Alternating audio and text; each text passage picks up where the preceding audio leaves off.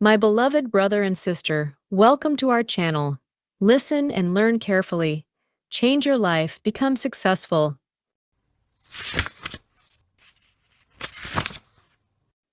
Think and Grow Rich by Napoleon Hill.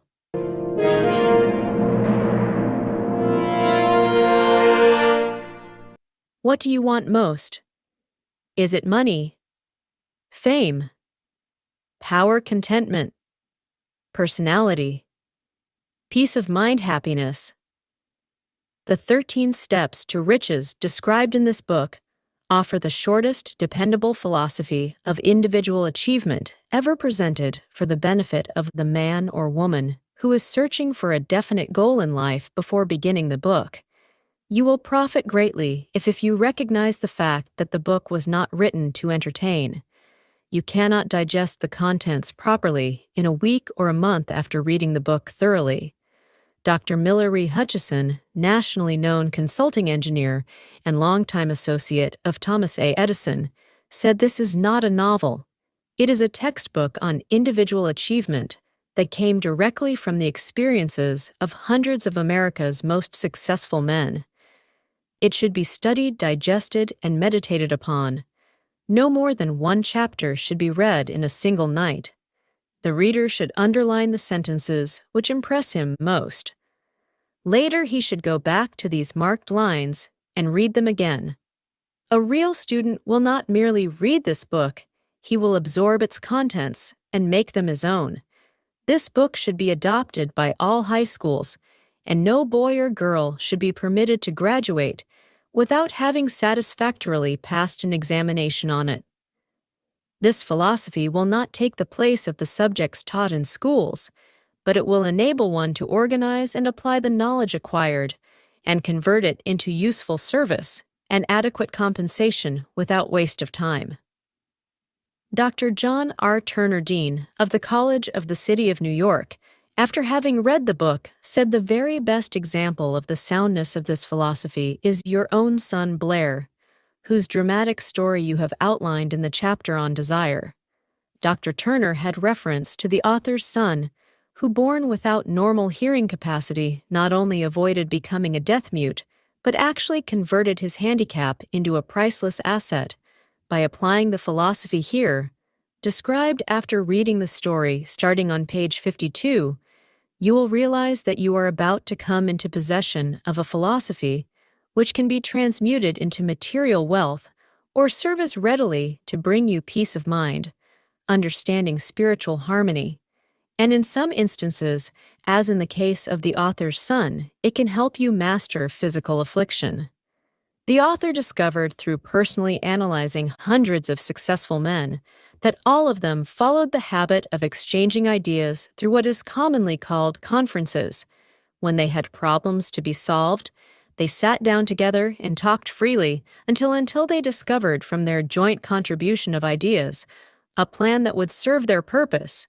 You who read this book will get most out of it by putting into practice the mastermind principle described in the book. This you can do as others are doing so successfully by forming a study club consisting of any desired number of people who are friendly and harmonious. The club should have a meeting at regular periods, as often as once. Each week, the procedure should consist of reading one chapter of the book at each meeting, after which the contents of the chapter should be freely discussed by all members. Each member should make notes, putting down all ideas of his own. Inspired by the discussion, each member should carefully read and analyze each chapter several days prior to its open reading and joint discussion in the club. The reading at the club should be done by someone who reads well and understands how to put color and feeling into the lines. By following this plan, every reader will get from its pages not only the sum total of the best knowledge organized from the experiences of hundreds of successful men, but more important by far, he will tap new sources of knowledge in his own mind, as well as acquire knowledge of priceless value from every other person present. If you follow this plan persistently, you will be almost certain to uncover and appropriate the secret formula by which Andrew Carnegie acquired his huge fortune, as referred to in the author's Introduction Publisher's Preface. This book conveys the experience of more than 500 men of great wealth who began at scratch, with nothing to give in return for riches, except thoughts, ideas, and organized plans. Here you have the entire philosophy of money-making, just as it was organized from the actual achievements of the most successful men known to the American people during the past 50 years. It describes what to do, also how to do it. It presents complete instructions on how to sell your personal services. It provides you with a perfect system of self-analysis that will readily disclose what has been standing between you and the big money. In the past, it describes the famous Andrew Carnegie formula of personal achievement, by which he accumulated hundreds of millions of dollars for himself and made no fewer than a score of millionaires of men to whom he taught his secret. Perhaps you do not need all that is to be found in the book. No one of the 500 men from whose experiences it was written did, but you may need one idea, plan, or suggestion to start you toward your goal. Somewhere in the book, you will find this needed stimulus. The book was inspired by Andrew Carnegie after he had made his millions and retired. It was written by the man to whom Carnegie disclosed the astounding secret of his riches, the same man to whom the 500 wealthy men revealed the source of their riches. In this volume will be found the 13 principles of money-making, essential to every person who accumulates sufficient money to guarantee financial independence. It is estimated that the research which went into the preparation before the book was written, or could be written research covering more than 25 years of continuous effort, could not be duplicated at a cost of less than $100,000. Moreover, the knowledge contained in the book never can be duplicated at any cost, for the reason that more than half of the 500 men who supplied the information it brings have passed on. Riches cannot always be measured in money.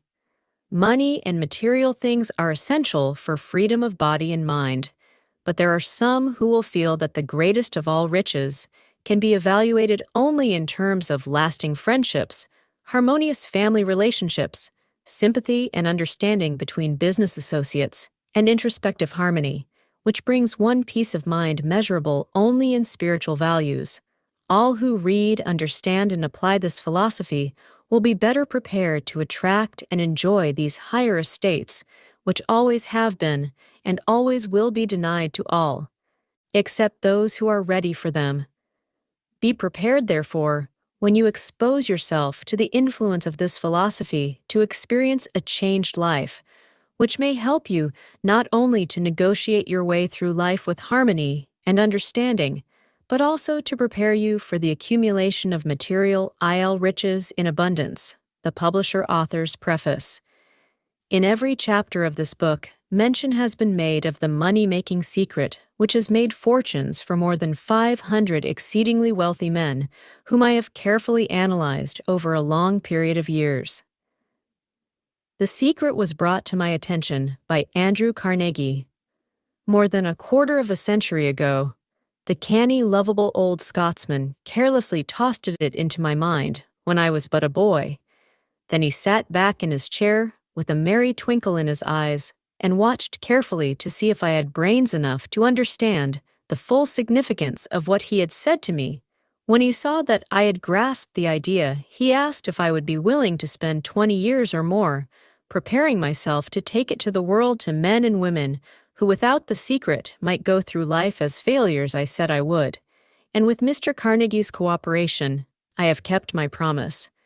This book contains this secret, after having been put to a practical test by thousands of people in almost every walk of life. It was Mr. Carnegie's idea that the magic formula, which gave him a stupendous fortune, ought to be placed within reach of people who did not have time to investigate how men make money.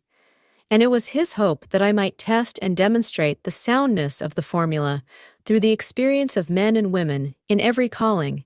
He believed the formula should be taught in all public schools and colleges, and expressed the opinion that if it were properly taught, It would so revolutionize the entire educational system that the time spent in school could be reduced to less than half his experience with Charles M. Schwab, and other young men of Mr. Schwab's type convinced Mr. Carnegie that much of that which is taught in the schools is of no value whatsoever in connection with the business of earning a living or accumulating riches.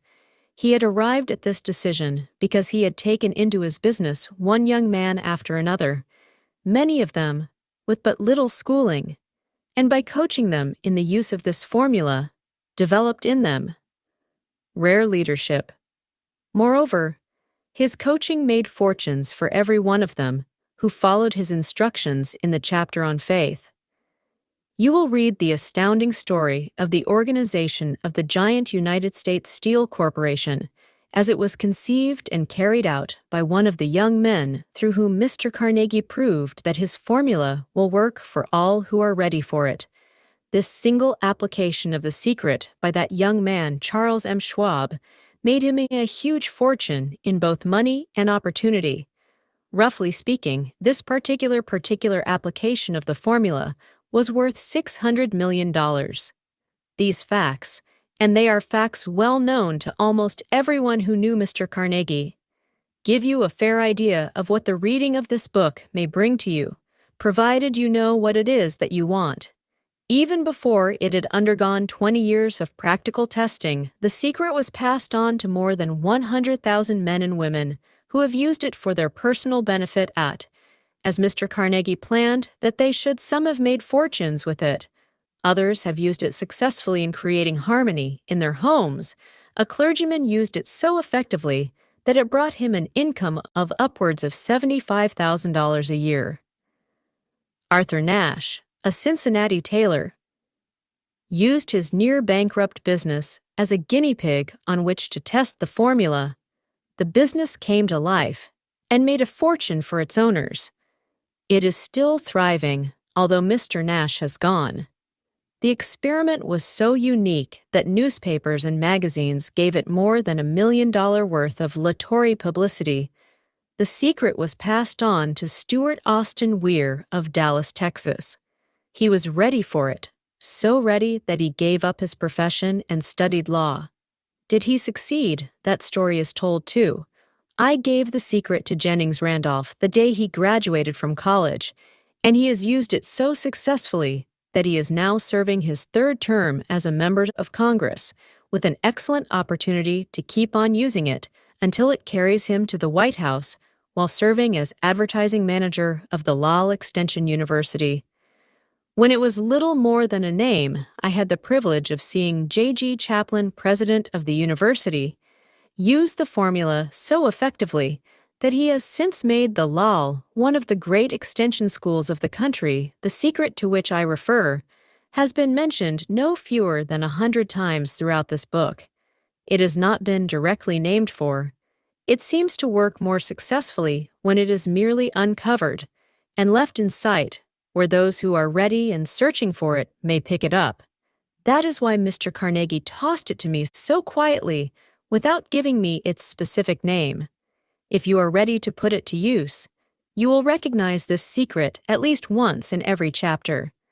I wish I might feel privileged to tell you how you will know if you are ready, but that would deprive you of much of the benefit you will receive when you make the discovery in your own way. While this book was being written, my own son, who was then finishing the last year of his college work, picked up the manuscript of Chapter 2, read it, and discovered the secret for himself. He used the information so effectively that he went directly into a responsible position at a beginning salary greater than the average man ever earns. His story has been briefly described in Chapter 2. When you read it, perhaps you will dismiss any feeling you may have had at the beginning of the book, that it promised too much, and too. If you've ever been discouraged, if you have had difficulties to surmount, which took the very soul out of you, if you have tried and failed, if you were ever handicapped by illness or physical affliction, this story of my son's discovery and use of the Carnegie formula may prove to be the oasis in the desert of lost hope for which you have been searching. This secret was extensively used by President Woodrow Wilson during the World War. It was passed on to every soldier who fought in the war, carefully wrapped in the training received before going to the front. President Wilson told me it was a strong factor in raising the funds needed for the war more than 20 years ago. Honorary Manuel Elcon, then resident commissioner of the Philippine Islands, was inspired by the secret to gain freedom for his people. He has gained freedom for the Philippines and is the first president of the Free State. A peculiar thing about this secret is that those who once acquire it and use it find themselves literally swept down to success with but little effort, and they never again submit to failure. If you doubt this study, the names of those who have used it, wherever they have been mentioned, check their records for yourself and be convinced there is no such thing as something for nothing. The secret to which I refer cannot be had without a price, although the price is far less than its value. It cannot be had at any price by those who are not intentionally searching for it. It cannot be given away. It cannot be purchased for money, for the reason that it comes in two parts. One part is already in possession of those who are ready for it. The secret serves equally well all who are ready for it. Education has nothing to do with it. Long before I was born, the secret had found its way into the possession of Thomas Edison, and he used it so intelligently that he became the world's leading inventor. Although he had but 3 months of schooling, the secret was passed on to a business associate of Mr. Edison. He used it so effectively that although he was then making only $112,000 a year, he accumulated a great fortune and retired from active business. While still a young man, you will find his story at the beginning of the first chapter. It should convince you that riches are not beyond your reach, that you can still be what you wish to be, that money, fame, recognition, and happiness can be had by all who are ready and determined to have these blessings. How do I know these things? You should have the answer. Before you finish this book, you may find it in the very first chapter or on the last page. While I was performing the 20-year task of research, which I had undertaken at Mr. Carnegie's request, I analyzed hundreds of well-known men, many of whom admitted that they had accumulated their vast fortunes through the aid of the Carnegie secret. Among these men were Henry Ford, Theodore Roosevelt, James J. Hill, Albert Hubbard, George Eastman, Charles M. Schwab, Luther Burbank King, Gillette Thomas, Edison, Edwin C. Barnes, F. W. Woolworth, Arthur Nash, and so many more. As you can read, these names represent but a small fraction of the hundreds of well-known Americans whose achievements financially and otherwise prove that those who understand and apply the car secret reach high stations in life. I have never known anyone who is inspired to use the secret who did not achieve noteworthy success in his chosen calling. I have never known any person to distinguish himself or to accumulate riches of any consequence without possession of the secret. From these two facts, I draw the conclusion that the secret is more important as a part of the knowledge essential for self-determination than any which one receives through what is popularly known as education. What is education anyway? This has been answered in full detail. As far as schooling is concerned, many of these men had very little. John Wanamaker once told me that what little schooling he had, he acquired in very much the same manner as a modern locomotive takes on water, by scooping it up as it runs. Henry Ford never reached high school, let alone college. I'm not attempting to minimize the value of schooling, but I am trying to express my earnest belief that those who master and applied the secret will reach high stations, accumulate riches, and bargain with life on their own terms, even if their schooling has been meager somewhere. As you read the secret to which I refer, will jump from the page and stand boldly before you if you are ready for it. When it appears, you will recognize it. Whether you received the sign in the first or the last chapter, stop for a moment when it presents itself and turn down a glass. for that occasion will mark the most important turning point of your life. We pass now to Chapter 1, and to the story of my very dear friend who has generously acknowledged having seen the mystic sign, and whose business achievements are evidence enough that he turned down a glass as you read his story, and the others remember that they deal with the important problems of life, such as all men experience the problems arising from one's endeavor to earn a living, to find hope, courage, contentment, and peace of mind, to accumulate riches, and to enjoy freedom of body and spirit. Remember, too, as you go through the book, that it deals with facts and not with fiction. Its purpose being ready to convey a great universal truth through which all who are ready may learn not only what to do, but also how to do it and receive as well the needed stimulus to make a start as a final word of preparation. Before you begin the first chapter, may I offer one brief suggestion which may provide a clue by which the Carnegie secret may be recognized. It is this: all achievement, all earned riches have their beginning in an idea. If you're ready for the secret, you already possess one half of it. Therefore, you will readily recognize the other half the moment it reaches your mind. The author. Chapter 1. Introduction. The man who thought his way into partnership with Thomas A. Edison. Truly, thoughts are things, and powerful things at that, when they are mixed with definiteness of purpose, persistence, and a burning desire for their translation into riches or other material objects. A little more than 30 years ago, Edwin C. Barnes discovered how true it is that men really do think and grow rich. His discovery did not come about at one sitting. It came little by little, beginning with a burning desire to become a business associate of the great Edison. One of the chief characteristics of Barnes' desire was that it was definite. He wanted to work with Edison. Not for him. Observe carefully the description of how he went about translating his desire into reality, and you'll have a better understanding of the 13 principles which lead to riches. When this desire or impulse of thought first flashed into his mind, he was in no position to act upon it. Two difficulties stood in his way. He did not know Mr. Edison, and he did not have enough money to pay his railroad fare to Orange, New Jersey. These difficulties were sufficient to have discouraged the majority of men from making any attempt to carry out the desire, but his was no ordinary desire. He was so determined to find a way to carry out his desire that he finally decided to travel by blind baggage, rather than be defeated to the uninitiated.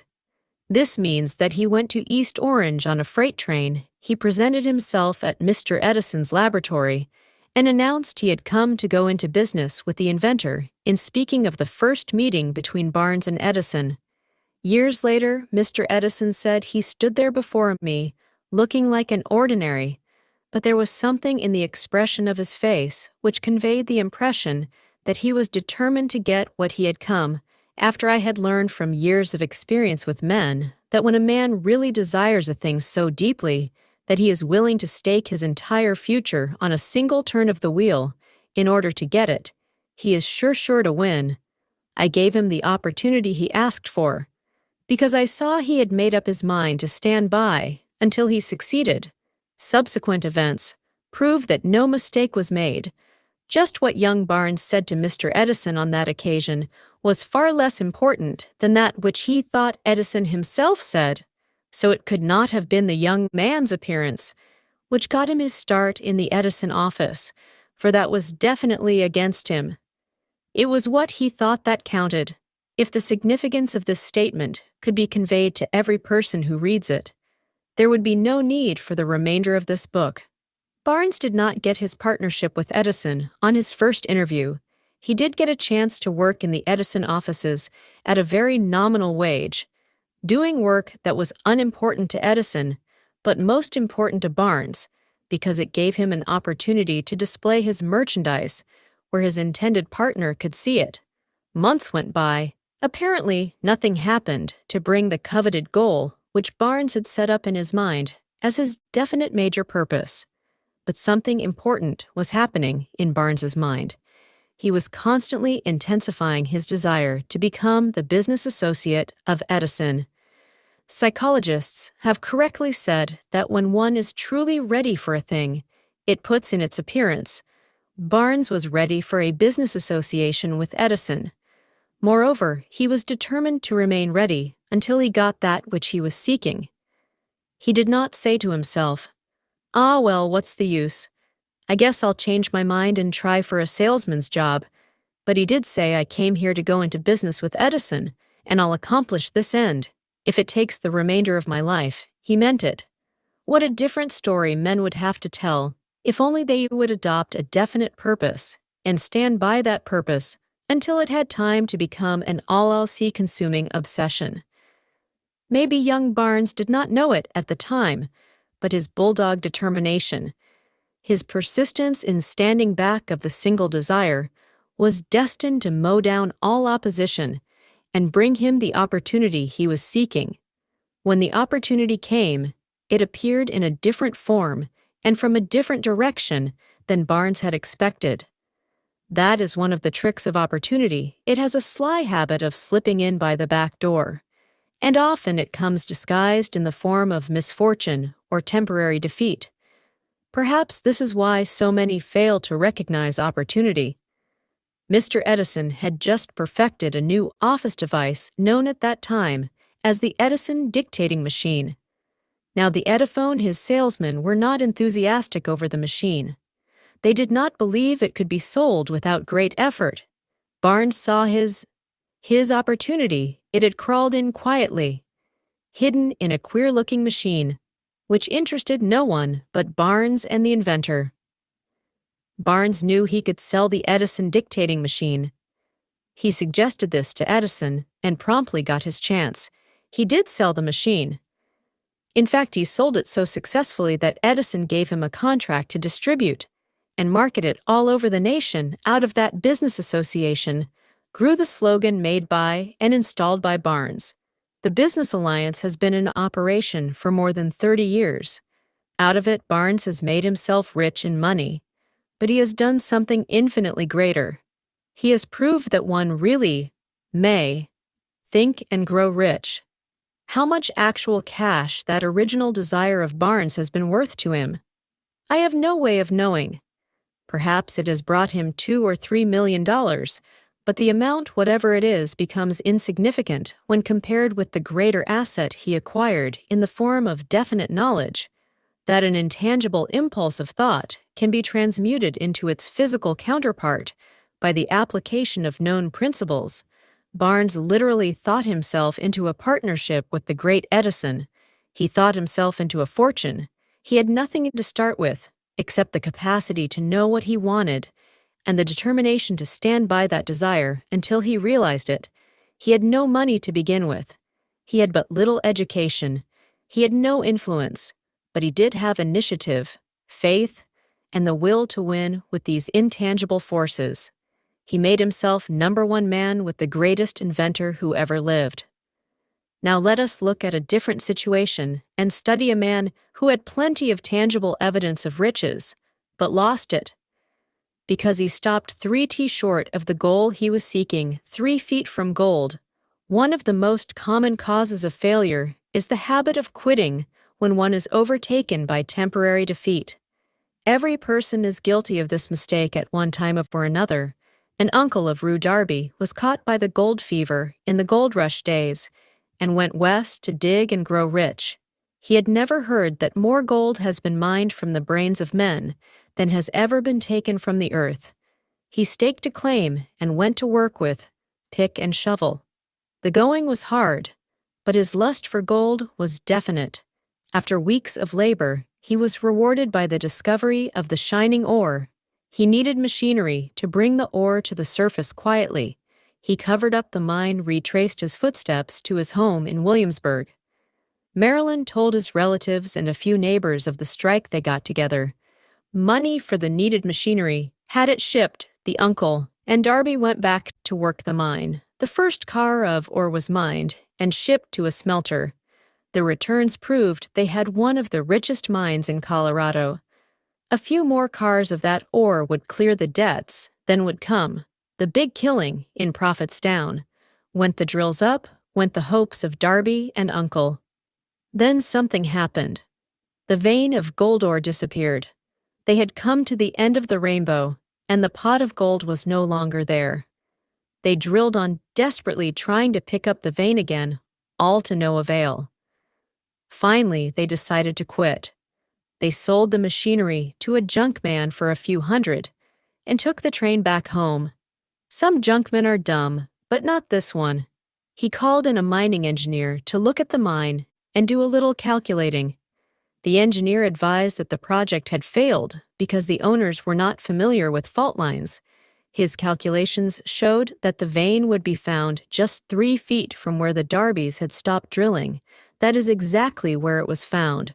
The junkman took millions of dollars in ore from the mine because he knew enough to seek expert counsel before giving up most of the money, which went into the machinery, was procured through the efforts of Rue Darby, who was then a very young man. The money came from his relatives and neighbors. Because of their faith in him, he paid back every dollar of it. Although he was years in doing so long afterward, Mr. Darby recouped his loss many times over when he made the discovery that desire can be transmuted into gold. The discovery came after he went into the business of selling life insurance, remembering that he lost a huge fortune because he stopped 3 feet from gold.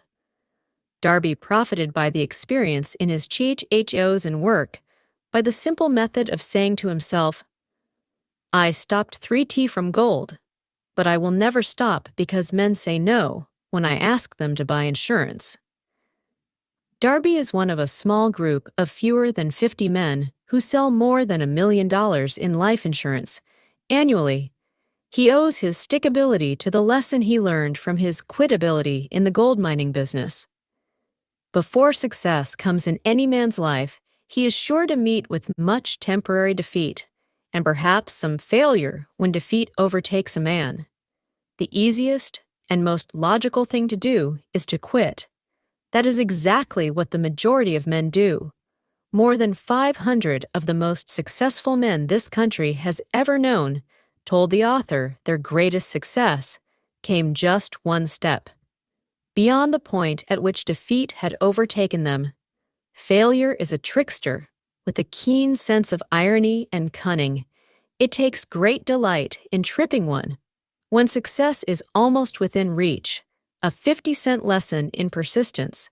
Shortly after Mr. Darby received his degree from the University of Hard Knocks and had decided to profit by his experience in the gold mining business, he had the good fortune to be present on an occasion that proved to him that no does not necessarily mean no one afternoon. He was helping his uncle grind wheat in an old-fashioned mill. The uncle operated a large farm on which a number of colored sharecrop farmers lived. Quietly, the door was opened, and a small colored child, the daughter of a tenant, walked in and took her place near the door. The uncle looked up, saw the child, and barked at her roughly. "What do you want, meekly?" The child replied, "My mommy say send her 50 CS. "I'll not do it," the uncle retorted. "Now you run on home." "Yes, sir," the child replied, but she did not move. The uncle went ahead with his work so busily engaged that he did not pay enough attention to the child to observe that she did not leave. When he looked up and saw her still standing there, he yelled at her, "I told you to go on home, now go, or I'll take a switch to you." The little girl said yes. But she did not budge an inch. The uncle dropped a sack of grain he was about to pour into the mill. Hopper picked up a barrel stave and started toward the child with an expression on his face that indicated trouble. Darby held his breath. He was certain he was about to witness a murder. He knew his uncle had a fierce temper. He knew that colored children were not supposed to defy white people in that part of the country. When the uncle reached the spot where the child was standing, she quickly stepped forward. One step looked up into his eyes. And screamed at the top of her shrill voice, "My ma'am's got to have that 50 cents." The uncle stopped, looked at her for a minute, then slowly laid the barrel stave on the floor, put his hand in his pocket, took out $50 and gave it to her. The child took the money and slowly backed toward the door, never taking her eyes off the man who she had just conquered. After she had gone, the uncle sat down on a box and looked out the window into space. For more than 10 minutes, he was pondering with awe over the whipping he had just taken. Mr. Darby, too, was doing some thinking. That was the first time in all his experience that he had seen a colored child deliberately master an adult white person. How did she do it? What happened to his uncle that caused him to lose his fierceness and become as doily as a lamb? What strange power did this child use that made her master over her superior? These and other similar questions flashed into Darby's mind, but he did not find the answer until years later, when he told me the story. Strangely, the story of this unusual experience was told to the author in the old mill on the very spot where the uncle took his whipping strangely too. I had devoted nearly a quarter of a century to the study of the power which enabled an ignorant, illiterate colored child to conquer an intelligent man as we stood there in that musty old mill. Mr. Darby repeated the story of the unusual conquest and finished by asking, "What can you make of it? What strange power did that child use that so completely whipped my uncle?" The answer to his question will be found in the principles described in this book. The answer is full and complete. It contains details and instructions sufficient to enable anyone to understand and apply the same force which the little child accidentally stumbled upon. Keep your mind alert, and you will observe exactly what strange power came to the rescue of the child. You will catch a glimpse of this power in the next chapter. Somewhere in the book, you will find an idea that will quicken your receptive powers and place at your command for your own benefit. This same irresistible power. The awareness of this power may come to you in the first chapter, or it may flash into your mind in some subsequent chapter. It may come in the form of a single idea, or it may come in the nature of a plan or a purpose again. It may cause you to go back into your past experiences of failure or defeat and bring to the surface some lesson by which you can regain all that you lost through defeat.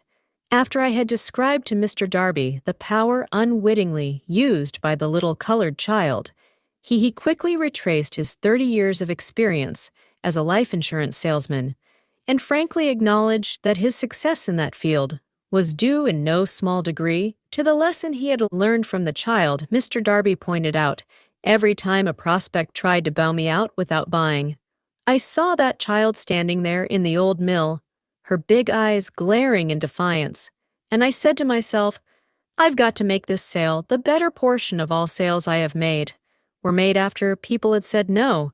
He recalled, too, his mistake in having stopped only 3 feet from gold, but he said that experience was a blessing in disguise. It taught me to keep on keeping on, no matter how hard the going may be, a lesson I needed to learn before I could succeed in anything. This story of Mr. Darby and his uncle, the colored child, and the gold mine doubtless will be read by hundreds of men who make their living by selling life insurance. And to all of these, the author wishes to offer the suggestion that Darby owes to these two experiences his ability to sell more than $1 million of life insurance every year. Life is strange and often imponderable.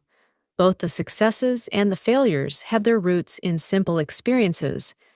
Mr. Darby's experiences were commonplace and simple enough, yet they held the answer to his des in life. Therefore, they were as important to him as life itself.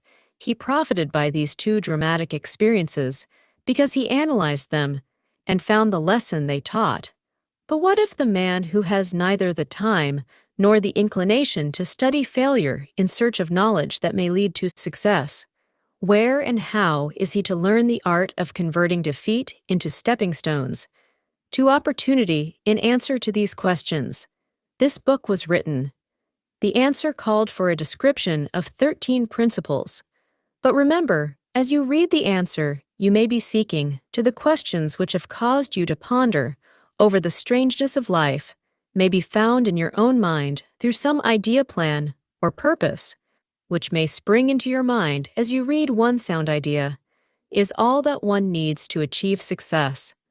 The principles described in this book contain the best and the most practical of all that is known concerning ways and means of creating useful ideas. Before we go any further in our approach to the description of these principles, we believe you are entitled to receive this important suggestion. When riches begin to come, they come so quickly in such great abundance that one wonders where they have been hiding during all those lean years. This is an astounding statement, and all the more so when we take into consideration the popular belief that riches come only to those who work hard and long. When you begin to think and grow rich, you will observe that riches begin with a state of mind, with definiteness of purpose, with little or no hard work. You and every other person ought to be interested in knowing how to acquire that state of mind which will attract riches. I spent 25 years in research, analyzing more than 25,000 people, because I too wanted to know how wealthy men become that way. Without that research, this book could not have been written here. Take notice of a very significant truth, viz. The business. Depression started in 1929 and continued on to an all-time record of destruction until sometime after President Roosevelt entered office. Then the depression began to fade into nothingness, just as an electrician in a theater raises the light so gradually that darkness is transmuted into light before you realize it. So did the spell of fear in the minds of the people gradually fade away and become faith. Observe very closely as soon as you master the principles of this philosophy and begin to follow the instructions for applying those principles. Your financial status will begin to improve, and everything you touch will begin to transmute itself into an asset for your benefit. Impossible? Not at all. One of the main weaknesses of mankind is the average man's familiarity with the word impossible. He knows all the rules which will not work. He knows all the things which cannot be done. This book was written for those who seek the rules, which have made others successful and are willing to stake everything on those rules. A great many years ago, I purchased a fine dictionary.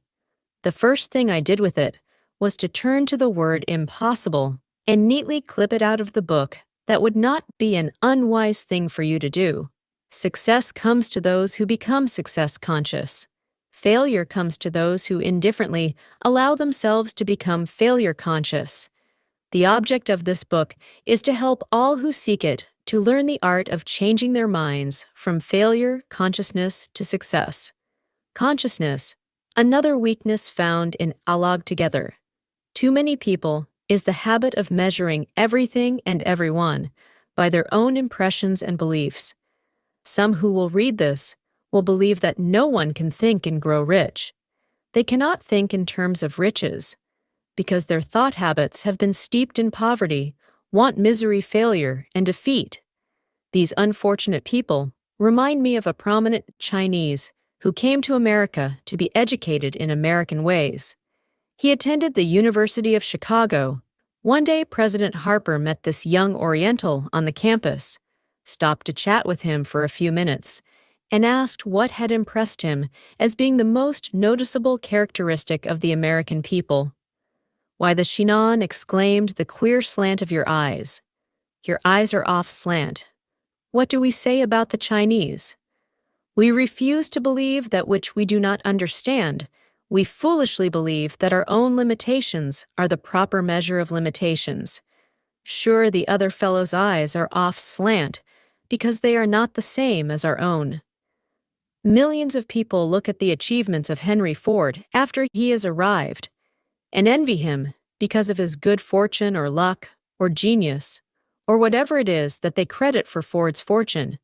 Perhaps one person in every 100,000 knows the secret of Ford's success, and those who do know are too modest or too reluctant to speak of it. Because of its simplicity, a single transaction will illustrate the secret perfectly. A few years back, Ford decided to produce his now famous V8 motor. He chose to build an engine with the entire 8 cylinders cast in one block and instructed his engineers to produce a design for the engine. The design was placed on paper, but the engineers agreed to a man that it was simply impossible to cast an 8-cylinder gas engine block in one piece. Ford said produce it anyway, but they replied, "It's impossible. Go ahead." Ford commanded and stay on the job until you succeed, no matter how much time is required. The engineers went ahead. There was nothing else for them to do if they were to remain on the Ford staff. 6 months went by. Nothing happened. Another 6 months passed, and still nothing happened. The engineers tried every conceivable plan to carry out the orders, but the thing seemed out of the question, impossible at the end of the year. Ford checked with his engineers, and again they informed him they had found no way to carry out his orders. "Go right ahead," said Ford. "I want it, and I'll have it." They went ahead, and then, as if by a stroke of magic, the secret was discovered. The Ford determination had won once more. This story may not be described with minute accuracy, but the sum and substance of it is correct. Deduce from it, you who wish to think and grow rich. The secret of the Ford millions, if you can. You'll not have to look very far. Henry Ford is a success because he understands and applies the principles of success. One of these is desire, knowing what one wants. Remember this Ford story as you read and pick out the lines in which the secret of his stupendous achievement have been described. If you can do this, if you can lay your finger on the particular group of principles which made Henry Ford rich, you can equal his achievements in almost any calling for which you were suited. You are the master of your fate, the captain of your soul, because when Henley wrote the prophetic lines, "I am the master of my fate, I am the captain of my soul," he should have informed us that we are the masters of our fate, the captains of our souls. Because we have the power to control our thoughts, he should have told us that the ether in which this little earth floats, in which we move and have our being, is a form of energy moving at an inconceivably high rate of vibration, and that the ether is filled with a form of universal power which adapts itself to the nature of the thoughts we hold in our minds and influences us in natural ways to transmute our thoughts into their physical equivalent. If the poet had told us this great truth, we would know why it is that we are the masters of our fate, the captains of our souls.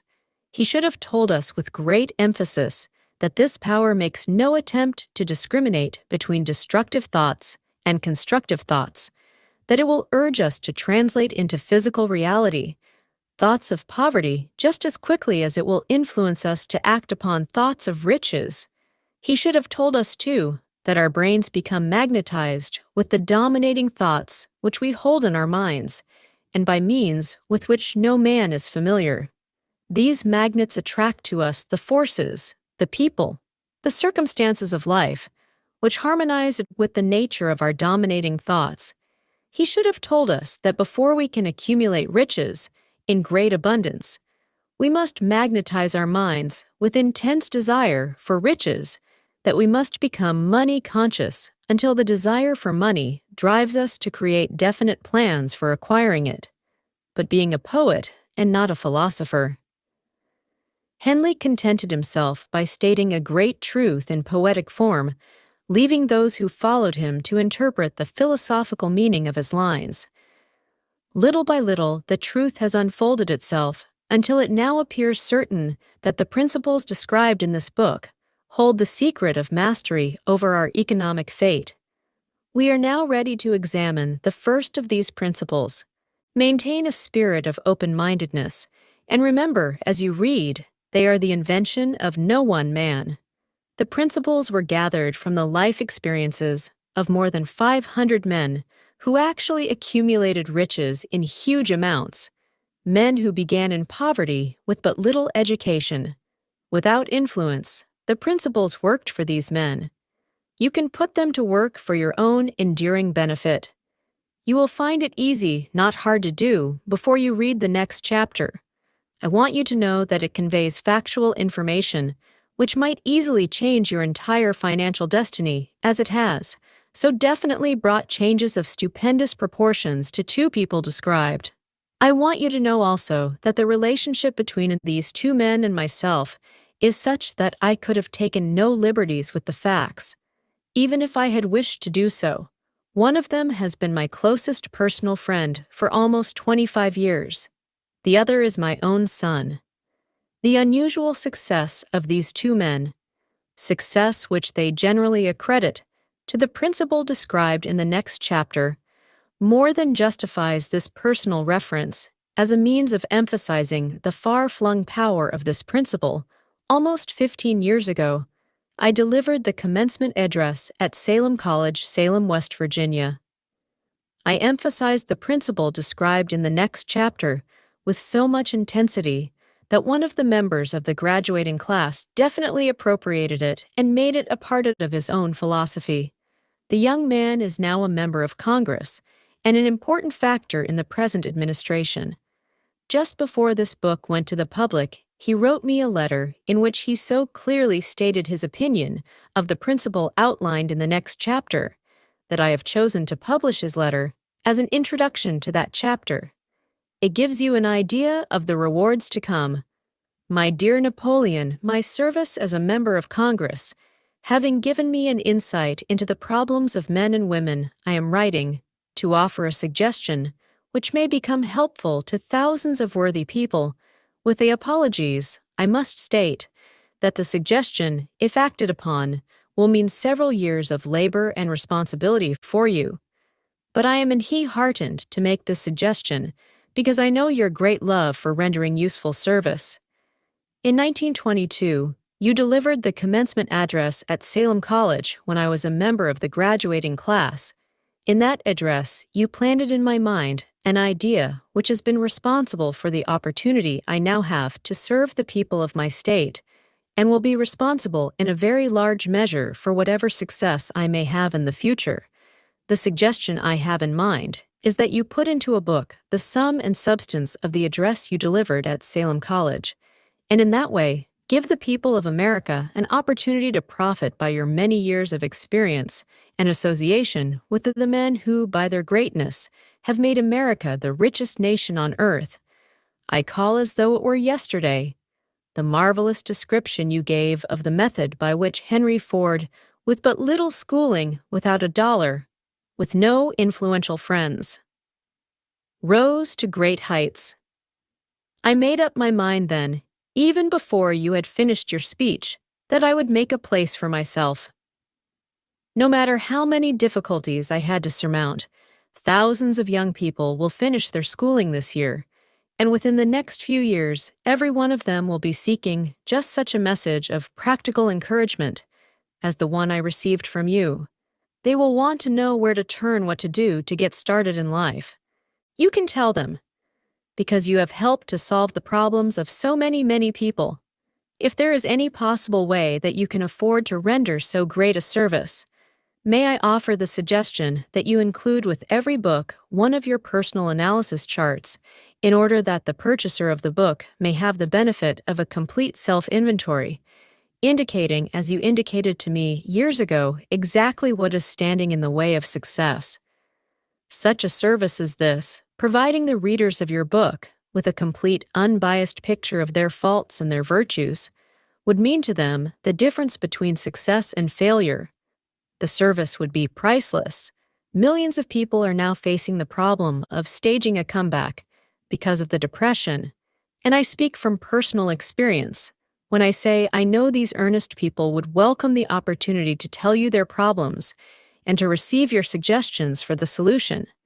You know the problems of those who face the necessity of beginning all over again. There are thousands of people in America today who would like to know how they can convert ideas into money. People who just started scratch without finances and recoup their losses. If anyone can help them, you can. If you publish the book, I would like to own the first copy that comes from the press, personally, autographed by you with best wishes. Believe me, cordially yours, Jennings Randolph. Chapter 2. Desire the starting point of all achievement. The First Step Toward Riches. When Edwin C. Barnes climbed down from the freight train in Orange, New Jersey, more than 30 years ago, he may have resembled but his thoughts were those of a king as he made his way from the railroad tracks to Thomas Edison's office. His mind was at work. He saw himself standing in Edison's presence. He heard himself asking Mr. Edison for an opportunity to carry out the one consuming obsession of his life, a burning desire to become the business associate of the great inventor. Barnes' desire was not a hope. It was not a wish. It was a keen, pulsating desire which transcended everything else. It was definite. The desire was not new. When he approached Edison, it had been Barnes' dominating desire for a long time in the beginning. When the desire first appeared in his mind, it may have been was only a wish, but it was no mere wish. When he appeared before Edison with it, a few years later, Edwin C. Barnes again stood before Edison in the same office where he first met the inventor.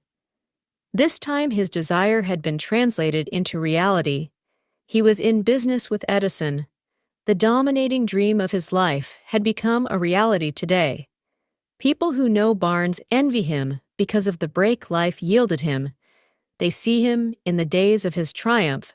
Without taking the trouble to investigate the cause of his success, Barnes succeeded because he chose a definite goal, placed all his energy, all his willpower, all his effort. Everything back of that goal. He did not become the partner of Edison the day he arrived. He was content to start in the most menial work, as long as it provided an opportunity to take even one step toward his cherished goal. 5 years passed before the chance he had been seeking made its appearance during all those years. Not one ray of hope, not one promise of attainment of his desire, had been held out to him, to everyone except himself. He appeared only another cog in the Edison business wheel. But in his own mind, he was the partner of Edison every minute of the time, from the very day that he first went to work there. It is a remarkable illustration of the power of a definite desire. Barnes won his goal because he wanted to be a business associate of Mr. Edison. More than he wanted anything else, he created a plan by which to attain that purpose, but he burned all bridges behind him. He stood by his desire until it became the dominating obsession of his life, and finally a fact. When he went to Orange, he did not say to himself, "I will try to induce Edison to give me a job of some sort." He said, "I will see Edison and put him on notice that I have come to go into business with him." He did not say, "I will work there for a few months, and if I get no encouragement, I will quit and get a job somewhere else." He did say, "I will start it anywhere. I will do anything Edison tells me to do, but before I'm through, I will be his associate." He did not say, "I will keep my eyes open for another opportunity in case I fail to get what I want in the Edison organization." He said, "There is but one thing in this world that I am deeded to have, and that is a business association with Thomas A. Edison. I will burn all bridges behind me and stake my entire future on my ability to get what I want." He left himself no possible way of retreat. He had to win or perish. That is all there is to the Barnes story of success a long while ago. A great warrior faced a situation which made it necessary for him to make a decision, which lured his success on the battlefield. He was about to send his armies against a powerful foe whose men outnumbered his own. He unloaded his soldiers into boats, sailed to the enemy's country, unloaded soldiers and equipment, then gave the order to burn the ships that had carried them. Addressing his men before the first battle, he said, "You see the boats going up in smoke.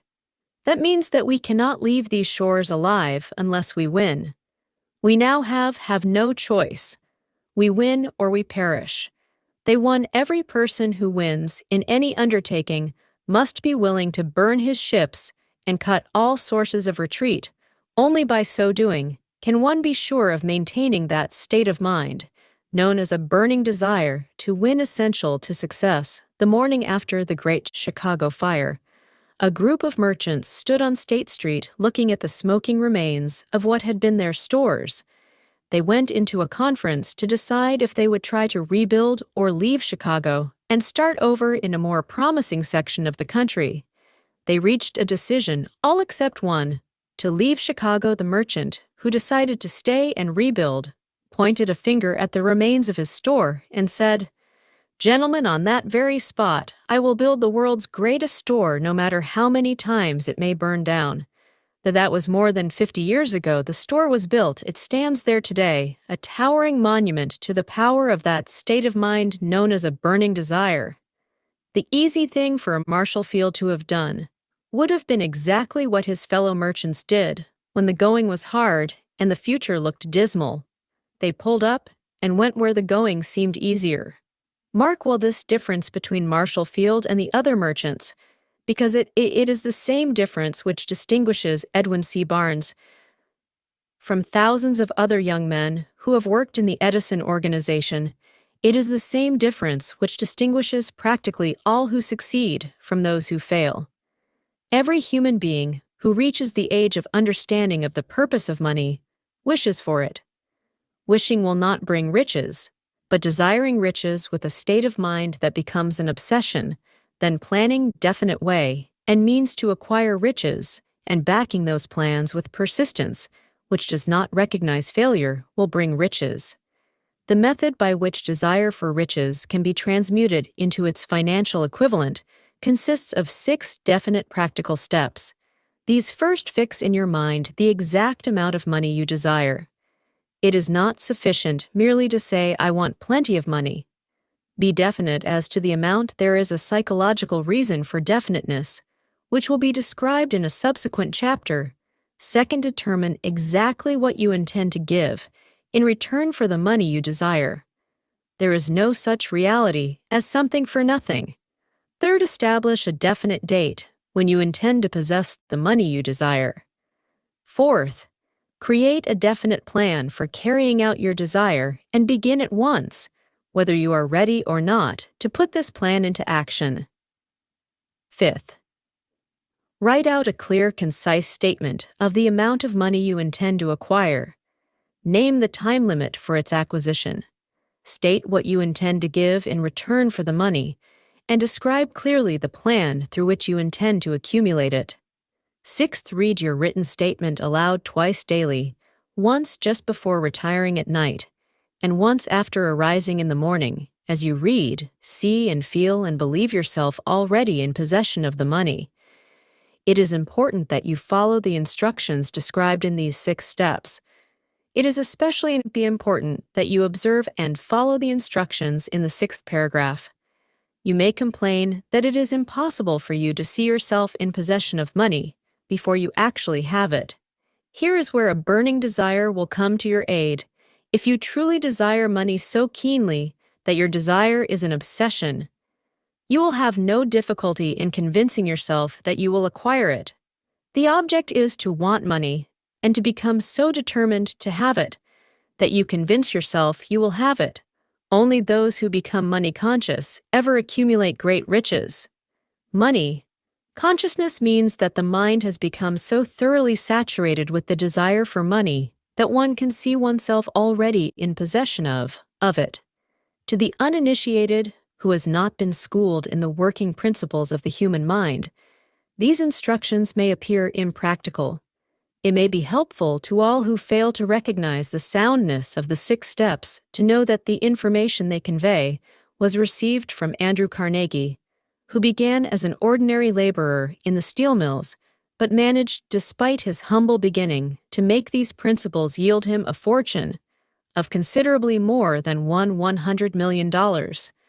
It may be a further help to know that the 6 steps here recommended were carefully scrutinized by the late Thomas A. Edison, who placed his stamp of approval upon them as being not only the steps essential for the accumulation of money, but necessary for the attainment of any definite goal. The steps call for no hard labor, they call for no sacrifice. They do not require one to become ridiculous or credulous to apply them.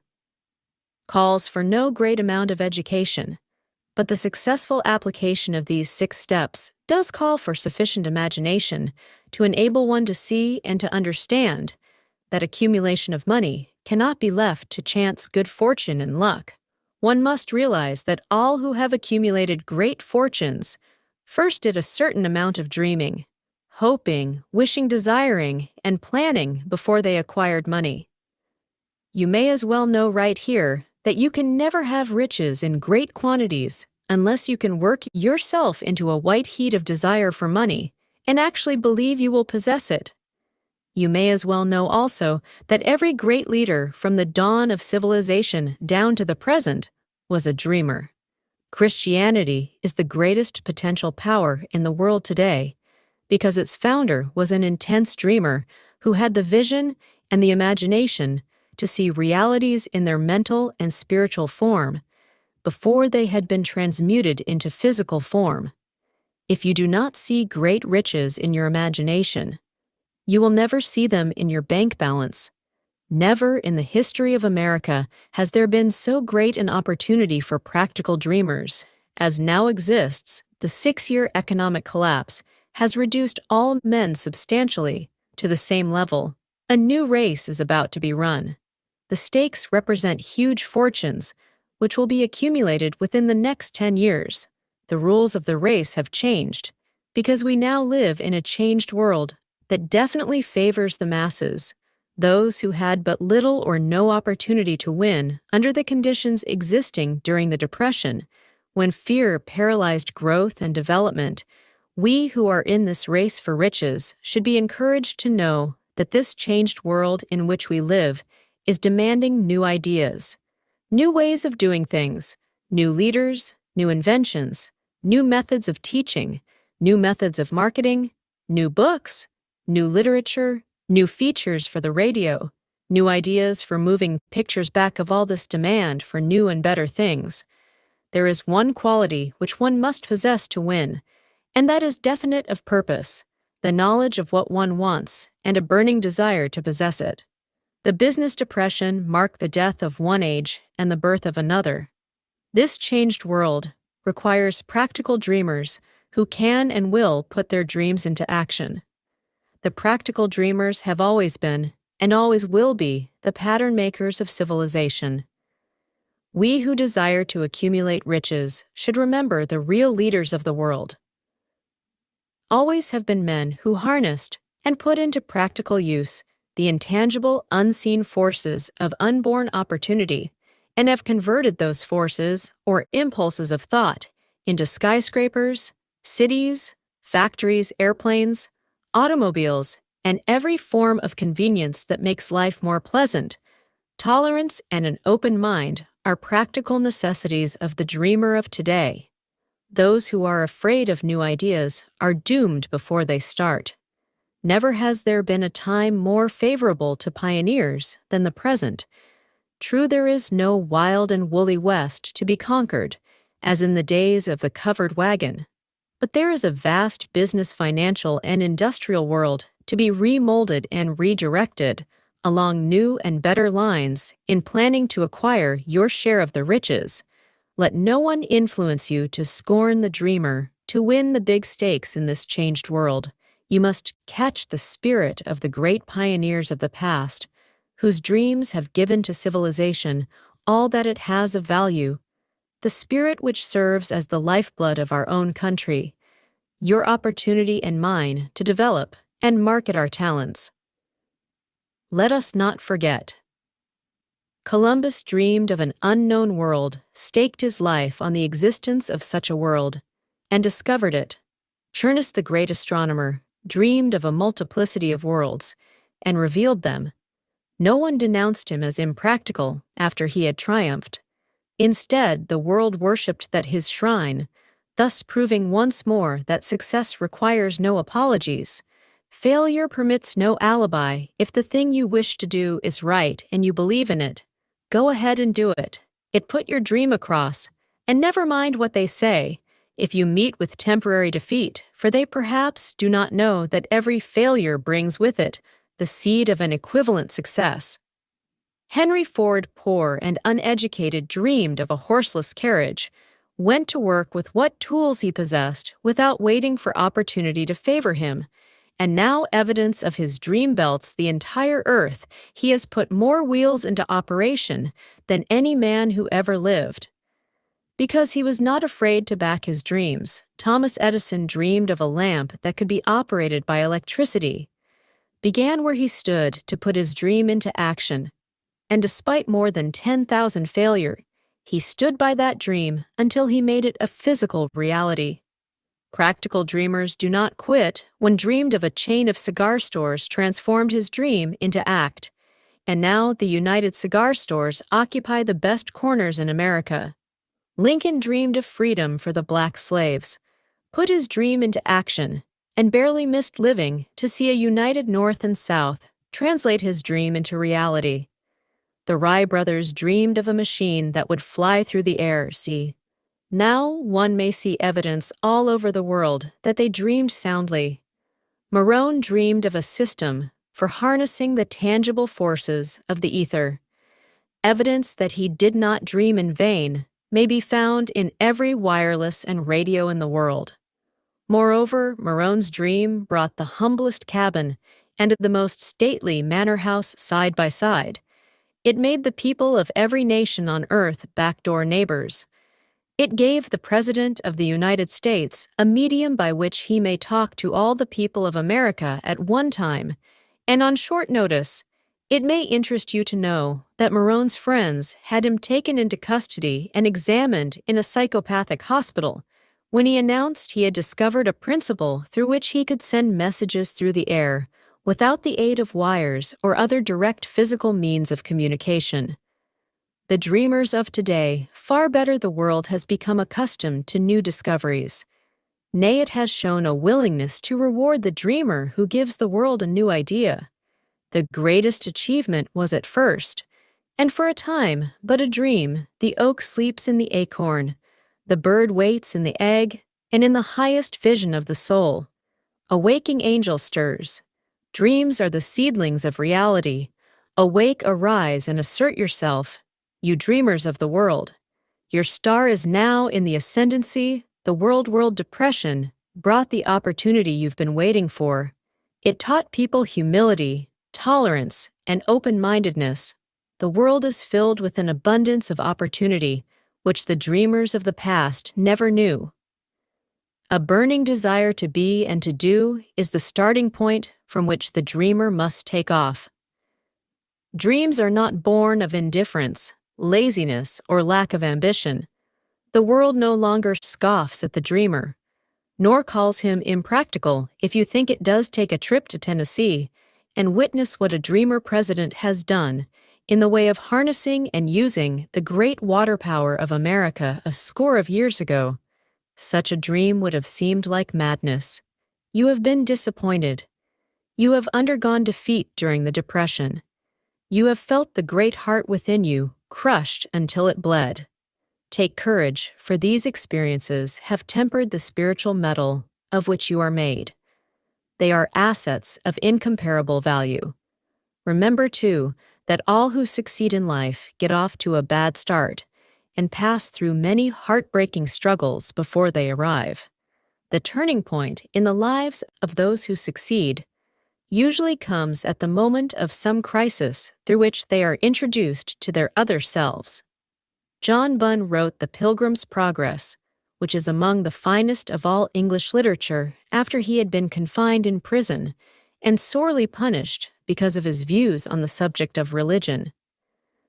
O. Henry discovered the genius which slept within his brain after he had met with great misfortune and was confined in a prison cell in Columbus, Ohio, being forced through misfortune to become acquainted with his other self, and to use his imagination. He discovered himself to be a great author instead of a miserable criminal.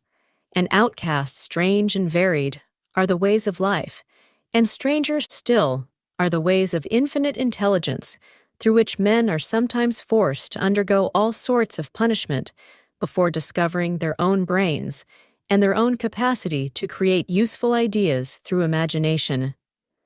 Edison, the world's greatest inventor and scientist, was a telegraph operator. He failed innumerable times before he was driven finally to the discovery of the genius which slept within his brain. Charles Dickens began by pasting labels on blacking pots. The tragedy of his first love penetrated the depths of his soul and converted him into one of the world's truly great authors. That tragedy produced first David Copperfield, then a succession of other works that made this a richer and better world for all who read his books. Disappointment over love affairs generally has the effect of driving men to drink and women to ruin, and this because most people never learn the art of transmuting their strongest emotions into dreams of a constructive nature.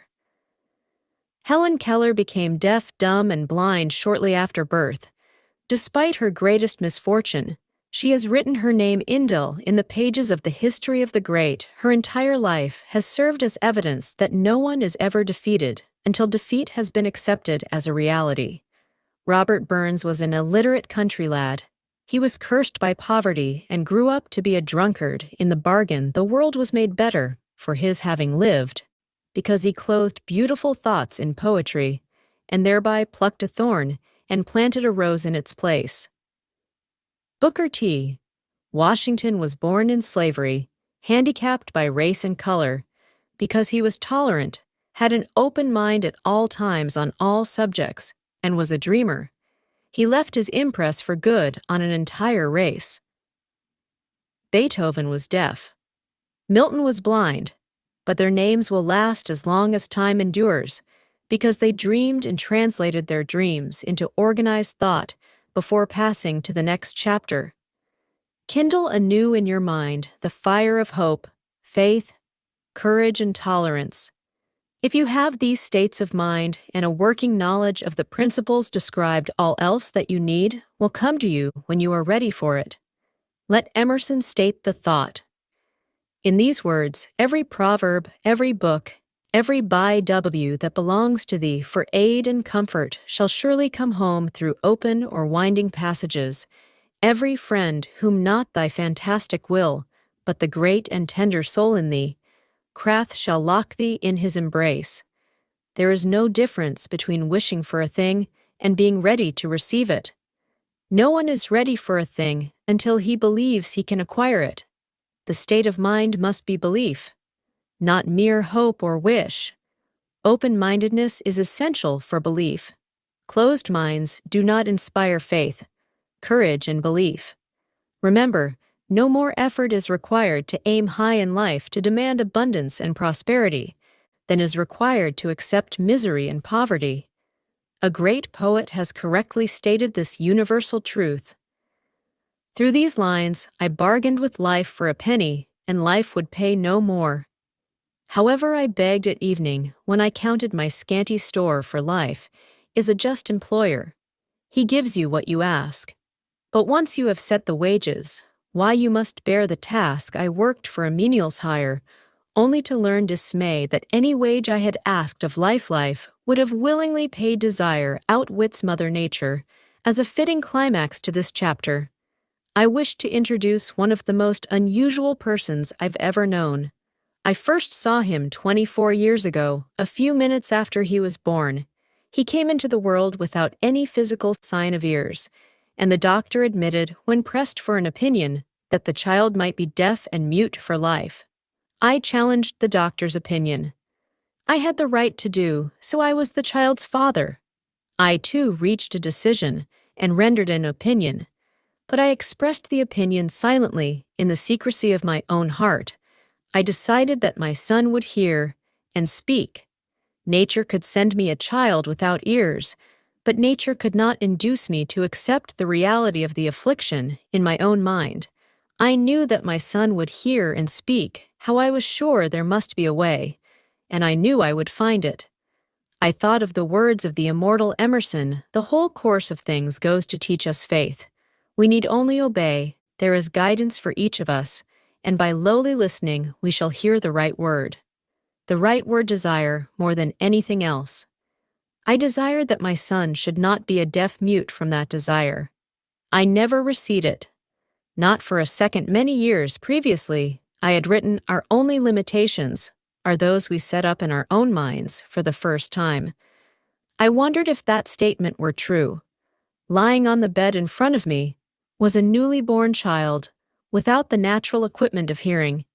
Even though he might hear and speak, he was obviously disfigured for life. Surely this was a limitation which that child had not set up in his own mind. What could I do about it? Somehow I would find a way to transplant into that child's mind my own burning desire for ways and means of conveying sound to his brain without the aid of ears. As soon as the child was old enough to cooperate, I would fill his mind so completely with a burning desire to hear that nature would, by methods of her own, translate it into physical reality. All this thinking took place in my own mind, but I spoke of it to no one. Every day I renewed the pledge I had made to myself not to accept a death mute for a son as he grew older and began to take notice of things around him. We observed that he had a slight degree of hearing. When he reached the age when children usually begin talking, he made no attempt to speak, but we could tell by his actions that he could hear certain sounds slightly. That was all I wanted to know. I was convinced that if he could hear even slightly, he might develop still greater hearing capacity. Then something happened, which gave me hope. It came from an entirely unexpected source. We bought a Victrola when the child heard the music. For the first time, he went into ecstasies and promptly appropriated the machine. He soon showed a preference for certain records among them. It's a long way to Tipperary. On one occasion, he played that piece over and over for almost 2 hours, standing in front of the Victrola with his teeth clamped on the edge of the case.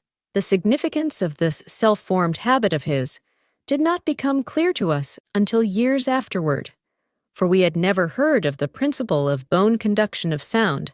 At the time, shortly after he appropriated the Victrola, I discovered that he could hear me quite clearly when I spoke with my lips touching his mastoid bone or at the base of the brain. These discoveries placed in my possession the necessary media by which I began to translate into reality my burning desire to help my son develop hearing and speech.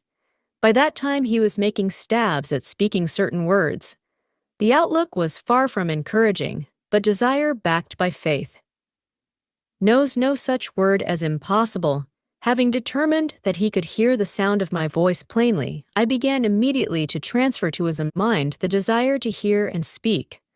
I soon discovered that the child enjoyed bedtime stories, so I went to work creating stories designed to develop in him self-reliance, imagination, and a keen desire to hear and to be normal.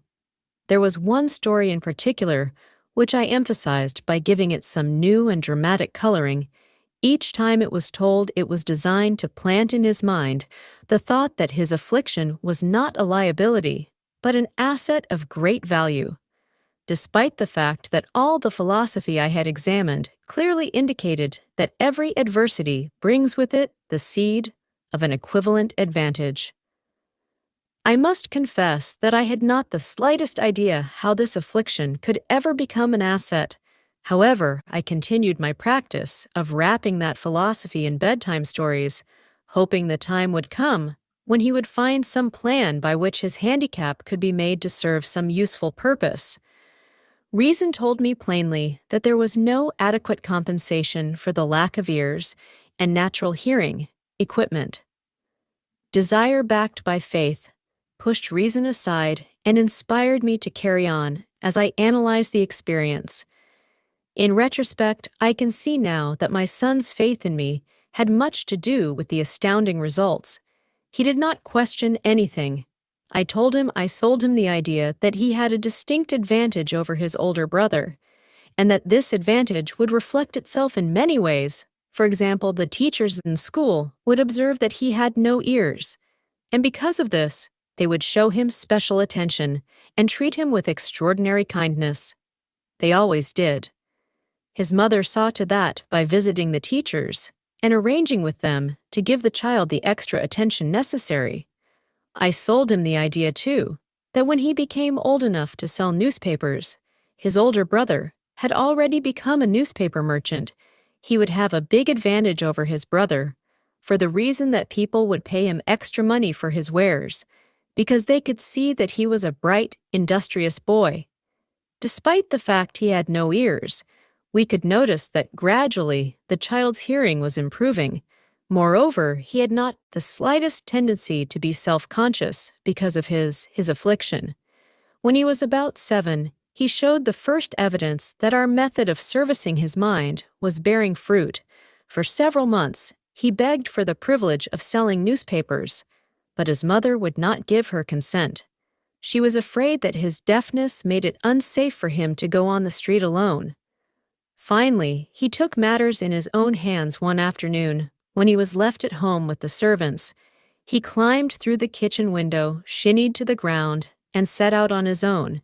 He borrowed 6 cents in capital from the neighbor shoemaker, invested it in papers sold out reinvested, and kept repeating until late in the evening.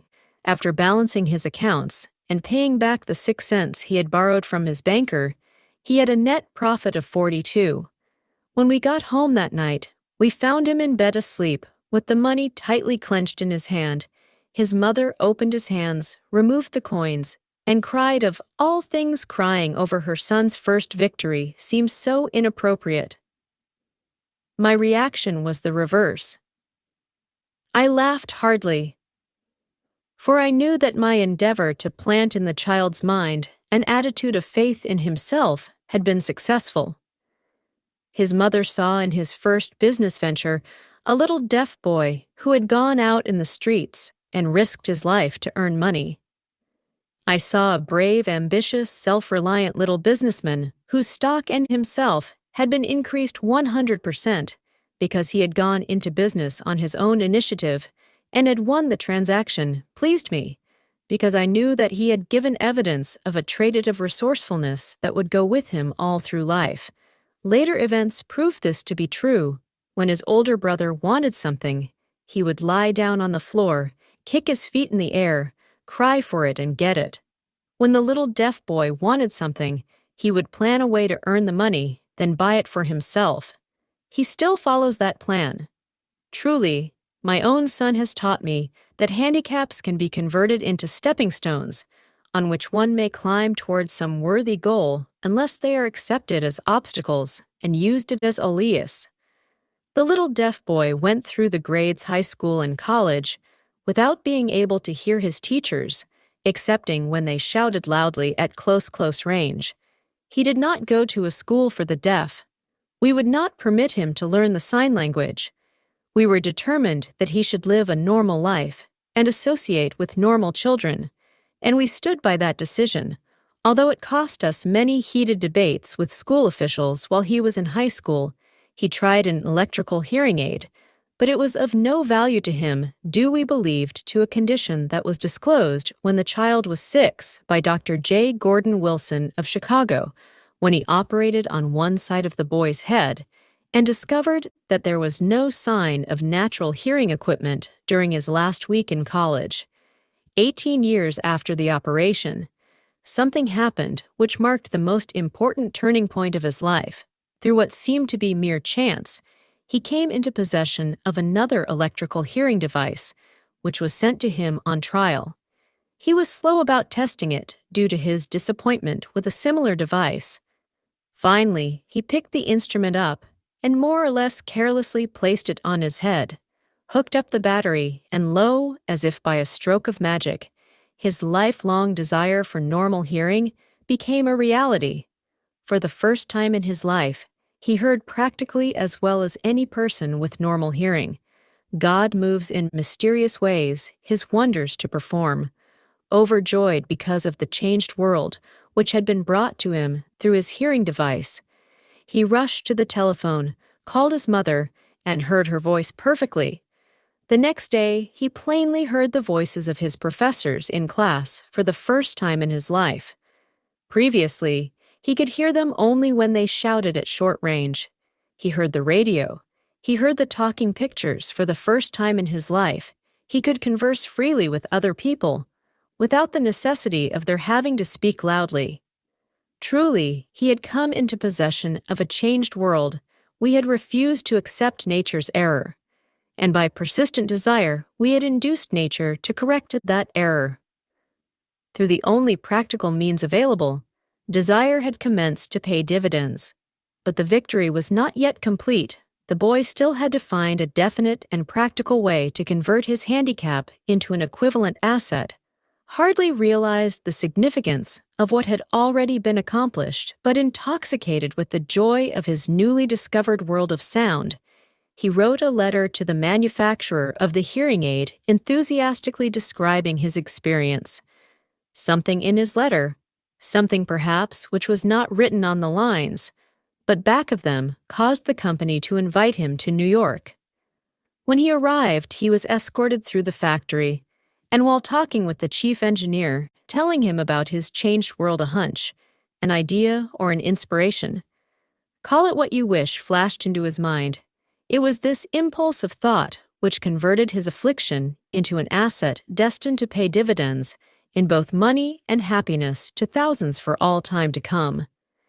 The sum and substance of that impulsive thought was this. It occurred to him that he might be of help to the millions of deafened people who go through life without the benefit of hearing devices, if he could find a way to tell them the story of his changed world. Then and there, he reached a decision to devote the remainder of his life to rendering useful service to the hard of hearing. For an entire month, he carried on an intensive research during which he analyzed the entire marketing system of the manufacturer of the hearing device and created ways and means of communicating with the hard of hearing all over the world for the purpose of sharing with them his newly discovered changed world. When this was done, he put in writing a 2-year plan based upon his findings. When he presented the plan to the company, he was instantly given a position for the purpose of carrying out his ambition.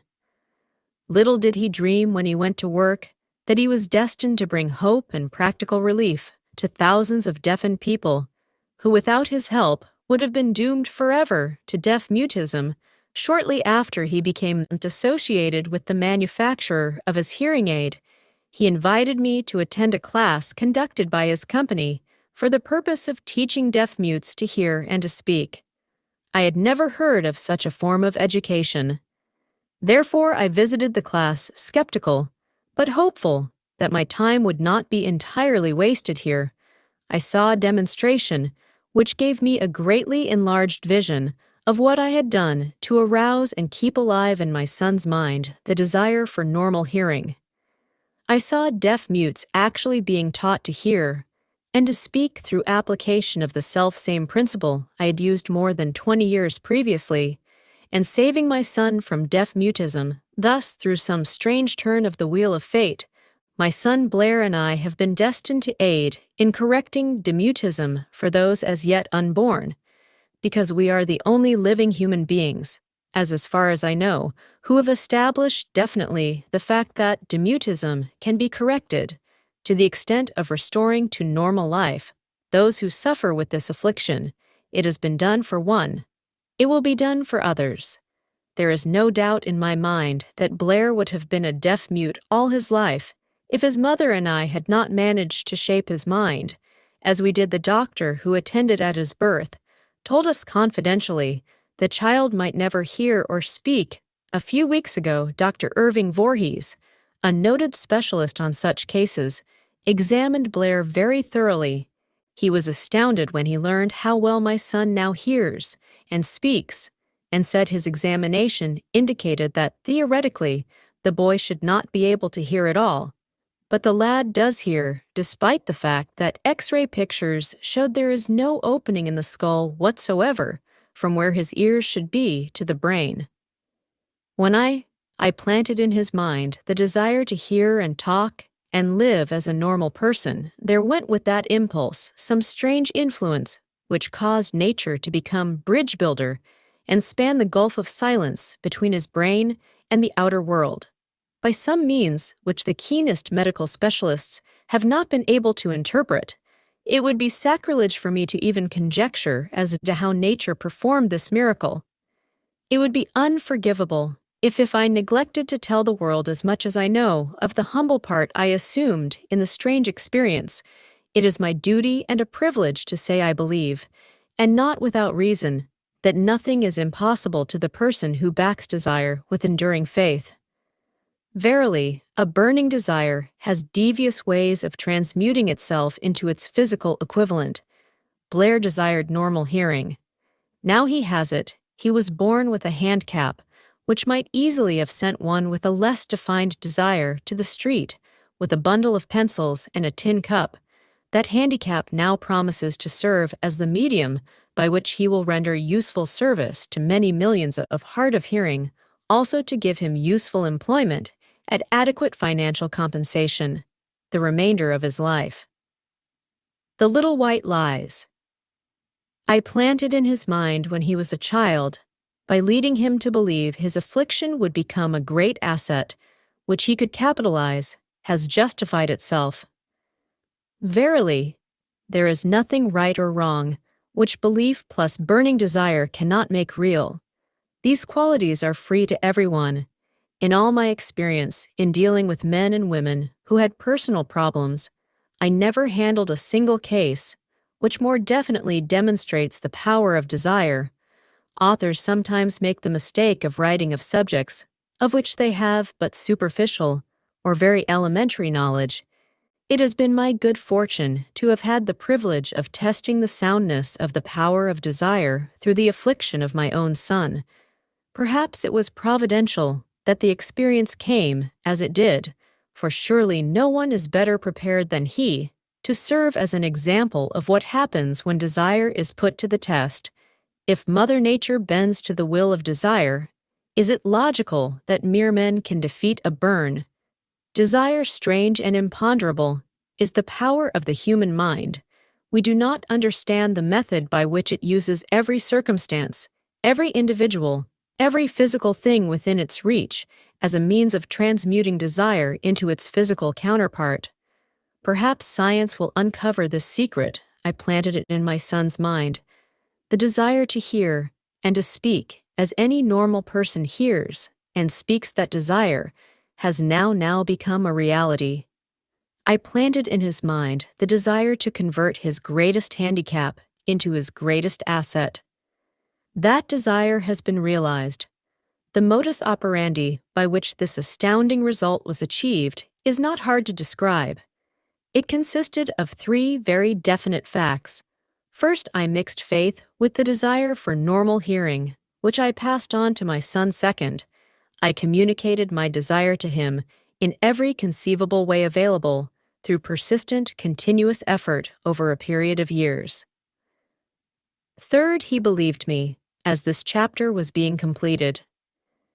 News came of the death of Madame Schumann Hahn. One short paragraph in the news dispatch gives the clue to this unusual woman's stupendous success as a singer. I quote the paragraph because the clue it contains is none other than desire. Early in her career, Am Schumann Hank visited the director of the Vienna Court Opera to have him test her voice, but he did not test it. After taking one look at the awkward and poorly dressed girl, he exclaimed none too gently, with such a face, and with no personality at all, "How can you ever expect to succeed in opera? My good child, give up the idea. Buy a sewing machine and go to work. You can never be a singer. Never is a long time." The director of the Vienna Court Opera knew much about the technique of singing. He knew little about the power of desire when it assumes the proportion of an obsession.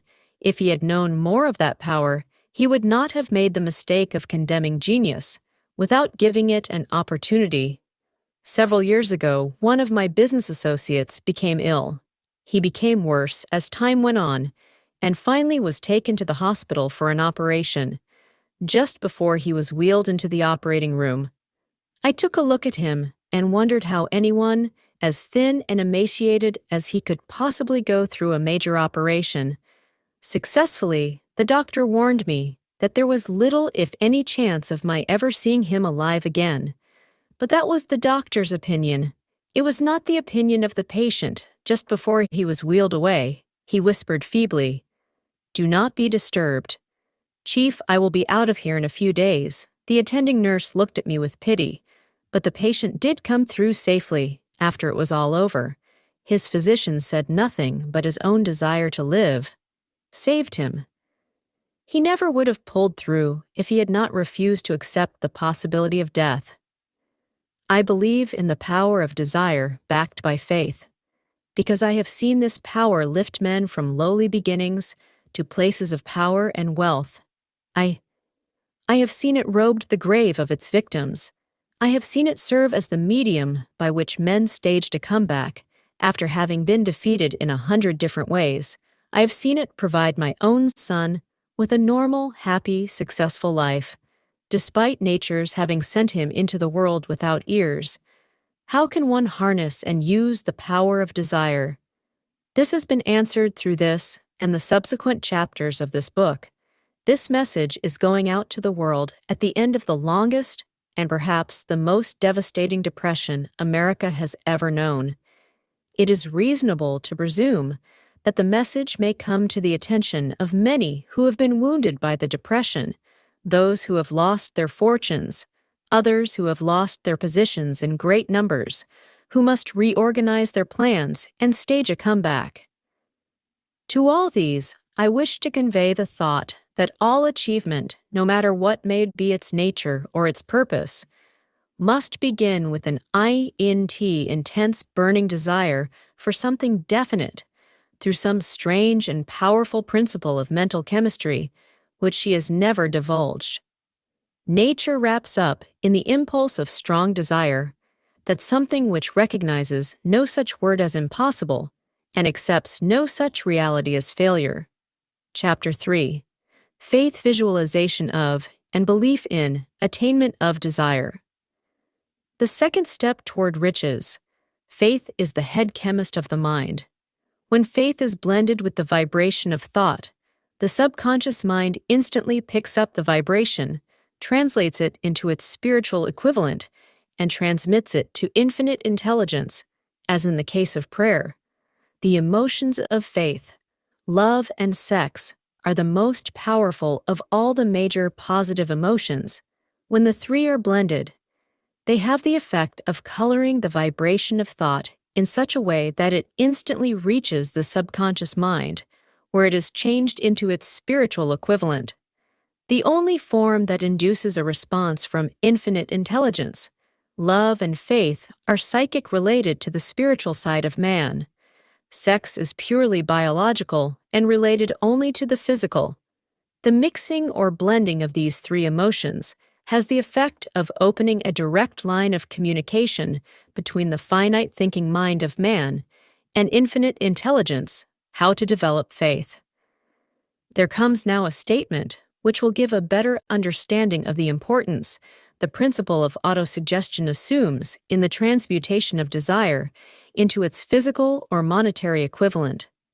Namely, faith is a state of mind which may be induced or created by affirmation or repeated instructions to the subconscious mind through the principle of autosuggestion.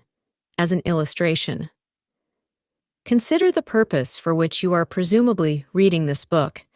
The object is naturally to acquire the ability to transmute the intangible thought impulse of desire into its physical counterpart money by following the instructions laid down in the chapters on autosuggestion and the subconscious mind as summarized in the chapter on autosuggestion.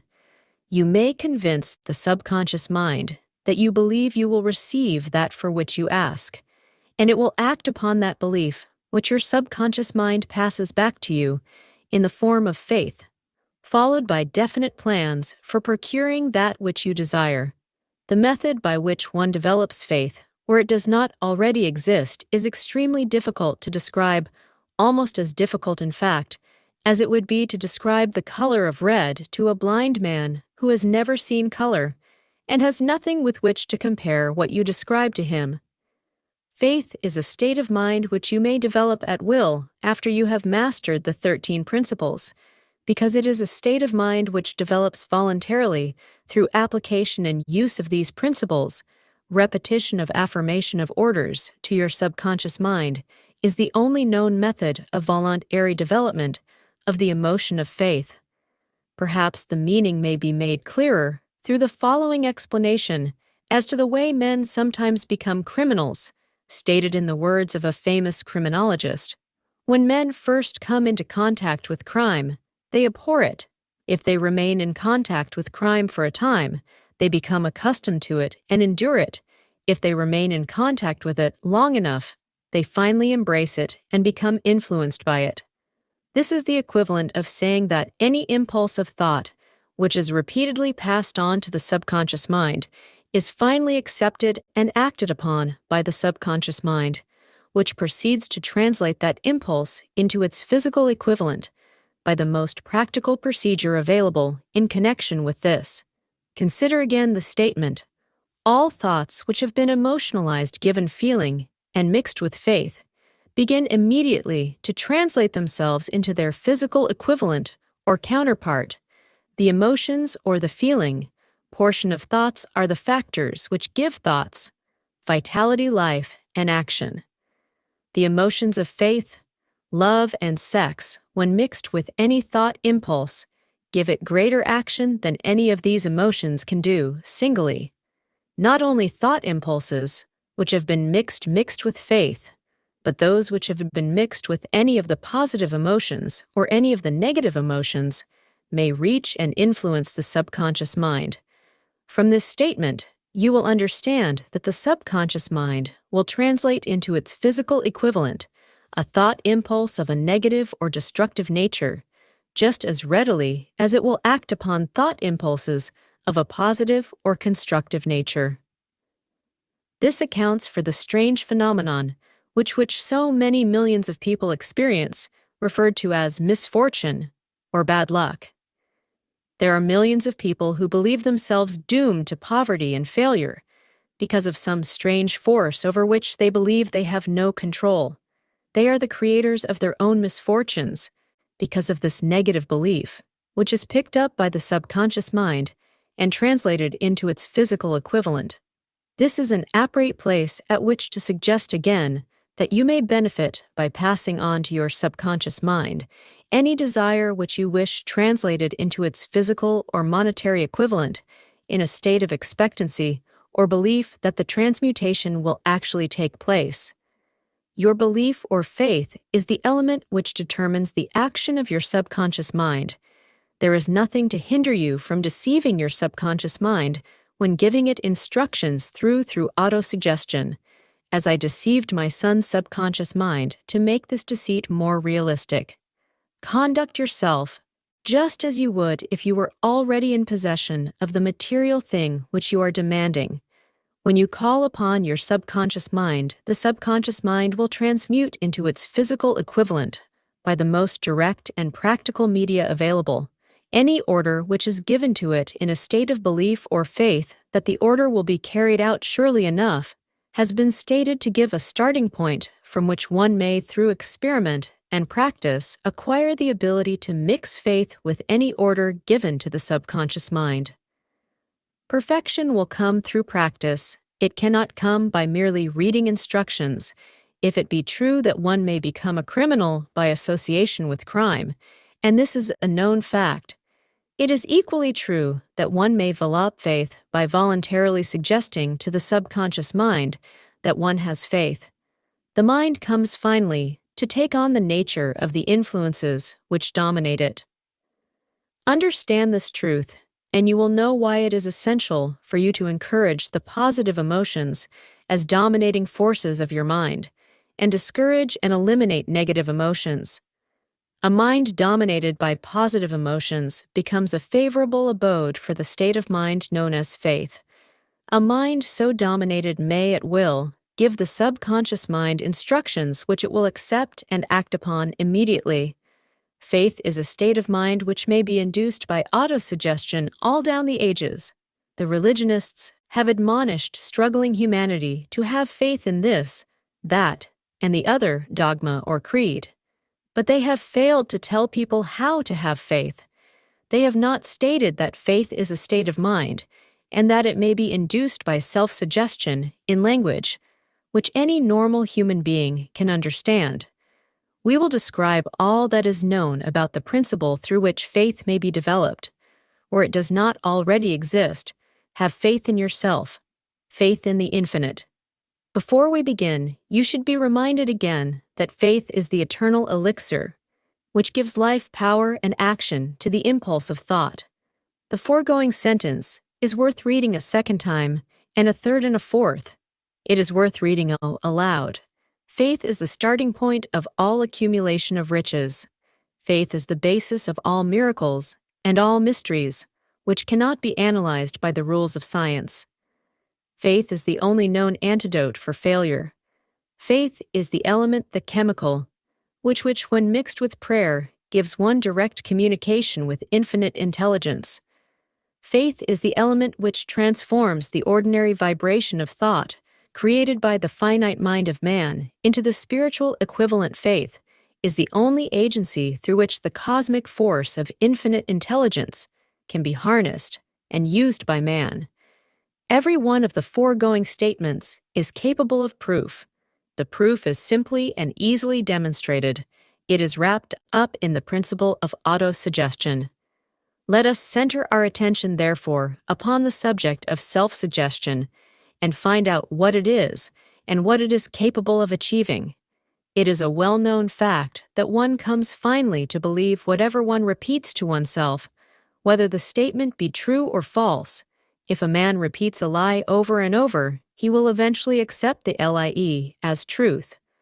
Moreover, he will believe it to be the truth. Every man is what he is, because of the dominating thoughts which he permits to occupy his mind, thoughts which a man deliberately places in his own mind and encourages with sympathy, and with which he mixes any one or more of the emotions, constitute the motivating forces which direct and control his every movement, act, and deed. Comes now a very significant statement of truth. Thoughts, which are mixed with any of the feelings of emotions, constitute a magnetic force which attracts from the vibrations of the ether other similar or related thoughts.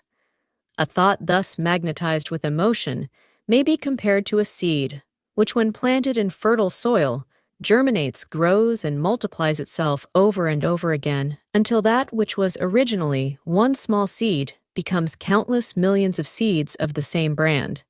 The ether is a great cosmic mass of eternal forces of vibration. It is made up of both destructive vibrations and constructive vibrations.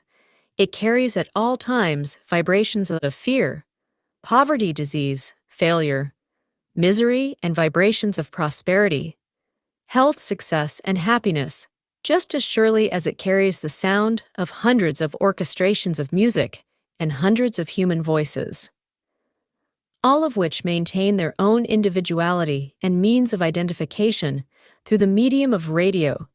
From the great storehouse of the ether, the human mind is constantly attracting vibration which harmonize with that which dominates the human mind. Any thought, idea, plan, or purpose which one holds in one's mind attracts from the vibrations of the ether. A host of its relatives adds these relatives to its own force and grows until it becomes the dominating, motivating master of the individual in whose mind it has been housed. Now let us go back to the starting point and become informed as to how the original seed of an idea, plan, or purpose may be planted in the mind. The information is easily conveyed. Any idea, plan, or purpose may be placed in the mind through repetition of thought. This is why you are asked to write out a statement of your major purpose or definite chief aim. Commit it to memory and repeat it in audible words day after day until these vibrations of sound have reached your subconscious mind. We are what we are because of the vibrations of thought which we pick up and register through the stimuli of our daily environment. Resolve to throw off the influences of any unfortunate environment and to build your own life to order. Taking inventory of mental assets and liabilities, you will discover that your greatest weakness is lack of self-confidence. This handicap can be surmounted, and timidity translated into courage through the aid of the principle of autosuggestion. The application of this principle may be made through a simple arrangement of positive thought impulses stated in writing, memorized, and repeated until they become a part of the working equipment of the subconscious faculty of your mind self-confidence. Formula first. I know that I have the ability to achieve the object of my definite purpose in life. Therefore, I demand of myself persistent continuous action toward its attainment, and I here and now promise to render such action second. I realize the dominating thoughts of my mind will eventually reproduce themselves in outward physical action and gradually transform themselves into physical reality. Therefore, I will concentrate my thoughts for 30 minutes daily upon the task of thinking of the person I intend to become, thereby creating in my mind a clear mental picture of that person. Third, I know, through the principle of autosuggestion, any desire that I persistently hold in my mind will eventually seek expression through some practical means of attaining the object back of it. Therefore, I will devote 10 minutes daily to demanding of myself the development of self-confidence. Fourth, I have clearly written down a description of my definite chief aim in life, and I will never stop trying until I shall have developed sufficient self-confidence for its attainment. Fifth, I fully realize that no wealth or position can long endure unless built upon truth and justice. Therefore, I will engage in no transaction which does not benefit all whom it affects. I will succeed by attracting to myself the forces I wish to use and the cooperation of other people. I will induce others to serve me. Because of my willingness to serve others, I will eliminate hatred, envy, jealousy, selfishness, and cynicism by developing love for all humanity. Because I know that a negative attitude toward others can never bring me success, I will cause others to believe in me, because I will believe in them and in myself.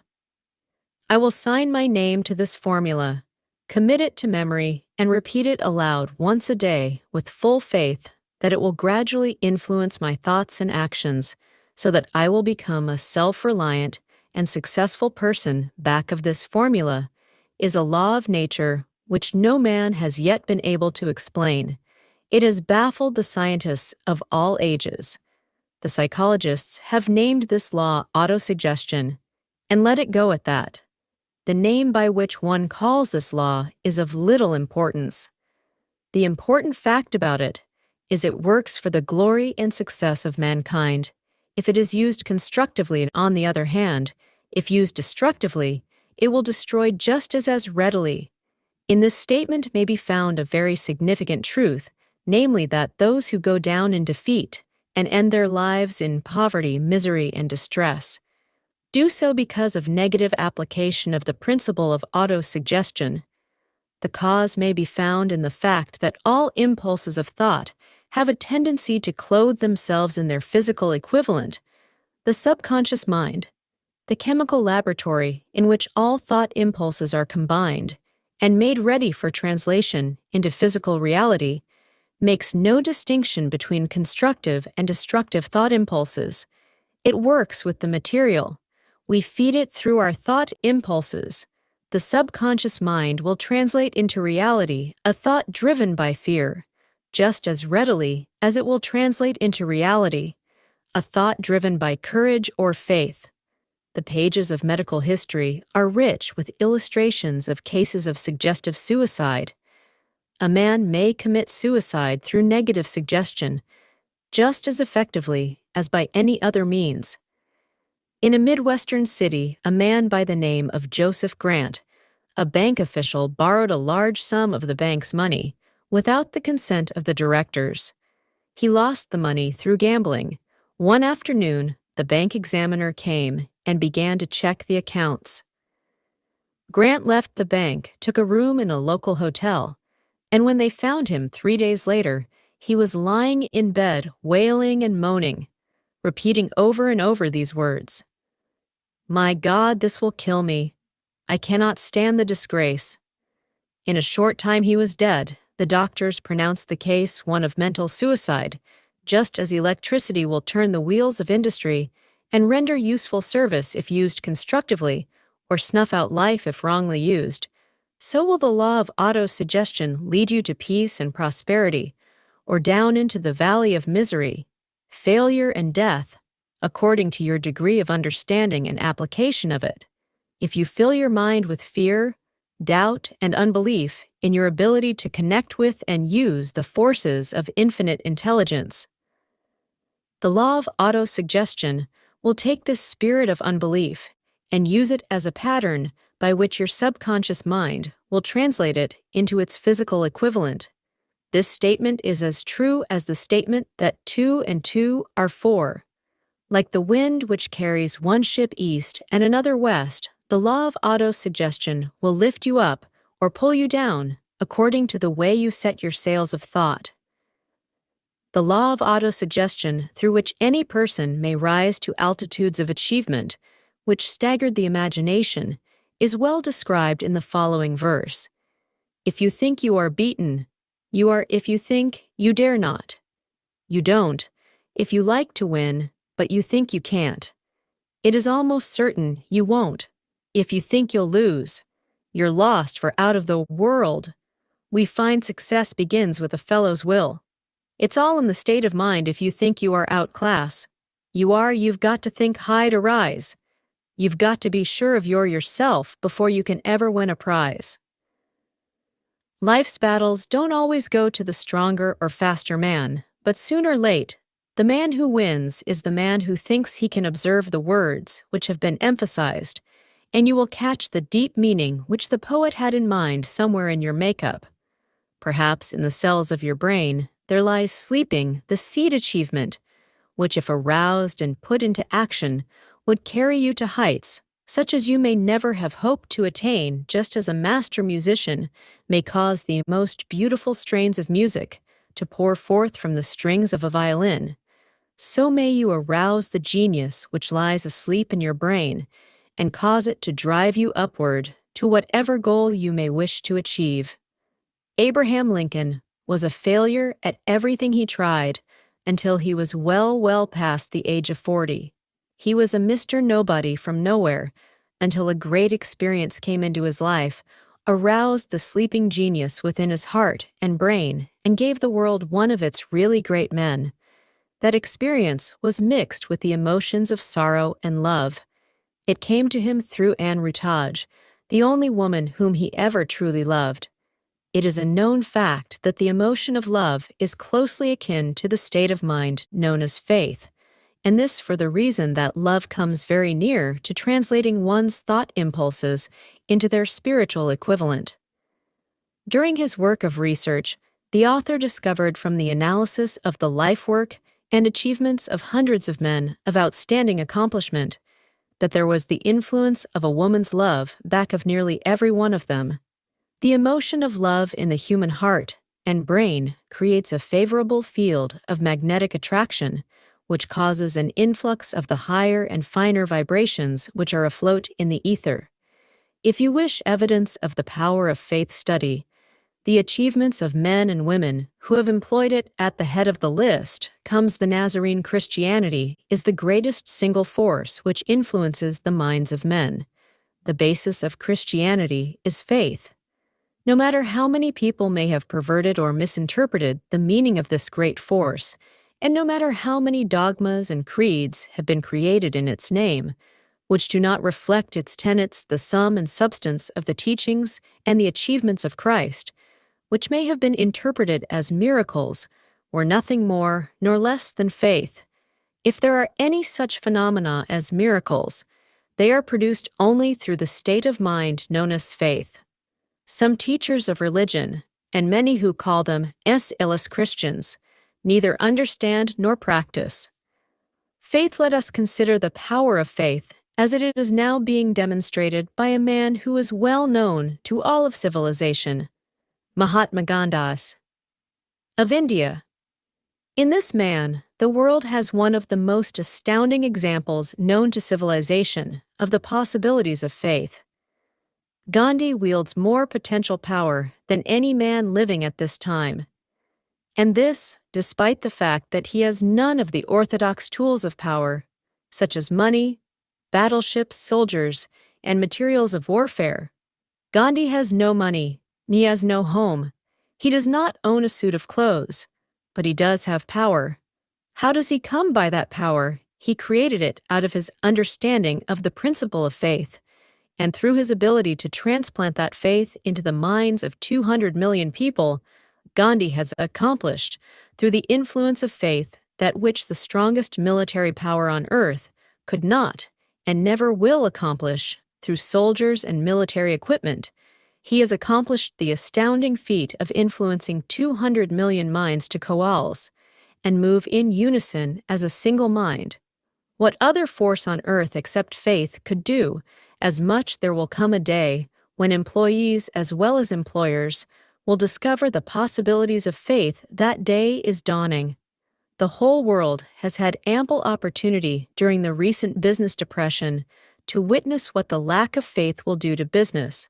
Surely civilization has produced a sufficient number of intelligent human beings to make use of this great lesson which the depression has taught the world. During this depression, the world had evidence in abundance that widespread fear will paralyze the wheels of industry and business. Out of this experience will arise leaders in business and industry who will profit by the example which Gandhi has set for the world, and they will apply to business the same tactics which he has used in building the greatest following known in the history of the world. These leaders will come from the rank and file of the unknown men who now labor in the steel plants, the coal mines, the automobile factories, and in the small towns and cities of America. Business is due for a reform. Make no mistake about this. The methods of the past based upon economic combinations of force and fear will be supplanted by the better principles of faith and cooperation. Men who labor will receive more than daily wages. They will receive dividends from the business, the same as those who supply the capital for business. But first, they must give more to their employers and stop this bickering and bargaining by force at the expense of the public. They must earn the right to dividends, moreover. And this is the most important thing of all. They will be led by leaders who will understand and apply the principles employed by Mahatma Gandhi. Only in this way may leaders get from their followers the spirit of full cooperation, which constitutes power in its highest and most enduring form. This stupendous machine age in which we live, and from which we are just emerging, has taken the soul out of men. Its leaders have driven men as though they were pieces of cold machinery. They were forced to do so by the employees who have bargained at the expense of all concerned to get and not to give. The watchword of the future will be human happiness and contentment, and when this state of mind shall have been attained, the production will take care of itself more effectively than anything that has ever been accomplished, where men did not and could not mix faith and individual interest with their labor because of the need for faith and cooperation in operating business and industry. It will be both interesting and profitable to analyze an event which provides an excellent understanding of the method by which industrialists and businessmen accumulate great fortunes by giving before they try to get the event chosen. For this illustration dates back to 1900, when the United States Steel Corporation was being formed. As you read the story, keep in mind these fundamental facts, and you will understand how ideas have been converted into huge fortunes.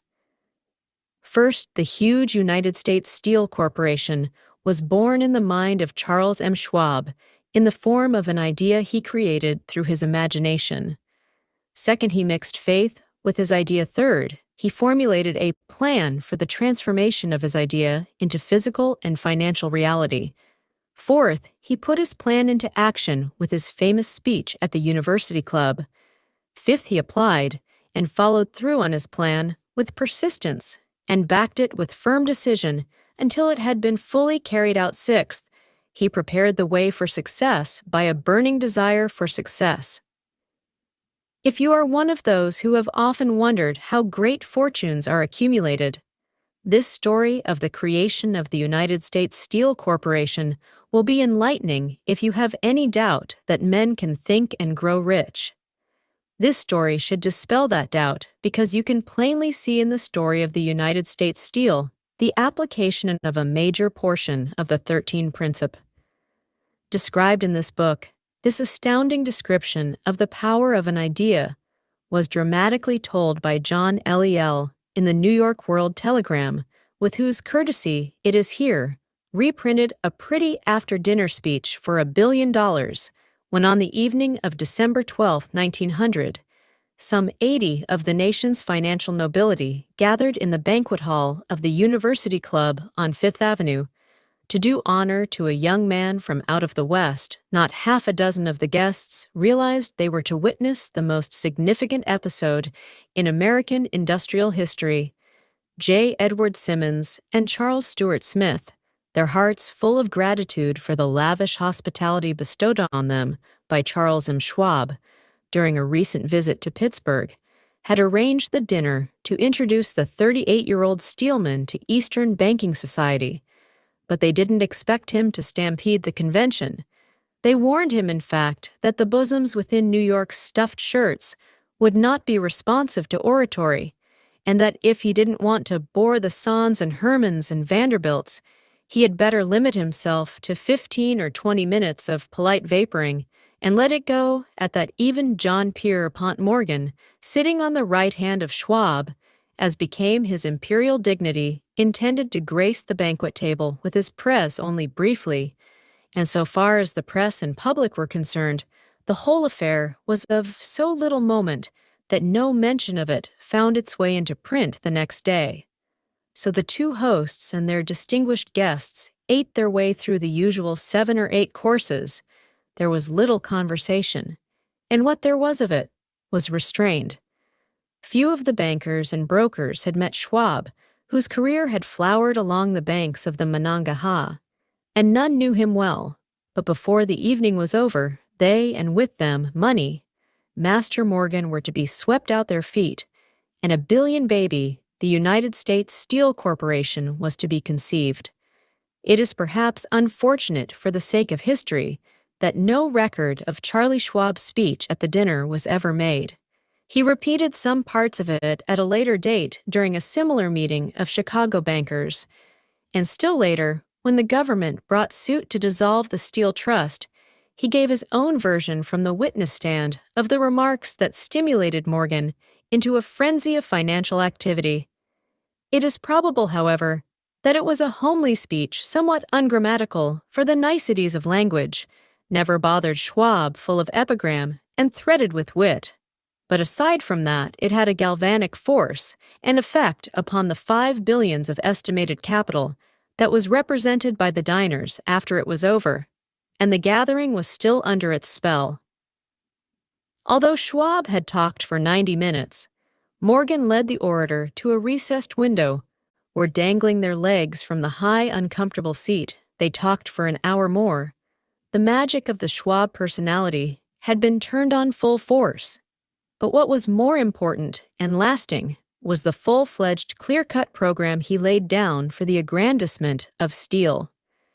Many other men had tried to interest Morgan in slapping together a steel trust after the pattern of the biscuit wire and hoop sugar rubber whiskey oil, or chewing gum combinations. John W. Gates the gambler had urged it, but Morgan distrusted him the more. Boys Bill and Jim Chicago's stock choppers, who had glued together a match trust, and a cracker corporation, had urged it and failed. Elbert H. Gary, the sanctimonious country lawyer, wanted to foster it, but he wasn't big enough to be impressive until Schwab's eloquence took J.P. Morgan to the heights from which he could visualize the solid results of the most daring financial undertaking ever conceived. The project was regarded as a delirious dream of easy money crackpots, the financial magnetism that began a generation ago to attract thousands of small and sometimes inefficiently managed companies into large and competition-crushing combinations had become operative in the steel world through the devices of that jovial business pirate. John W. Gates already had formed the American Steel and Wire Company out of a chain of small concerns, and together with Morgan had created the Federal Steel Company, the National Tube, and American bridge companies were two more Morgan concerns, and the Moore brothers had forsaken the match and cookie business to form the American group Tin Plate Steel Poop Sheet Steel and the National Steel Company, but by the side of Andrew Carnegie's gigantic vertical trust, a trust owned and operated by 53 partners. Those other combinations were yun, they might combine to their heart's content, but the whole lot of them couldn't make a dent in the Carnegie organization, and Morgan knew it. The eccentric old Scot knew it too. From the magnificent heights of Skibo Castle, he had viewed first with amusement and then with resentment the attempts of Morgan's smaller companies to cut into his business when the attempts became too bold. Carnegie's temper was translated into anger and retaliation. He decided to duplicate every mill owned by his rivals hither, till he hadn't been interested in wire pipe hoops or sheet. Instead, he was content to sell such companies the raw steel and let them work it into whatever shape they wanted now. With Schwab as his chief and able lieutenant, he planned to drive his enemies to the wall. So it was that in the speech of Charles M. Schwab, Morgan saw the answer to his problem of combination. A trust without Carnegie, giant of them all, would be no trust at all, a plum pudding, as one writer said, without the plums. Schwab's speech on the night of December 12, 1900, undoubtedly carried the inference, though not the pledge, that the vast Carnegie enterprise could be brought under the Morgan tent. He talked of the world future for steel of reorganization, for efficiency of specialization, of the scrapping of unsuccessful mills, and concentration of effort on the flourishing properties of economies in the ore traffic, of economies in overhead and administrative departments, of capturing foreign markets. More than that, he told the buccaneers among them, wherein lay the errors of their customary piracy. Their purposes, he inferred, had been to create monopolies, raise prices, and pay themselves fat dividends out of privilege. Schwab condemned the system. In his heartiest manner, the short-sightedness of such a policy, he told his hearers, lay in the fact that it restricted the market in an era when everything cried for expansion. By cheapening the cost of steel, he argued an ever-expanding market would be created. More uses for steel would be divided, i.e., and a goodly portion of the world trade could be captured, actually. Though he did not know it, Schwab was an apostle of modern mass production. So the dinner at the University Club came to an end. Morgan went home to think about Schwab's rosy predictions. Schwab went back to Pittsburgh to run the steel business for Andrew Carnegie, while Gary and the rest went back to their stock tickers to fiddle around in anticipation of the next move. It was not long coming. It took Morgan about 1 week to digest the feast of reason Schwab had placed before him, when he had assured himself that no financial indigestion was to result. He sent for Schwab, and found that young man rather coy.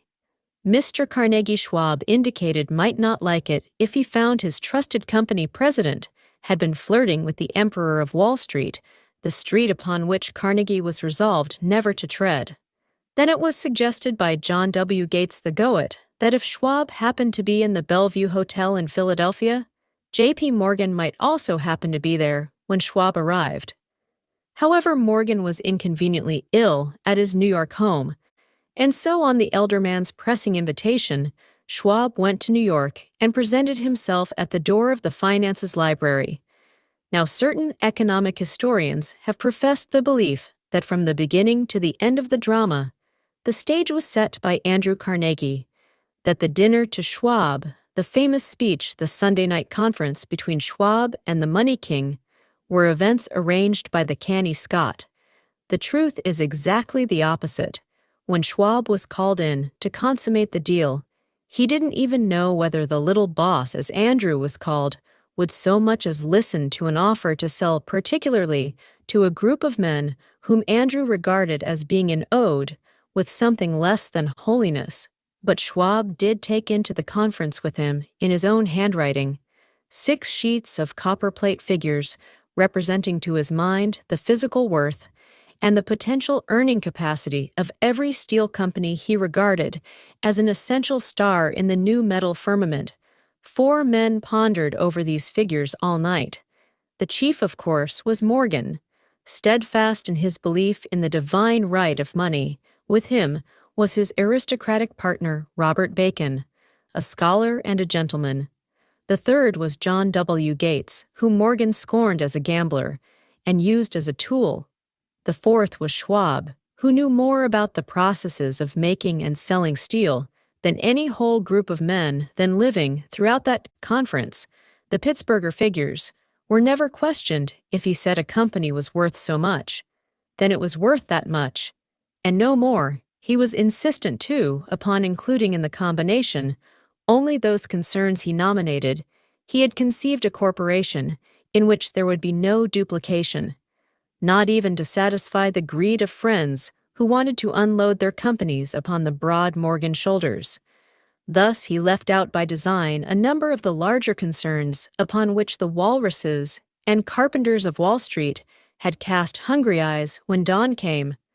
Morgan rose and straightened his back. Only one question remained. "Do you think you can persuade Andrew Carnegie to sell?" he asked. "I can try," said Schwab, "if you can get him to sell." "I will undertake the matter," said Morgan. So far, so good. But would Carnegie sell? How much would he demand? Schwab thought about $320 million. What would he take payment in common, or preferred stocks, bonds, cash? Nobody could raise $1/3 billion in cash. There was a golf game in January on the frost-cracking heath of the St. Andrew's Links in Westchester, with Andrew bundled up in sweaters against the cold, and Charlie talking volubly, as usual, to keep his spirits up. But no word of business was mentioned until the pair sat down in the cozy warmth of the Carnegie cottage nearby. Then, with the same persuasiveness that had hypnotized 80 millionaires at the university club, Schwab poured out the glittering promises of retirement in comfort of untold millions to satisfy the old man's social caprices. Carnegie capitulated, wrote a figure on a slip of paper, handed it to Schwab, and said, "All right, that's what we'll sell for." The figure was approximately $400 million and was reached by taking the $320 million mentioned by Schwab as a basic figure and adding to it $80 million to represent the increased capital value over the previous 2 years. Later, on the deck of a transatlantic liner, the Scotsman said, "Rule," to Morgan, "I wish I had asked you for $100 million more. If you had asked for it, you'd have gotten it." Morgan told him cheerfully. There was an uproar.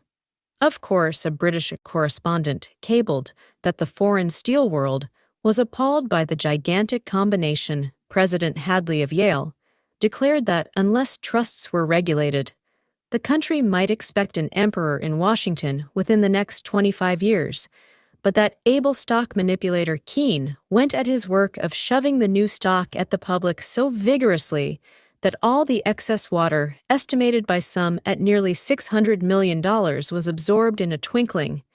So Carnegie had his millions, and the Morgan Syndicate had $62 million for all its trouble, and all the boys from Gates to Gary had their millions. The 38-year-old Schwab had his reward. He was made president of the new corporation and remained in control until 1903.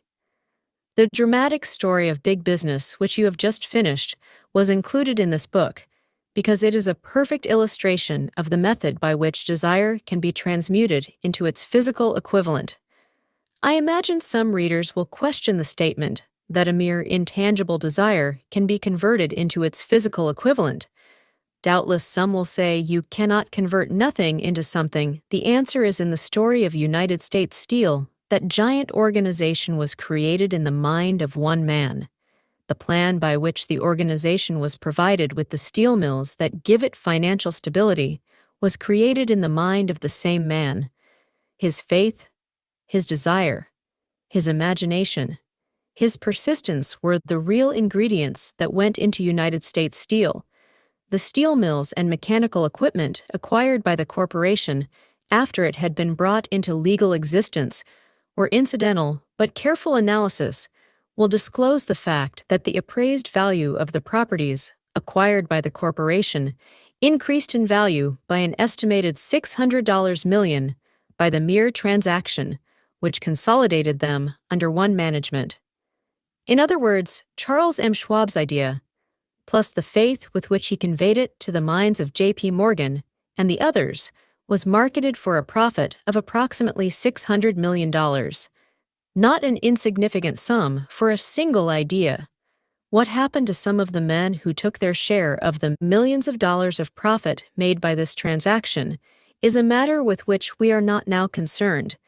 The important feature of the astounding achievement is that it serves as unquestioned evidence of the soundness of the philosophy described in this book, because this philosophy was the warp and the woof of the entire transaction.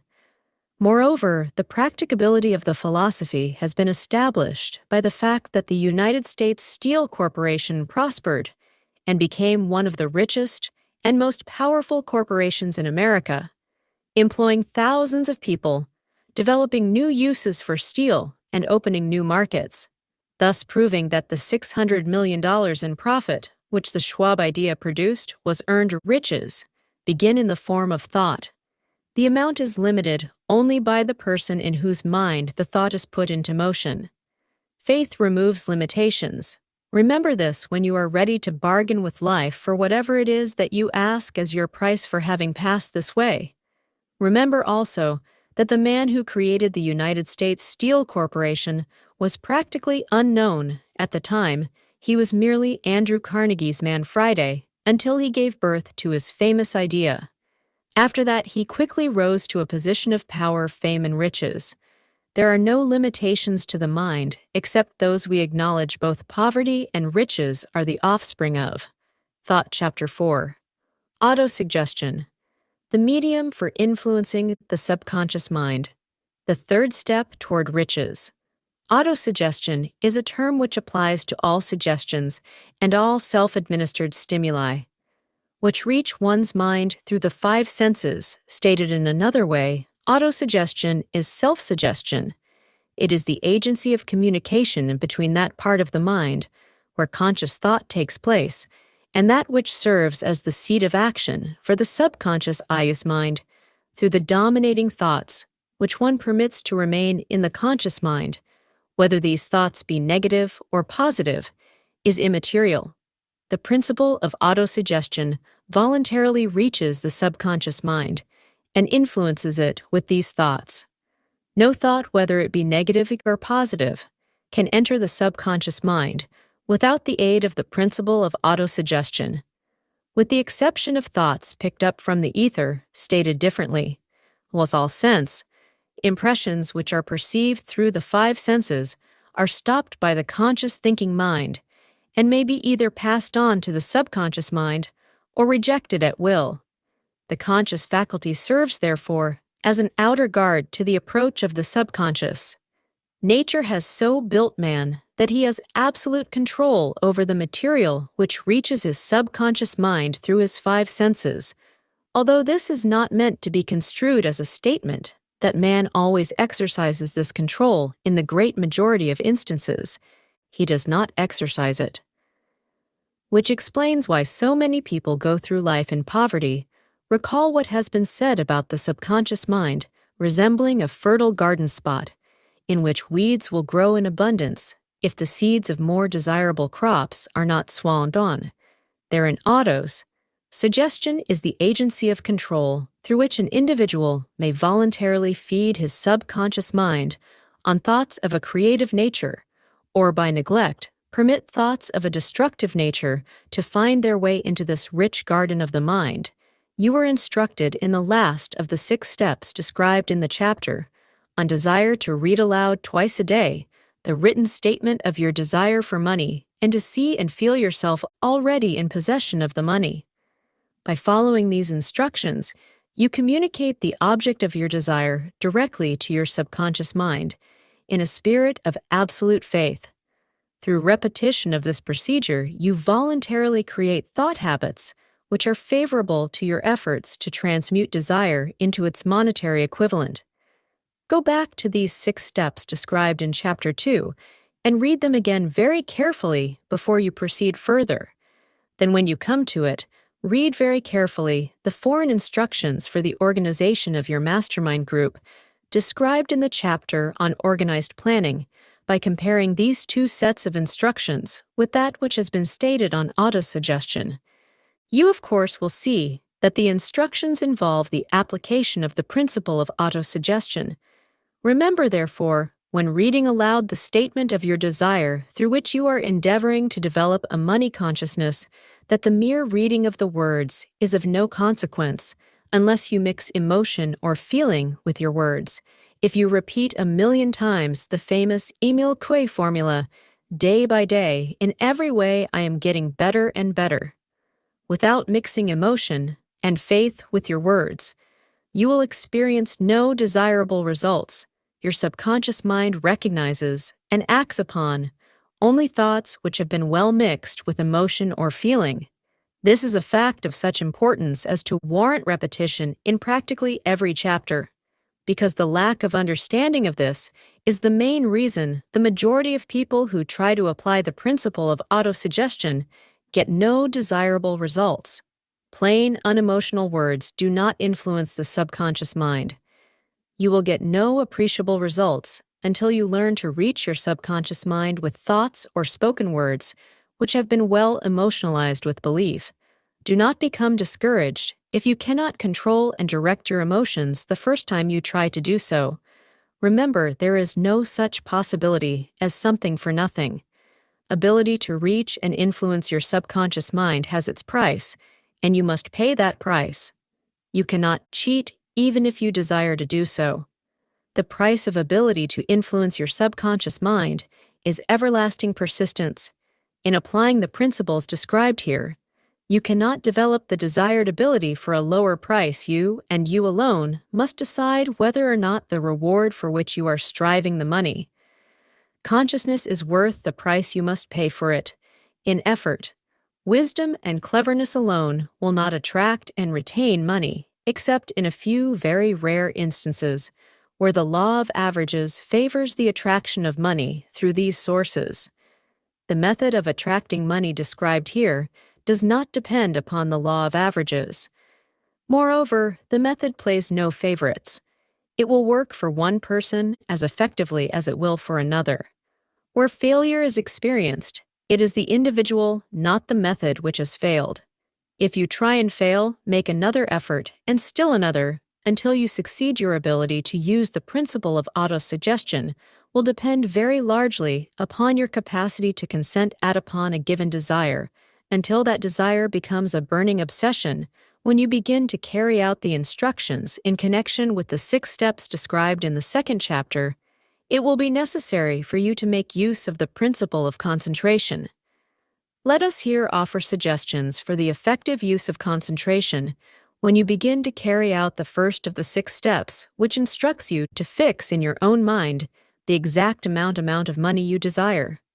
Hold your thoughts on that amount of money by concentration or fixation of attention with your eyes closed until you can actually see the physical appearance of the money. Do this at least once each day as you go through these exercises. Follow the instructions given in the chapter on faith and see yourself actually in possession of the money. Here is a most significant fact.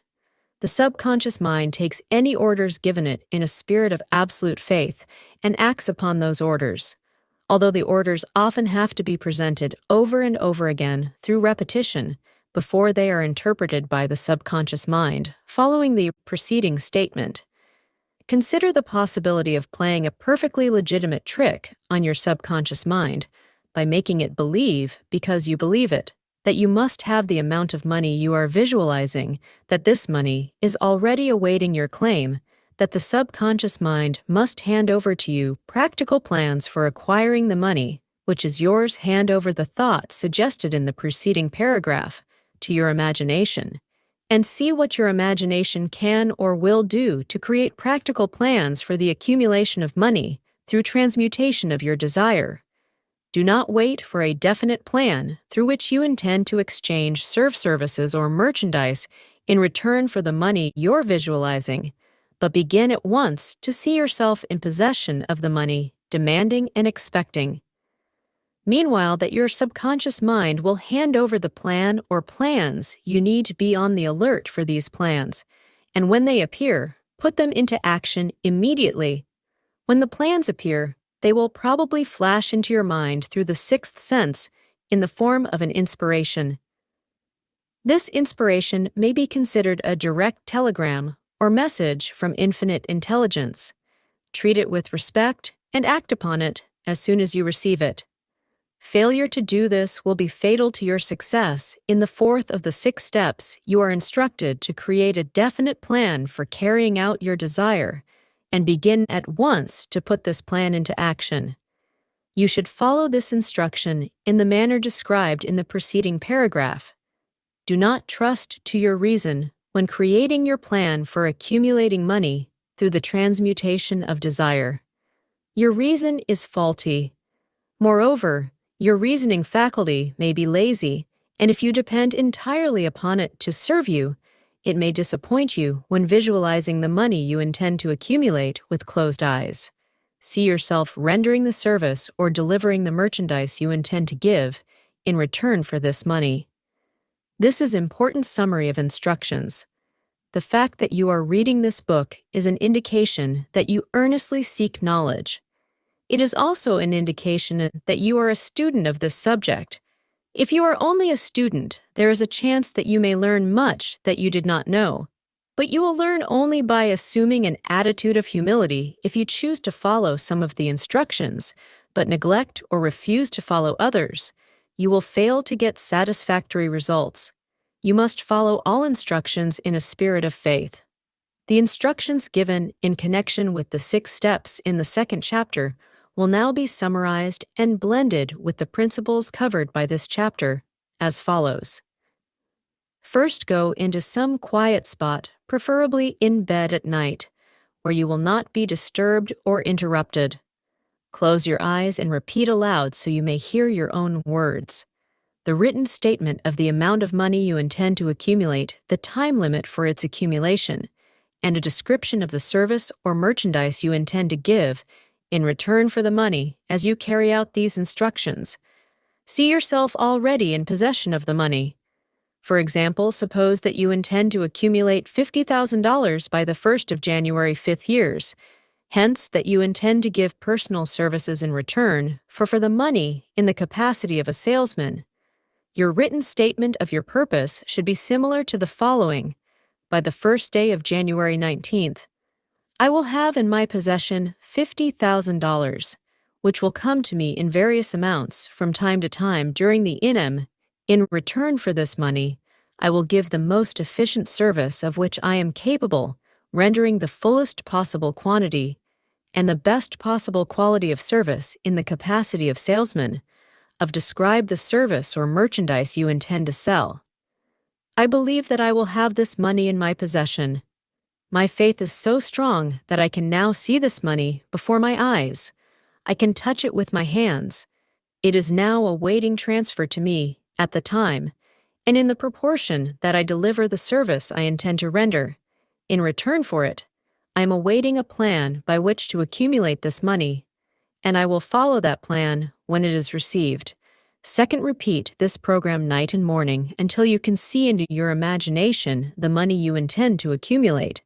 Third, place a written copy of your statement where you can see it night and morning and read it just before retiring and upon arising until it has been memorized. Remember, as you carry out these instructions, that you are applying the principle of autosuggestion for the purpose of giving orders to your subconscious mind. Remember also that your subconscious mind will act only upon instructions which are emotionalized and handed over to it with feeling. Faith is the strongest and most productive of the emotions. Follow the instructions given in the chapter on faith. These instructions may at first seem abstract. Do not let this disturb you. Follow the instructions, no matter how abstract or impractical they may at first appear to be. The time will soon come, if you do as you have been instructed in spirit, as well as Ina, when a whole new universe of power will unfold to you. Skepticism in connection with all new ideas is characteristic of all human beings.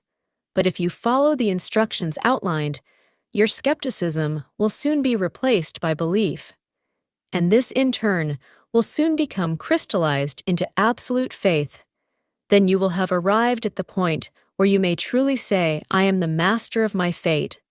I am the captain of my soul." Many philosophers have made the statement that man is the master of his own earthly destiny. But most of them have failed to say why he is the master. The reason that man may be the master of his own earthly status, and especially his financial status, is thoroughly explained. In this chapter, man may become the master of himself and of his environment, because he has the power to influence his own subconscious mind, and through it gain the cooperation of infinite intelligence. You are now reading the chapter which represents the keystone to the arch of this philosophy. The instructions contained in this chapter must be understood and applied with persistence if you succeed in transmuting desire into money. The actual performance of transmuting desire into money involves the use of autosuggestion as an agency by which one may reach and influence the subconscious mind. The other principles are simply tools with which to apply autosuggestion. Keep this thought in mind, and you will at all times be conscious of the important part. The principle of autosuggestion is to play in your efforts to accumulate money through the methods described in this book. Carry out these instructions as though you were a small child. Inject into your effort something of the faith of a child. The author has been most careful to see that no impractical instructions were included because of his sincere desire to be helpful after you have read the entire book. Come back to this chapter and follow in spirit and in action. This instruction, read the entire chapter aloud once every night until you become thoroughly convinced that the principle of autosuggestion is sound, that it will accomplish for you all that has been claimed for it. As you read, underscore with a pencil every sentence which impresses you favorably. Follow the foregoing instruction to the letter, and it will open the way for a complete understanding and mastery of the Principles of Success, Chapter 5, Specialized Knowledge, Personal Experiences or Observations, the fourth step toward riches. There are two kinds of knowledge. One is general. The other is specialized general knowledge.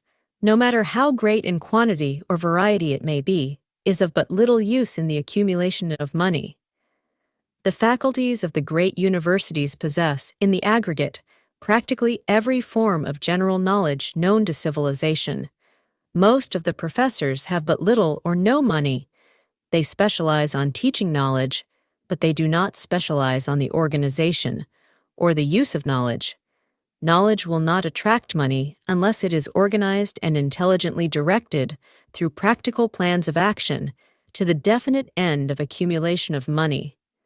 Lack of understanding of this fact has been the source of confusion to millions of people who falsely believe that knowledge is power. It is nothing of the sort. Knowledge is only potential power. It becomes power only when and if it is organized into definite plans of action and directed to a definite end.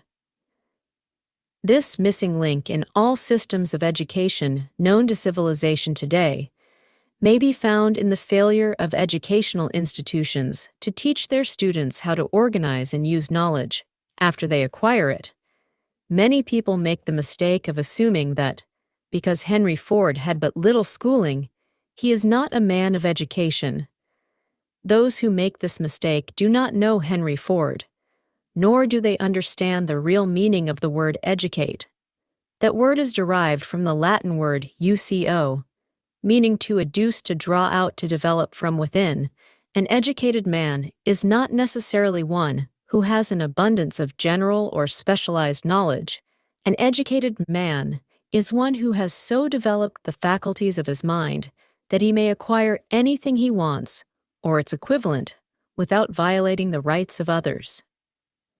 Henry Ford comes well within the meaning of this definition. During the World War, a Chicago newspaper published certain editorials in which, among other statements, Henry Ford was called an ignorant pacifist.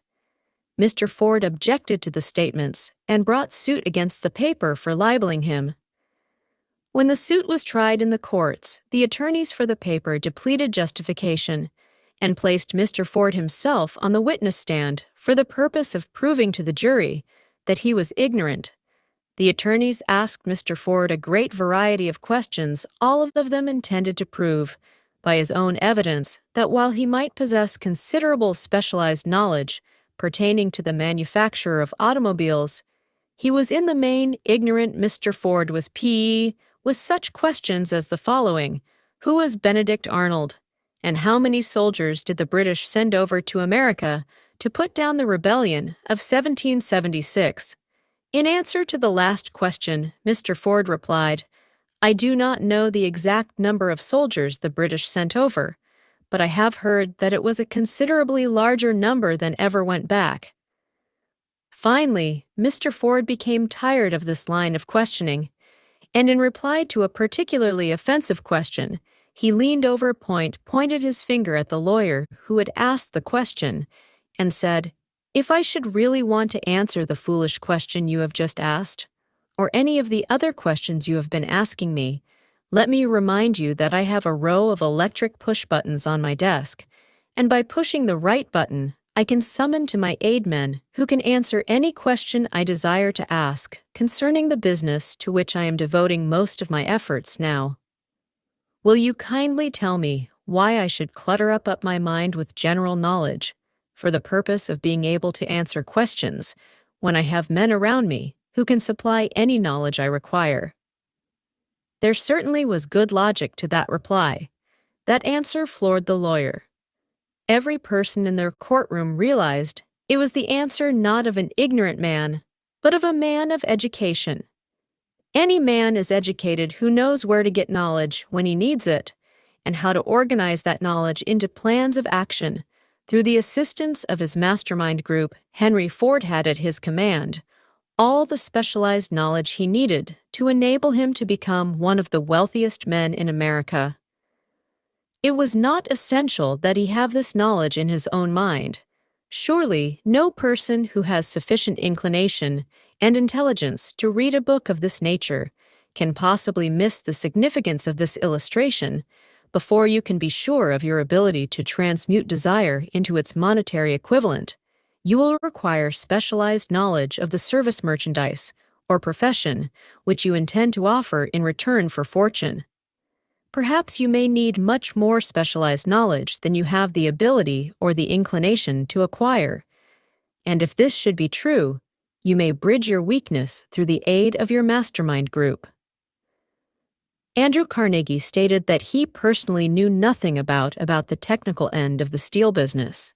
Moreover, he did not particularly care to know anything about it. The specialized knowledge which he required for the manufacture and marketing of steel, he found available through the individual units of his mastermind group.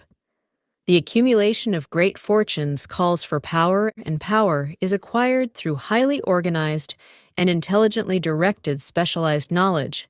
But that knowledge does not necessarily have to be in the possession of the man who accumulates the fortune. The preceding paragraph should give hope and encouragement to the man with ambition to accumulate a fortune who has not possessed himself of the necessary education to supply such specialized knowledge as he may require. Men sometimes go through life suffering from inferiority complexes because they are not men of education. The man who can organize and direct a mastermind group of men who possess knowledge useful in the accumulation of money is just as much a man of education as any man in the group. Remember this if you suffer from a feeling of inferiority because your schooling has been limited. Thomas Edison had only 3 months of schooling during his entire life. He did not lack education. Neither did he die. Poor Henry Ford had less than a 6th grade schooling, but he has managed to do pretty well. By himself, financially specialized knowledge is among the most plentiful and the cheapest forms of service which may be had. If you doubt this consult, the payroll of any university it pays to know how to purchase knowledge. First of all, decide the sort of specialized knowledge you require and the purpose for which it is needed. To a large extent, your major purpose in life, the goal toward which you are working, will help determine what knowledge you need. With this question settled, your next move requires that you have accurate information concerning dependable sources of knowledge. The more important of these are one's own experience and education. B. Experience and education available through cooperation of others. Mastermind Alliance C. Colleges and universities. D. Public libraries, through books and periodicals, in which may be found all the knowledge organized by civilization. As special training courses, through night schools and home study schools in particular, as knowledge is acquired, it must be organized and put into use for a definite purpose through practical plans. Knowledge has no value except that which can be gained from its application toward some worthy end. This is one reason why college degrees are not valued more highly. They represent nothing but miscellaneous knowledge. If you contemplate taking additional schooling, first determine the purpose for which you want the knowledge you are seeking. Then learn where this particular sort of knowledge can be obtained from reliable sources. Successful men in all callings never stop acquiring specialized knowledge related to their major purpose, business, or profession. Those who are not successful usually make the mistake of believing the knowledge-acquiring period ends when one finishes school. The truth is that schooling does but little more than to put one in the way of learning how to acquire practical knowledge. With this changed world, which began at the end of the economic collapse, came also astounding changes in educational requirements. The order of the day is specialization. This truth was emphasized by Robert P. Moore, Secretary of Appointments of Columbia University, Specialists. Most particularly sought after by employing companies, are candidates who have specialized in some field. Business school graduates with training in accounting and statistics, engineers of all varieties, journalists, architects, chemists, and also outstanding leaders and activity men of the senior class. The man who has been active on the campus, whose personality is such that he gets along with all kinds of people, and who has done an adequate job with his studies, has a most decided edge over the strictly academic student. Some of these, because of their all-around qualifications, have received several offers of positions, a few of them, as many as 6, in departing from the conception that the straight A student was invariably the one to get the choice of the better jobs. Mr. Moore said that most companies look not only to academic records, but to activity records and personalities of the students. One of the largest industrial companies, the leader in its field, in writing to Mr. Moore concerning prospective seniors at the college, said, "We are interested primarily in finding men who can make exceptional progress in management work. For this reason, we emphasize qualities of character, intelligence, and personality far more than specific educational background. Apprenticeship proposing a system of appren in students in offices, stores, and industrial occupations during the summer vacation." Mr. Moore asserts that after the first 2 or 3 years of college, every student should be asked to choose a definite future course and to call a halt. If he has been merely pleasantly drifting without purpose through an unspecialized academic curriculum, colleges and universities must face the practical consideration that all professions and occupations now demand specialists. He said, urging that educational institutions accept more direct responsibility for vocational guidance. One of the most reliable and practical sources of knowledge available to those who need specialized schooling is the night schools operated in most large cities. The correspondence schools give specialized training anywhere the U.S. males go on all subjects that can be taught by the extension method. One advantage of homestead stud training is the flexibility of the study program, which permits one to study during spare time. Another stupendous advantage of home study training, if the school is carefully chosen, is the fact that most courses offered by home study schools carry with them generous privileges of consultation, which can be of priceless value to those needing specialized knowledge. No matter where you live, you can share the benefits. Anything acquired without effort and without cost is generally unappreciated, often discredited. Perhaps this is why we get so little from our marvelous opportunity in public schools, the self-discipline one receives from a definite program of specialized study makes up to some extent for the wasted opportunity when knowledge was available without cost correspondent. Schools are highly organized business institutions. Their tuition fees are so low that they are forced to insist upon prompt payments being asked to pay, whether the student makes good grades or poor, has the effect of causing one to follow through with the course when he would otherwise drop it. The correspondent schools have not stressed this point sufficiently, for the truth is that their collection departments constitute the very finest sort of training on decision promptness, action, and the habit of finishing that which one begins. I learned this from experience more than 25 years ago. I enrolled for a home study course in advertising. After completing 8 or 10 lessons, I stopped studying, but the school did not stop sending me bills. Moreover, it insisted upon payment. Whether I kept up my studies or not, I decided that if I had to pay for the course which I had legally obligated myself to do, I should complete the lessons and get my money's worth. I felt at the time that the collocation system of the school was somewhat too well organized, but I learned later in life that it was a valuable part of my training for which no charge had been made, being forced to pay. I went ahead and completed the course. Later in life, I discovered that the efficient collection system of that school had been worth much in the form of money earned because of the training in advertising I had so reluctantly taken. We have in this country what is said to be the greatest public school system in the world. We have invested fabulous sums for fine buildings. We have provided convenient transportation for children living in the rural districts so they may attend the best schools. But there is one astounding weakness to this marvelous system. It is free. One of the strange things about human beings is that they value only that which has a price. The free schools of America and the free public libraries do not impress people because they are free. This is the major reason why so many people find it necessary to acquire additional training after they quit school and go to work. It is also one of the major reasons why employers give greater consideration to employees who take home study courses. They have learned from experience that any person who has the ambition to give up a part of his spare time to studying at home has in him those qualities which make for leadership. This recognition is not a charitable gesture. It is sound business judgment upon the part of the employers. There is one weakness in people for which there is no remedy. It is the universal weakness of lack of ambition.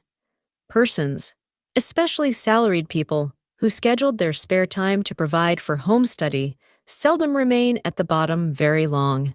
Their action opens the way for the upward climb, removes many obstacles from their path, and gains the friendly interest of those who have the power to put them in the way of opportunity. The home study method of training is especially suited to the needs of employed people who find after leaving school that they must acquire additional specialized knowledge, but cannot spare the time to go back to school. The changed economic conditions prevailing since the Depression have made it necessary for thousands of people to find additional or new sources of income. For the majority of these, the solution to their problem may be found only by acquiring specialized knowledge. Many will be forced to change their occupations entirely when a merchant finds that a certain line of merchandise is not selling. He usually supplants it with another that is in demand. The person whose business is that of marketing personal services must also be an efficient merchant if his services do not bring adequate returns. In one occupation, he must change to another where broader opportunities are available. Stuart Austin Weir prepared himself as a construction engineer and followed this line of work until the Depression limited his market to where it did not give him the income he required. He took inventory of himself, decided to change his profession to law, went back to school, and took special courses by which he prepared himself as a corporation lawyer. Despite the fact the Depression had not ended, he completed his training, passed the bar examination, and quickly built a lucrative law practice in Dallas, Texas. In fact, he is turning away clients just to keep the record straight and to anticipate the alibis of those who will say, "I couldn't go to school because I have a family to support," or "I'm too old." I will add the information that Mr. Weir was past 40 and married. When he went back to school. Moreover, by carefully selecting highly specialized courses in college, is best prepared to teach the subjects chosen. Mr. Weir completed in 2 years the work for which the majority of law students require 4 years. It pays to know how to purchase knowledge. The person who stopped studying merely because he has finished school is forever hopelessly doomed to mediocrity. No matter what may be his calling, the way of success is the way of continuous pursuit of knowledge. Let us consider a specific instance during the Depression. A salesman in a grocery store found himself without a position. Having had some bookkeeping experience, he took a special course in accounting, familiarized himself with all the latest bookkeeping and office equipment, and went into business for himself. Starting with the grocer for whom he had formerly worked, he made contracts with more than 100 small merchants to keep their books at a very nominal monthly fee. His idea was so practical that he soon found it necessary to set up a portable office in a light delivery truck, which he equipped with modern bookkeeping machinery. He now has a fleet of these bookkeeping offices on wheels and employs a large staff of assistants, thus providing small merchants with accounting service equal to the best that money can buy at very nominal cost. Specialized knowledge plus imagination were the ingredients that went into this unique and successful business. Last year, the owner of that business paid an income tax of almost 10 times as much as was paid by the merchant for whom he worked, when the Depression forced upon him a temporary adversity, which proved to be a blessing in disguise. The beginning of this successful business was an idea inasmuch as I had the privilege of supplying the unemployed salesman. With that idea, I now assumed the further privilege of suggesting another idea, which has within it the possibility of even greater income, also the possibility of rendering useful service to thousands of people who badly need that service. The idea was suggested by the salesman who gave up selling and went into the business of keeping books on a wholesale basis. When the plan was suggested as a solution of his unemployment problem, he quickly exclaimed, "I like the idea, but I would not know how to turn it into cash." In other words, he complained that he would not know how to market his bookkeeping knowledge after he acquired it. So that brought up another problem, which had to be solved with the aid of a young woman typist, clever at hand lettering, and who could put the story together. A very attractive book was prepared describing the advantages of the new system of bookkeeping. The pages were neatly typed and pasted in an ordinary scrapbook, which was used as a silent salesman with which the story of this new business was so effectively told that its owner soon had more accounts than he could handle. There are thousands of people all over the country who need the services of a merchandising specialist capable of preparing an attractive brief for use in marketing personal services. The aggregate annual income from such a service might easily exceed that received by the largest employment agency, and the benefits of the service might be made far greater to the purchaser than any to be obtained from an employment agency. The idea here described was born of necessity to bridge an emergency which had to be covered, but it did not stop by merely serving one person. The woman who created the idea has a keen imagination. She saw in her newly born brainchild the making of a new profession. one that is destined to render valuable service to thousands of people who need practical guidance in marketing personal services, spurred to action by the instantaneous success of her first prepared plan to market personal services. This energetic woman turned next to the solution of a similar problem for her son, who had just finished college, but had been totally unable to find a market for his services. The plan she originated for his use was the finest specimen of merchandising of personal services I have ever seen.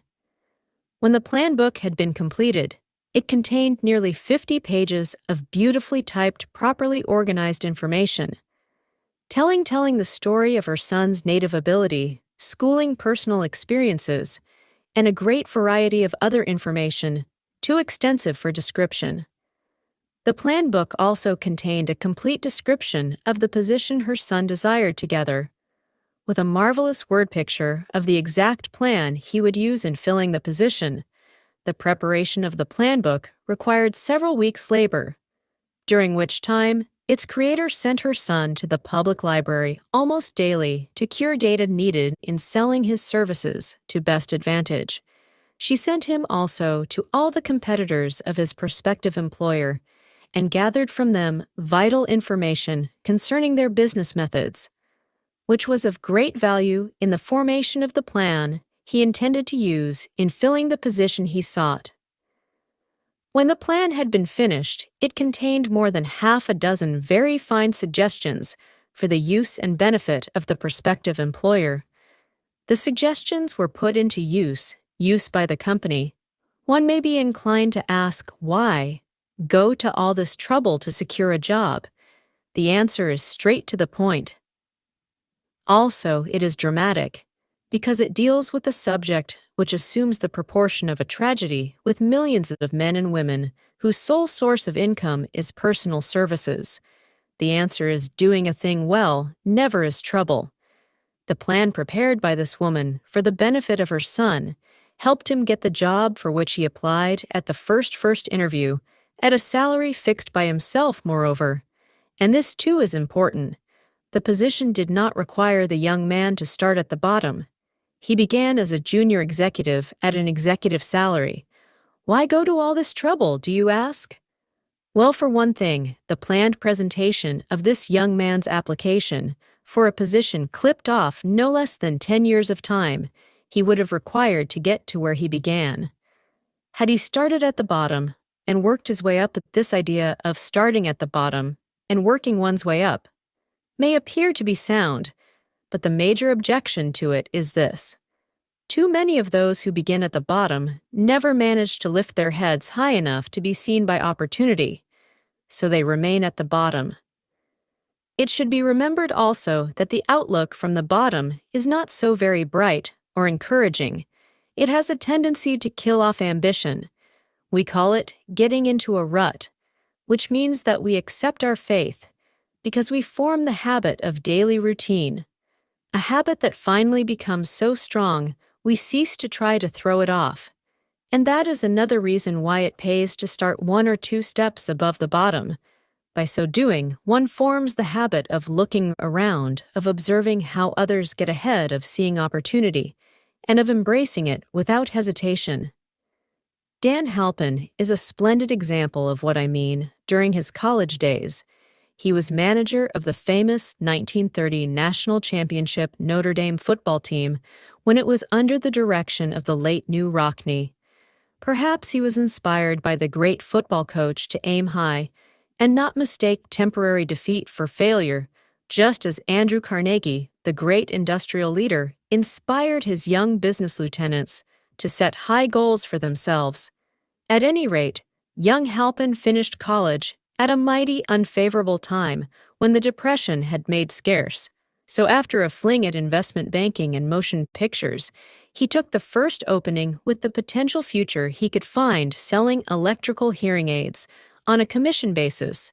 Anyone could start in that sort of job, and Helene knew it, but it was enough to open the door of opportunity to him. For almost 2 years, he continued in a job not to his liking, and he would never have risen above that job if he had not done something about his dissatisfaction. He aimed first at the job of assistant sales manager of his company and got the job that one step upward placed him high enough above the crowd to enable him to see still greater opportunity. Also, it placed him where opportunity could see him. He made such a fine record selling hearing aids that Andrews, chairman of the board of the Dictograph Products Company, a business competitor of the company for which Halpin worked, wanted to know something about that man, Dan Halpin, who was taking big sales away from the long-established Dictograph company he sent for Halpin. When the interview was over, Halpin was the new sales manager in charge of the Acousticon division. Then, to test young Halpin's mettle, Mr. Andrews went away to Florida for 3 months, leaving him to sink or swim in his new job. He did not sink. Rockney's spirit of all the world loves a winner and has no time for a loser inspired him to put so much into his job that he was recently elected vice president of the company and general manager of the Acousticon and Silent Radio division, a job which most men would be proud to earn through 10 years of loyal effort. Halpin turned the trick in little more than 6 months. It is difficult to say whether Mr. Andrews or Mr. Halpin is more deserving of eulogy for the reason that both showed evidence of having an abundance of that very rare quality known as imagination. Mr. Andrews deserves credit for seeing in young Halpin a go-getter of the highest order. Halpin deserves credit for refusing to compromise with life by accepting and keeping a job he did not want. And that is one of the major points I'm trying to emphasize through this entire philosophy, that we rise to high positions or remain at the bottom because of conditions we can control, if we desire to control them. I'm also trying to emphasize another point, namely that both success and failure are largely the results of habit. I have not the slightest doubt that Dan Halpin's close association with the greatest football coach America ever knew planted in his mind the same brand of desire to excel, which made the Notre Dame football team world famous. Truly, there is something to the idea that hero worship is helpful, provided one worships a winner. How tells me that Rockney was one of the world's greatest leaders of men in all history. My belief in the theory that business associations are vital factors both in failure and in success was recently demonstrated when my son Blair was negotiating with Dan Halpin for a position. Mr. Halpin offered him a beginning salary of about one-half what he could have gotten from a rival company. I brought parental pressure to bear and induced him to accept the place with Mr. Halpin, because I believe that close association with one who refuses to compromise with circumstances he does not like is an asset that can never be measured in terms of money. The bottom is a monotonous, dreary, unprofitable place for any person. That is why I have taken the time to describe how lowly beginnings may be circumvented by proper planning. Also, that is why so much space has been devoted to a description of this new profession, created by a woman who was inspired to do a fine job of planning because she wanted her son to have a favorable break with the changed conditions ushered in by the world economic collapse. Came also the need for newer and better ways of marketing personal services. It is hard to determine why someone had not previously discovered this stupendous need in view of the fact that more money changes hands in return for personal services than for any other purpose. The sum paid out monthly to people who work for wages and salaries is so huge that it runs into hundreds of millions, and the annual distribution amounts to billions. Perhaps some will find in the idea here briefly describe the nucleus of the riches they desire. Ideas with much less merit have been the seedlings from which great fortunes have grown. Woolworth's 5 and 1 cent store idea, for example, had far less merit, but it piled up a fortune for its creator. Those seeing opportunity lurking in this suggestion will find valuable aid in the chapter on organized planning. Incidentally, an efficient merchandiser of personal services would find a growing demand for his services wherever there are men and women who seek better markets for their services by applying the mastermind principle. A few people with suitable talent could form an alliance and have a paying business very quickly, one would need to be a fair writer with a flair for advertising and selling, one handy at typing and hand lettering, and one should be a first-class business getter who would let the world know about the service. If one person possessed all these abilities, he might carry on the business alone until it outgrew him.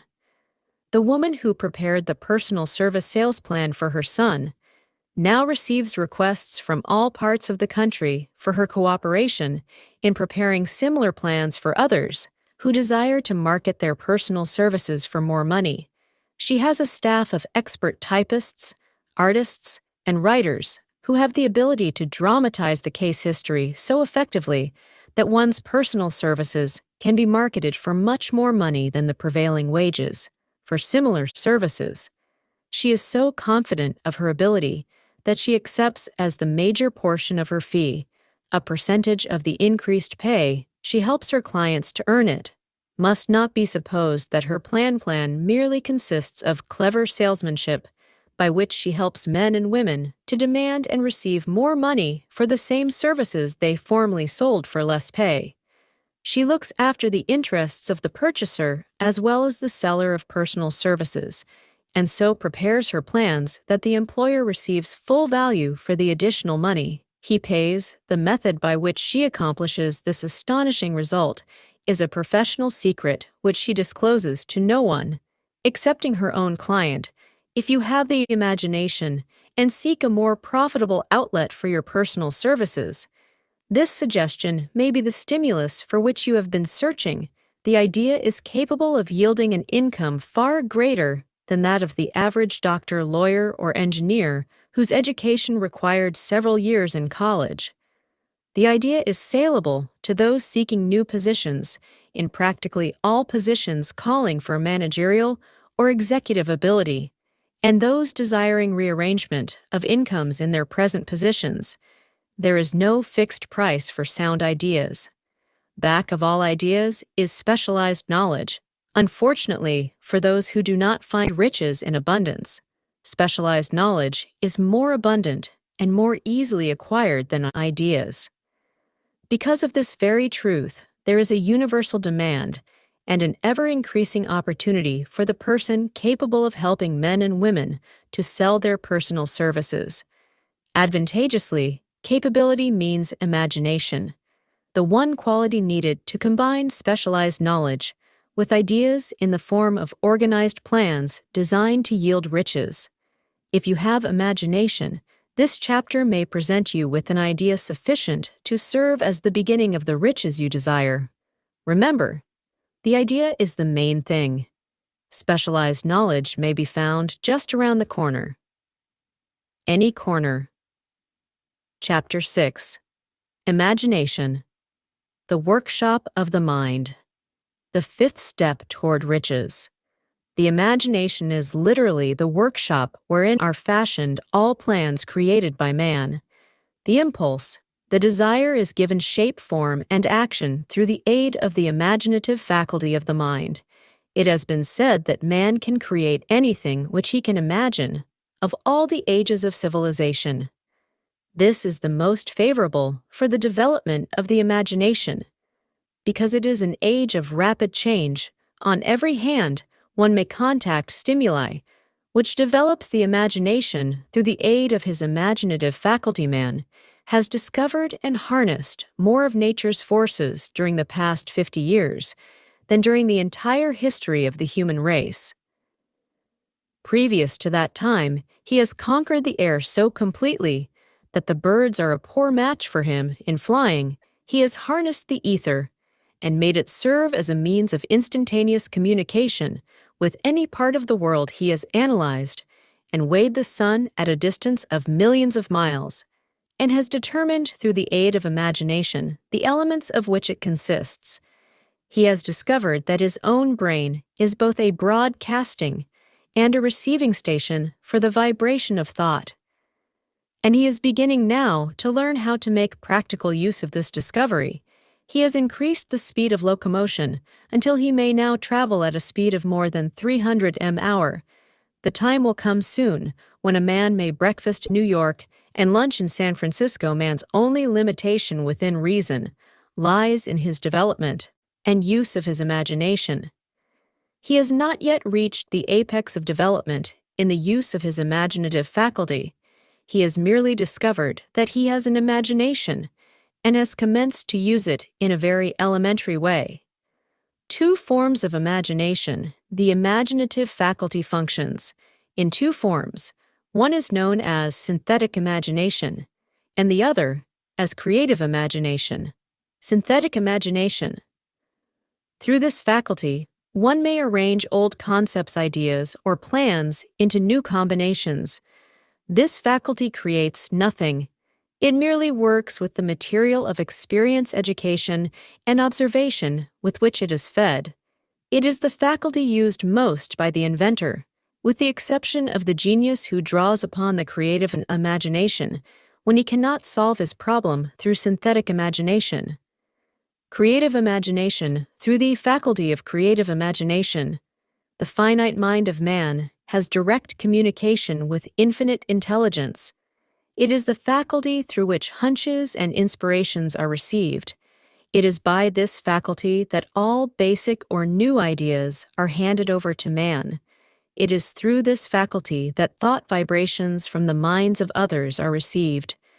It is through this faculty that one individual may tune in or communicate with the subconscious minds of other men.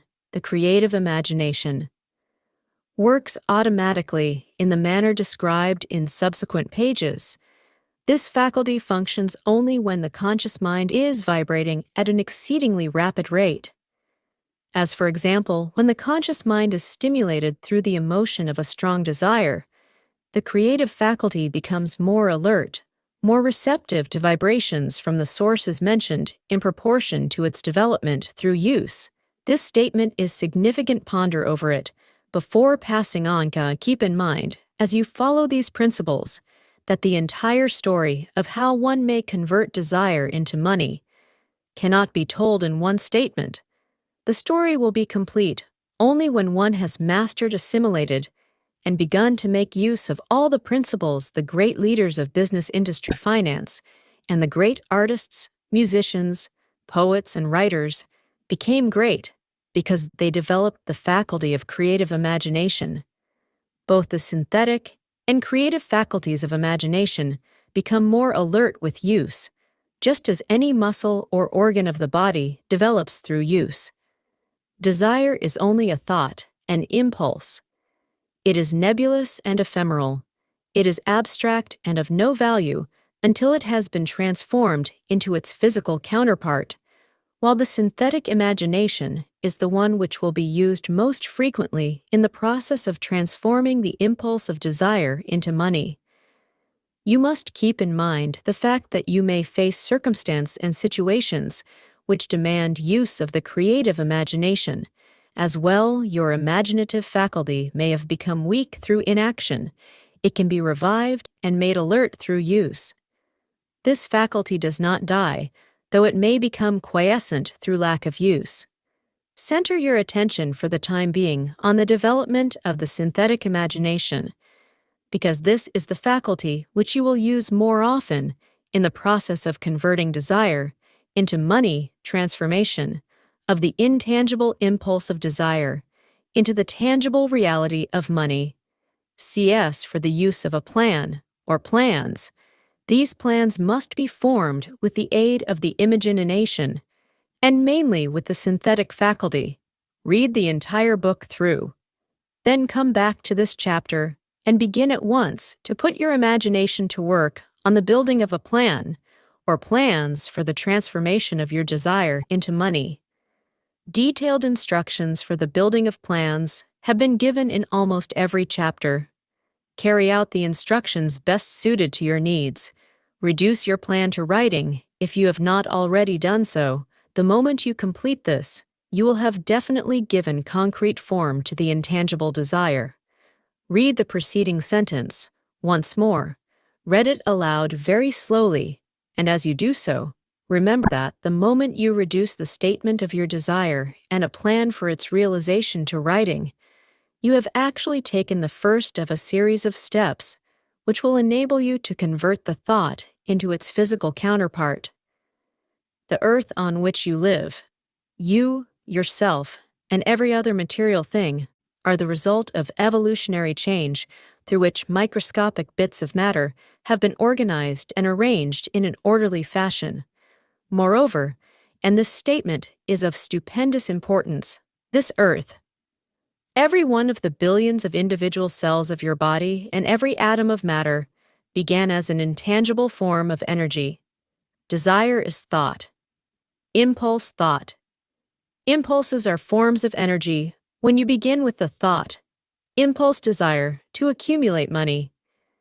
You are drafting into your service the same stuff that nature used in creating this earth and every material form in the universe, including the body and brain in which the thought impulses function, as far as science has been able to determine. The entire universe can consist of but two elements, matter and energy. Through the combination of energy and matter has been created everything perceptible to man, from the largest star, which floats in the heavens, down to and including man himself. You are now engaged in the task of trying to profit by nature's method. You are sincerely and earnestly, we hope, trying to adapt yourself to nature's laws by endeavoring to convert desire into its physical or monetary equivalent. You can do it. It has been done before. You can build a fortune through the aid of laws which are immutable. But first you must become familiar with these laws and learn to use them through repetition, and by approaching the description of these principles from every conceivable angle, the author hopes to reveal to you the secret through which every great fortune has been accumulated. Strange and paradoxical as it may seem, the secret is not a secret. Nature herself advertises it in the earth on which we live. The stars, the planets suspended within our view, in the elements above and around us, in every blade of grass, and every form of life within our vision. Nature advertises this secret in the terms of biology, in the conversion of a tiny cell so small that it may be lost on the point of a pin into the human being. Though reading this line, the conversion of desire into its physical equivalent is certainly no more miraculous. Do not become discouraged if you do not fully comprehend all that has been stated unless you have long been a student of the mind. It is not to be expected that you will assimilate all that is in this chapter upon a first reading, but you will in time make good progress. The principles which follow will open the way for understanding of imagination. Assimilate that which you understand as you read this philosophy for the first time. Then when you reread and study it, you will discover that something has happened to clarify it and give you a broader understanding of the whole. Above all, do not stop nor hesitate in your study of these principles until you have read the book at least 3 times, for then you will not want to stop. How to make practical use of imagination. Ideas are the beginning points of all fortunes. Ideas are products of the imagination. Let us examine a few well-known ideas which have yielded huge fortunes, with the hope that these illustrations will convey definite information concerning the method by which imagination may be used in accumulating riches. The enchanted kettle. 50 years ago, an old country doctor drove to town, hitched his horse quietly, slipped into a drugstore by the back door, and began dickering with the young drug clerk. His mission was destined to yield great wealth to many people. It was destined to bring to the South the most far-flung benefit since the Civil War. For more than an hour behind the prescription counter, the old doctor and the clerk talked in low, low tones. Then the doctor left. He went out to the buggy and brought back a large old-fashioned kettle, a big wooden paddle used for stirring the contents of the kettle, and deposited them in the back of the store. The clerk inspected the kettle, reached into his inside pocket, took out a roll of bills, and handed it over to the doctor. The roll contained exactly $500, the clerk's entire savings. The doctor handed over a small slip of paper on which was written a secret formula. The words on that small slip of paper were worth a king's ransom. But not to the doctor. Those magic words were needed to start the kettle to boiling, but neither the doctor nor the young clerk knew what fabulous fortunes were destined to flow from that kettle. The old doctor was glad to sell the outfit for $500. The money would pay off his debts and give him freedom of mind. The clerk was taking a big chance by staking his entire life savings on a mere scrap of paper and an old kettle. He never dreamed his investment would start a kettle to overflowing with gold that would surpass the miraculous performance of Aladdin's lamp. What the clerk really purchased was an idea. The old kettle and the wooden paddle and the secret message on a slip of paper were incidental. The strange performance of that kettle began to take place after the new owner mixed with the secret instructions, an ingredient of which the doctor knew nothing. Read this story carefully. Give your imagination a test. See if you can discover what it was that the young man added to the secret message which caused the kettle to overflow with gold. Remember as you read that this is not a story from Arabian Nights here. You have a story of facts, stranger than fiction facts, which began in the form of an idea. Let us take a look at the vast fortunes of gold this idea has produced. It has paid, and still pays, huge fortunes to men and women all over the world who distribute the contents of the kettle to millions of people. The old kettle is now one of the world's largest consumers of sugar, thus providing jobs of a permanent nature to thousands of men and women engaged in growing sugarcane and in refining and marketing sugar. The old kettle consumes annually millions of glass bottles, providing jobs to huge numbers of glass workers. The old kettle gives employment to an army of clerks, stenographers, copywriters, and advertising experts throughout the nation. It has brought fame and fortune to scores of artists who have created magnificent pictures describing the product. The old kettle has converted a small southern city into the business capital of the South, where it now benefits directly or indirectly every business and practically every resident of the city. The influence of this idea now benefits every civilized country in the world, pouring out a continuous stream of gold to all who touch it. Gold from the kettle built and maintains one of the most prominent colleges of the South, where thousands of young people receive the training essential for success. The old kettle has done other marvelous things all through the world depression, when factories, banks, and business houses were folding up and quitting by the thousands.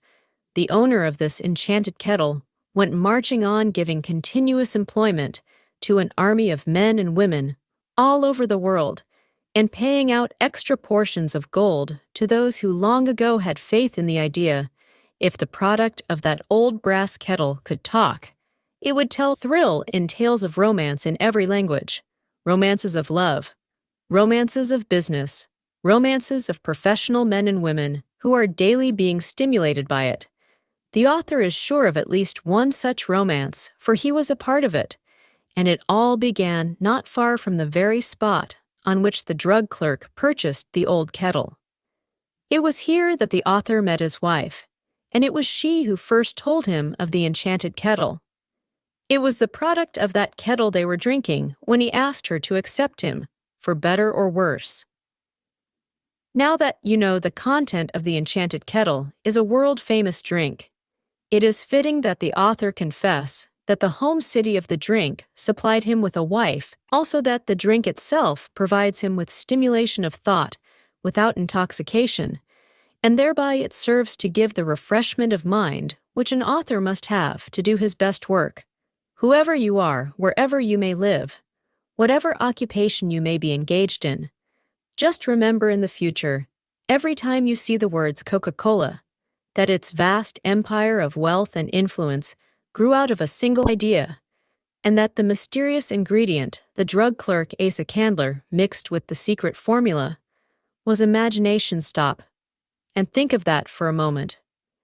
Remember also that the 13 steps to riches described in this book were the media through which the influence of Coca-Cola has been extended to every city, town, village, and crossroads of the world, and that any idea you may create as sound and meritorious as Coca-Cola has the possibility of duplicating the stupendous record of this worldwide thirst killer.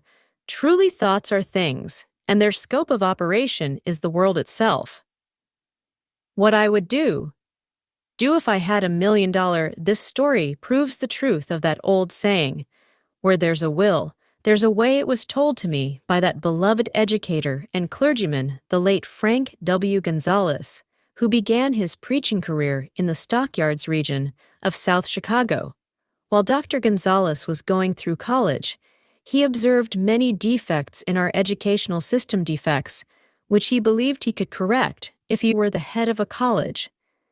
His deep desire was to become the directing head of an educational institution in which young men and women would be taught to learn by doing.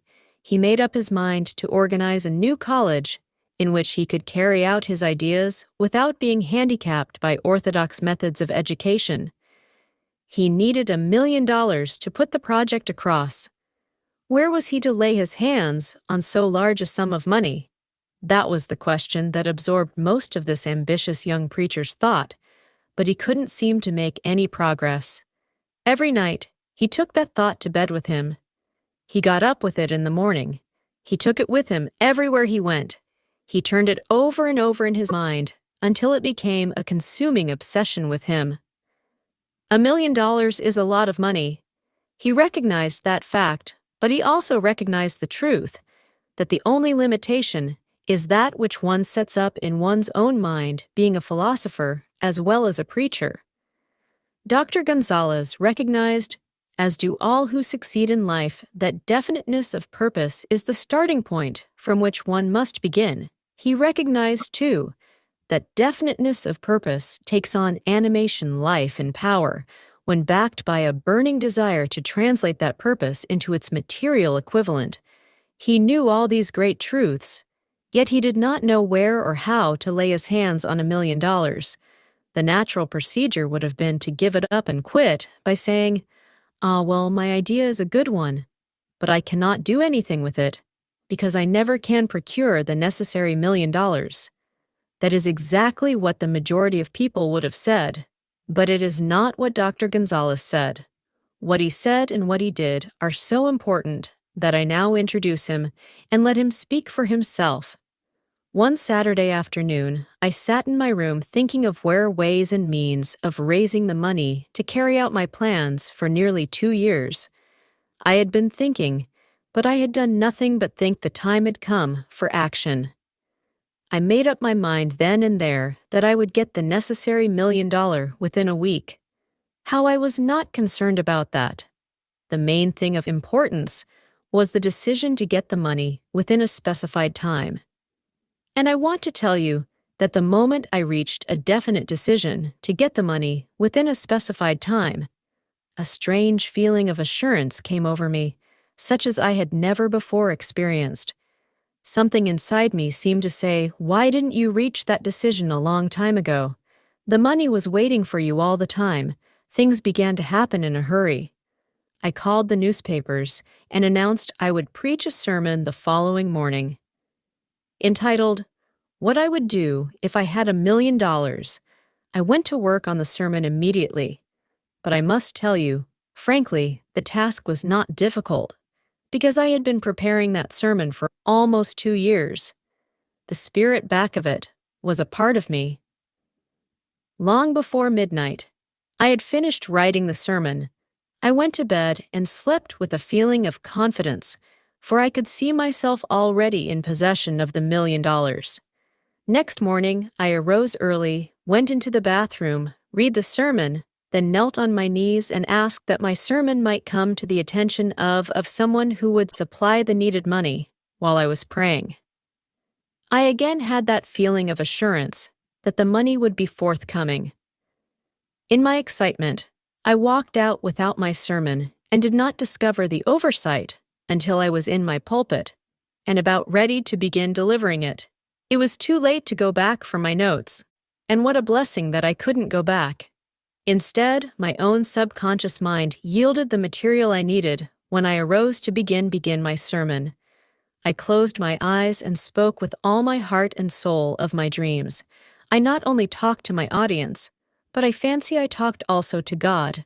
I told what I would do with $1,000,000 if that amount were placed in my hands. I described the plan I had in mind for organizing a great educational institution where young people would learn to do practical things and at the same time developed their minds. When I had finished and sat down, a man slowly arose from his seat, about 3 rows from the rear, and made his way toward the pulpit. I wondered what he was going to do. He came into the pulpit, extended his hand, and said, "Reverend, I liked your sermon. I believe you can do everything you said you would. If you had $1,000,000 to prove that I believe in you and your sermon, if you will come to my office tomorrow morning, I will give you the $1,000,000. My name is Philip D. Aurore." Young Gonzalez went to Mr. Armore's office, and the $1,000,000 was presented to him. With the money he founded the Armore Institute of Technology. That is more money than the majority of preachers ever see in an entire lifetime. Yet the thought impulse back of the money was created in the young preacher's mind in a fraction of a minute. The necessary $1,000,000 came as a result of an idea. Back of the idea was a desire which young Gonzalez had been nursing in his mind for almost 2 years. Observe this important fact: he got the money within 36 hours after he reached a definite decision in his own mind to get it, and decided upon a definite plan for getting it. There was nothing new or unique about young Gonzalez's vague thinking about $1,000,000 and weakly hoping for it. Others before him, and many since his time, have had similar thoughts. But there was something very unique and different about the decision he reached on that memorable Saturday when he put vagueness into the background and definitely said, "I will get that money." Within a week, God seems to throw himself on the side of the man who knows exactly what he wants, if he is determined to get just that. Moreover, the principle through which Dr. Gonzalez got his $1,000,000 is still alive. It is available to you. This universal law is as workable today as it was when the young preacher made use of it. So successfully, this book describes step by step the 13 elements of this great law and suggests how they may be put to use. Observe that Asa Candler and Dr. Frank Gonzalez had one characteristic in common. Both knew the astounding truth that ideas can be transmuted into cash through the power of definite purpose, plus definite plans, if you are one of those who believe that hard work and honesty alone will bring riches. Perish the thought, it is not true. Riches, when they come in huge quantities, are never the result of hard work. Riches come, if they come at all, in response to definite demands based upon the application of definite principles, and not by chance or luck. Generally speaking, an idea is an impulse of thought that impels action by an appeal to the imagination. All master salesmen know that ideas can be sold where merchandise cannot. Ordinary salesmen do not know this. That is why they are ordinary. A publisher of books which sell for a nickel made a discovery that should be worth much to publishers generally.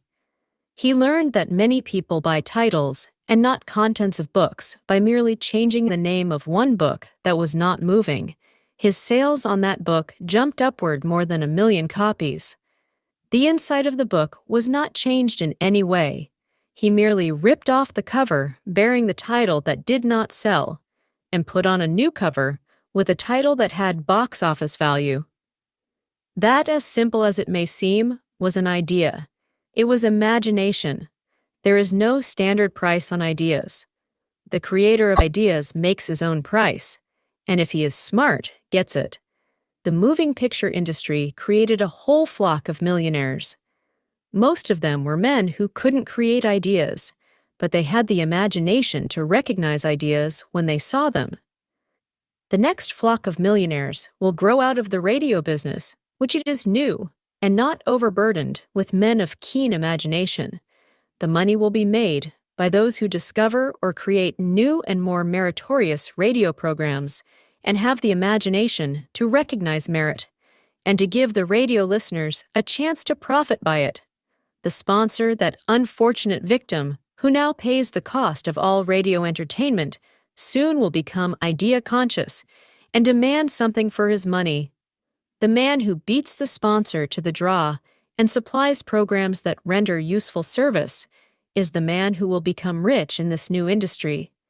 Cooners and light chatter artists, who now pollute the air with wisecracks and silly giggles, will go the way of all light timbers, and their places will be taken by real artists, who interpret carefully planned programs, which have been designed to service the minds of men, as well as provide entertainment.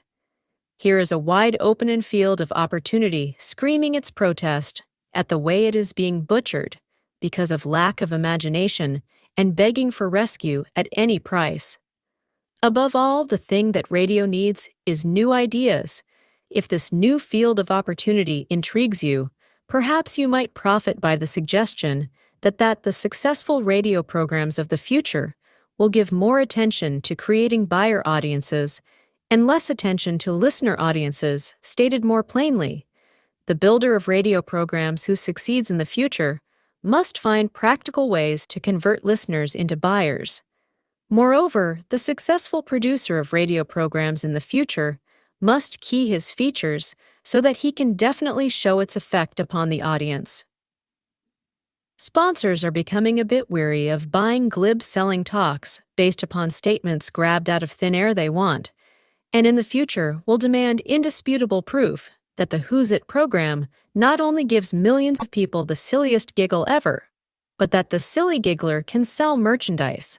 Another thing that might as well be understood by those who contemplate entering this new field of opportunity.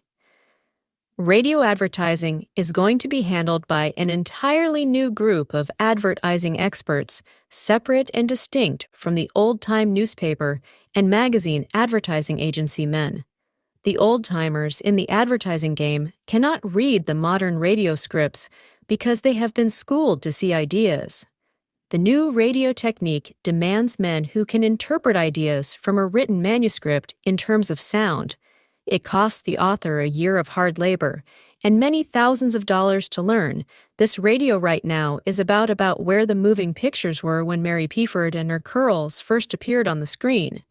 There is plenty of room in radio for those who can produce or recognize ideas. If the foregoing comment on the opportunities of radio has not started your idea, factory to work, you had better forget it. Your opportunity is in some other field if the comment intrigued you in the slightest degree. Then go further into it, and you may find the one idea you need to round out your career. Never let it discourage you if you have no experience in radio. Andrew Carnegie knew very little about making steel. I have Carnegie's own word for this, but he made practical use of two of the principles described in this book and made the steel business yield him a fortune. The story of practically every great fortune starts with the day when a creator of ideas and a seller of ideas got together and worked in harmony. Carnegie surrounded himself with men who could do all that he could not do, men who created ideas and men who put ideas into operation and made himself and the others fabulously rich. Millions of people go through life hoping for favorable breaks. Perhaps a favorable break can get one an opportunity, but the safest plan is not to depend upon luck. It was a favorable break that gave me the biggest opportunity of my life, but 25 years of determined effort had to be devoted to that opportunity before it became an asset. The break consisted of my good fortune in meeting and gaining the cooperation of Andrew Carnegie. On that occasion, Carnegie planted in my mind the idea of organizing the principles of achievement into a philosophy of success. Thousands of people have profited by the discoveries made in the 25 years of research, and several fortune have been accumulated through the application of the philosophy. The beginning was simple. It was an idea which anyone might have developed. The favorable break came through Carnegie. But what about the determination, definiteness of purpose, and the desire to attain the goal and the persistent effort of 25 years? It was no ordinary desire that survived disappointment, discouragement, temporary defeat, criticism, and the constant reminding of a waste of time. It was a burning desire, an obsession, when the idea was first planted in my mind by Mr. Carnegie. It was coaxed, nursed, and enticed to remain alive.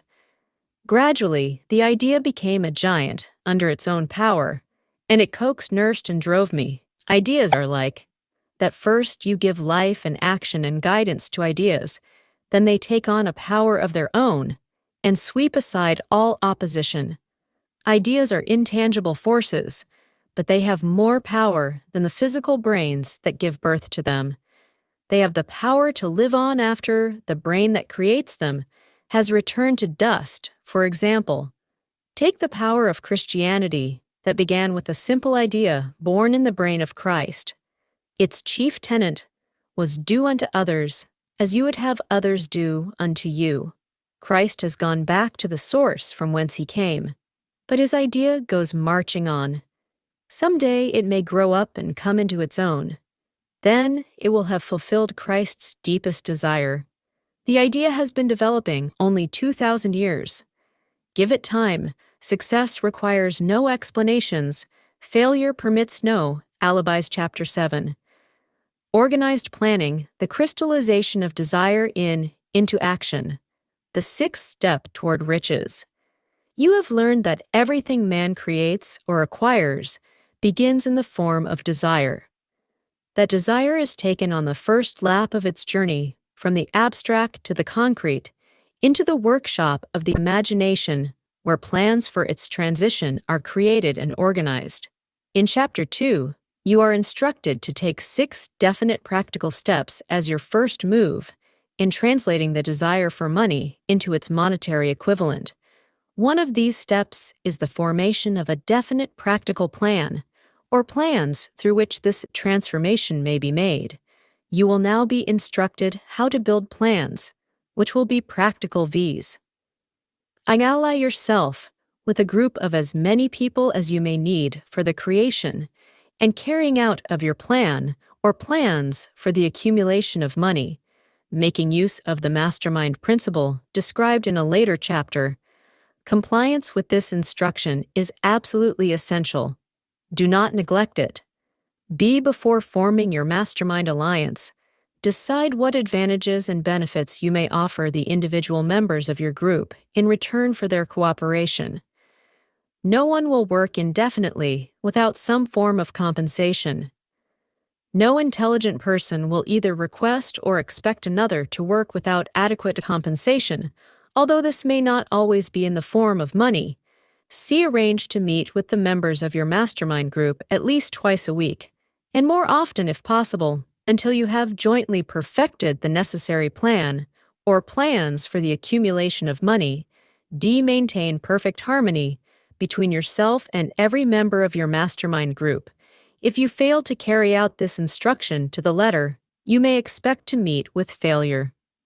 The mastermind principle cannot obtain where perfect harmony does not prevail. Keep in mind these facts first. You engaged in an undertaking of major importance to you to be sure of success. You must have plans which are faultless. Second, you must have the advantage of the experience, education, native ability, and imagination of other minds. This is in harmony with the methods followed by every person who has accumulated a great fortune.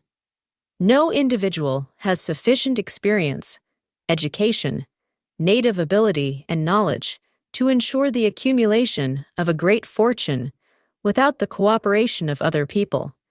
Every plan you adopt in your endeavor to accumulate wealth should be the joint creation of yourself and every other member of your mastermind group. You may originate your own plans, either in whole or in part, but see that those plans are checked and approved by the members of your Mastermind Alliance. If the first plan which you adopt does not work successfully, replace it with a new plan. If this new plan fails to work, replace it in turn with still another, and so on, until you find a plan which does work. Right here is the point at which the majority of men meet with failure because of their lack of persistence in creating new plans to take the place of those which fail. The most intelligent man living cannot succeed in accumulating money, nor in any other undertaking, without plans which are practical and workable. Just keep this fact in mind, and remember, when your plans fail, that temporary defeat is not permanent failure. It may only mean that your plans have not been sound. Build other plans, start all over again. Thomas A. Edison failed 10,000 times before he perfected the incandescent electric light bulb. That is, he met with temporary defeat 10,000 times before his efforts were crowned with success.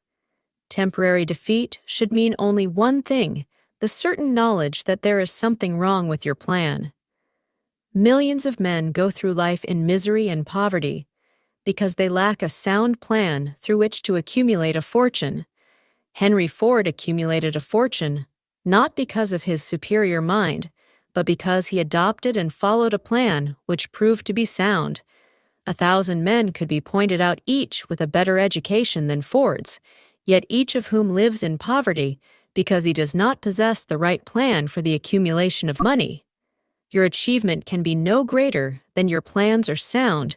That may seem to be an axiomatic statement, but it is true. Samuel Insull lost his fortune of over $100 million. The Insull fortune was built on plans which were sound. The business depression forced Mr. Insull to change his plans, and the change brought temporary defeat because his new plans were not sound. Mr. Insull is now an old man. He may consequently accept failure instead of temporary defeat. But if his experience turns out to be failure, it will be for the reason that he lacks the fire of persistence to rebuild his plans. No man is ever whipped until he quits in his own mind. This fact will be repeated many times because it is so easy to take the count at the first sign of defeat.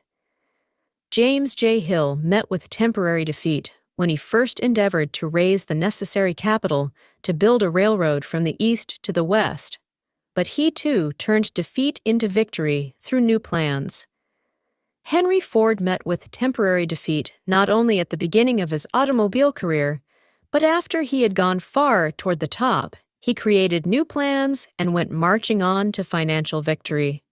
We see men who have accumulated great fortunes, but we often recognize only their triumph, overlooking the temporary defeats which they had to surmount before arriving. No follower of this philosophy can reasonably expect to accumulate a fortune without experiencing temporary defeat. When defeat comes, accept it as a signal that your plans are not sound. Rebuild those plans and set sail once more toward your coveted goal. If you give up before your goal has been reached, you are a quitter. A quitter never wins, and a winner never quits. Lift this sentence out. Write it on a piece of paper in letters an inch high, and place it where you will see it every night before you go to sleep. And every morning before you go to work, when you begin to select members for your mastermind group endeavor, to select those who do not take defeat seriously. Some people foolishly believe that only money can make money. This is not true. Desire, transmuted into its monetary equivalent through the principles laid down here, is the agency through which money is made. Money of itself is nothing but inert matter. It cannot move, think, or talk, but it can hear. When a man who has, it calls it to come, planning the sale of services. The remainder of this chapter has been given over to a description of ways and means of marketing personal services. The information here conveyed will be of practical help to any person having any form of personal services to market, but it will be of priceless benefit to those who aspire to leadership in their chosen occupations. Intelligent planning is the essential for success in any undertaking designed to accumulate riches. Here will be found detailed instructions to those who must begin the accumulation of riches by selling personal services. It should be encouraging to know that practically all the great fortunes began in the form of compensation for personal services or from the sale of ideas. What else? Except ideas and personal services, would one not possessed of property have to give in return for riches? Broadly speaking, there are two types of people in the world. One type is known as leaders, and the other as followers. Decide at the outset whether you intend to become a leader in your chosen calling or remain a follower. The difference in compensation is vast. The follower cannot reasonably expect the compensation to which a leader is entitled, although many followers make the mistake of expecting such pay. It is no disgrace to be a follower. On the other hand, it is no credit to remain a follower. Most great leaders began in the capacity of followers. They became great leaders because they were intelligent followers with few exceptions. The man who cannot follow a leader intelligently cannot become an efficient leader. The man who can follow a leader most efficiently is usually the man who develops into leadership. Most rapidly, an intelligent follower has many advantages among them. The opportunity to acquire knowledge. From his leader, the major attributes of leadership, the following are important factors of leadership. 1. Unwavering courage, based upon knowledge of self and of one's occupation. No follower wishes to be dominated by a leader who lacks self-confidence and courage. No intelligence follower will be dominated by such leader very long. 2. Self-control. The man who cannot control himself can never control others. Self-control sets a mighty example for one's followers, which the more intelligent will emulate. 3.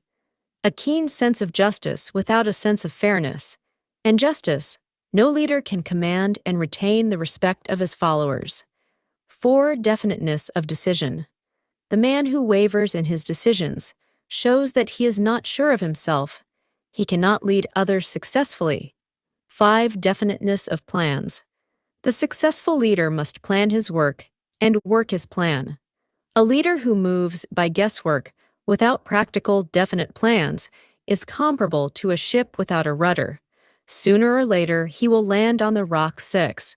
The habit of doing more than paid for. One of the penalties of leadership is the necessity of willingness upon the part of the leader to do more than he requires of his followers. 7. A pleasing personality.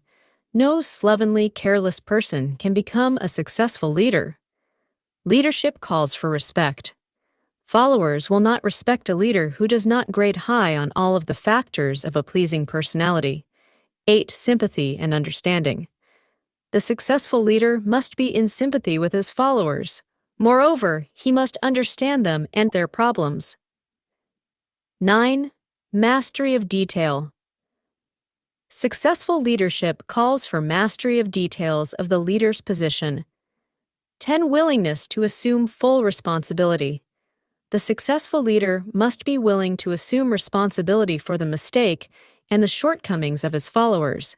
If he tries to shift this responsibility, he will not remain the leader.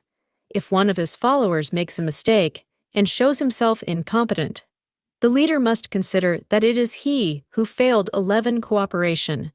The successful leader must understand and apply the principle of cooperative effort and be able to induce his followers to do the same. Leadership calls for power, and power calls for cooperation. There are two forms of leadership. The first, and by far the most effective, is leadership by consent of and with the sympathy of the followers. The second is leadership by force, without the consent and sympathy of the followers. History is filled with evidences that leadership by force cannot endure. The downfall and disappearance of dictators and kings is significant. It means that people will not follow forced leadership indefinitely. The world has just entered a new era of relationship between leaders and followers, which very clearly calls for new leaders and a new brand of leadership in business and industry. Those who belong to the old school of leadership by force must acquire an understanding of the new brand of leadership cooperation, or be relegated to the rank and file of the followers. There is no other way out for them.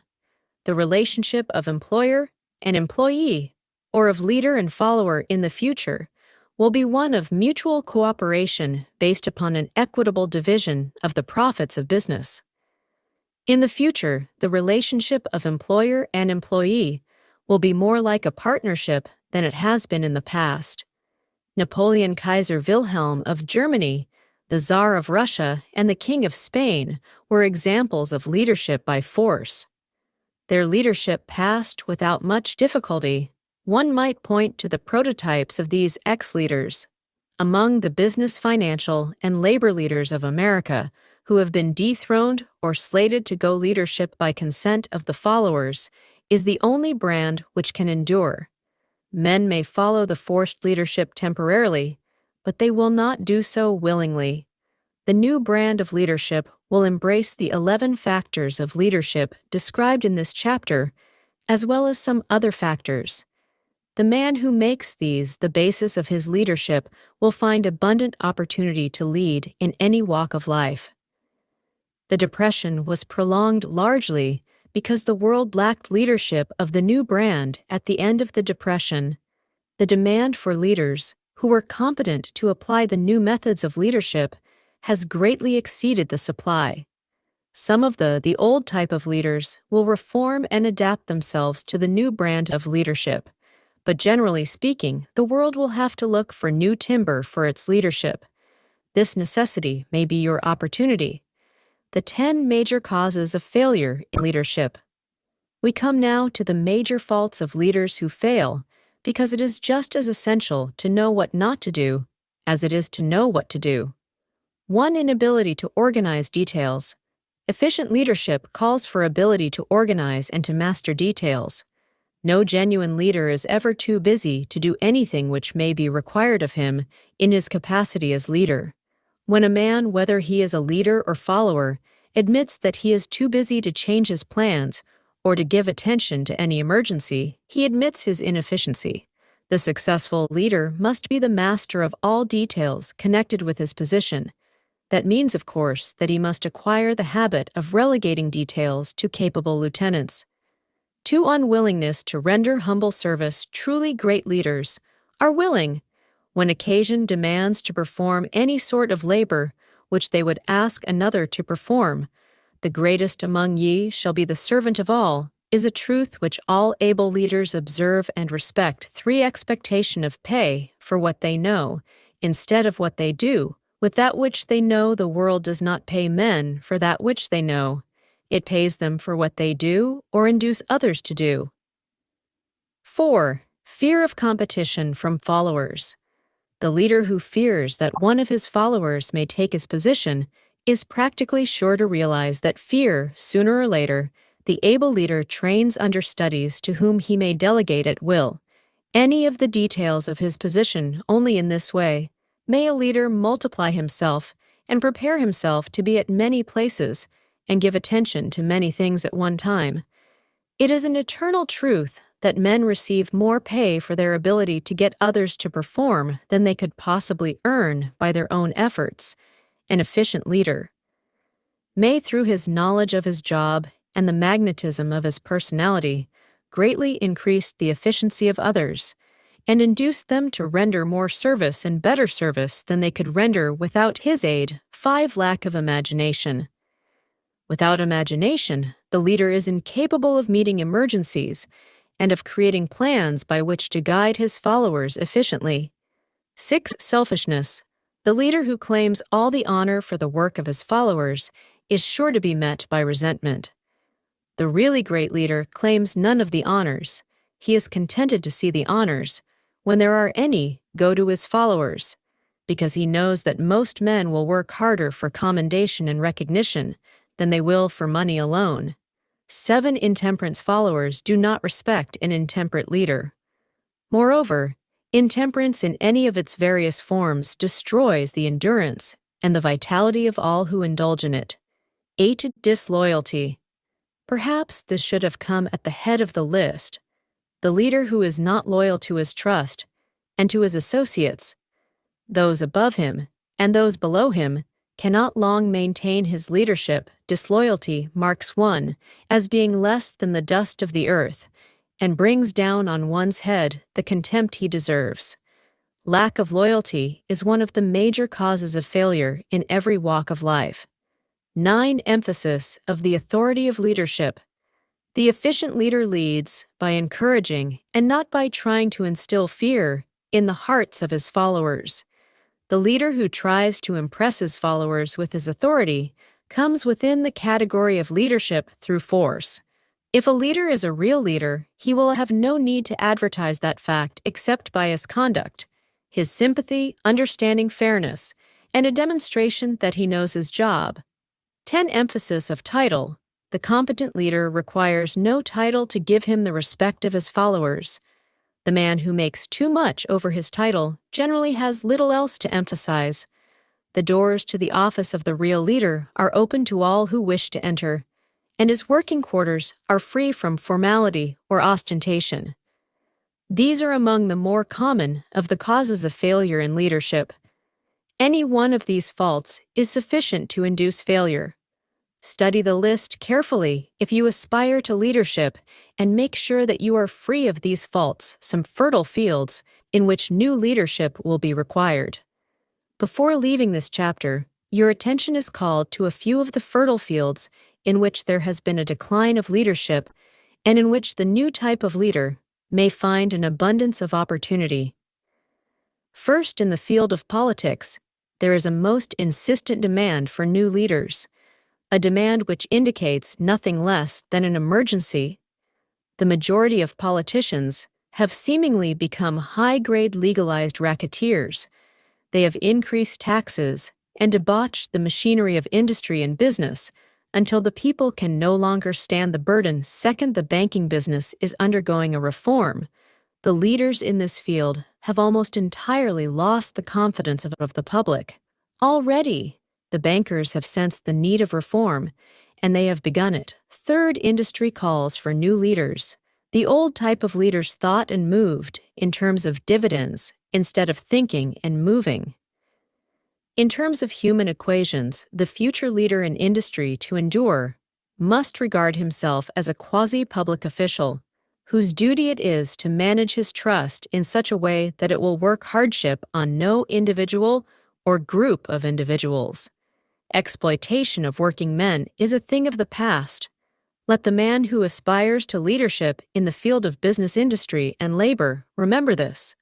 Fourth, the religious leader of the future will be forced to give more attention to the temporal needs of his followers in the solution of their economic and personal problems of the present, and less attention to the dead past and the yet unborn future. Fifth, in the professions of law, medicine, and education, a new brand of leadership, and to some extent new leaders, will become a necessity. This is especially true in the field of education. The leader in that field must in the future find ways and means of teaching people how to apply the knowledge they receive in school. He must deal more with practice and less with theory. 6. New leaders will be required in the field of journalism. Newspapers of the future, to be conducted successfully, must be divorced from special privilege and relieved from the subsidy of advertising. They must cease to be organs of propaganda for the interests which patronize their advertising C-columns. The type of newspaper which publishes scandal and lewd pictures will eventually go the way of all forces which debauch the human mind. These are but a few of the fields in which opportunities for new leaders and a new brand of leadership are now available. The world is undergoing a rapid change. This means that the media through which the changes in human habits are promoted must be adapted to the changes. The media here described are the ones which more than any others determine the trend of civilization. When and how to apply for a position, the information described here is the net result of many years of experience, during which thousands of men and women were helped to market their services effectively.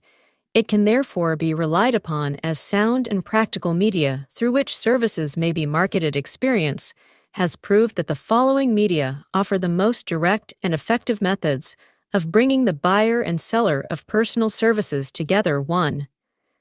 Employment bureaus. Care must be taken to select only reputable bureaus, the management of which can show adequate records of achievement of satisfactory results. There are comparatively few such bureaus. 2. Advertising in newspapers, trade journals, magazines, and radio. Classified advertising. may usually be relied upon to produce satisfactory results in the case of those who apply for clerical or ordinary salaried positions. Display advertising is more desirable in the case of those who seek executive connections, the copy to appear in the section of the paper, which is most apt to come to the attention of the class of employer being sought. The copy should be prepared by an expert who understands how to inject sufficient selling qualities to produce replies. 3 personal letters of application directed to particular firms or individuals most apt to need such services as are being offered. Letters should be neatly typed always and signed by hand. With the letter should be sent a complete brief or outline of the applicant's qualifications. Both the letter of application and the brief of experience or qualification should be prepared by an expert. See instructions as to information to be supplied for application through personal acquaintances. When possible, the applicant should endeavor to approach prospective employers through some mutual acquaintance. This method of approach is particularly advantageous in the case of those who seek executive connection and don't wish to appear to be peddling themselves 5 application in person. In some instances, it may be more effective if the applicant offers personally his services to prospective employers, in which event a complete written statement of qualifications for the position should be presented for the reason that prospective employers often wish to discuss with associates one's record information to be supplied in a written brief. This brief should be prepared as carefully as a lawyer would prepare the brief of a case to be tried in court. Unless the applicant is experienced in the preparation of such briefs, an expert should be consulted and his services enlisted for this purpose. Successful merchants employ men and women who understand the art and the psychology of advertising to present the merits of their merchandise. One who has personal services for sale should do the same. The following information should appear in the brief 1. Education: state briefly, but definitely what schooling you have had and in what subjects you specialized in school, giving the reasons for that specialization. 2. Experience, if you have had experience in connection with positions similar to the one you seek. Describe it fully. State names and addresses of former employers. Be sure to bring out clearly any special experience you may have had, which would equip you to fill the position you seek. 3. References. Practically every business firm desires to know all about the previous records, antecedents, etc. of prospective employees who seek positions of responsibility. Attach to your brief photostatic copies of letters from A. former employers, B. teachers under whom you studied, C. Prominent people whose judgment may be relied upon. 4. Photograph of self. Attach to your brief a recent unmounted photograph of yourself. 5. Apply for a specific position. Avoid application for a position without describing exactly what particular position you seek. Never apply for just a position that indicates you lack specialized qualifications. 6. State your qualifications for the particular position for which you apply. Give full details as to the reason you believe you are qualified for the particular position you seek.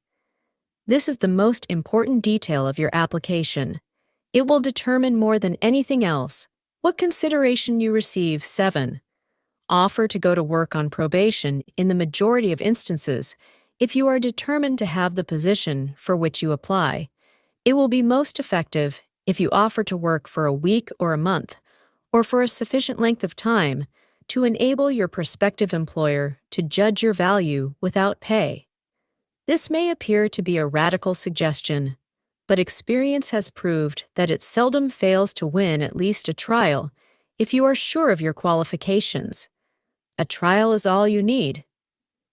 Incidentally, such an offer indicates that you have confidence in your ability to fill the position you seek. It is most convincing if your offer is accepted, and you make good. More than likely, you will be paid for your probation period. Make clear the fact that your offer is based upon your confidence in your ability to fill the position. B. Your confidence in your prospective employer's decision to employ you after trial. C. Your determination to have the position you seek. 8. Knowledge of your prospective employer's business before applying for a position. Do sufficient research in connection with the business to familiarize yourself thoroughly with that business and indicate in your brief the knowledge you have acquired in this field. This will be impressive, as it will indicate that you have imagination and a real interest in the position you seek. Remember that it is not the lawyer who knows the most law, but the one who best prepares his case, who wins, if your case is properly prepared and presented. Your victory will have been more than half won at the outset. Do not be afraid of making your brief too long.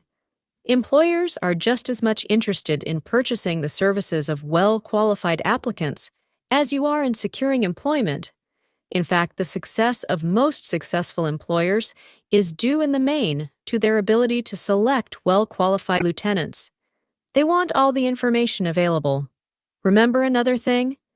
Neatness in the preparation of your brief will indicate that you are a painstaking person. I have helped to prepare briefs for clients which were so striking and out of the ordinary that they resulted in the employment of the applicant without a personal interview. When your brief has been completed, have it neatly bound by an experienced binder and lettered by an artist or printer, similar to the following brief of the qualifications of Robert K. Smith applying for the position of private secretary to the president of the blank company incorporated. Change names each time brief is shown. This personal touch is sure to command attention. Have your brief neatly typed or mimeographed on the finest paper you can obtain, and bound with a heavy paper of the book, cover variety, the binder to be changed, and the proper firm name to be inserted if it is to be shown to more than one company. Your photograph should be pasted on one of the pages of your brief. Follow these instructions to the letter, improving upon them. Wherever your imagination suggests, successful salesmen groom themselves with care. They understand that first impressions are lasting. Your brief is your salesman. Give it a good suit of clothes so it will stand out in bold contrast to anything your prospective employer ever saw in the way of an application for a position. If the position you seek is worth having, it is worth going after with care. Moreover, if you sell yourself to an employer in a manner that impresses him with your individuality, you probably will receive more money for your services from the very start than you would if you applied for employment in the usual conventional way. If you seek employment through an advertising agency or an employment agency, have the agent use copies of your brief in marketing your services. This will help to gain preference for you both, with the agent and the prospective employers. How to get the exact position you desire. Everyone enjoys doing the kind of work for which he is best suited. An artist loves to work with paints, a craftsman with his hands, a writer loves to write. Those with less definite talents have their preferences for certain fields of business and industry. If America does anything well, it offers a full range of occupations. Tilling the soil, manufacturing, marketing, and the professions. First decide exactly what kind of a job you want. If the job doesn't already exist, perhaps you can create it. Second, choose the company or individual for whom you wish to work. Third, study your prospective employer as to policy, personnel, and chances of advancement. Fourth, by analysis of yourself, your talents and capabilities, figure what you can offer and plan, ways and means of giving advantages, services developments, ideas that you believe you can successfully deliver. Fifth, forget about a job. Forget whether or not there is an opening. Forget the usual routine of, have you got a job for me? Concentrate on what you can give. Sixth, once you have your plan in mind, arrange with an experienced writer to put it on paper in neat form and in full detail. Seventh, present it to the proper person with authority, and he will do the rest. Every company is looking for men who can give something of value, whether it be ideas, services, or connections. Every company has room for the man who has a definite plan of action, which is to the advantage of that company. This line of procedure may take a few days or weeks of extra time, but the difference in income and advancement, and in gaining recognition, will save years of hard work at small pay. It has many advantages, the main one being that it will often save from 1 to 5 years of time in reaching a chosen goal. Every person who starts or gets in halfway up the ladder does so by deliberate and careful planning, excepting, of course, the boss's son. The new way of marketing services jobs are now partnerships. Men and women who market their services to best advantage in the future must recognize the stupendous change which has taken place in connection with the relationship between employer and employee. In the future, the golden rule, and not the rule of gold, will be the dominating factor in the marketing of merchandise as well as personal services.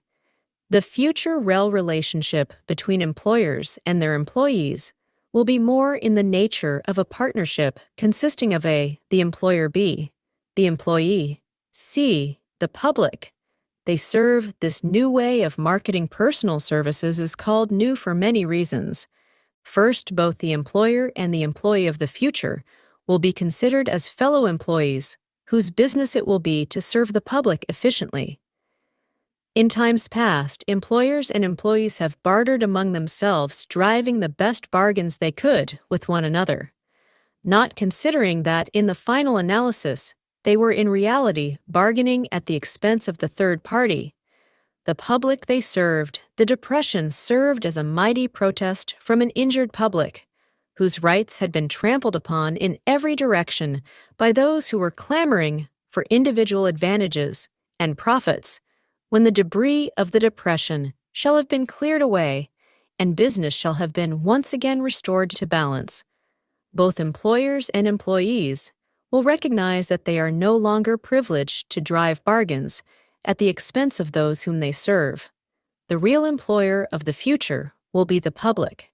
This should be kept uppermost in mind by every person seeking to market personal services. Effectively, nearly every railroad in America is in financial difficulty. Who does not remember the day when, if a citizen inquired at the ticket office the time of departure of a train, he was abruptly referred to the bulletin board instead of being politely given the information? The streetcar companies have experienced a change of times. Also, there was a time not so very long ago when streetcar conductors took pride in giving argument to passengers. Many of the streetcar tracks have been removed, and passengers ride on a bus whose driver is the last word in politeness all over the country. Streetcar tracks are rusting from abandonment, or have been taken up wherever streetcars are still in operation. Passengers may now ride without argument, and one may even hail the car in the middle of the block, and the motorman will obligingly pick him up. How times have changed. That is just the point. I'm trying to emphasize, times have changed. Moreover, the change is reflected not merely in railroad offices and on street cars, but in other walks of life as well. The public banned policy is now passé. It has been supplanted by the "we are obligingly at your service, sir" policy. The bankers have learned a thing or two during this rapid change which has taken place during the past few years. Impoliteness on the part of a bank official or bank employee today is as rare as it was conspicuous a dozen years ago. In the years past, some bankers, not all of them, of course, carried an atmosphere of austerity which gave every would-be borrower a chill when he even thought of approaching his banker for a loan. The thousands of bank failures during the Depression had the effect of removing the mahogany doors behind which bankers formerly barricaded themselves. They now sit at desks in the open, where they may be seen and approached at will by any depositor or by anyone who wishes to see them, and the whole atmosphere of the bank is one of courtesy and understanding.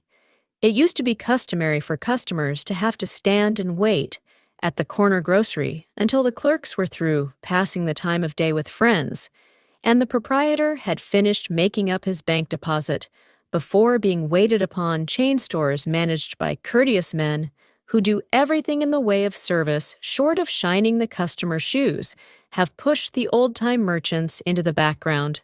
Time marches on. Courtesy and service are the watchwords of merchandising today, and apply to the person who is marketing personal services even more directly than to the employer whom he serves, because in the final analysis, both the employer and his employee are employed by the public. They serve. If they fail to serve well, they pay by the loss of their privilege of serving. We can all remember the time when the gas meter reader pounded on the door hard enough to break the panels when the door was opened. He pushed his way in, uninvited, with a scowl on his face, which plainly said, "What the hell did you keep me waiting for? All that has undergone a change." The meterman now conducts himself as a gentleman who is delighted to be at your service, sir. Before the gas companies learned that their scowling metermen were accumulating liabilities never to be cleared away, the polite salesman of oil burners came along and did a land office business during the Depression. I spent several months in the Anthroid coal region of Pennsylvania, studying conditions which all but destroyed the coal industry. Among several very significant discoveries was the fact that greed on the part of operators and their employees was the chief cause of the loss of business for the operators and loss of jobs for the miners, through the pressure of a group of overzealous labor leaders representing the employee, and the greed for profits on the part of the operators. The Anthroid business suddenly dwindled. The coal operators and their employees drove sharp bargains with one another, adding the cost of the bargaining to the price of the coal, until finally they discovered they had built up a wonderful business for the manufacturers of oil-burning outfits and the producers of crude oil. The wages of sin is death. Many have read this in the Bible, but few have discovered its meaning now. And for several years, the entire world has been listening by force to a sermon which might well be called "Whatsoever a man saith, that shall he also reap." Nothing as widespread and effective as the Depression could possibly be. Just a coincidence behind the Depression was a cause. Nothing ever happens without a cause. In the main, the cause of the Depression is traceable directly to the worldwide habit of trying to reap without sowing. This should not be mistaken to mean that the Depression represents a crop which the world is being forced to reap without having sown. The trouble is that the world sowed the wrong sort of seed. Any farmer knows he cannot sow the seed of thistles and reap a harvest of grain. Beginning at the outbreak of the World War, the people of the world began to sow the seed of service, inadequate in both quality and quantity. Nearly everyone was engaged in the pastime of trying to get without giving. These illustrations are brought to the attention of those who have personal services to market, to show that we are where we are and what we are because of our own conduct. If there is a principle of cause and effect which controls business, finance, and transportation, this same principle controls individuals and determines their economic status. What is your QQ's rating? The causes of success in marketing services effectively and permanently have been clearly described, unless those causes are studied, analyzed, understood, and applied. No man can market his services effectively and permanently. Every person must be his own salesman of personal services. The quality and the quantity of service rendered, and the spirit in which it is rendered, determine to a large extent the price and the duration of employment to market personal services effectively, which means a permanent market at a satisfactory price. Under pleasant conditions, one must adopt and follow the QQ's formula, which means that quality plus quantity plus the proper spirit of cooperation equals perfect salesmanship of service. Remember the QQ's formula, but do more. Apply it as a habit. Let us analyze the formula to make sure we understand exactly what it means. One quality of service shall be construed to mean the performance of every detail in connection with your position in the most efficient manner possible, with the object of greater efficiency always in mind. 2. Quantity of service shall be understood to mean the habit of rendering all the service of which you are capable at all times, with the purpose of increasing the amount of service rendered, as greater skill is developed through practice and experience. Emphasis is again placed on the word habit. 3. Spirit of service shall be construed to mean the habit of agreeable, harmonious conduct which will induce cooperation from associates and fellow employees.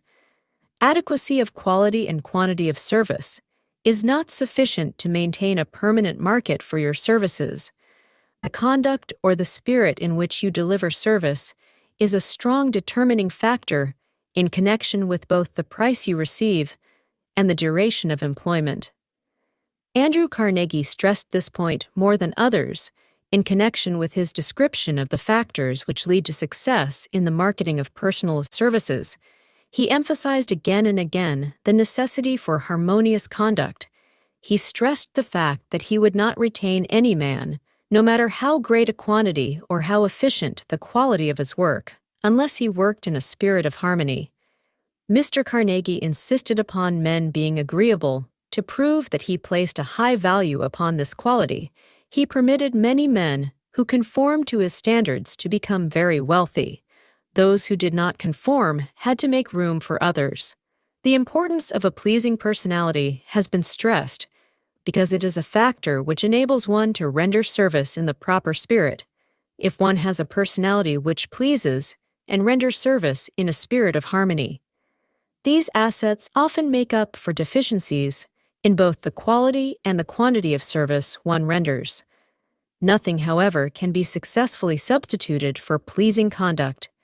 The capital value of your services, the person whose income is derived entirely from the sale of personal services, is no less a merchant than the man who sells commodities, and it might well be added, such a person is subject to exactly the same rules of conduct as the merchant who sells merchandise. This has been emphasized because the majority of people who live by the sale of personal services make the mistake of considering themselves free from the rules of conduct and the responsibilities attached to those who are engaged in marketing commodities. The new way of marketing services has practically forced both employer and employee into partnership alliances, through which both take into consideration the rights of the third party. The public they serve the day of the go-getter has passed. He has been supplanted by the go-ger. High-pressure methods in business finally blew the lid off.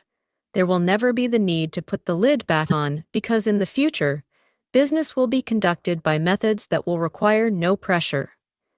The actual capital value of your brains may be determined by the amount of income you can produce by marketing your services.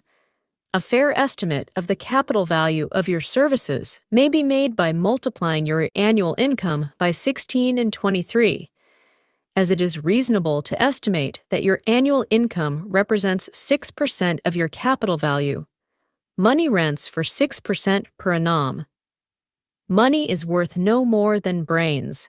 It is often worth much less. Competent brains, if effectively marketed, represent a much more desirable form of capital than that which is required to conduct a business dealing in commodities, because brains are a form of capital which cannot be permanently depreciated through depressions, nor can this form of capital be stolen or spent. Moreover, the money which is essential for the conduct of business is as worthless as a sand dune until it has been mixed with efficient brains. The 30 major causes of failure. How many of these are holding you back? Life's greatest tragedy consists of men and women who earnestly try and fail. The tragedy lies in the overwhelmingly large majority of people who fail, as compared to the few who succeed. I have had the privilege of analyzing several thousand men and women, 98% of whom were classed as failures. There is something radically wrong with a civilization and a system of education which permit 9 of the people to go through life as failures. But I did not write this book for the purpose of moralizing on the rights and wrongs of the world. That would require a book 100 times the size of this one. My analysis work proved that there are 30 major reasons for failure and 13 major principles through which people accumulate fortunes. In this chapter, a description of the 30 major causes of failure will be given as you go over the list. Check yourself by it, point by point, for the purpose of discovering how many of these causes of failure stand between you and success. 1. Unfavorable hereditary background. There is but little, if anything, which can be done for people who are born with a deficiency in brain power. This philosophy offers but one method of bridging this weakness through the aid of the mastermind. Observe with profit, however, that this is the only one of the 30 causes of failure which may not be easily corrected by any individual. 2. Lack of a well-defined purpose in life. There is no hope of success for the person who does not have a central purpose or definite goal at which to aim. 98 out of every 100 of those whom I have analyzed had no such aim. Perhaps this was the major cause of their failure. 3. Lack of ambition to aim above mediocrity. We offer no hope for the person who is so indifferent as not to want to get ahead in life and who is not willing to pay the price. 4. Insufficient education. This is a handicap which may be overcome with comparative ease. Experience has proven that the best educated people are often those who are known as self-made or self-educated. It takes more than a college degree to make one a person of education. Any person who is educated is one who has learned to get whatever he wants in life without violating the rights of others. Education consists not so much of knowledge, but of knowledge effectively and persistently applied. Men are paid not merely for what they know, but more particularly for what they do with that which they know. 5. Lack of self-discipline. Discipline comes through self-control. This means that one must control all negative qualities. Before you can control conditions, you must first control yourself. Self-mastery is the hardest job you will ever tackle. If you do not conquer self, you will be conquered by self. You may see at one and the same time both your best friend and your greatest enemy by stepping in front of a mirror. 6. Ill health. No person may enjoy outstanding success without good health. Many of the causes of ill health are subject to mastery and control. These in the main are a overeating of foods not conducive to health, b. wrong habits of thought, giving expression to negatives, c. wrong use of and overindulgence in sex, d. lack of proper physical exercise, an inadequate supply of fresh air due to improper breathing, 7. unfavorable environmental influences during childhood. As the twig is bent, so shall the tree grow. Most people who have criminal tendencies acquire them as the result of bad environment and improper associates during childhood. 8. Procrastination. This is one of the most common causes of failure. Old man procrastination stands within the shadow of every human being, waiting his opportunity to spoil one's chances of success. Most of us go through life as failures because we are waiting for the time to be right to start doing something worthwhile. Do not wait. The time will never be just right. Start where you stand and work with whatever tools you may have at your command, and better tools will be found as you go along. 9. Lack of persistence. Most of us are good starters, but poor finishers of everything we begin. Moreover, people are prone to give up at the first signs of defeat. There is no substitute for persistence, the person who makes persistence. His watchword discovers that old man failure finally becomes tired and makes his departure. Failure cannot cope with persistence. 10. Negative personality. There was no hope of success for the person who repels people through a negative personality. Success comes through the liation of power, and power is attained through the cooperative efforts of other people. A negative personality will not induce cooperation. 11. Lack of controlled sexual urge. Sex energy is the most powerful of all the stimuli which move people into action. because it is the most powerful of the emotions. It must be controlled through transmutation and converted into other channels. 12. Controlled desire for something for nothing. The gambling instinct drives millions of people to failure. Evidence of this may be found in a study of the Wall Street crash of '29, during which millions of people tried to make money by gambling on stock margins. 13. Lack of a well-defined power of decision. Men who succeed reach decisions promptly and change them, if at all. Very slowly, men who fail reach decisions, if at all very slowly, and change them frequently and quickly. Indecision and procrastination are twin brothers, where one is found, the other may usually be found. Also, kill off this pair before they completely hogtie you to the treadmill of failure. 14. One or more of the 6 basic fears. These fears have been analyzed for you in a later chapter. They must be mastered before you can market your services effectively. 15. Wrong selection of a mate in marriage. This is a most common cause of failure. The relationship of marriage brings people intimately into contact. Unless this relationship is harmonious, failure is likely to follow. Moreover, it will be a form of failure that is marked by misery and unhappiness, destroying all signs of ambition. 16. Overcaution.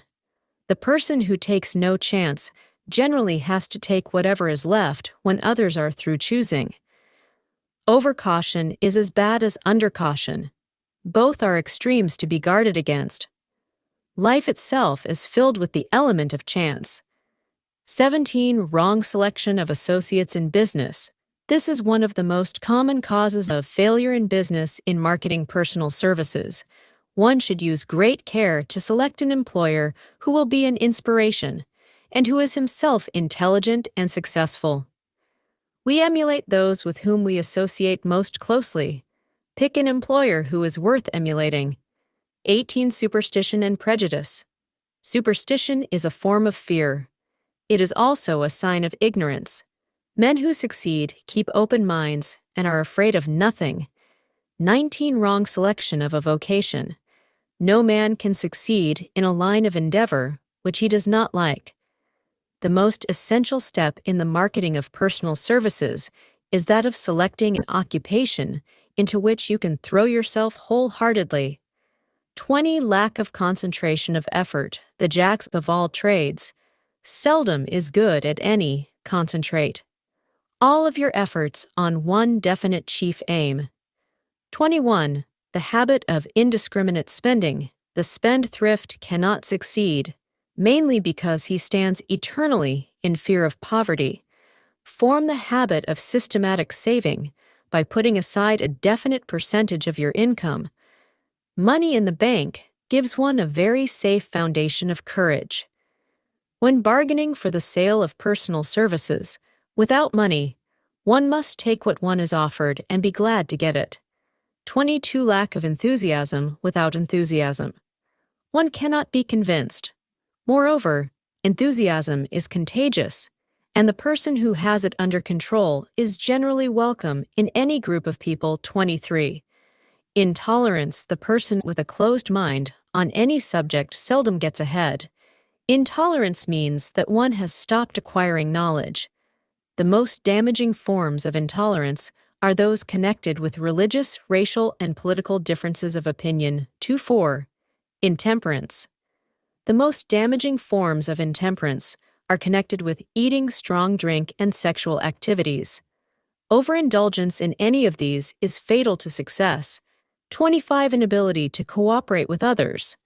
More people lose their positions and their big opportunities in life because of this fault than for all other reasons combined. It is a fault which no well-informed businessman or lead will tolerate. 26. Possession of power that was not acquired through self-effort. Sons and daughters of wealthy men, and others who inherit money, which they did not earn, power in the hands of one who did not acquire it, gradually, is often fatal to success. Quick riches are more dangerous than poverty. 27. Intentional dishonesty. There is no substitute for honesty. One may be temporarily dishonest by force of circumstances over which one has no control without permanent damage. But there is no hope for the person who is dishonest by choice. Sooner or later, his deeds will catch up with him, and he will pay by loss of reputation, and perhaps even loss of liberty. 28. Egotism and vanity. These qualities serve as red lights, which warn others to keep away. They are fatal to success. 29. Guessing instead of thinking. Most people are too indifferent or lazy to acquire facts with which to think accurately. They prefer to act on opinions created by guesswork or snap judgments. 30. Lack of capital. This is a common cause of failure among those who start out in business for the first time, without sufficient reserve of capital to absorb the shock of their mistakes and to carry them over until they have established a reputation. 31.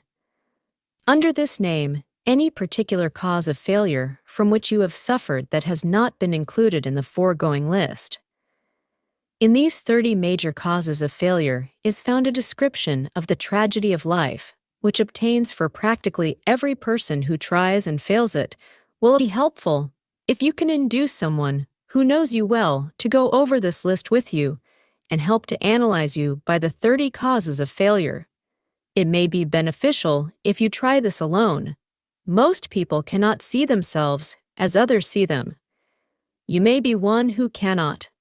The oldest of admonitions is man. Know thy ass.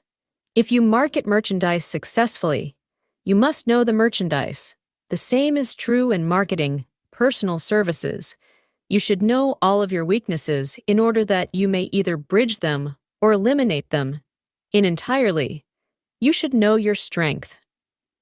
In order that you may call attention to it when selling your services, you can know yourself only through accurate analysis. The folly of ignorance in connection with self was displayed by a young man who applied to the manager of a well-known business for a position. He made a very good impression until the manager asked him what salary he expected. He replied that he had no fixed sum in mind. Lack of a definite aim, the manager then said. We will pay you all you are worth after we try you out for a week. I will not accept it, the applicant replied, because I'm getting more than that where I am now employed. Before you even start to negotiate for a readjustment of your salary in your present position or to seek employment elsewhere, be sure that you are worth more than you now receive. It is one thing to want money. Everyone wants more, but it is something entirely different to be worth more. Many people mistake their wants for their just dues. Your financial requirements or wants have nothing whatever to do with your worth.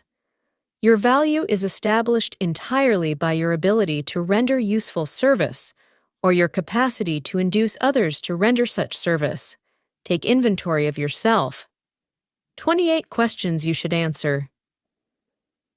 Annual self-analysis is an essential in the effective marketing of personal services, as is annual inventory in merchandising.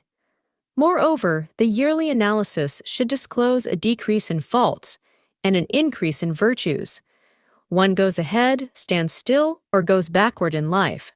One's object should be, of course, to go ahead. Annual self-analysis will disclose whether advancement has been made, and if so, how much. It will also disclose any backward steps one may have made.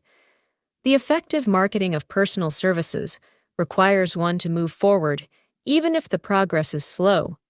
Your annual self-analysis should be made at the end of each year, so you can include in your New Year's resolutions any improvements which the analysis indicates should be made. Take this inventory by asking yourself the following questions and by checking your answers with the aid of someone who will not permit you to deceive yourself as to their accuracy. Self-analysis questionnaire for personal inventory 1. Have I attained the goal which I established as my objective for this year? You should work with a definite yearly objective to be attained as a part of your major life. Objective 2. Have I delivered service of the best possible quality of which I was capable, or could I have improved any part of the service? 3. Have I delivered service in the greatest possible quantity of which I was capable? 4. Has the spirit of my conduct been harmonious and cooperative at all times? 5. Have I permitted the habit of procrastination to decrease my efficiency? And if so, to what extent? 6. Have I improved my personality? And if so, in what ways? 7. Have I been persistent in following my plans through to completion? 8. Have I reached decisions promptly and definitely on all occasions? 9. Have I permitted any one or more of the 6 basic fears to decrease my efficiency? 10. Have I been either overcautious or undercautious? 11. Has my relationship with my associates in work been pleasant or unpleasant? If it has been unpleasant, has the fault been partly or wholly mine? 12. Have I dissipated any of my energy through lack of concentration of effort? 13. Have I been open-minded and tolerant in connection with all subjects? 14. In what way have I improved my ability to render service? 15. Have I been intemperate in any of my habits? 16. Have I expressed either openly or secretly any form of egotism? 17. Has my conduct toward my associates been such that it has induced them to respect me? 18. Have my opinions and decisions been based upon guesswork or accuracy of analysis and thought? 19. Have I followed the habit of budgeting my time, my expenses, and my income?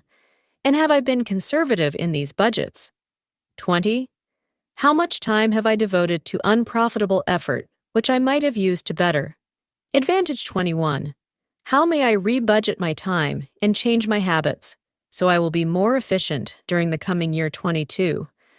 Have I been guilty of any conduct which was not approved by my conscience? 23. In what ways have I rendered more service and better service than I was paid to render? 24. Have I been unfair to anyone? And if so, in what way? 25. If I had been the purchaser of my own services for the year, would I be satisfied with my purchase? 26. Am I in the right vocation? And if not, why not? 27. Has the purchaser of my services been satisfied with the service I have rendered? And if not, why not? 28. What is my present rating on the fundamental principles of success?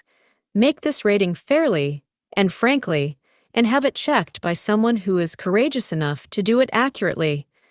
Having read and assimilated the information conveyed through this chapter, you are now ready to create a practical plan for marketing your personal services. In this chapter will be found an adequate description of every principle essential in planning the sale of personal services, including the major attributes of leadership, the most common causes of failure in leadership, a description of the fields of opportunity for leadership, the main causes of failure in all walks of life, and the important questions which should be used in self-analysis. This extensive and detailed presentation of accurate information has been included because it will be needed by all who must begin the accumulation of riches by marketing personal services, those who have lost their fortunes, and those who are just beginning to earn money have nothing but personal services to offer in return for riches. Therefore, it is essential that they have available the practical information needed to market services to best advantage. The information contained in this chapter will be of great value to all who aspired to attain leadership. In any calling, it will be particularly helpful to those aiming to market their services as business or industrial executives. Complete assimilation and understanding of the information here conveyed will be helpful in marketing one's own services, and it will also help one to become more analytical and capable of judging people. The information will be priceless to personnel directors, employment managers, and other executives charged with the selection of employees and the maintenance of efficient organizations. If you doubt this statement, test its soundness by answering and writing the 28 self-analysis questions that might be both interesting and profitable. Even though you do not doubt the soundness of the statement, where and how one may find opportunities to accumulate riches. Now that we've analyzed the principles by which riches may be accumulated, we nature ask, where? May one find favorable opportunities to apply these principles very well. Let us take inventory and see what the United States of America offer the person seeking riches, great or small to begin with. Let us remember, all of us, that we live in a country where every law-abiding citizen enjoys freedom of thought and freedom of deed unequaled anywhere in the world. Most of us have never taken inventory of the advantages of this freedom. We have never compared our unlimited freedom with the curtailed freedom in other countries here. We have freedom of thought, freedom in the choice and enjoyment of education, freedom in religion, freedom in politics, freedom in the choice of a business profession or occupation, freedom to accumulate and own, without molestation, all the property we can accumulate, freedom to choose our place of residence, freedom in marriage, freedom through equal apport, unity to all races, freedom of travel from one state to another, freedom in our choice of foods, and freedom to aim for any station in life for which we have prepared ourselves. Even for the presidency of the United States, we have other forms of freedom, but this list will give a bird's-eye view of the most important, which constitute opportunity of the highest order. This advantage of freedom is all the more conspicuous because the United States is the only country guaranteeing to every citizen, whether native-born or naturalized, so broad and varied a list of freedom. Next, let us recount some of the blessings which our widespread freedom has placed within our hands. Take the average American family, for example, meaning the family of average income, and sum up the benefits available to every member of the family in this land of opportunity and plenty. Of food. Next to freedom of thought and deed comes food, clothing, and shelter, the three basic necessities of life.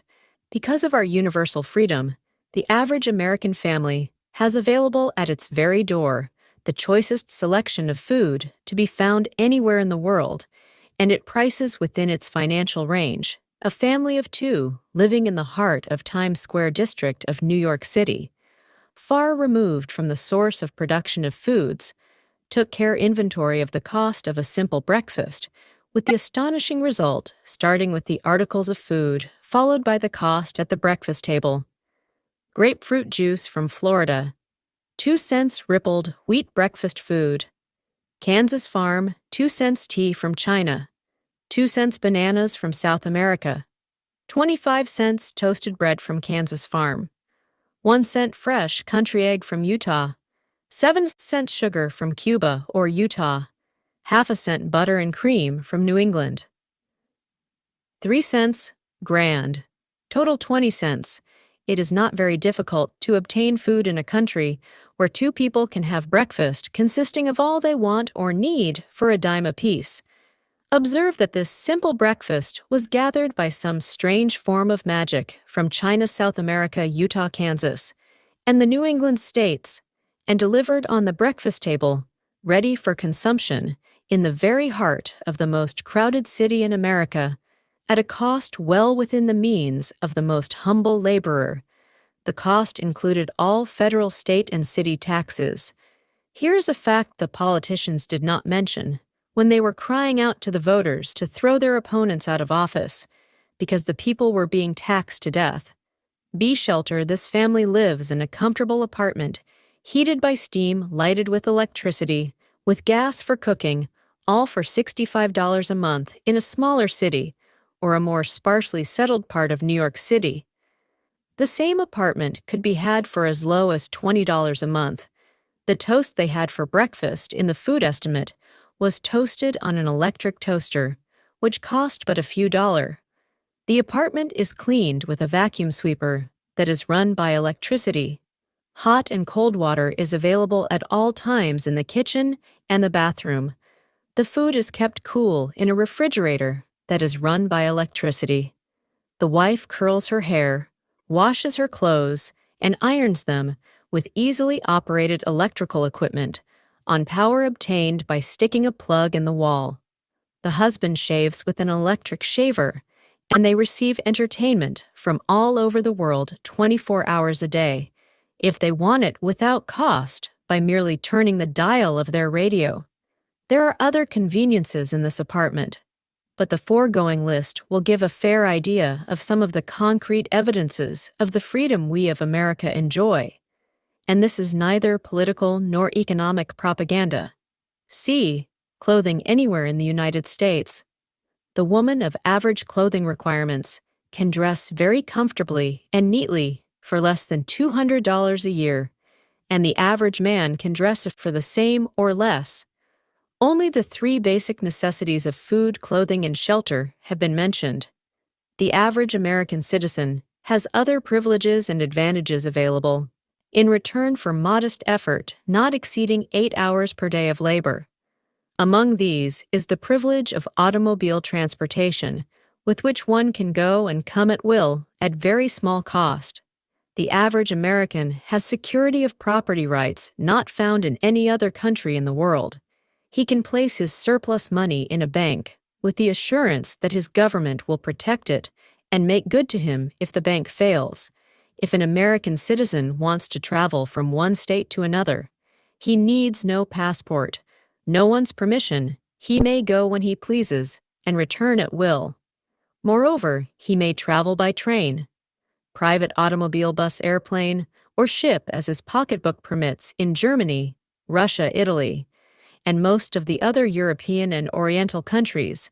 The people cannot travel with so much freedom and at so little cost.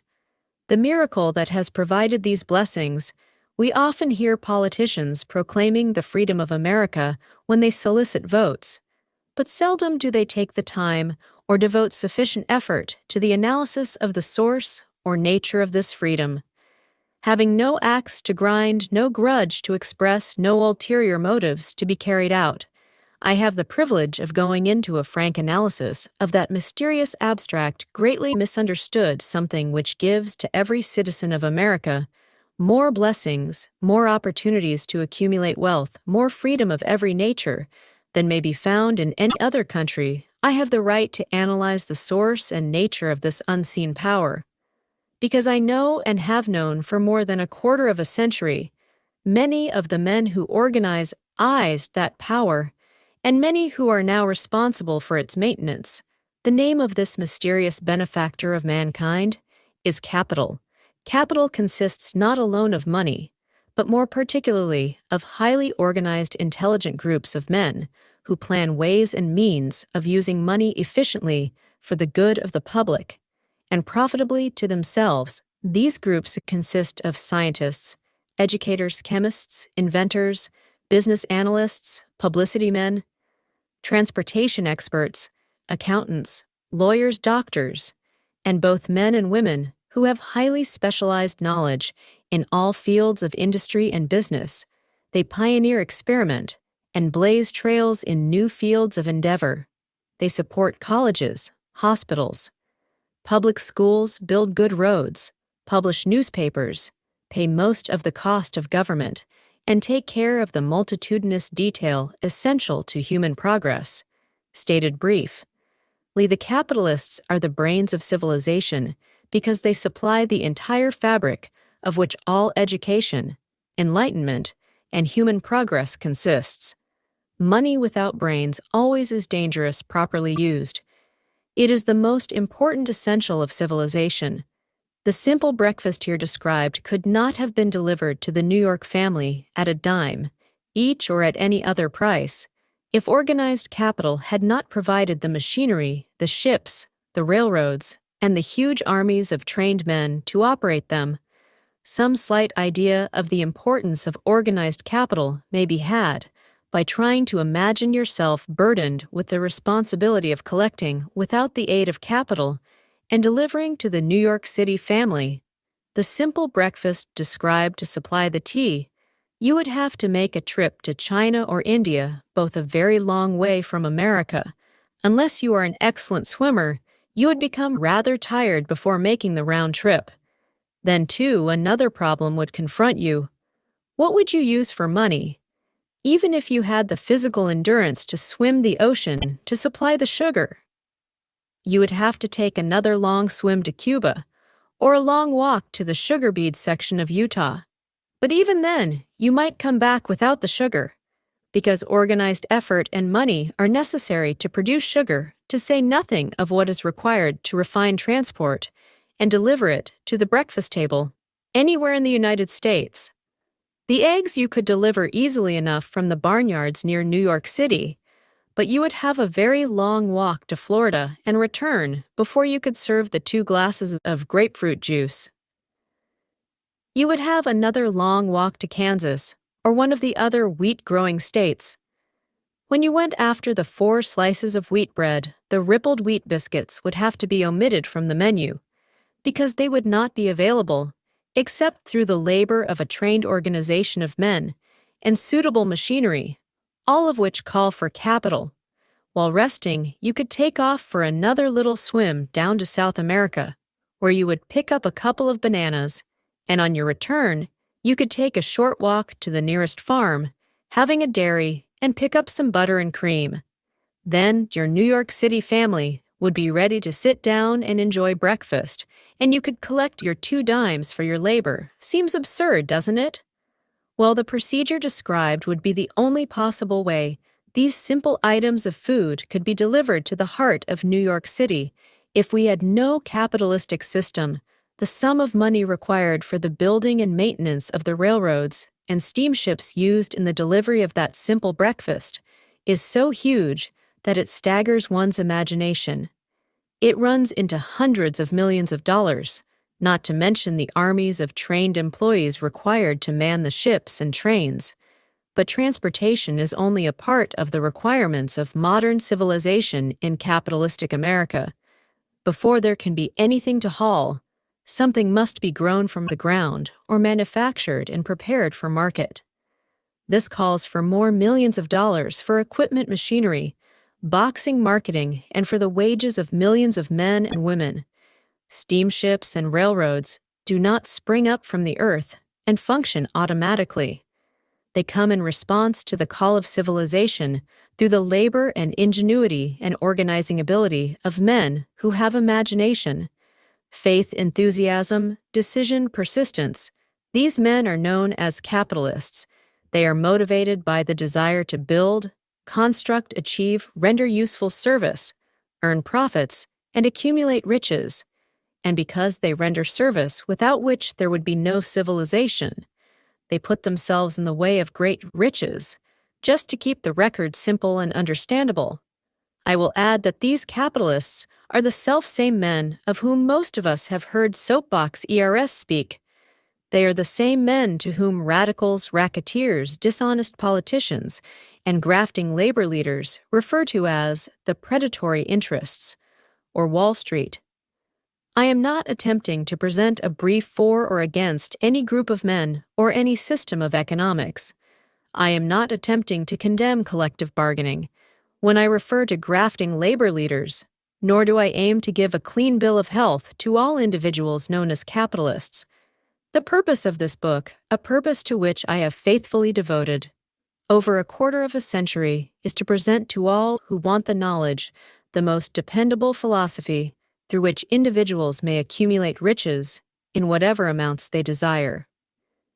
I have here analyzed the economic advantages of the capitalistic system for the twofold purpose of showing one that all who seek riches must recognize and adapt themselves to the system that controls all approaches to fortunes large or small, and 2, to present the side of the picture opposite to that, being shown by politicians and demagogues who deliberately bell-cloud the issues they bring up by referring to organized capital as if it were something poisonous.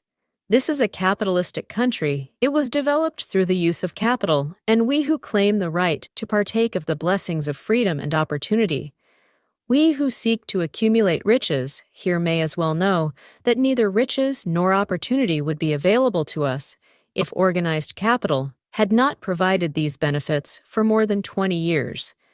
It has been a somewhat popular and growing pastime for radicals, self-seeking politicians, racketeers, crooked labor leaders, and on occasion religious leaders to take potshots at Wall Street, the money changers, and big business. The practice became so general that we witnessed during the business depression.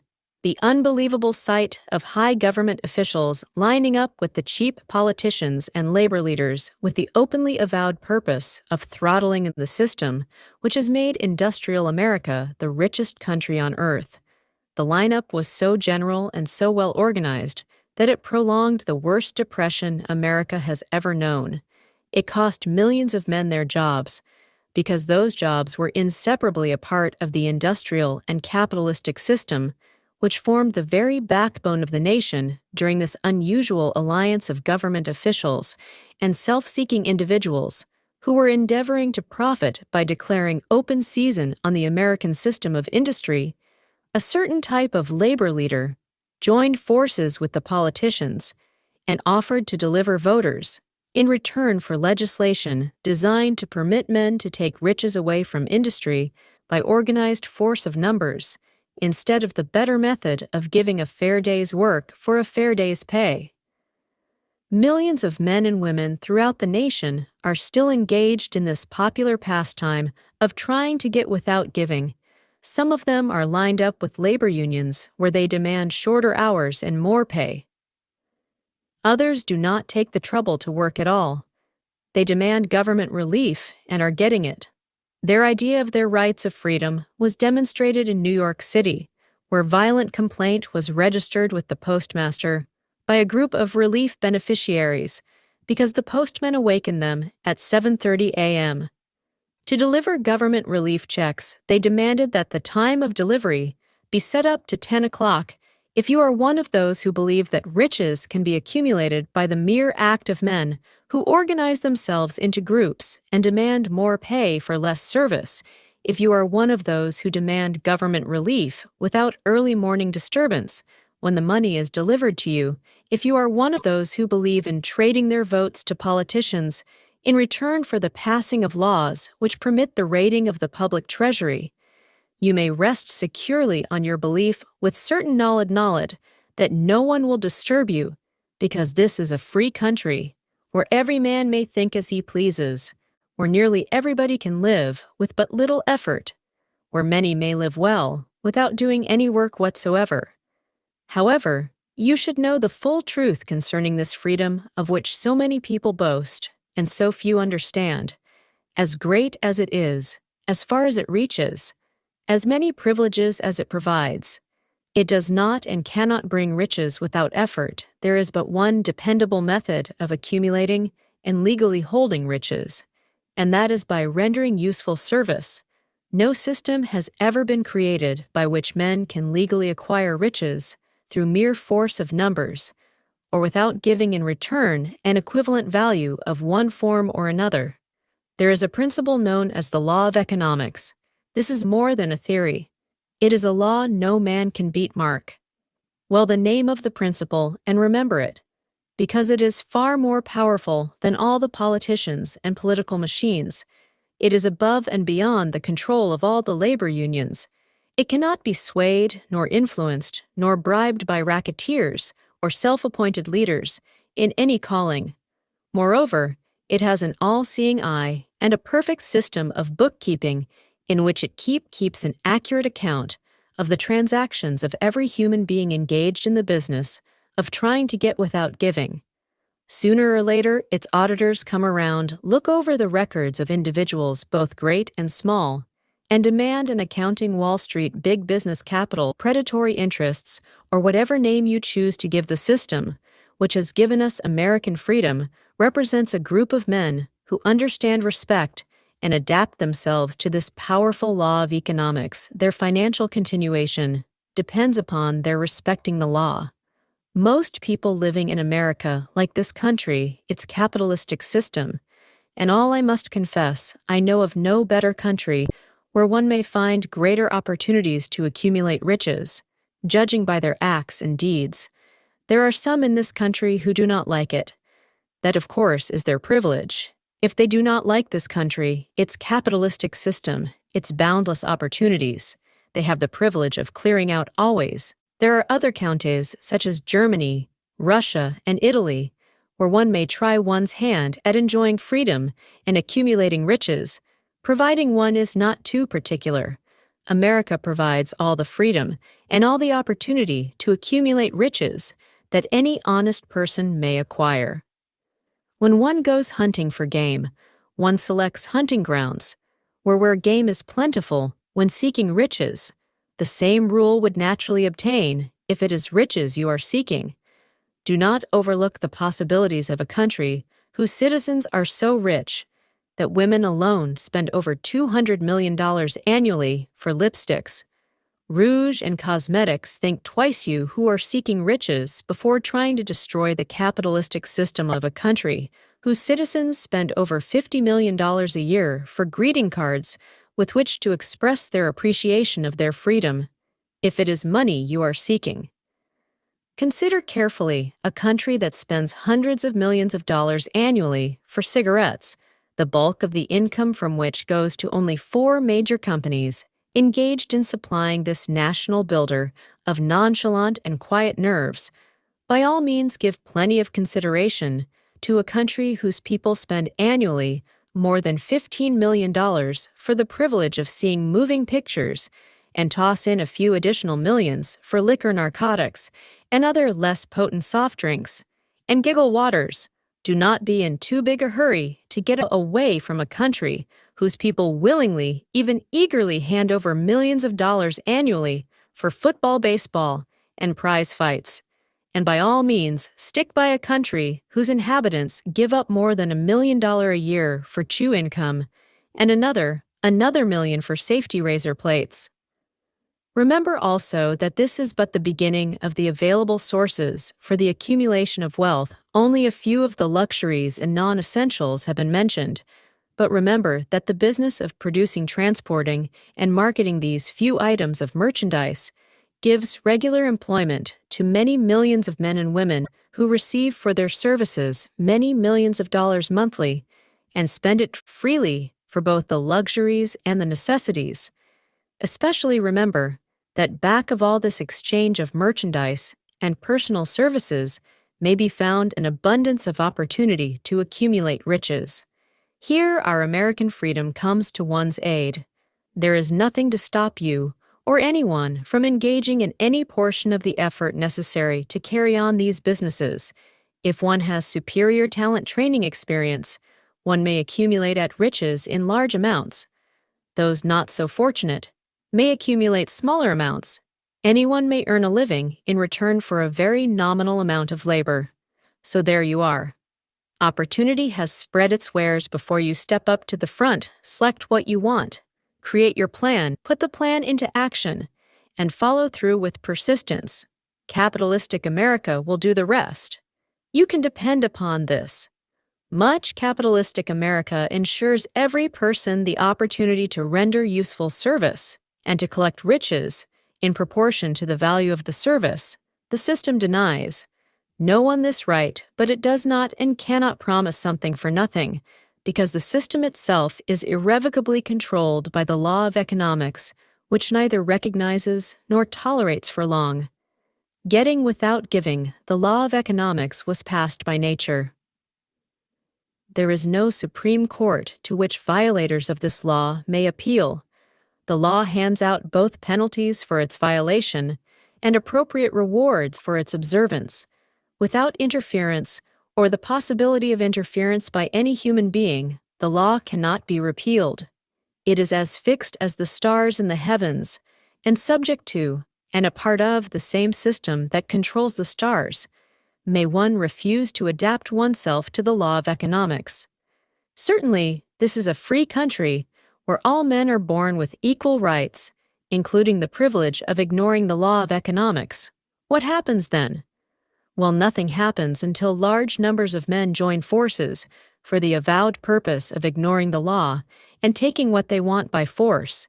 Then comes the dictator with well-organized firing squads and machine guns. We have not yet reached that stage in America, but we have heard all we want to know about how the system works. Perhaps we shall be fortunate enough not to demand personal knowledge of so gruesome a reality.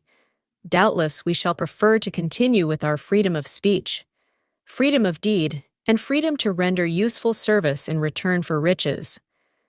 The practice by government officials of extending to men and women the privilege of raiding the public treasury in return for votes sometimes results in election.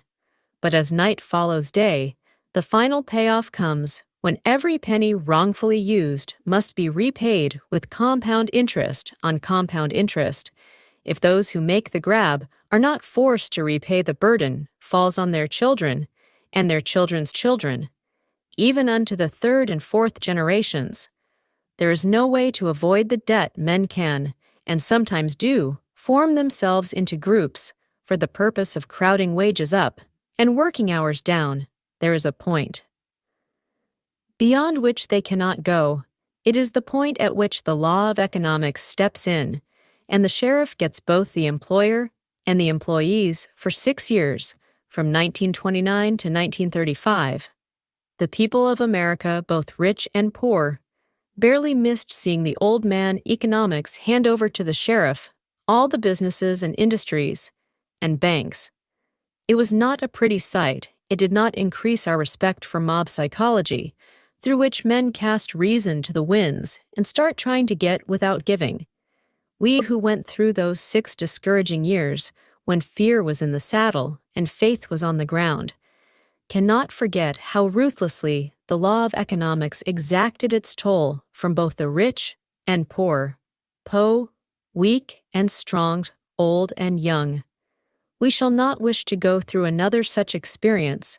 These observations are not founded upon short-time experience. They are the result of 25 years of careful analysis of the methods of both the most successful and the most unsuccessful men America has known. Chapter 8. Decision, the Mastery of Procrastination. The Step Toward Riches. Accurate analysis of over 25,000 men and women who had experienced failure disclosed the fact that lack of decision was near the head of the list of the 30 major causes of failure. This is no mere statement of a theory. It is a fact. Procrastination, the opposite of decision, is a common enemy which practically every man must conquer. You will have an opportunity to test your capacity to reach quick and definite decisions when you finish reading this book and are ready to begin putting into action the principles which it describes. Analysis of several hundred people who had accumulated fortunes well beyond the $1 million mark disclosed the fact that every one of them had the habit of reaching decisions promptly and of changing these decisions slowly, if and when they were changed. People who failed to accumulate money, without exception, have the habit of reaching decisions, if at all, very slowly, and of changing these decisions quickly. And often, one of Henry Ford's most outstanding qualities is his habit of reaching decisions quickly and definitely, and changing them slowly. This quality is so pronounced in Mr. Ford that it has given him the reputation of being obstinate. It was this quality which prompted Mr. Ford to continue to manufacture his famous Model T, the world's ugliest car, when all of his advisors and many of the purchasers of the car were urging him to change it. Perhaps Mr. Ford delayed too long in making the change, but the other side of the story is that Mr. Ford's firmness of decision yielded a huge fortune before the change in model became necessary. There is but little doubt that Mr. Ford's habit of definiteness of decision assumes the proportion of obstinacy, but this quality is preferable to slowness in reaching decisions and quickness in changing them.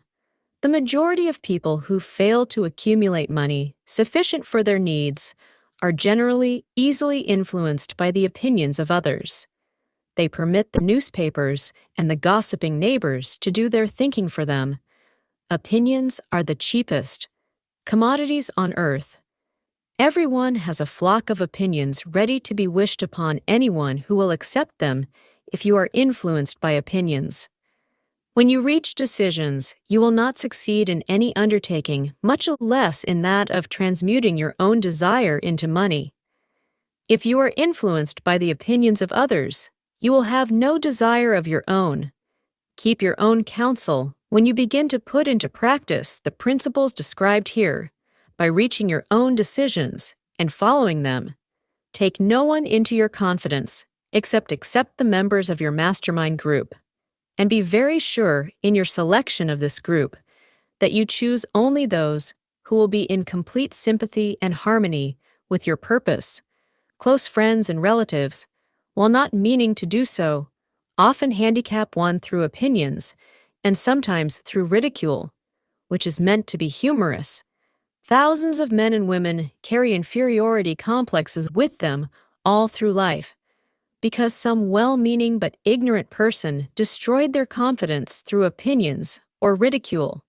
You have a brain and mind of your own. Use it and reach your own decisions. If you need facts or information from other people to enable you to reach decisions, as you probably will.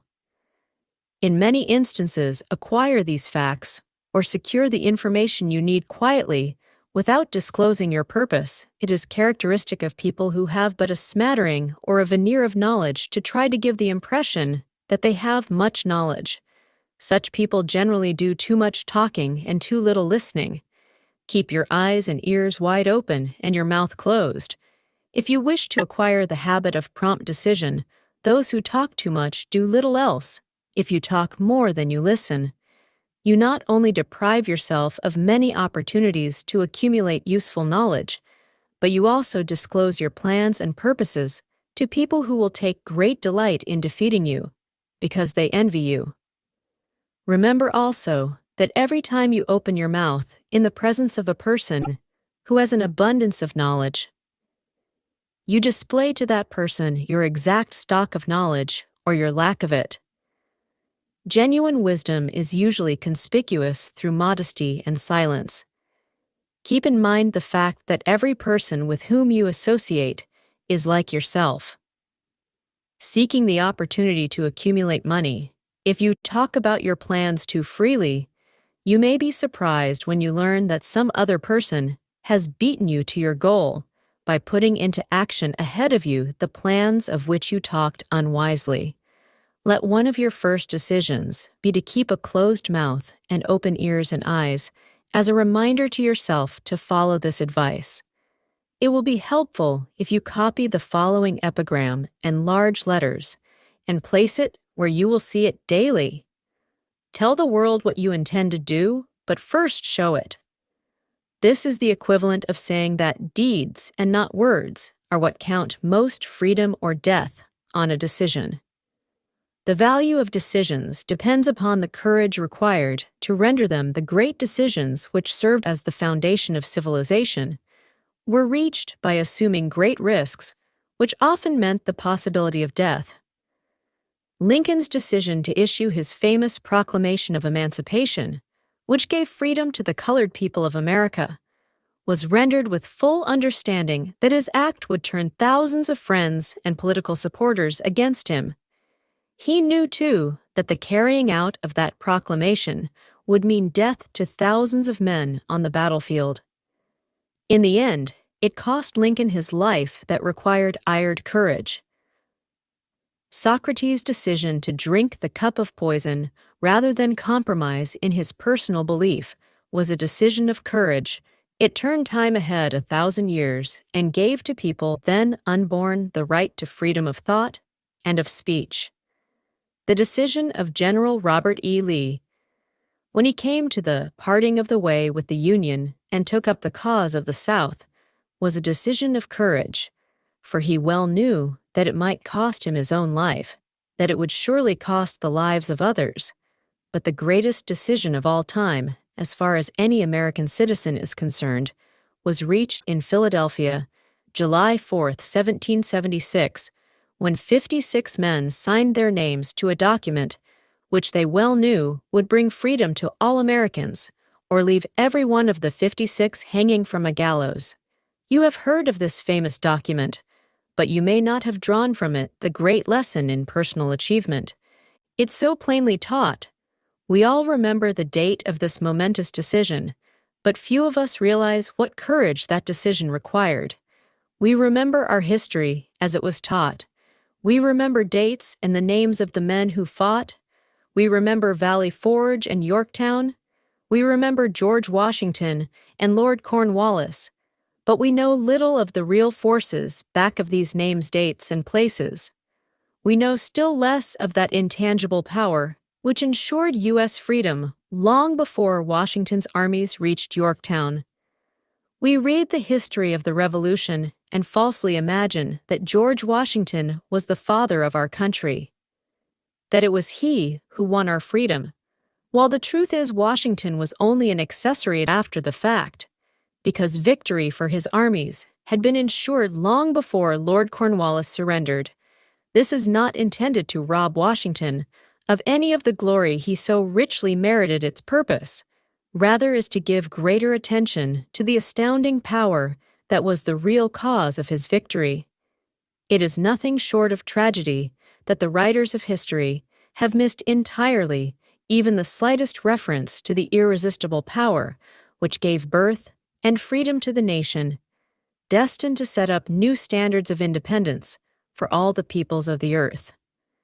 I say it is a tragedy, because it is the same self-power which must be used by every individual who surmounts the difficulties of life and forces life to pay the price.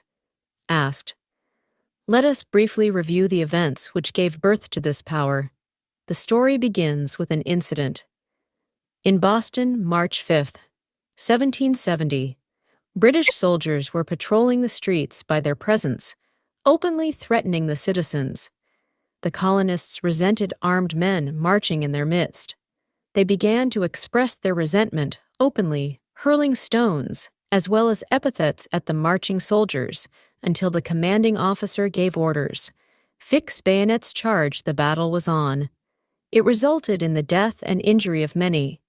The incident aroused such resentment that the Provincial Assembly, made up of prominent colonists, called a meeting for the purpose of taking definite action. Two of the members of that assembly were John Hancock and Samuel Adams. Long lived their names, they spoke up courageously and declared that a move must be made to eject all British soldiers from Boston. Remember this, a decision in the minds of two men might properly be called the beginning of the freedom which we of the United States now enjoy. Remember, too, that the decision of these two men called for faith and courage, because it was dangerous. Before the assembly adjourned, Samuel Adams was appointed to call on the governor of the province, Hutchinson, and demand the withdrawal of the British troops. The request was granted. The troops were removed from Boston, but the incident was not closed. It had caused a situation destined to change the entire trend of civilization. Strange, is it not, how the great changes, such as the American Revolution and the World War, often have their beginnings in circumstances which seem unimportant? It is interesting also to observe that these important changes usually begin in the form of a definite decision in the minds of a relatively small number of people. Few of us know the history of our country well enough to realize that John Hancock, Samuel Adams, and Richard Henry Lee of the province of Virginia were the real fathers of our country. Richard Henry Lee became an important factor in this story by reason of the fact that he and Samuel Adams communicated frequently by correspondence, sharing freely their fears and their hopes concerning the welfare of the people of their provinces. From this practice, Adams conceived the idea that a mutual exchange of letters between the 13 colonies might help to bring about the coordination of efforts so badly needed in connection with the solution of their problems. 2 years after the clash with the soldiers in Boston, March 72, Adams presented this idea to the Assembly in the form of a motion that a correspondence committee be established among the colonies with definitely appointed correspondents in each colony for the purpose of friendly cooperation for the betterment of the colonies of British America. Mark well this incident. It was the beginning of the organization of the far-flung power, destined to give freedom to you and to me. The mastermind had already been organized. It consisted of Adams, Lee, and Hancock. I tell you further that if two of you agree upon the earth concerning anything for which you ask, it will come to you from my Father who is in heaven, The Committee of Correspondence was organized, observed that this move provided the way for increasing the power of the mastermind by adding to it men from all the colonies. Take notice that this procedure constituted the first organized planning of the disgruntled colonists in union. There is strength the citizens of the colonies had been waging disorganized warfare against the British soldiers through incidents similar to the Boston riot, but nothing of benefit had been accomplished. Their individual grievances had not been consolidated under one mastermind.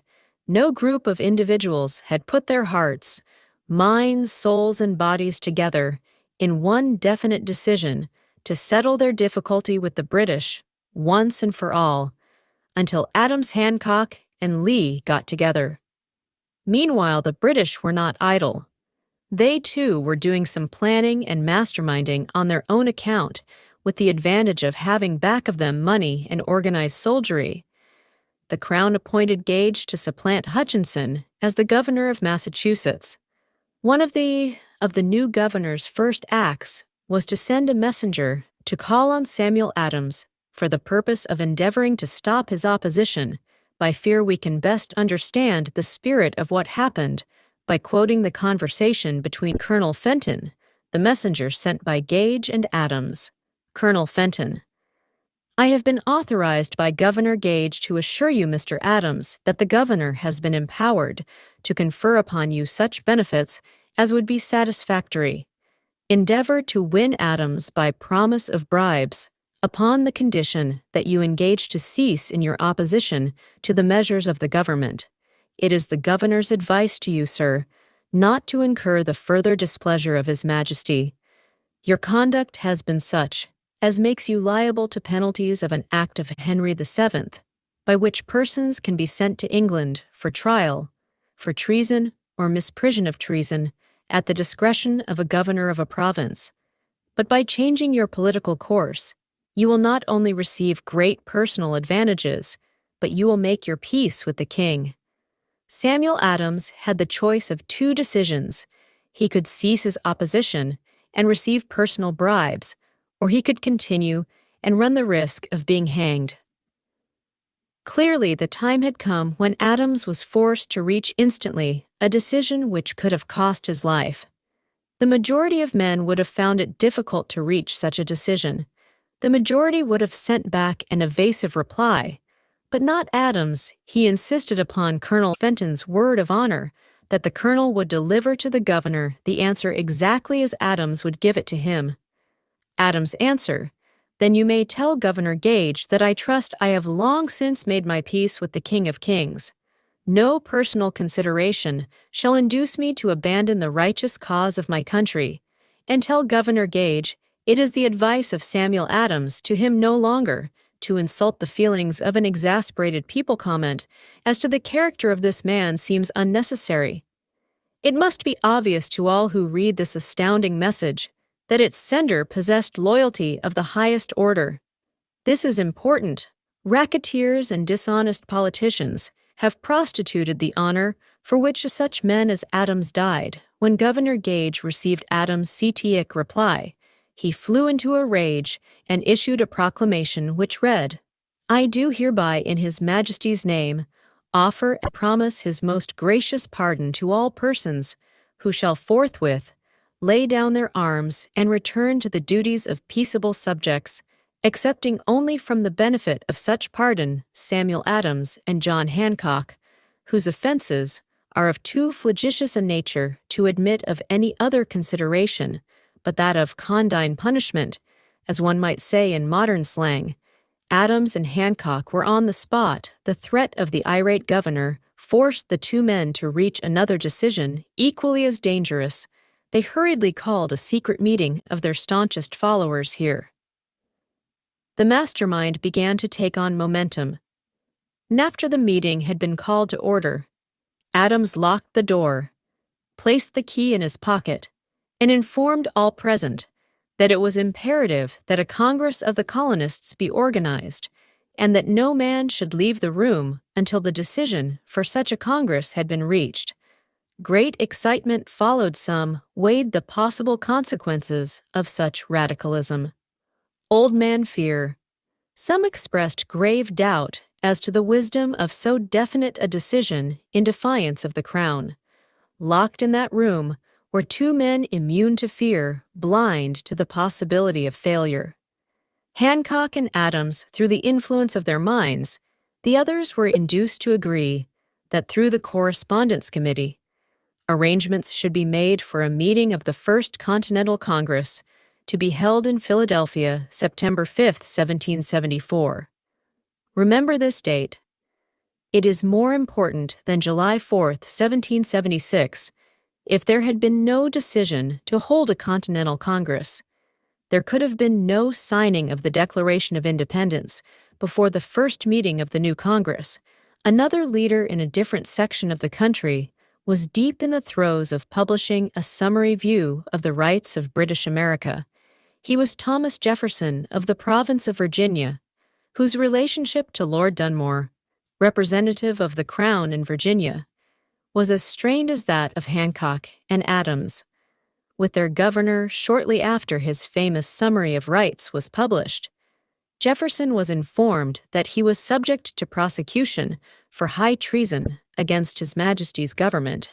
Inspired by the threat one of Jefferson's colleagues, Patrick Henry boldly spoke his mind, concluding his remarks with a sentence which shall remain forever a classic: "If this be treason, then make the most of it."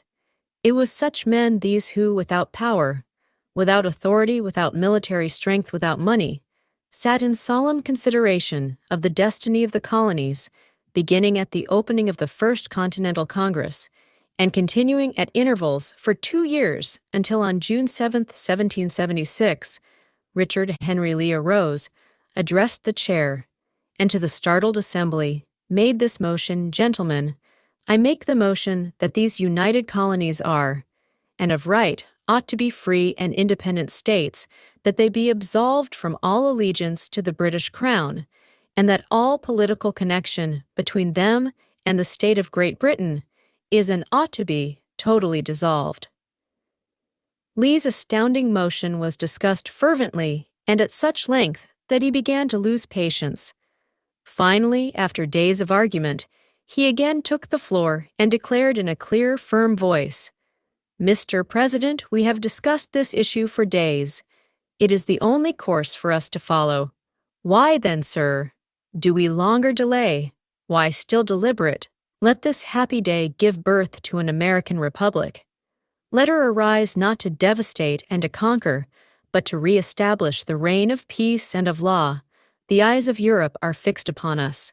She demands of us a living example of freedom that may exhibit a contrast in the felicity of the citizen to the ever-increasing tyranny before his motion was finally voted upon." Lee was called back to Virginia because of serious family illness, but before leaving, he placed his cause in the hands of his friend Thomas Jefferson, who promised to fight until favorable action was taken. Shortly thereafter, the President of the Congress, Hancock, appointed Jefferson as chairman of a committee to draw up a Declaration of Independence long and hard.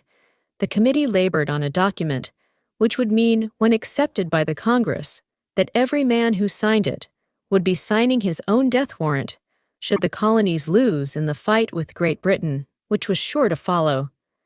The document was drawn, and on June 28th, the original draft was read before the Congress. For several days, it was discussed, altered, and made ready. On July 4, 1776, Thomas Jefferson stood before the Assembly and fearlessly read the most momentous decision ever placed upon paper. When in the course of human events, it is necessary for one people to dissolve the political bands which have connected them with another, and to assume among the powers of the earth the separate and equal station to which the laws of nature and of nature's God entitle them a decent respect to the opinions of mankind, requires that they should declare the causes which impel them to the separation. When Jefferson finished, the document was voted upon, accepted, and signed by the 56 men, everyone staking his own life upon his decision to write his name. By that decision came into existence, a nation destined to bring to mankind forever the privilege of making decisions by decisions made in a similar spirit of faith. And only by such decisions can men solve their personal problems and win for themselves. High estates of material and spiritual wealth. Let us not forget this. Analyze the events which led to the Declaration of Independence, and be convinced that this nation, which now holds a position of commanding respect and power among all nations of the world, was born of a decision created by a mastermind consisting of 56 men. Note well the fact that it was their decision which ensured the success of Washington's armies, because the spirit of that decision was in the heart of every soldier who fought with him and served as a spiritual power which recognizes no such thing as failure. Note also, with great personal benefit, that the power which gave this nation its freedom is the self-same power that must be used by every individual who becomes self-determining. This power is made up of the principles described in this book. It will not be difficult to detect in the story of the Declaration of Independence. At least 6 of these principles: desire, decision, faith, persistence, the mastermind, and organized planning. Throughout this philosophy will be found the suggestion that thought back act by strong desire has a tendency to transmute itself into its physical equivalent before passing on. I wish to leave you with the suggestion that one may find in this story and in the story of the organization of the United States Steel Corporation a perfect description of the method by which thought makes this astounding transformation. In your search for the secret of the method, do not look for a miracle, because you will not find it. You will find only the eternal laws of nature. These laws are available to every person who has the faith and the courage to use them. They may be used to bring freedom to a nation or to accumulate riches. There is no charge save the time necessary to understand and appropriate them. Those who reach decisions promptly and definitely know what they want and generally get it. The leaders in every walk of life decide quickly and firmly. That is the major reason why they are leaders. The world has the habit of making room for the man whose words and actions show that he knows where he is going. Indecision is a habit which usually begins in youth. The habit takes on permanency as the youth goes through graded school, high school, and even through college. Without definiteness of purpose, the major weakness of all educational systems is that they neither teach nor encourage the habit of definite decision. It would be beneficial if no college would permit the enrollment of any student unless and until the student declared his major purpose in matriculating. It would be of still greater benefit if every student who enters the graded schools were compelled to accept training in the habit of decision, and forced to pass a satisfactory examination on this subject before being permitted to advance in the grades. The habit of indecision acquired because of the deficiencies of our school systems goes with the student into the occupation he chooses. If in fact he chooses his occupation generally, the youth just out of school seeks any job that can be found. He takes the first place he finds because he has fallen into the habit of indecision. 98 out of every 100 people working for wages today are in the positions they hold because they lack the definiteness of decision to plan a definite position and the knowledge of how to choose an employer. Definiteness of decision always requires courage, sometimes very great courage. The 56 men who signed the Declaration of Independence stake their lives on the decision to affix their signatures to that document. The person who reaches a definite decision to procure the particular job and make life pay the price he asks does not stake his life on that decision. He stakes his economic freedom, financial independence, riches. Desirable business and professional positions are not within reach of the person who neglects or refuses to expect, plan, and demand these things. The person who desires riches in the same spirit that Samuel Adams desired freedom for the colonies is sure to accumulate wealth. In the chapter on organized planning, You will find complete instructions for marketing every type of personal services. You will find also detailed information on how to choose the employer you prefer and the particular job you desire. These instructions will be of no value to you unless you definitely decide to organize them into a plan of action. Chapter 9: Persistence. The sustained effort necessary to induce faith. The eighth step toward riches. Persistence is an essential factor in the procedure of transmuting desire into its monetary equivalent. The basis of persistence is the power of will, willpower and desire when properly combined. Make an irresistible pair. Men who accumulate great fortunes are generally known as cold-blooded and sometimes ruthless. Often they are misunderstood. What they have is willpower, which they mix with persistence and place back of their desires to ensure the attainment of their objectives. Henry Ford has been generally misunderstood to be ruthless and cold-blooded. This misconception grew out of Ford's habit of following through in all of his plans. With persistence, the majority of people are ready to throw their aims and purposes overboard and give up at the first sign of opposition or misfortune. A few carry on despite all opposition until they attain their goal. These few are the Fords, Carnegies, Rockefellers, and Edison. There may be no heroic connotation to the word persistence, but the quality is to the character of man. What carbon is to steel the building of a fortune generally involves the application of the entire 13 factors of this philosophy. These principles must be understood. They must be applied with persistence by all who accumulate money. If you are following this book with the intention of applying the knowledge it conveys, your first test as to your persistence will come when you begin to follow the 6 steps described in the second chapter, unless you are one of the 2 out of every 100 who already have a definite goal at which you are aiming and a definite plan for its attainment. You may read the instructions and then pass on with your daily routine and never comply with those instructions. The author is checking you up at this point, because lack of persistence is one of the major causes of failure.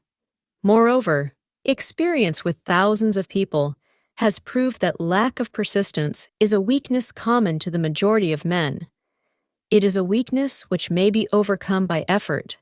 The ease with which lack of persistence may be conquered will depend entirely upon the intention of one's desire. The starting point of all achievement is desire. Keep this constantly in mind. Weak desires bring weak results, just as a small amount of fire makes a small amount of heat. If you find yourself lacking in persistence, this weakness may be remedied by building a stronger fire under your desires. Continue to read through to the end. Then go back to Chapter 2 and start immediately to carry out the instructions given in connection with the 6 steps. The eagerness with which you follow these instructions will indicate clearly how much or how little you really desire to accumulate money. If you find that you are indifferent, you may be sure that you have not yet acquired the money consciousness which you must possess before you can be sure of accumulating a fortune. Fortunes gravitate to men whose minds have been prepared to attract them, just as surely as water gravitates to the ocean. In this book may be found all the stimuli necessary to attune any normal mind to the vibrations which will attract the object of one's desires. If you find you are weak in persistence, center your attention upon the instructions contained in the chapter on power. Surround yourself with a mastermind group, and through the cooperative efforts of the members of this group, you can develop persistence. You will find additional instructions for the development of persistence in the chapters on autosuggestion and the subconscious mind. Follow the instructions outlined in these chapters until your habit nature hands over to your subconscious mind a clear picture of the object of your desire. From that point on, you will not be handicapped by lack of persistence. Your subconscious mind works continuously while you are awake and while you are asleep. Spasmodic or occasional effort to apply the rules will be of no value to you. To get results, You must apply all of the rules until their application becomes a fixed habit with you. In no other way can you develop the necessary money. Consciousness poverty is attracted to the one whose mind is favorable to it, as money is attracted to him, whose mind has been deliberately prepared to attract it.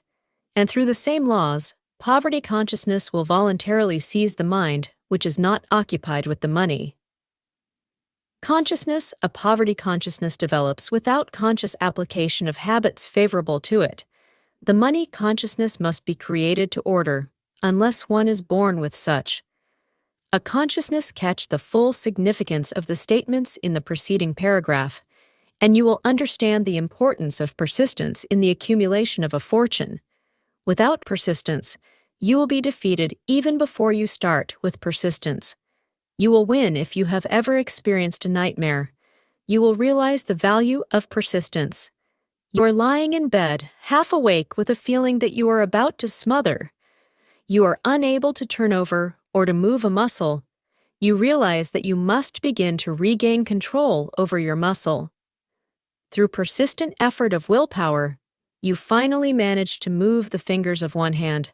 By continuing to move your fingers, you extend your control to the muscles of one arm until you can lift it.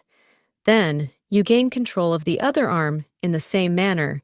You finally gain control over the muscles of one leg and then extend it to the other leg. Then, with one supreme effort of will, you regain complete control over your muscular system and snap out of your nightmare. The trick has been turned step by step. You may find it necessary to snap out of your mental inertia through a similar procedure, moving slowly at first, then increasing your speed until you gain complete control over your will.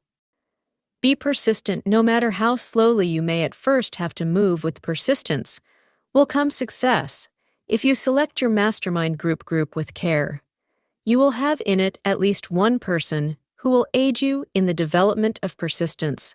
Some men who have accumulated great fortunes did so because of necessity.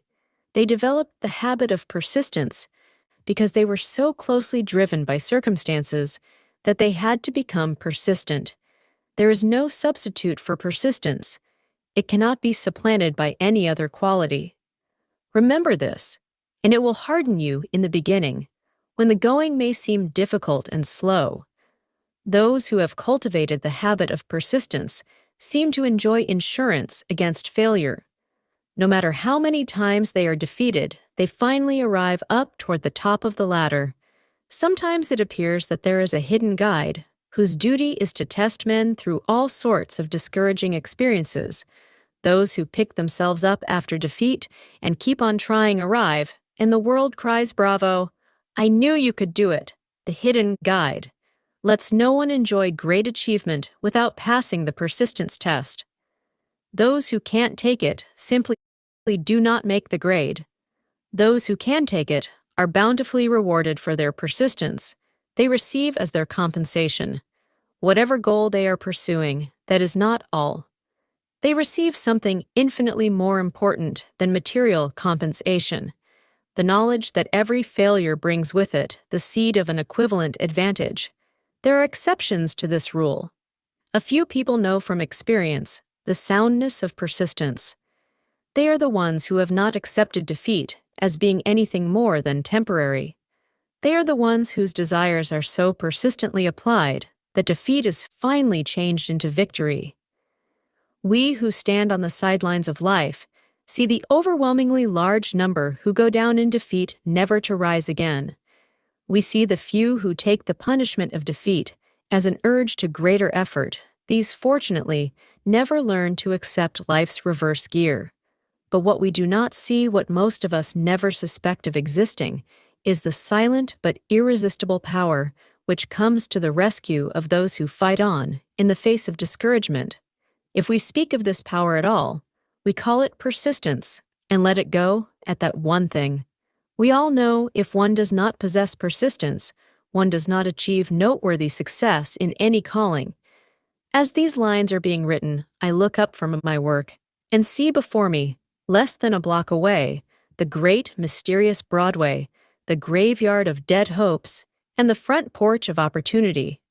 From all over the world, people have come to Broadway seeking fame, fortune, power, love, or whatever it is that human beings call success. Once in a great while, someone steps out from the long procession of seekers, and the world hears that another person has mastered Broadway. But Broadway is not easily nor quickly conquered. She acknowledges, talent recognizes genius, pays off in money. Only after one has refused to quit, then we know he has discovered the secret of how to conquer Broadway. The secret is always inseparably attached to one word: persistence. The secret is told in the struggle of Fannie Hurst, whose persistence conquered the Great White Way. She came to New York in 1915 to convert writing into riches. The conversion did not come quickly, but it came for 4 years. Miss Hurst learned about the sidewalks of New York. From first-hand experience, she spent her days laboring and her nights hoping. When hope grew dim, she did not say, "All right, Broadway, you win." She said, "Very well. Broadway, you may whip some, but not me. I'm going to force you to give up." One publisher, the Saturday Evening Post, sent her 36 rejection slips before she broke the ice and got a story across. The average writer, like the average in other walks of life, would have given up the job when the first rejection slip came. She pounded the pavements for 4 years to the tune of the publisher's no, because she was determined to win. Then came the payoff. The spell had been broken. The unseen guide had tested Fannie Hurst, and she could take it from that time on. Publishers had a beaten path to her door. Money came so fast she hardly had time to count it. Then the moving picture, men discovered her, and money came not in small change, but in floods. The moving picture rights to her latest novel. Great Laughter brought $100,000, said to be the highest price ever paid for a story before publication. Her royalties from the sale of the book probably will run much more briefly. You have a description of what persistence is capable of achieving. Fannie Hurst is no exception. Wherever men and women accumulate great riches, you may be sure they first acquired persistence. Broadway will give any beggar a cup of coffee and a sandwich, but it demands persistence of those who go after the big stakes. Kate Smith will say amen. When she reads this, for years, she sang without money and without price before any microphone she could reach Broadway. Said to her, "Come and get it, if you can take it." She did take it until one happy day. Broadway got tired and said, "Oh, what's the use? You don't know when you're whipped. So name your price and go to work in earnest." Miss Smith named her price. It was plenty a way up in figures so high that 1 week's salary is far more than most people make in a whole year. Verily it pays to be persistent. And here is an encouraging statement, which carries with it a suggestion of great significance. Thousands of singers who excel Kate Smith are walking up and down Broadway, looking for a break without success. Countless others have come and gone. Many of them sang well enough, but they failed to make the grade because they lacked the courage to keep on keeping on until Broadway became tired of turning them away. Persistence is a state of mind, therefore, it can be cultivated like all states of mind. Persistence is based upon definite causes, among them these a definiteness of purpose. Knowing what one wants is the first and perhaps the most important step toward the development of persistence. A strong motive forces one to surmount many difficulties. Desire. It is comparatively easy to acquire and to maintain persistence in pursuing the object of intense desire. Self-reliance. Belief in one's ability to carry out a plan encourages one to follow the plan through. With persistence, self-reliance can be developed through the principle described in the chapter on autosuggestion. Definiteness of plans. Organized plans, even though they may be weak and entirely impractical, encourage persistence. Accurate knowledge. Knowing that one's plan are sound based upon experience or observation encourages persistence. Guessing instead of knowing destroys persistence. Cooperation, sympathy, understanding, and harmonious cooperation with others tend to develop persistence. G. Willpower. The habit of concentrating one's thoughts upon the building of plans for the attainment of a definite purpose leads to persistence. H. Habit persistence is the direct result of habit. The mind absorbs and becomes a part of the daily experiences upon which it feeds fear. The worst of all enemies can be effectively cured by forced repetition of acts of courage. Everyone who has seen active service in war knows this before leaving the subject of persistence. Take inventory of yourself and determine in what part, particular if any, you are lacking in this essential quality. Measure yourself courageously, point by point, and see how many of the 8 factors of persistence you lack. The analysis may lead to discoveries that will give you a new grip on your symptoms of lack of persistence here. You will find the real enemies which stand between you and noteworthy achievement here. You will find not only the symptoms indicating weakness of persistence, but also the deeply seated subconscious causes of this weakness. Study the list carefully and face yourself squarely if you really wish to know who you are and what you are capable of doing. These are the weaknesses which must be mastered by all who accumulate riches. Number 1, failure to recognize and to clearly define exactly what one wants. 2, procrastination with or without cause, usually backed up with a formidable array of alleys and excuses. 3, lack of interest in acquiring specialized knowledge. 4, indecision. The habit of passing the buck on all occasions instead of facing issues squarely, also backed by alias 5. The habit of relying upon alibi instead of creating definite plans for the solution of problems. 6, self-satisfaction. There is but little remedy for this affliction, and no hope for those who suffer from it.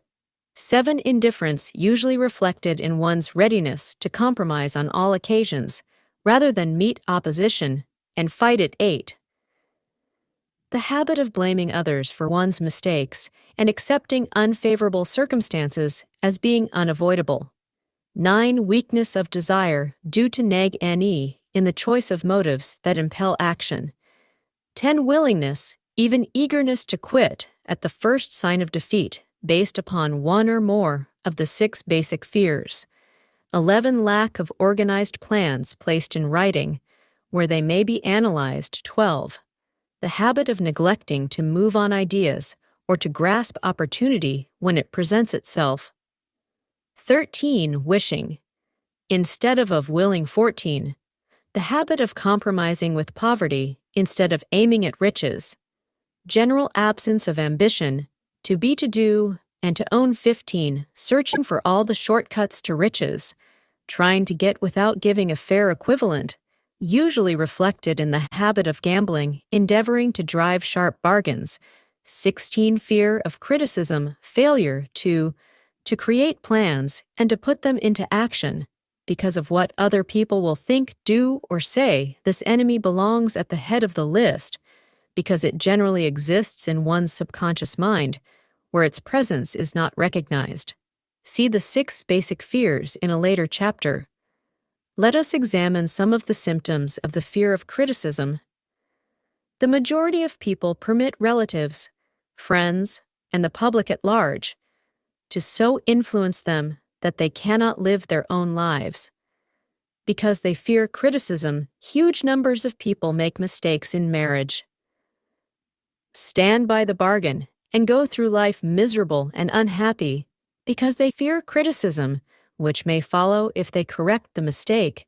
Anyone who has submitted to this form of fear knows the irreparable damage it does by destroying ambition, self-reliance, and the desire to achieve. Millions of people neglect to acquire belated educations after having left school because they fear criticism. Countless numbers of men and women, both young and old, permit relatives to wreck their lives in the name of duty because they fear criticism.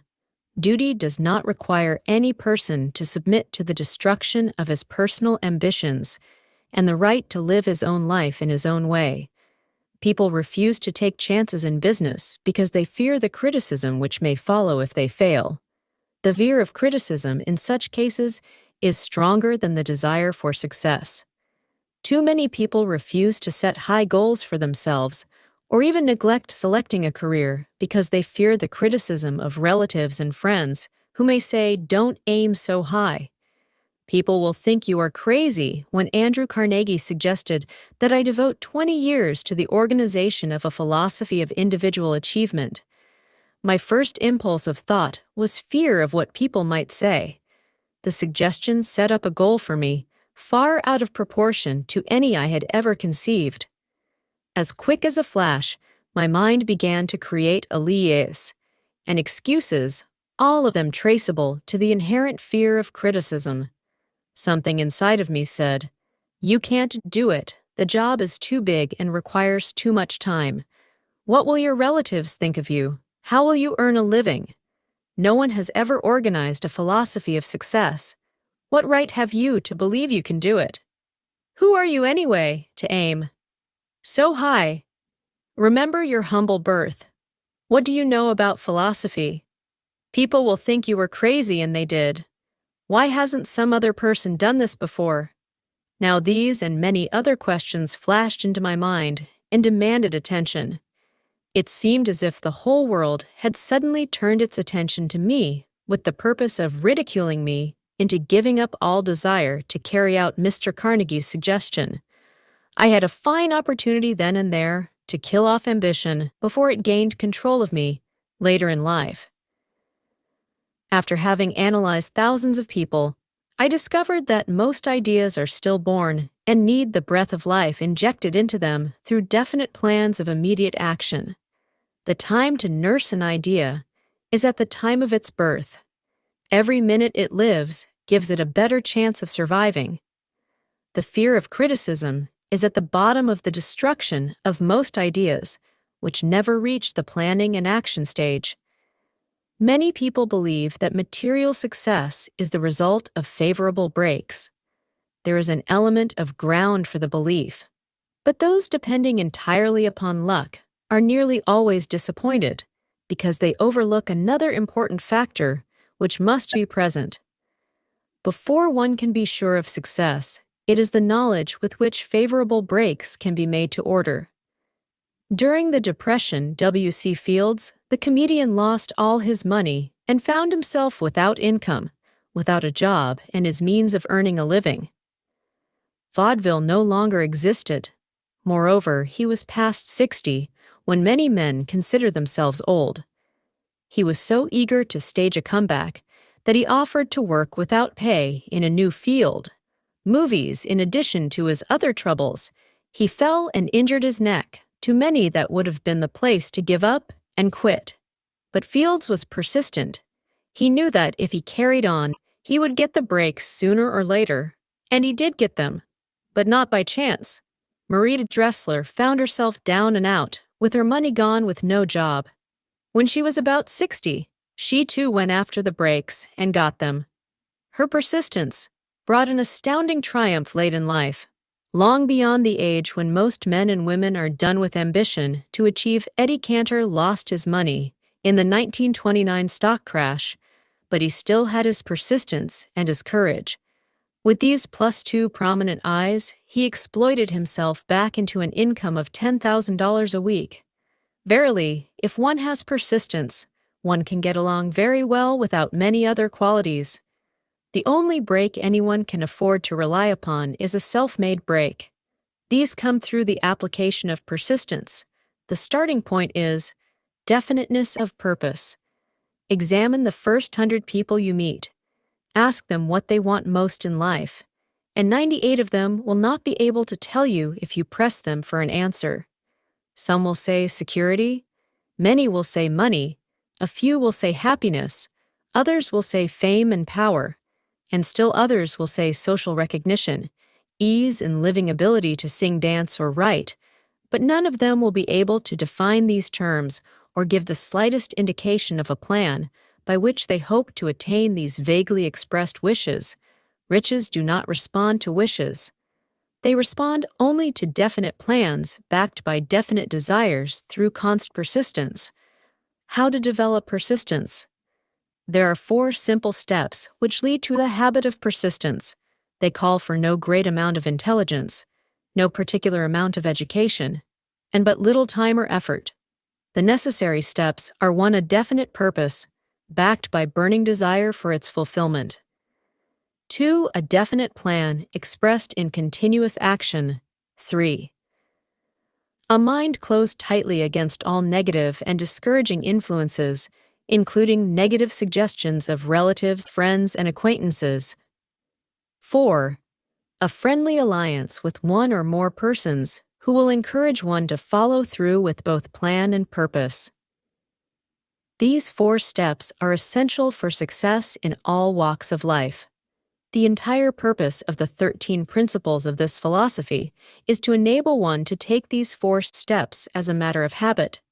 These are the steps by which one may control one's economic destiny. They are the steps that lead to freedom and independence of thought. They are the steps that lead to riches in small or great quantities. They lead the way to power, fame, and worldly recognition. They are the 4 steps which guarantee favorable breaks. They are the steps that convert dreams into physical realities. They lead also to the mastery of fear, discouragement, indifference. There is a magnificent reward for all who learn to take these 4 steps. It is the privilege of writing one's own ticket and of making life yield whatever price is asked. I have no way of knowing the facts, but I venture to conjecture that Mrs. Wallace Simpson's great love for a man was not accidental, nor the result of favorable breaks alone. There was a burning desire and careful searching at every step of the way. Her first duty was to love what is the greatest thing on earth. The master called it love, not man-made rules, criticism, bitterness, slander, or political marriages, but love. She knew what she wanted, not after she met the Prince of Wales, but long before that. Twice when she had failed to find it, she had the courage to continue her search. Do thine own self be true, and it must follow as the night.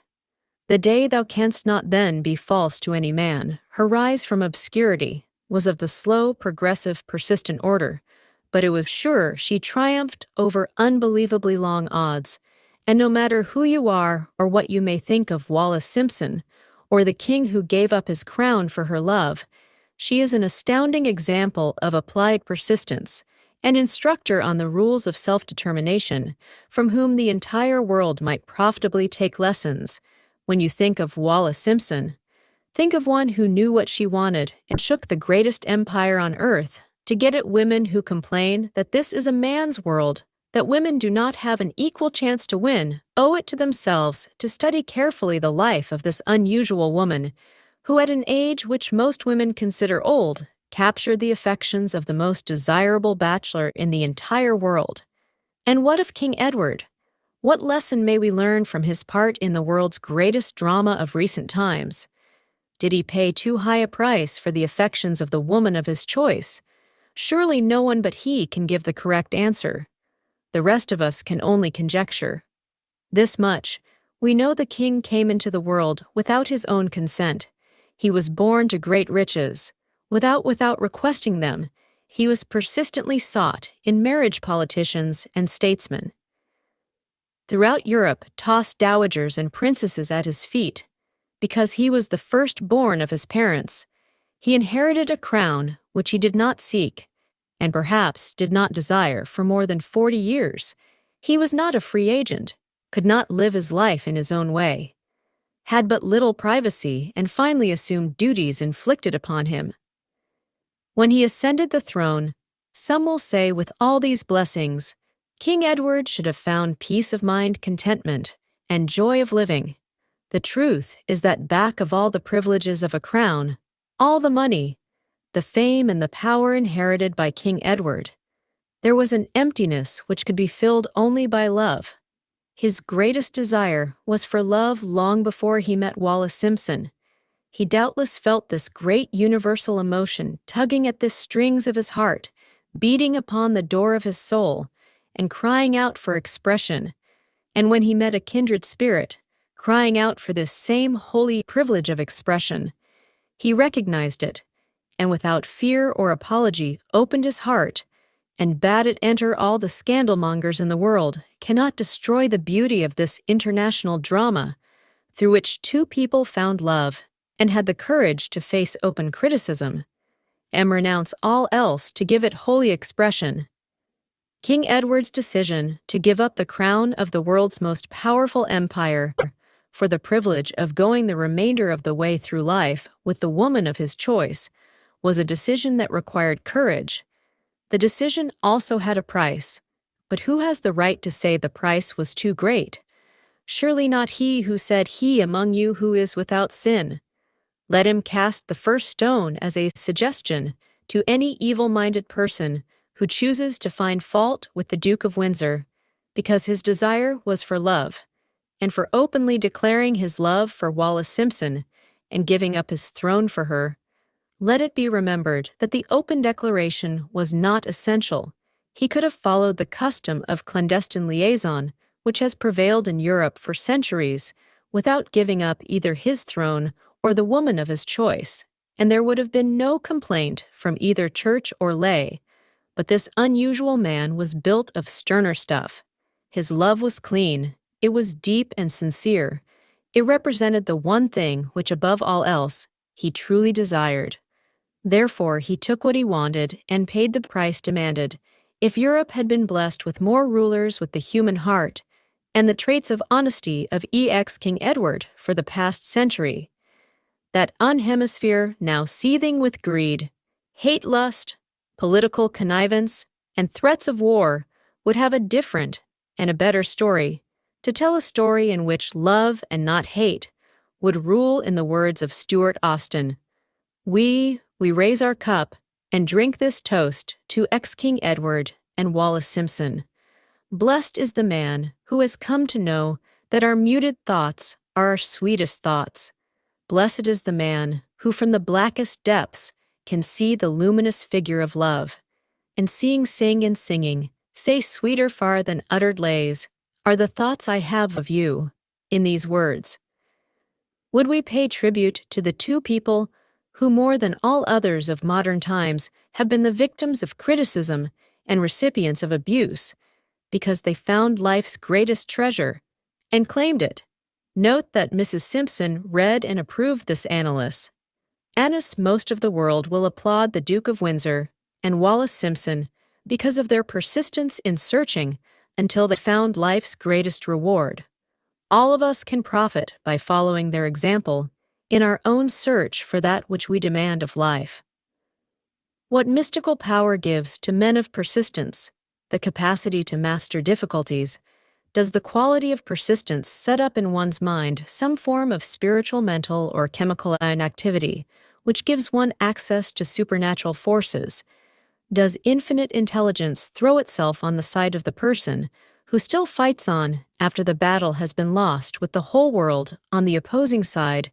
These and many other similar questions have arisen in my mind as I have observed men like Henry Ford, who started at scratch and built an industrial empire of huge proportions with little else in the way of a beginning but persistence, or Thomas Edison, who with less than 3 months of schooling became the world's leading inventor and converted persistence into the talking machine, the moving picture machine, and the incandescent light, to say nothing of 100 other useful inventions. I had the happy privilege of analyzing both Mr. Edison and Mr. Ford year by over a long period of years, and therefore the opportunity to study them at close range. So I speak from actual knowledge when I say that I found no quality save persistence in either of them that even remotely suggested the major source of their stupendous achievements, as one makes an impartial study of the prophets, philosophers, miracle men, and religious leaders of the past. One is drawn to the inevitable conclusion that persistence, concentration of effort, and definiteness of purpose were the major sources of their achievements. Consider, for example, the strange and fascinating story of Muhammad. Analyze his life, compare him with men of achievement in this modern age of industry and finance, and observe how they have one outstanding trait in common: persistence If you are keenly interested in studying the strange power which gives potency to persistence, read a biography of Muhammad, especially the one by Isid Bey. This brief review of that book by Thomas Sugru in the Herald Tribune will provide a preview of the rare treat in store for those who take the time to read the entire story of one of the most astounding examples of the power of persistence known to civilization. The last great prophet reviewed by Thomas Sugru Muhammad was a prophet, but he never performed a miracle. He was not a mystic. He had no formal schooling. He did not begin his mission until he was 40, when he announced that he was the messenger of God, bringing word of the true religion. He was ridiculed and labeled a lunatic. Children tripped him, and women threw filth upon him. He was banished from his native city Mecca, and his followers were stripped of their worldly goods and sent into the desert after him. When he had been preaching 10 years, he had nothing to show for it but banishment, poverty, and ridicule. Yet before another 10 years had passed, he was dictator of all Arabia, ruler of Mecca, and the head of a new world religion, which was to sweep to the Danube and the Pyrenees. Before exhausting the impetus, he gave it that impetus was threefold the power of words, the efficacy of prayer, and man's kinship with God. His career never made sense. Muhammad was born to impoverished members of a leading family of Mecca, because Mecca, the crossroads of the world, home of the magic stone called the Kaaba, great city of trade and the center of trade routes, was unsanitary. Its children were sent to be raised in the desert by BNS.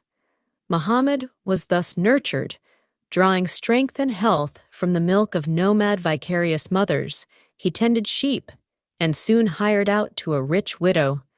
As leader of her caravans, he traveled to all parts of the East. E-World talked with many men of diverse beliefs and observed the decline of Christianity into wearing sects. When he was 28, Khadija the widow looked upon him with favor and married him. Her father would have objected to such a marriage, so she got him drunk and held him up. While he gave the paternal blessing for the next 12 years, Muhammad lived as a rich and respected and very shrewd trader. Then he took to wandering in the desert, and one day he returned with the first verse of the Quran and told Khadija that the archangel Gabriel had appeared to him and said that he was to be the messenger of God, the Quran. The revealed word of God was the closest thing to a miracle in Muhammad's life.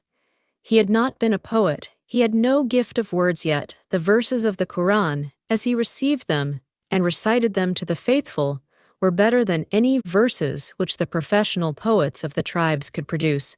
This, to the Arabs, was a miracle to them. The gift of words was the greatest gift. The poet was all-powerful. In addition, the Quran said that all men were equal before God, that the world should be a democratic state. Islam. It was this political heresy, plus Muhammad's desire to destroy all the 360 idols in the courtyard of the Kaaba, which brought about his banishment. The idols brought the desert tribes to Mecca, and that meant trade, so the businessmen of Mecca, the capitalists of which he had been one, set upon Muhammad. Then he retreated to the desert and demanded sovereignty over the world. The rise of Islam began. Out of the desert came a flame which would not be extinguished, a democratic army fighting as a unit and prepared to die without wincing. Muhammad had invited the Jews and Christians to join him, for he was not building a new religion. He was calling all who believed in one God to join in a single faith. If the Jews and Christians had accepted his invitation, Islam would have conquered the world. They didn't. They would not even accept Muhammad's innovation of humane warfare. When the armies of the Prophet entered Jerusalem, not a single person was killed because of his faith. When the Crusaders entered the city centuries later, not a Muslim man, woman, or child was spared, but the Christians did accept one Muslim idea, the place of learning, the university. Chapter 10. Power of the mastermind, the driving force. The ninth step toward riches. Power is essential for success in the accumulation of money. Plans are inert and useless without sufficient power to translate them into action. This chapter will describe the method by which an individual may attain and apply by power. Power may be defined as organized and intelligently directed knowledge. Power, as the term is here used, refers to organized effort sufficient to enable an individual to transmute desire into its monetary equivalent. Organized effort is produced through the coordination of effort of two or more people who work toward a definite end in a spirit of harmony. Power is required for the accumulation of money. Power is necessary for the retention of money after it has been accumulated. Let us ascertain how power may be acquired. If power is organized knowledge, let us examine the sources of knowledge. Infinite intelligence.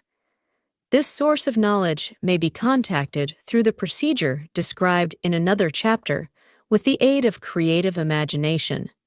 Accumulated experience, the accumulated experience of man, or that portion of it which has been organized and recorded, may be found in any well-equipped public library. An important part of this accumulated experience is taught in public schools and colleges, where it has been classified and organized, see experiment and research in the field of science, and in practically every other walk of life. Men are gathering, classifying, and organizing in new facts daily. This is the source to which one must turn when knowledge is not available through accumulated experience. Here, too, the creative imagination must often be used. Knowledge may be acquired from any of the foregoing sources. It may be converted into power by organizing it into definite plans, and by expressing those plans in terms of action. Examination of the three major sources of knowledge will readily disclose the difficulty an individual would have if he depended upon his efforts alone in assembling knowledge and expressing it through definite plans in terms of action. If his plans are comprehensive, and if they contemplate large proportions, he must generally induce others to cooperate with him before he can inject into them the necessary element of power. Gaining power through the mastermind.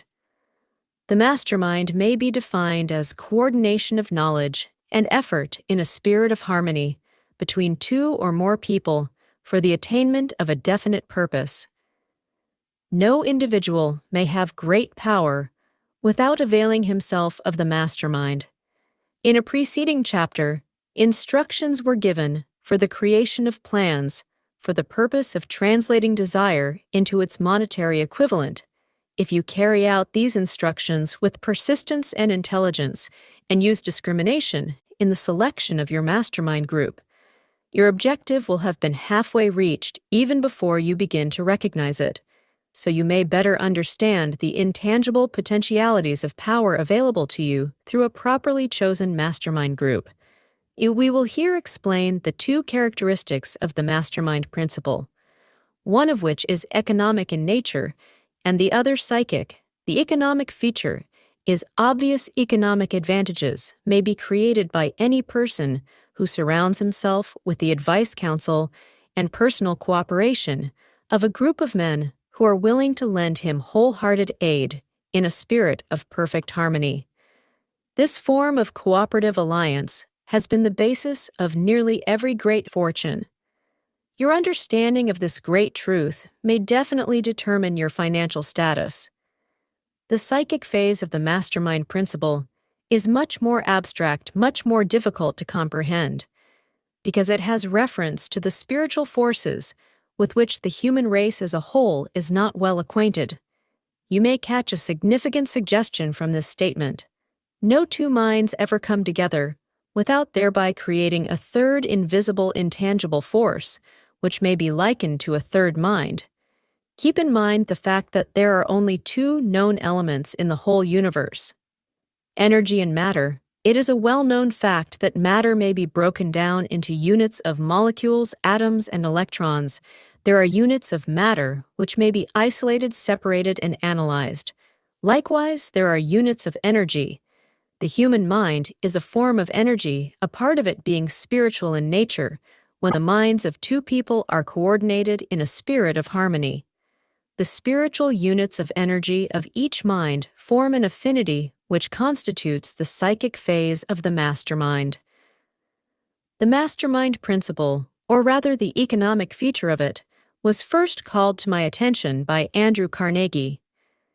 Over 25 years ago, discovery of this principle was responsible for the choice of my life's work. Mr. Carnegie's mastermind group consisted of a staff of approximately 50 men with whom he surrounded himself for the definite purpose of manufacturing and marketing steel. He attributed his entire fortune to the power he accumulated through this mastermind. Analyze the record of any man who has accumulated a great fortune, and many of those who have accumulated modest fortunes, and you will find that they have either consciously or unconsciously employed the mastermind principle. Great power can be accumulated through no other principle.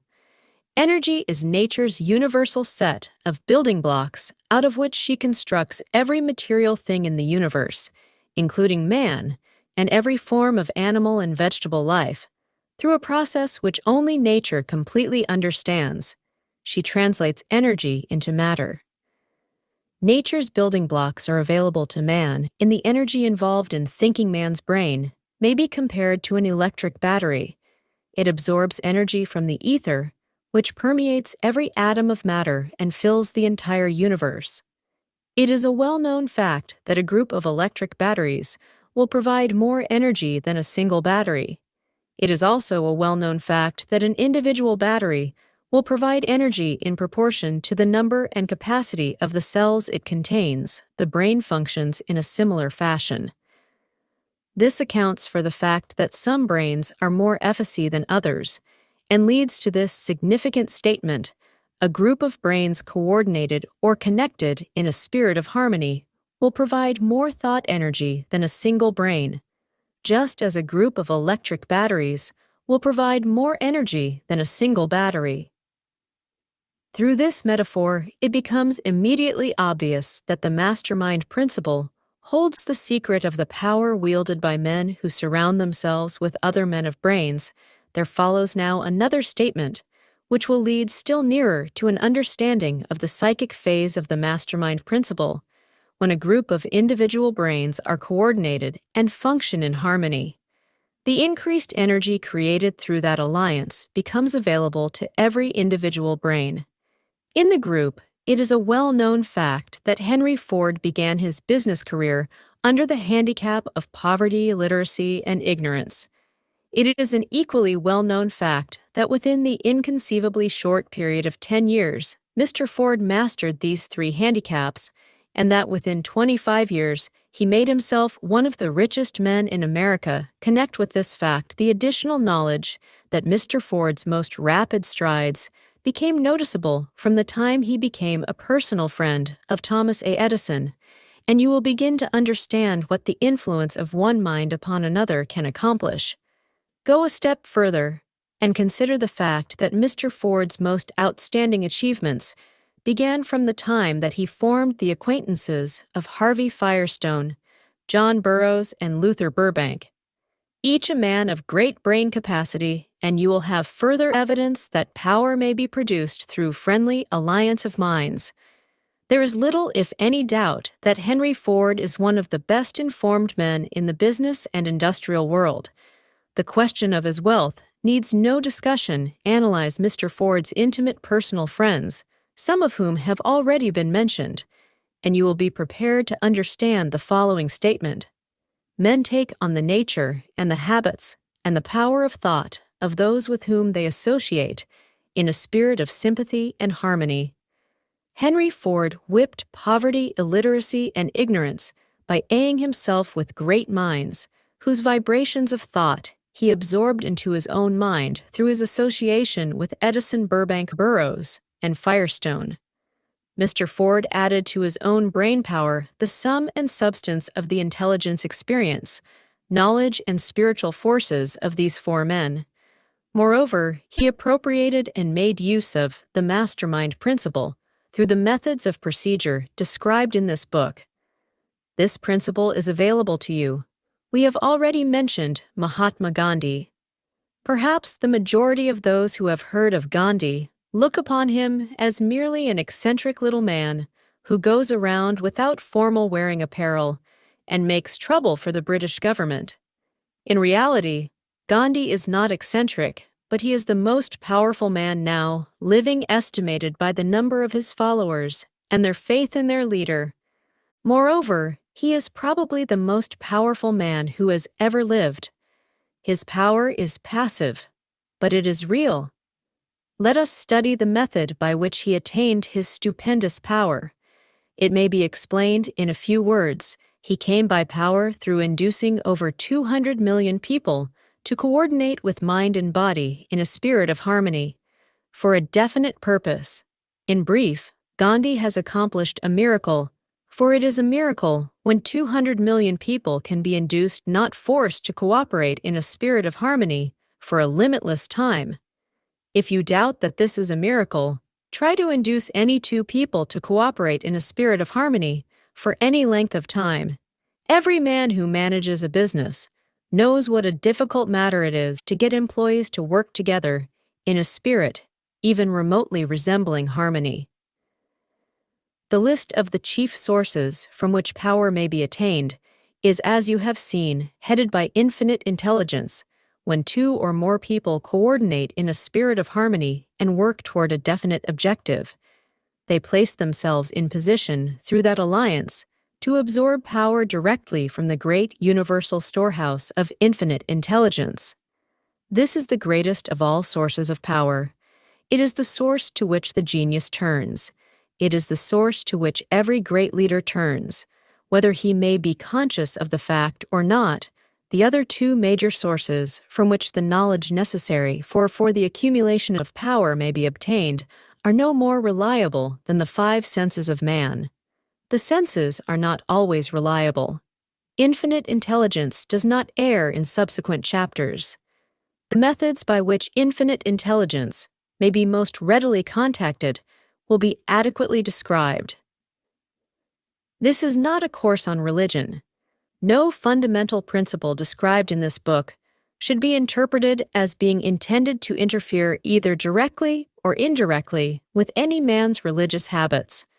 This book has been confined exclusively to instructing the reader how to transmute the definite purpose of desire for money into its monetary equivalent. Read, think, and meditate as you read. Soon the entire subject will unfold, and you will see it in perspective. You are now seeing the detail of the individual chapters. Money is as shy and elusive as the old-time maiden it must be, wooed and won by methods not unlike those used by a determined lover in pursuit of the girl of his choice, and coincidental as it is the power used in the wooing of money is not greatly different from that used in wooing a maiden. That power, when successfully used in the pursuit of money, must be mixed with faith. It must be mixed with desire. It must be mixed with persistence. It must be applied through a plan, and that plan must be set into action. When money comes in quantities known as the big money, it flows to the one who accumulates it as easily as water flows downhill. There exists a great, unseen stream of power, which may be compared to a river, except that one side flows in one direction, carrying all who get into that side of the stream onward and upward to wealth, and the other side flows in the opposite direction, carrying all who are unfortunate enough to get into it and not be able to extricate themselves from it downward to misery and poverty. Every man who has accumulated a great fortune has recognized the existence of this stream of life. It consists of one's thinking process. The positive emotions of thought form the side of the stream which carries one to fortune, the negative emotions from the side which carries one down to poverty. This carries a thought of stupendous importance to the person who is following this book with the object of accumulating a fortune.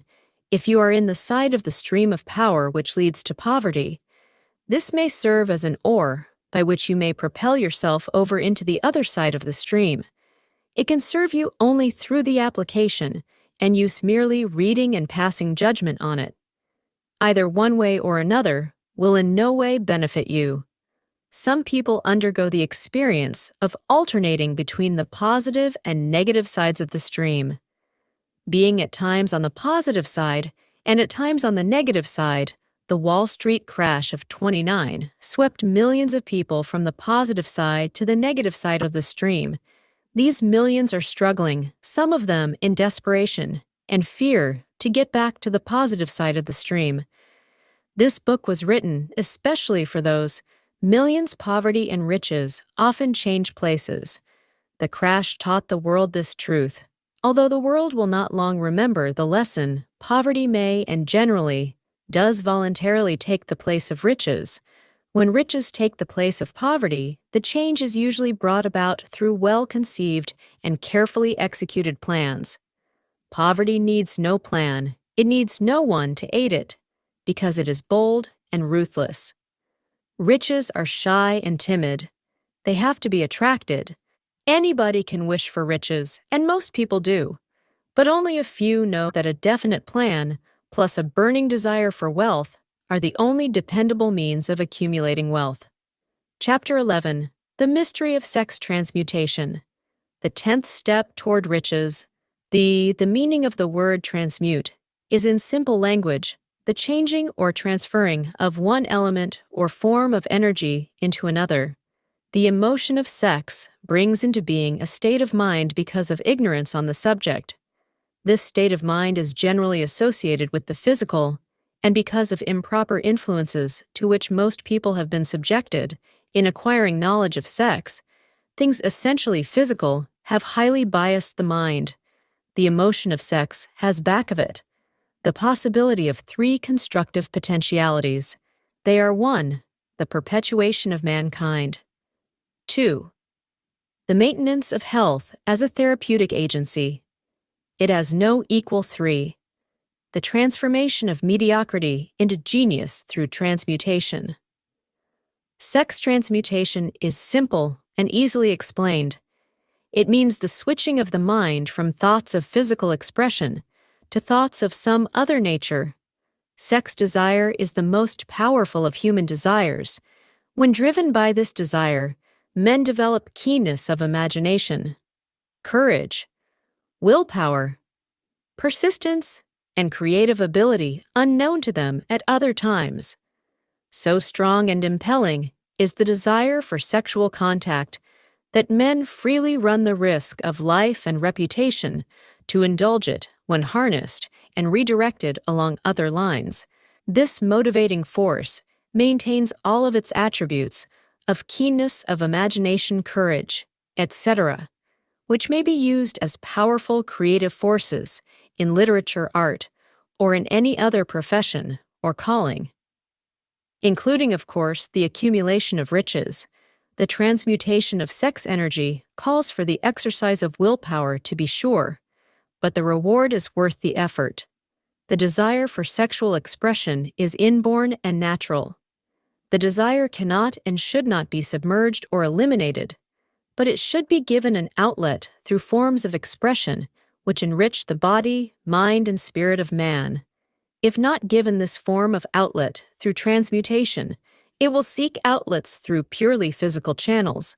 A river may be dammed, and its water controlled for a time, but eventually it will force an outlet.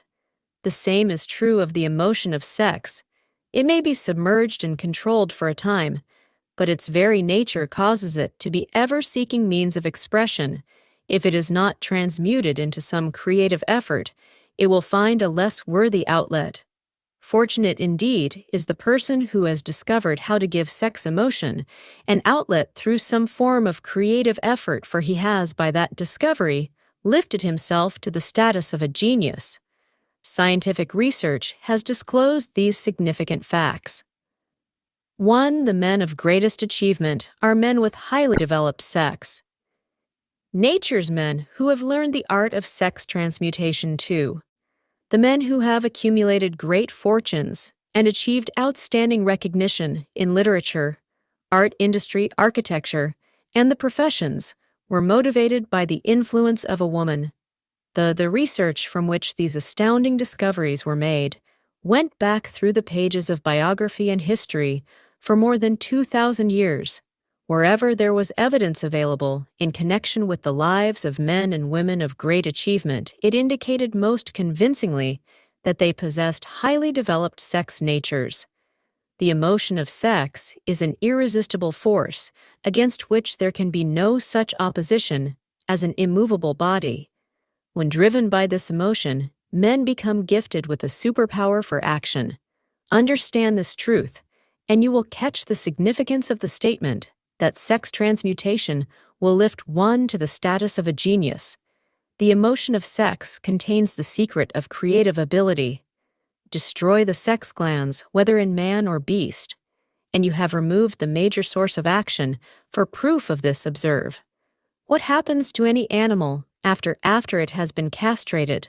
A bull becomes as docile as a cow after it has been altered sexually. Sex alteration takes out of the male, whether man or beast, all the fight that was in him. Sex alteration of the female has the same effect. The 10 mind stimuli. The human mind responds to stimuli through which it may be keyed up to high rates of vibration, known as enthusiasm, creative imagination, intense desire, etc. The stimuli to which the mind responds most freely are 1. The desire for sex expression, 2. Love, 3. A burning desire for fame, power, or financial gain, money, 4. Music, 5. Friendship between either those of the same sex or those of the opposite sex, 6. A mastermind alliance, based upon the harmony of 2 or more people who ally themselves for spiritual or temporal advancement, 7. Mutual suffering, such as that experienced by people who are persecuted, 8. Autosuggestion, 9. Fear, 10. Narcotics and alcohol. The desire for sex expression comes at the head of the list of stimuli, which most effectively step up the vibrations of the mind and start the wheels of physical action. 8 of these stimuli are natural and constructive, 2 are destructive. The list here is presented for the purpose of enabling you to make a comparative study of the major sources of mind stimulation. From this study, it will be readily seen that the emotion of sex is by great odds the most intense and powerful of all. Mind stimuli. This comparison is necessary as a foundation for proof of the statement that transmutation of sex energy may lift one to the status of a genius. Let us find out what constitutes a genius. Some wiseacre has said that a genius is a man who wears long hair, eats queer food, lives alone, and serves as a target for the joke makers. A better definition of a genius is a man who has discovered how to increase the vibrations of thought to the point where he can freely communicate with sources of knowledge not available through the ordinary rate of vibration of thought. The person who thinks will want to ask some questions concerning this definition of genius. The first question will be, how may one communicate with sources of knowledge which are not available through the ordinary rate of vibration of thought? The next question will be, are there known sources of knowledge which are available only to G? And if so, what are these sources, and X exactly how may they be reached? We shall offer proof of the soundness of some of the more important statements made in this book, or at least we shall offer evidence through which you may secure your own proof through experimentation, and in doing so, we shall answer both of these questions. Genius is developed through the sixth sense. The reality of a sixth sense has been fairly well established. This sixth sense is creative imagination. The faculty of creative imagination is one which the majority of people never use during an entire lifetime, and if used at all, it usually happens by mere accident. A relatively small number of people use with deliberation and purpose of forethought the faculty of creative imagination. Those who use this faculty voluntarily and with understanding of its functions are the faculty of creative imagination is the direct link between the finite mind of man and infinite intelligence. All so-called revelations, referred to in the realm of religion, and all discoveries of basic or new principles in the field of invention take place through the faculty of creative imagination. When ideas or concepts flash into one's mind through what is popularly called a hunch, they come from one or more of the following sources. 1. Infinite intelligence. 2. One's subconscious mind, wherein is stored every sense impression and thought, impulse which ever reached the brain through any of the 5 senses. 3. From the mind of some other person who has just released the thought or picture of the idea or concept through conscious thought, or from the other person's subconscious storehouse. There are no other known sources from which inspired ideas or hunches may be received. The creative imagination functions best when the mind is vibrating, due to some form of mind stimulation, at an exceedingly high rate. That is when the mind is functioning at a rate of vibration higher than that of ordinary normal thought. When brain action has been stimulated through one or more of the 10 mind stimulants, it has the effect of lifting the individual far above the horizon of ordinary thought and permits him to envision distant scope and quality of thoughts not available on the lower plane, such as that occupied while one is engaged in the solution of the problems of business and professional routine. When lifted to this higher level of thought through any form of mind stimulation, an individual occupies relatively the same position as one who has ascended in an airplane to a height from which he may see over and beyond the horizon line, which limits his vision, while on the ground, moreover, while on this higher level of thought, the individual is not hampered or bound by any of the stimuli which circumscribe and limit his vision, while wrestling with the problems of gaining the 3 basic necessities of food, clothing, and shelter. He is in a world of thought in which the ordinary workaday thoughts have been as effectively removed as are the hills and valleys and other limitations of physical vision. When he rises in an airplane while on this exalted plane of thought, the creative faculty of the mind is given freedom for action. The way has been cleared for the 6th sense to function. It becomes receptive to ideas which could not reach the individual under any other circumstances. The 6th sense is the faculty which marks the difference between a genius and an ordinary individual. The creative faculty becomes more alert and receptive to vibrations originating outside the individual's subconscious mind. The more this faculty is used, and the more the individual relies upon it and makes demands upon it.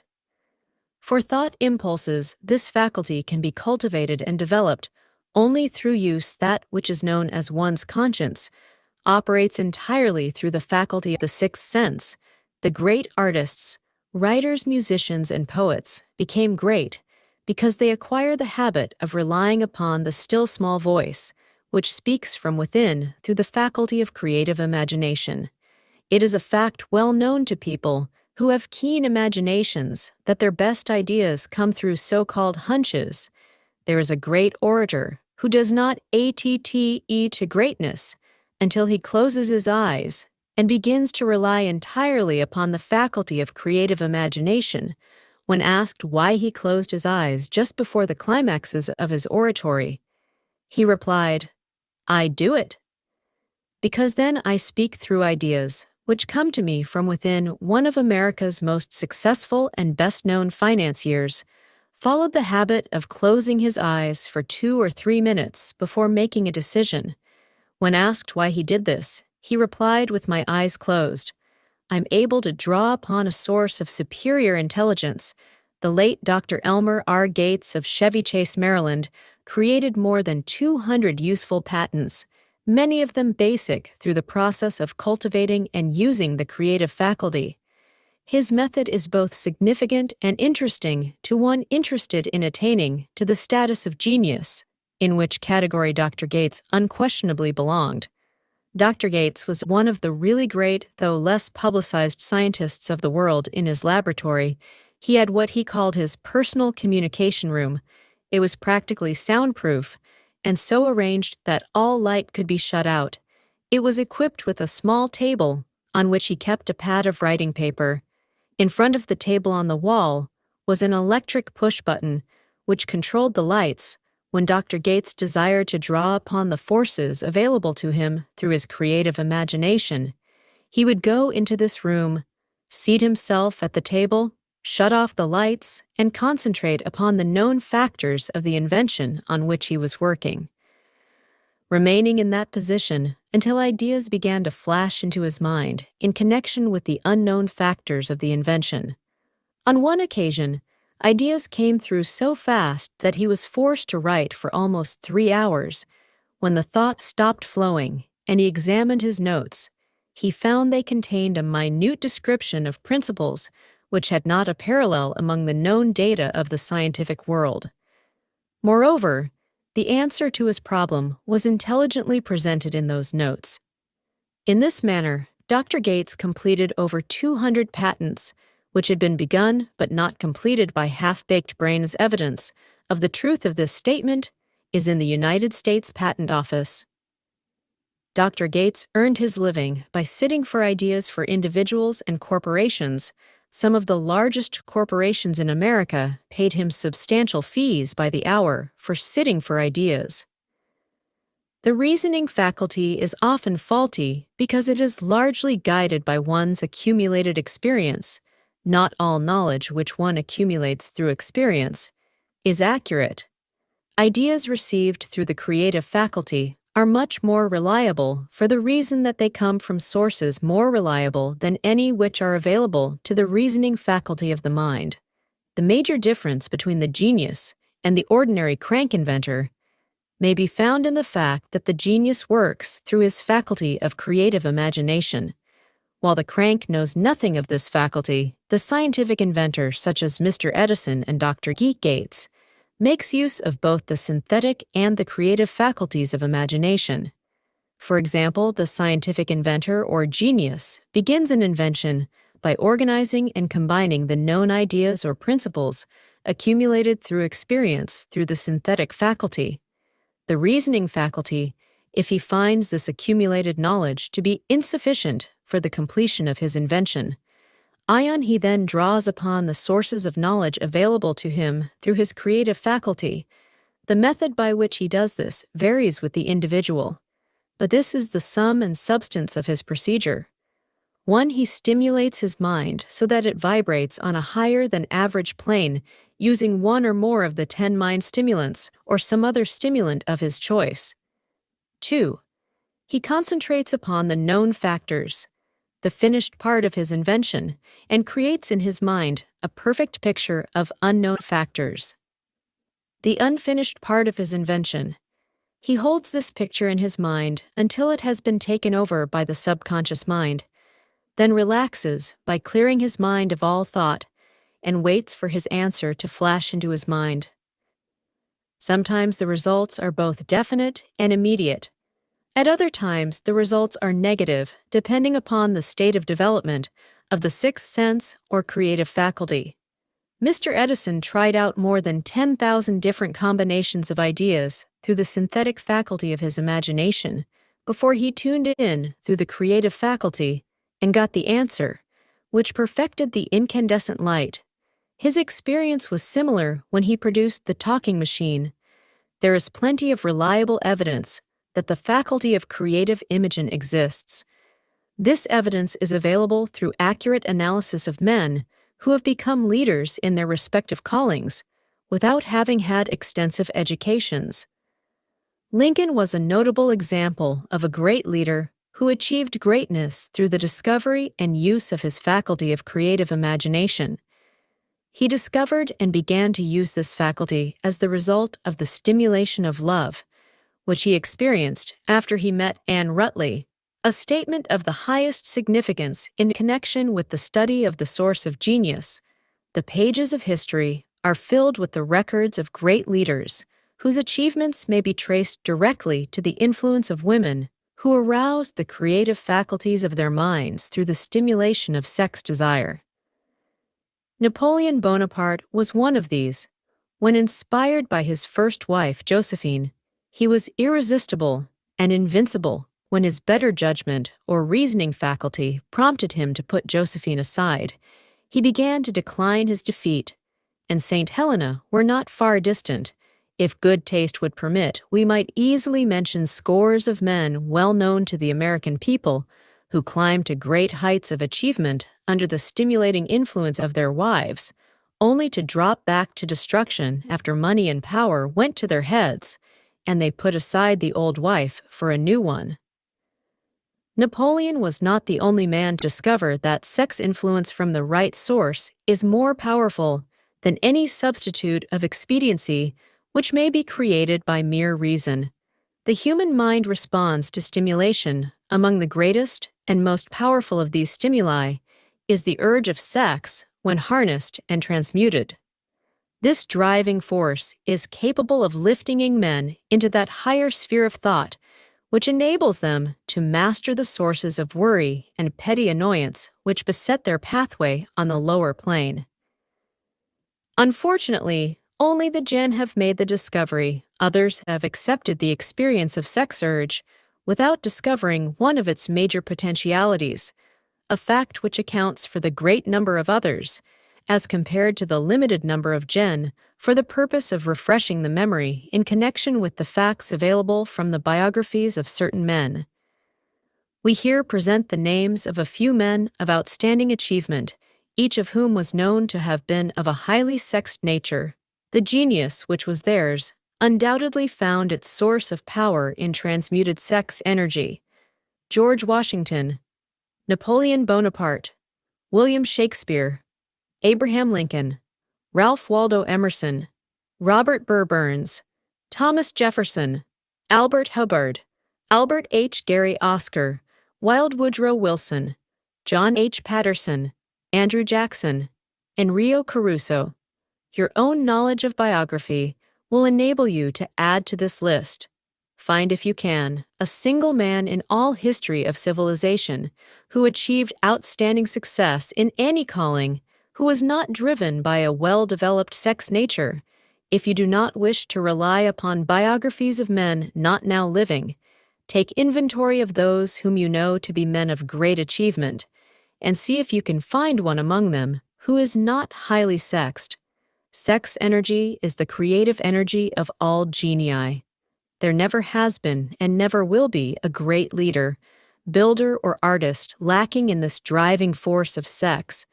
Surely no one will misunderstand these statements to mean that all who are highly sexed are genii. Man attains to the status of a genius only when and if he stimulates his mind so that it draws upon the forces available through the creative faculty of the imagination.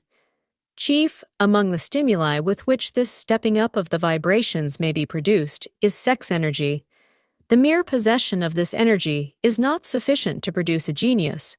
The energy must be transmuted, sued from desire for physical contact into some other form of desire and action, before it will lift one to the status of a genius, far from becoming genii. Because of great sex desires, the majority of men lower themselves through misunderstanding and misuse of this great force to the status of the lower animals.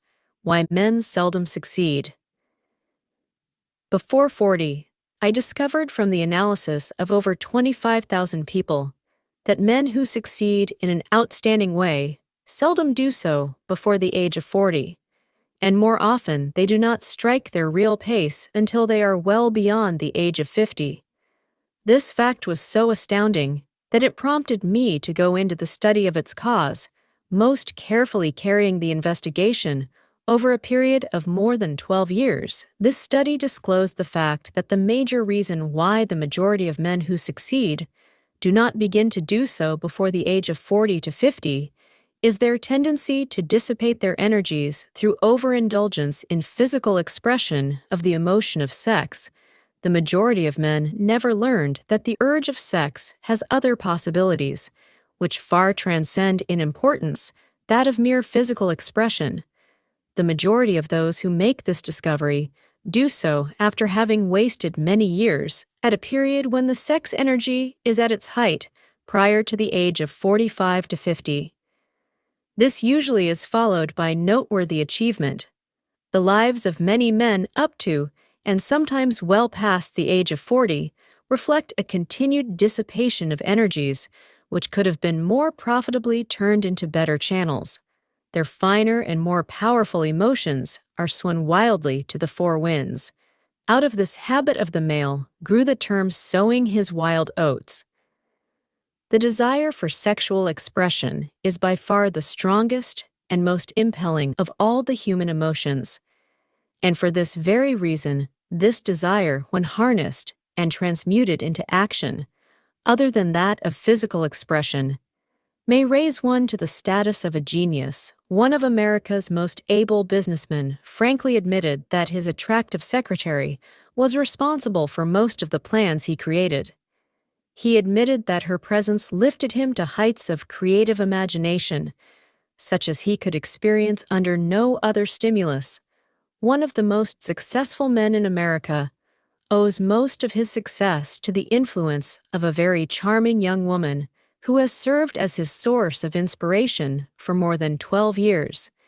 Everyone knows the man to whom this reference is made, but not everyone knows the real source of his achievements. History is not lacking in examples of men who attained to the status of genii as the result of the use of artificial mind stimulants in the form of alcohol and narcotics.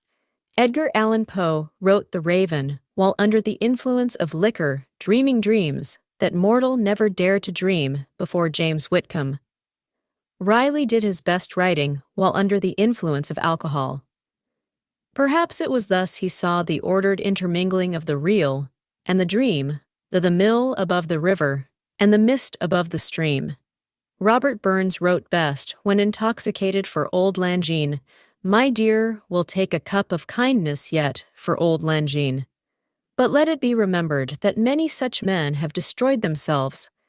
In the end, nature has prepared her own potions with which men may safely stimulate their minds, so they vibrate on a plane that enables them to tune into fine and rare thoughts, which come from no man knows where no satisfactory substitute for nature stimulants has ever been found. It is a fact well known to psychologists that there is a very close relationship between sex desires and spiritual urges, a fact which accounts for the peculiar behavior of people who participate in the orgies, known as religious revivals. Common among the primitive types, the world is ruled, and the destiny of civilization is established by the human emotions. People are influenced in their actions, not by reason so much as by feelings. The creative faculty of the mind is set into action entirely by emotions, and not by cold reason. The most powerful of all human emotions is that of sex. There are other mind stimulant, some of which have been listed, but no one of them, nor all of them, combined, can equal the driving power of sex. A mind stimulant is any influence which will either temporarily or permanently increase the vibrations of thought. The 10 major stimulants described are those most commonly resorted to. Through these sources, one may commune with infinite intelligence or enter at will the storehouse of the subconscious mind, either one's own or that of another person, a procedure which is all there is of genius, a teacher who has trained and directed. The efforts of more than 30,000 salespeople made the astounding discovery that highly sexed men are the most efficient salesmen.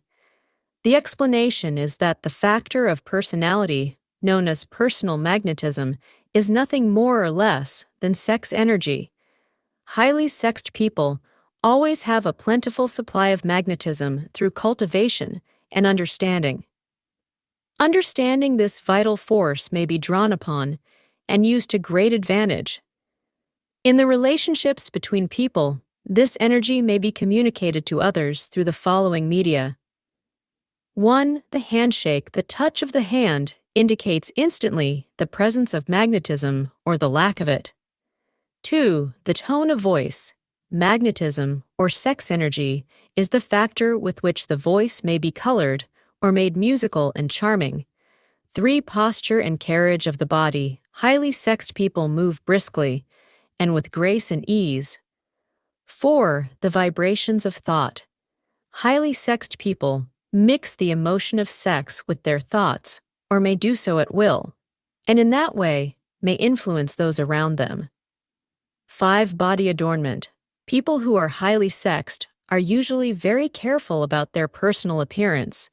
They usually select clothing of a style becoming to their personality, physique, complexion, etc. When employing salesmen, the more capable sales manager looks for the quality of personal magnetism as the first requirement of a salesman. People who lack sex energy will never become enthusiastic, nor inspire others with enthusiasm. And enthusiasm is one of the most important requisites in salesmanship, no matter what one is selling. The public speaker, orator, preacher, lawyer, or salesman who is lacking in sex energy is a flop, as far as being able to influence others is concerned. Couple with this the fact that most people can be influenced only through an appeal to their emotions, and you will understand the importance of sex energy as a part of the salesman's native ability.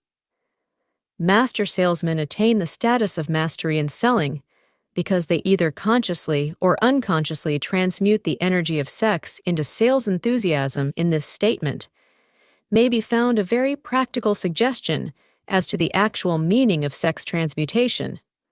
The salesman who knows how to take his mind off the subject of sex and direct it in sales effort with as much enthusiasm and determination as he would apply to its original purpose has acquired the art of sex transmutation. Whether he knows it or not, the majority of salesmen who transmute their sex energy do so without being in the least aware of what they are doing or how they are doing it. Transmutation of sex energy calls for more willpower than the average person cares to use for this purpose. Those who find it difficult to summon willpower sufficient for transmutation may gradually acquire this ability. Though this requires willpower, the reward for the practice is more than worth the effort. The entire subject of sex is one with which the majority of people appear to be unpardonably ignorant. The urge of sex has been grossly misunderstood, slandered and burlesqued by the ignorant and the evil-minded for so long that the very word sex is seldom used in polite society. Men and women who are known to be blessed, yes, blessed with highly sexed natures, are usually looked upon as being people who will bear watching. Instead of being called blessed, they are usually called cursed. Millions of people, even in this age of enlightenment, have inferiority complexes, which they developed because of this false belief that a highly sexed nature is a curse. These statements of the virtue of sex energy should not be construed as justification for the libertine. The emotion of sex is a virtue only when used intelligently and with discrimination. It may be misused, and often is to such an extent that it debases instead of enriches both body and mind. The better use of this power is the burden of this chapter. It seemed quite significant to the author when he made the discovery that practically every great leader whom he had the privilege of analyzing was a man whose achievements were largely inspired by a woman.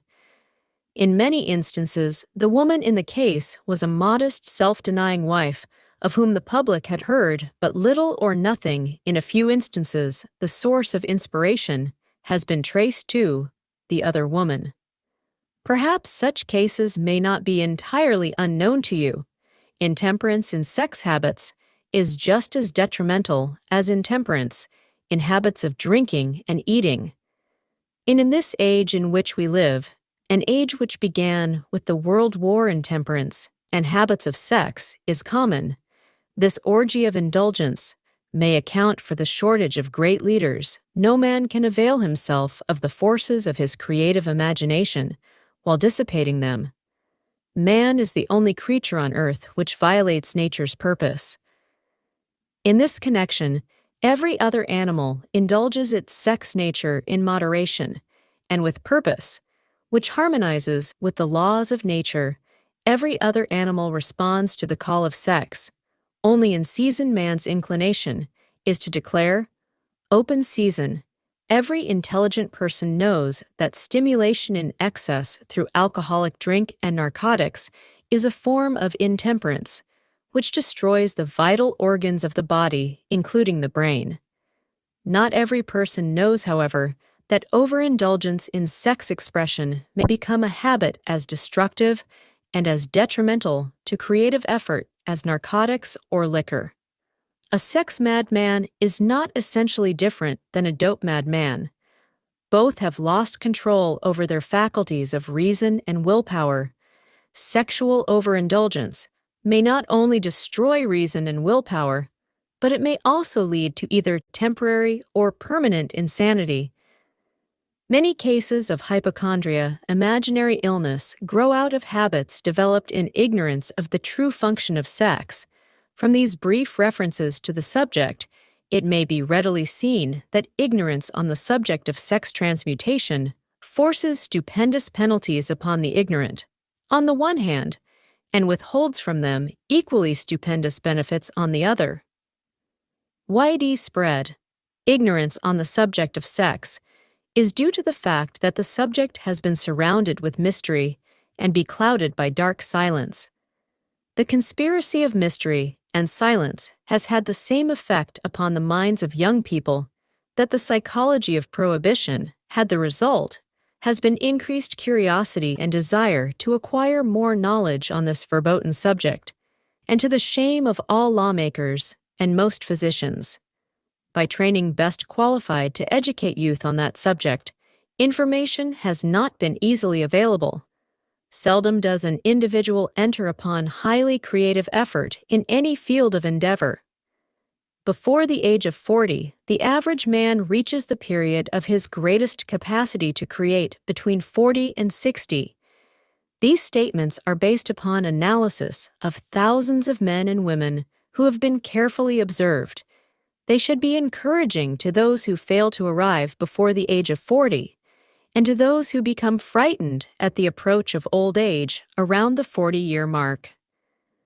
The years between 40 and 50 are, as a rule, the most fruitful. Man should approach this age not with fear and trembling, but with hope and eager anticipation.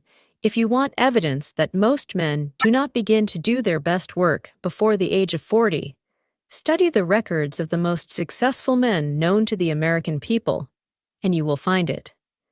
Henry Ford had not hit his pace of achievement until he had passed the age of 40. Andrew Carnegie was well past 40. Before he began to reap the reward of his efforts, James J. Hill was still running a telegraph key at the age of 40. His stupendous achievements took place. After that age, biographies of American industrialists and financiers are filled with evidence that the period from 40 to 60 is the most productive age of man between the ages of 30 and 40. Man begins to learn, if he ever learns, the art of sex transmutation.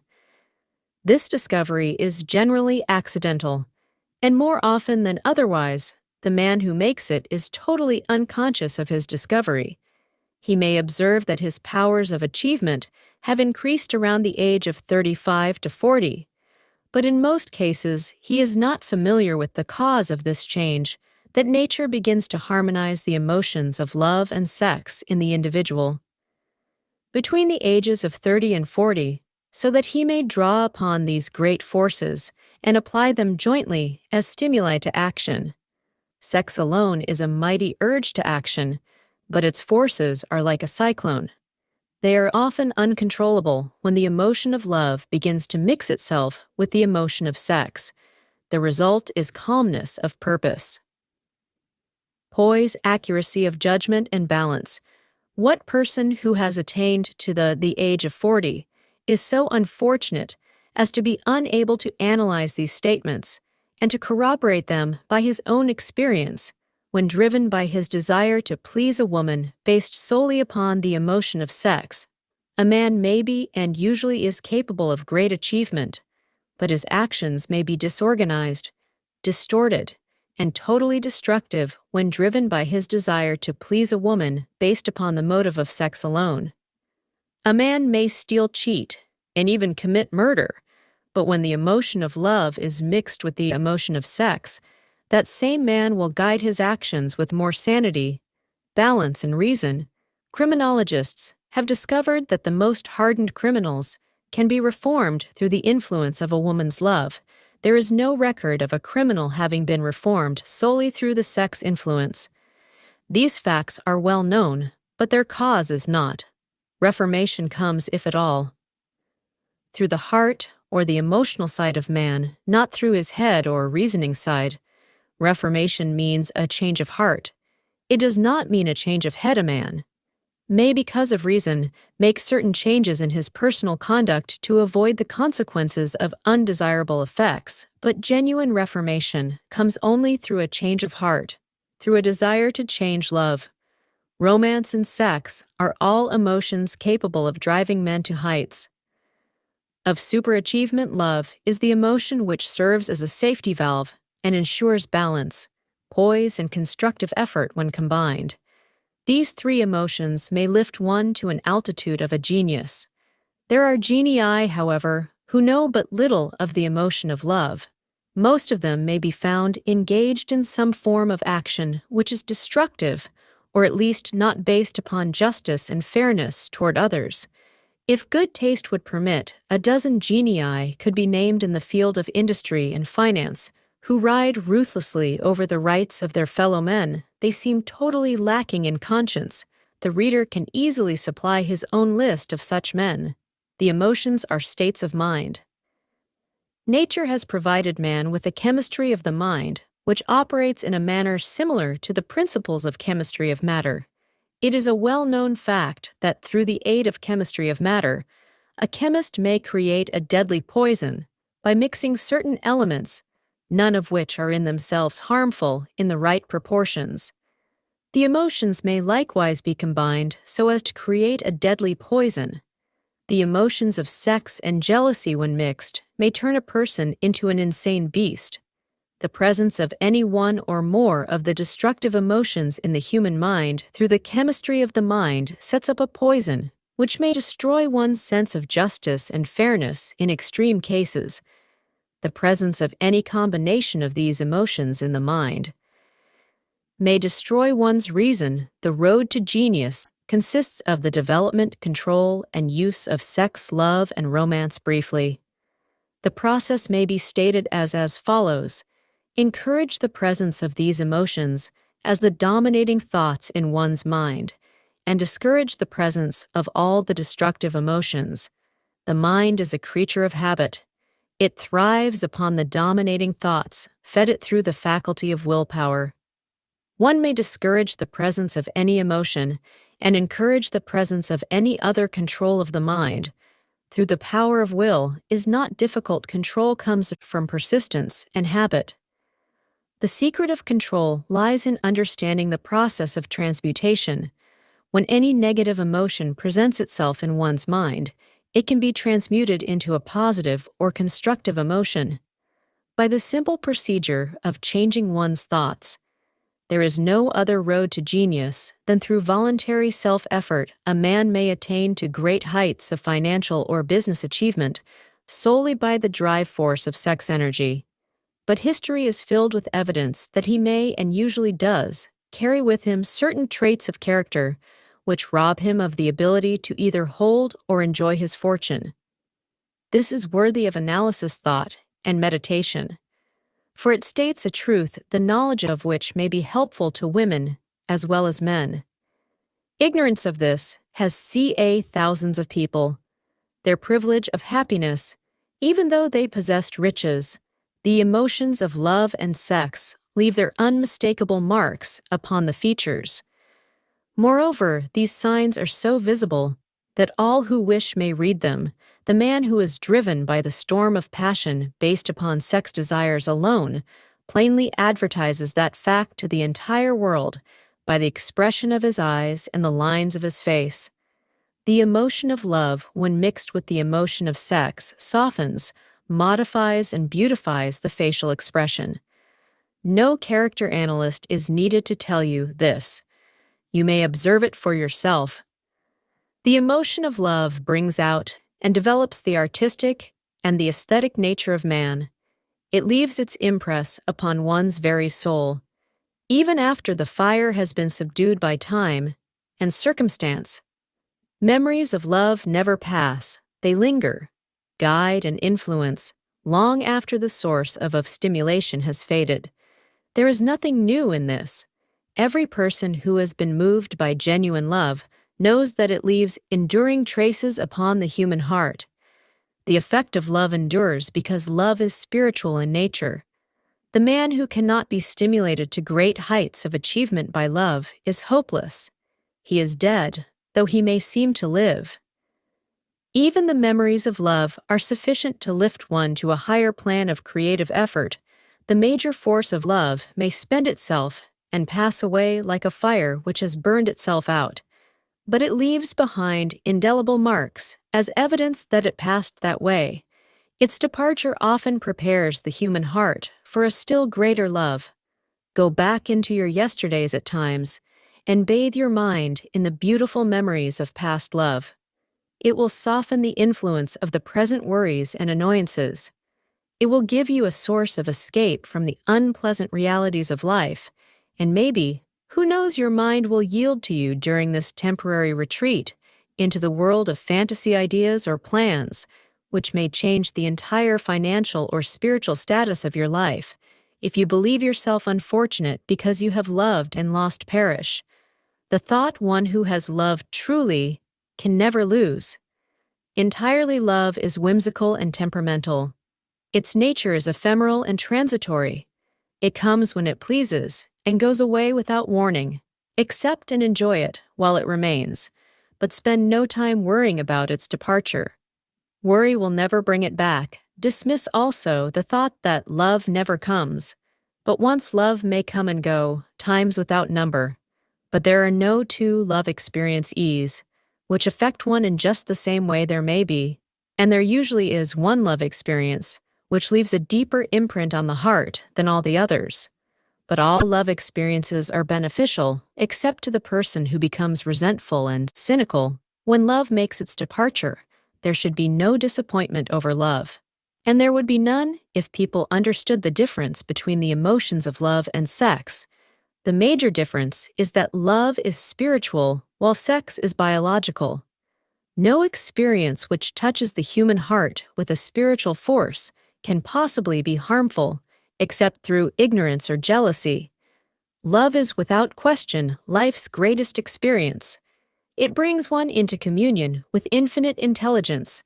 When mixed with the emotions of romance and sex, it may lead one far up the ladder of creative effort. The emotion of love, sex, and romance are sides of the eternal triangle of achievement. Building genius, nature creates genii through no other. Force love is an emotion with many sides. Shades and colors, the love which one feels for parents or children is quite different from that which one feels for one's sweetheart. The one is mixed with the emotion of sex, while the other is not. The love which one feels in true friendship is not the same as that felt for one's sweetheart parents or children, but it too is a form of love. Then there is the emotion of love for things inanimate, such as the love of nature's handiwork. But the most intense and burning of all these various kinds of love is that experienced in the blending of the emotions of love and sex. Marriages not blessed with the eternal affinity of love, properly balanced and proportioned with sex, cannot be happy ones, and seldom endure. Love alone will not bring happiness in marriage, nor will sex alone. When these two beautiful emotions are blended, marriage may bring about a state of mind closest to the spiritual that one may ever know on this earthly plane. When the emotion of romance is added to those of love and sex, the obstructions between the finite mind of man and infinite intelligence are removed. Then a genius has been born. What a different story is this than those usually associated with the emotion of sex. Here is an interpretation of the emotion which lifts it out of the commonplace and makes of it potter's clay in the hands of God, from which he fashioned all that is beautiful and inspiring. It is an interpretation which would, when properly understood, bring harmony out of the chaos which exists in too many marriages.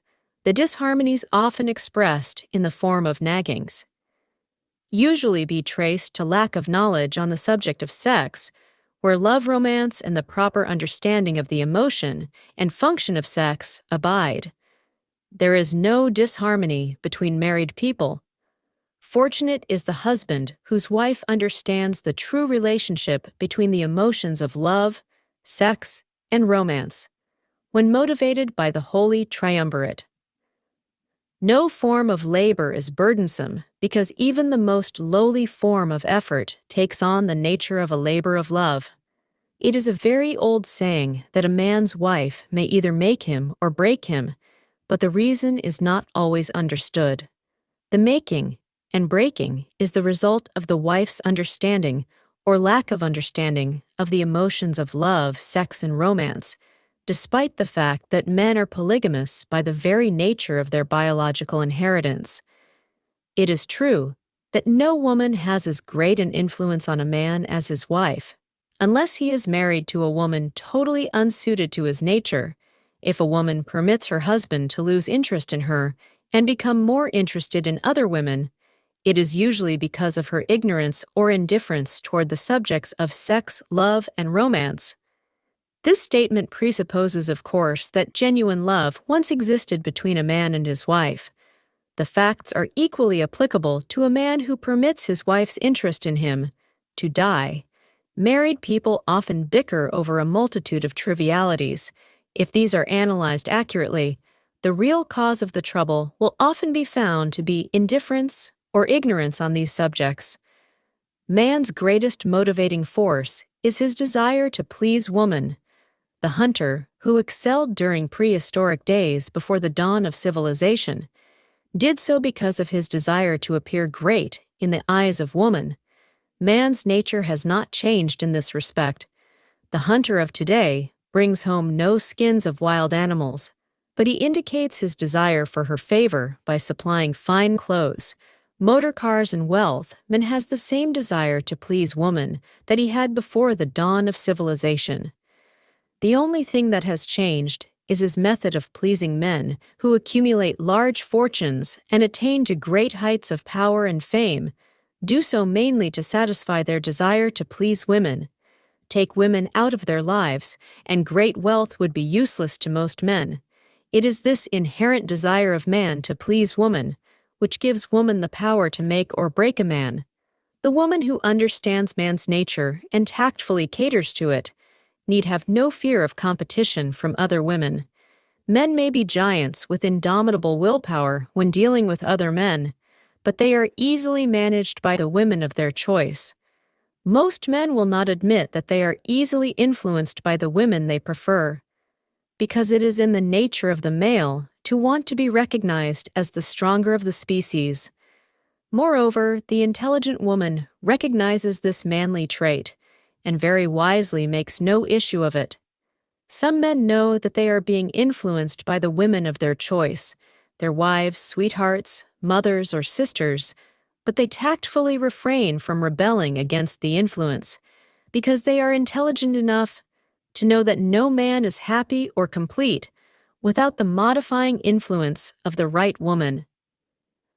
The man who does not recognize this important truth deprives himself of the power which has done more to help men achieve success than all other forces.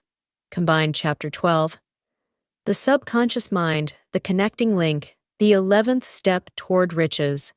The subconscious mind consists of a field of consciousness in which every impulse of thought that reaches the objective mind through any of the 5 senses is classified and recorded, and from which thoughts may be recalled, called, or withdrawn, as letters may be taken from a filing cabinet. It receives and files sense impressions or thoughts regardless of their nature. You may voluntarily plant in your subconscious mind any plan, thought, or purpose which you desire to translate into its physical or monetary equivalent.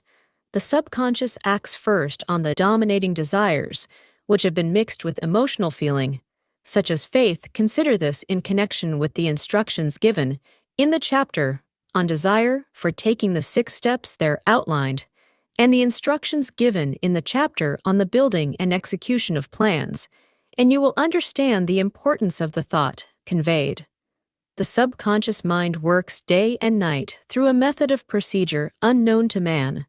The subconscious mind draws upon the forces of infinite intelligence for the power with which it voluntarily transmutes desires into their physical equivalent, making use always of the most practical media by which this end may be accomplished. You cannot entirely control your subconscious mind, but you can voluntarily hand it over to any plan, desire, or purpose which you wish transformed into concrete form. Read again. Instructions for using the subconscious mind in the chapter on autosuggestion. There is plenty of evidence to support the belief that the subconscious mind is the connecting link between the finite mind of man and infinite intelligence. It is the intermediary through which one may draw upon the forces of infinite intelligence at will. It alone contains the secret process by which mental impulses are modified and changed into their spiritual equivalent. It alone is the medium through which prayer may be transmitted to the source, capable of answering prayer. The possibilities of creative efforts connected with the subconscious mind are stupendous and imponderable. They inspire one with awe.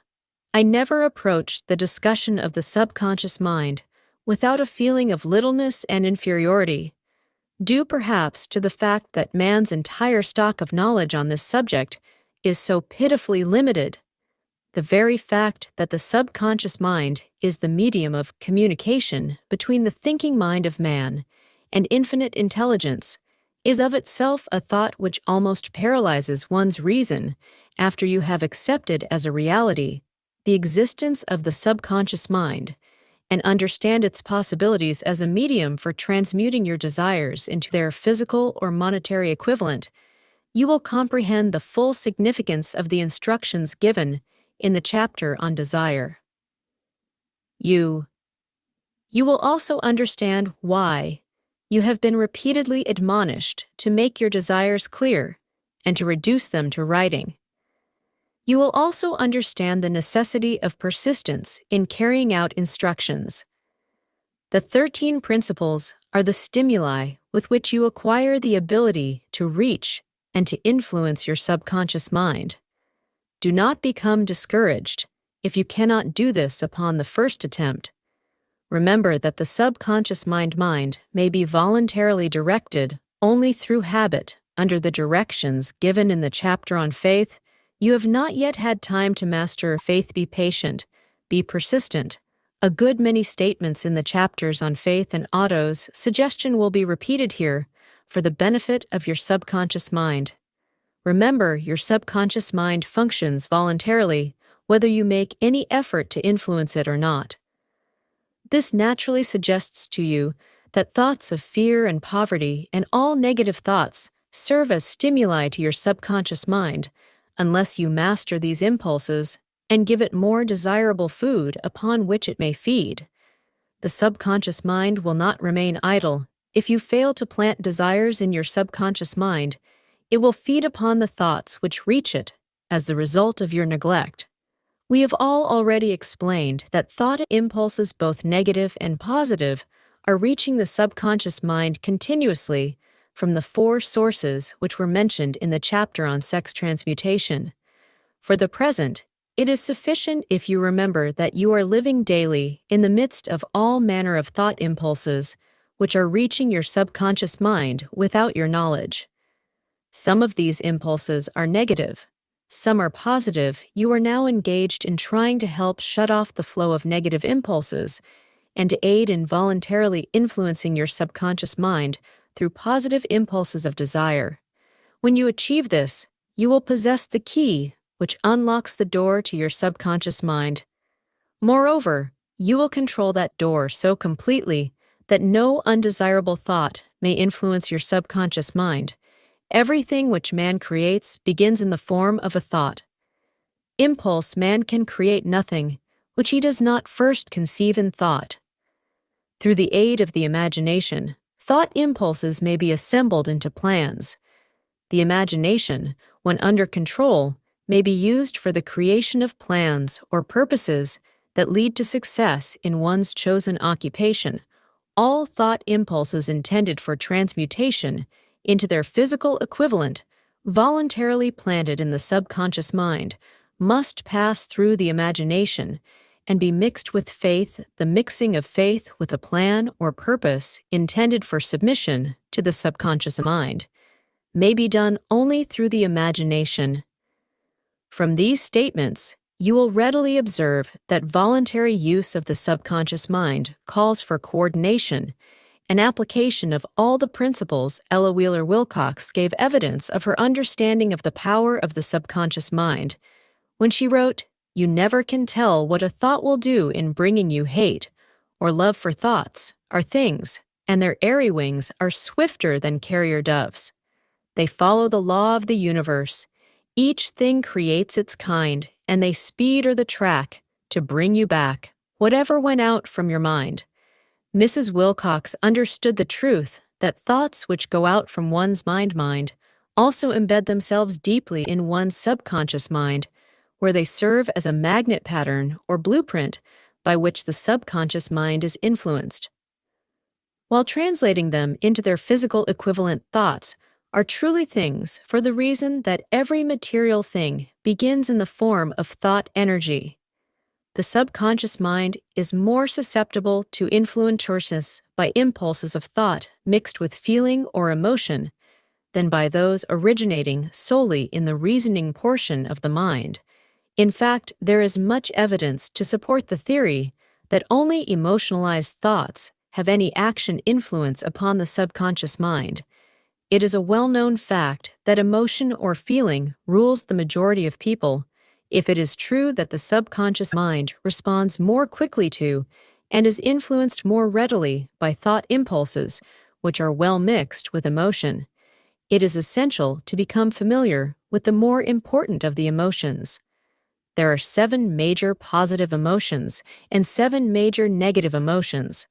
The negatives voluntarily inject themselves into the thought impulses, which ensure passage into the subconscious mind.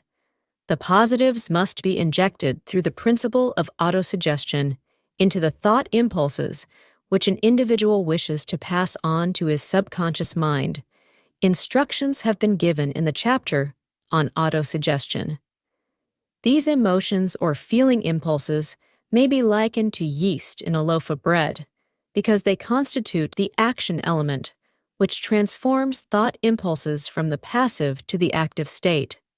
Thus may one understand why thought impulses, which have been well mixed with emotion, are acted upon more readily than thought impulses originating in cold reason. You are preparing yourself to influence and control the inner audience of your subconscious mind in order to hand over to it the desire for money, which you wish transmuted into its monetary equivalent. It is essential, therefore, that you understand the method of approach to this inner audience. You must speak its language, or it will not heed your call. It understands best the language of emotion or feeling. Let us therefore describe here the 7 major positive emotions and the 7 major negative emotions so that you may draw upon the positives and avoid the negatives when giving instructions to your subconscious mind. The 7 major positive emotions: the emotion of desire, the emotion of faith, the emotion of love, the emotion of sex, the emotion of enthusiasm, the emotion of romance, and the emotion of hope. There are other positive emotions, but these are the 7 most powerful and the ones most commonly used in creative effort. Master these 7 emotions. They can be mastered only by use, and the other positive emotions will be at your command when you need them. Remember in this connection that you are studying a book which is intended to help you develop a money consciousness by filling your mind with positive emotions. One does not become money conscious by filling one's mind with negative emotions. The 7 major negative emotions to be avoided: the emotion of fear, the emotion of jealousy, the emotion of hatred, the emotion of revenge, the emotion of greed, the emotion of superstition, the emotion of anger, Positive and negative emotions cannot occupy the mind at the same time. One or the other must dominate it. It is your responsibility to make sure that positive emotions constitute the dominating influence of your mind. Here the law of habit will come to your aid. Form the habit of applying and using the positive emotions. Eventually, they will dominate your mind so completely that the negatives cannot enter it only by following these instructions literally and continuously. Can you gain control over your subconscious mind? The presence of a single negative in your conscious mind is sufficient to destroy all chances of constructive aid from your subconscious mind. If you are an observing person, you must have noticed that most people resort to prayer only after everything else has failed, or else they pray by a ritual of meaningless words. And because it is a fact that most people who pray do so only after everything else has failed, they go to prayer with their minds filled with fear and doubt, which are the emotions the subconscious mind acts upon and passes on to infinite intelligence. Likewise, that is the emotion which infinite intelligence receives and acts upon if you pray for a thing, but have fear as you pray that you may not receive it, or that your prayer will not be acted upon by infinite intelligence. Your prayer will have been in vain. Prayer does sometimes result in the realization of that for which one prays. If you have ever had the experience of receiving that for which you prayed, go back in your memory and recall your actual state of mind while you were praying, and you will know for sure that the theory here described is more than a theory. The time will come when the schools and educational institutions of the country will teach the science of prayer. Moreover, then prayer may be and will be reduced to a science. When that time comes, it will come as soon as mankind is ready for it and demands it. No one will approach the universal mind in a state of fear, for the very good reason that there will be no such emotion as fear-ignorance. Superstition and false teaching will have disappeared, and man will have attained his true status as a child of infinite intelligence. A few have already attained this blessing. If you believe this prophecy is far-fetched, take a look at the human race in retrospect less than 100 years ago. Men believed the lightning to be evidence of the wrath of God, and feared it now thanks to the power of faith. Men have harnessed the lightning and made it turn the wheels of industry much less than 100 years ago. Men believed the space between the planets to be nothing but a great void, a stretch of dead nothingness now. Thanks to this same power of faith, men know that far from being either dead or a void, the space between the planets is very much alive, that it is the highest form of vibration known, excepting perhaps the vibration of thought. Moreover, men know that this living, pulsating vibratory energy, which permeates every atom of matter and fills every niche of space, connects every human brain with every other human brain. What reason have men to believe that this same energy does not connect every human brain with infinite intelligence? There are no toll gates between the finite mind of men and infinite intelligence. The communication costs nothing except patience, faith, persistence, understanding, and a sincere desire to communicate. Moreover, the approach can be made only by the individual himself. Paid prayers are worthless. Infinite intelligence does no business by proxy. You either go direct or you do not communicate. You may buy prayer books and repeat them until the day of your doom. Without thoughts which you wish to communicate to infinite intelligence must undergo transformation, such as can be given only through your own subconscious mind. The method by which you may communicate with infinite intelligence is very similar to that through which the vibration of sound is communicated, by radio. If you understand the working principle of radio, you of course know that sound cannot be communicated through the ether until it has been stepped up or changed into a rate of vibration, which the human ear cannot detect. The radio sending station picks up the sound of the human voice and scrambles or modifies it by stepping up the vibration millions of times. Only in this way can the vibration of sound be communicated through the ether. After this transformation has taken place, the ether picks up the energy, which originally was in the form of vibrations of sound, carries that energy to radio receiving stations, and these receiving sets step that energy back down to its original rate of vibration. So it is recognized as sound. The subconscious mind is the intermediary, which translates one's prayers into terms which infinite intelligence can recognize, presents the message, and brings back the answer in the form of a definite plan or idea for procuring the object of the prayer.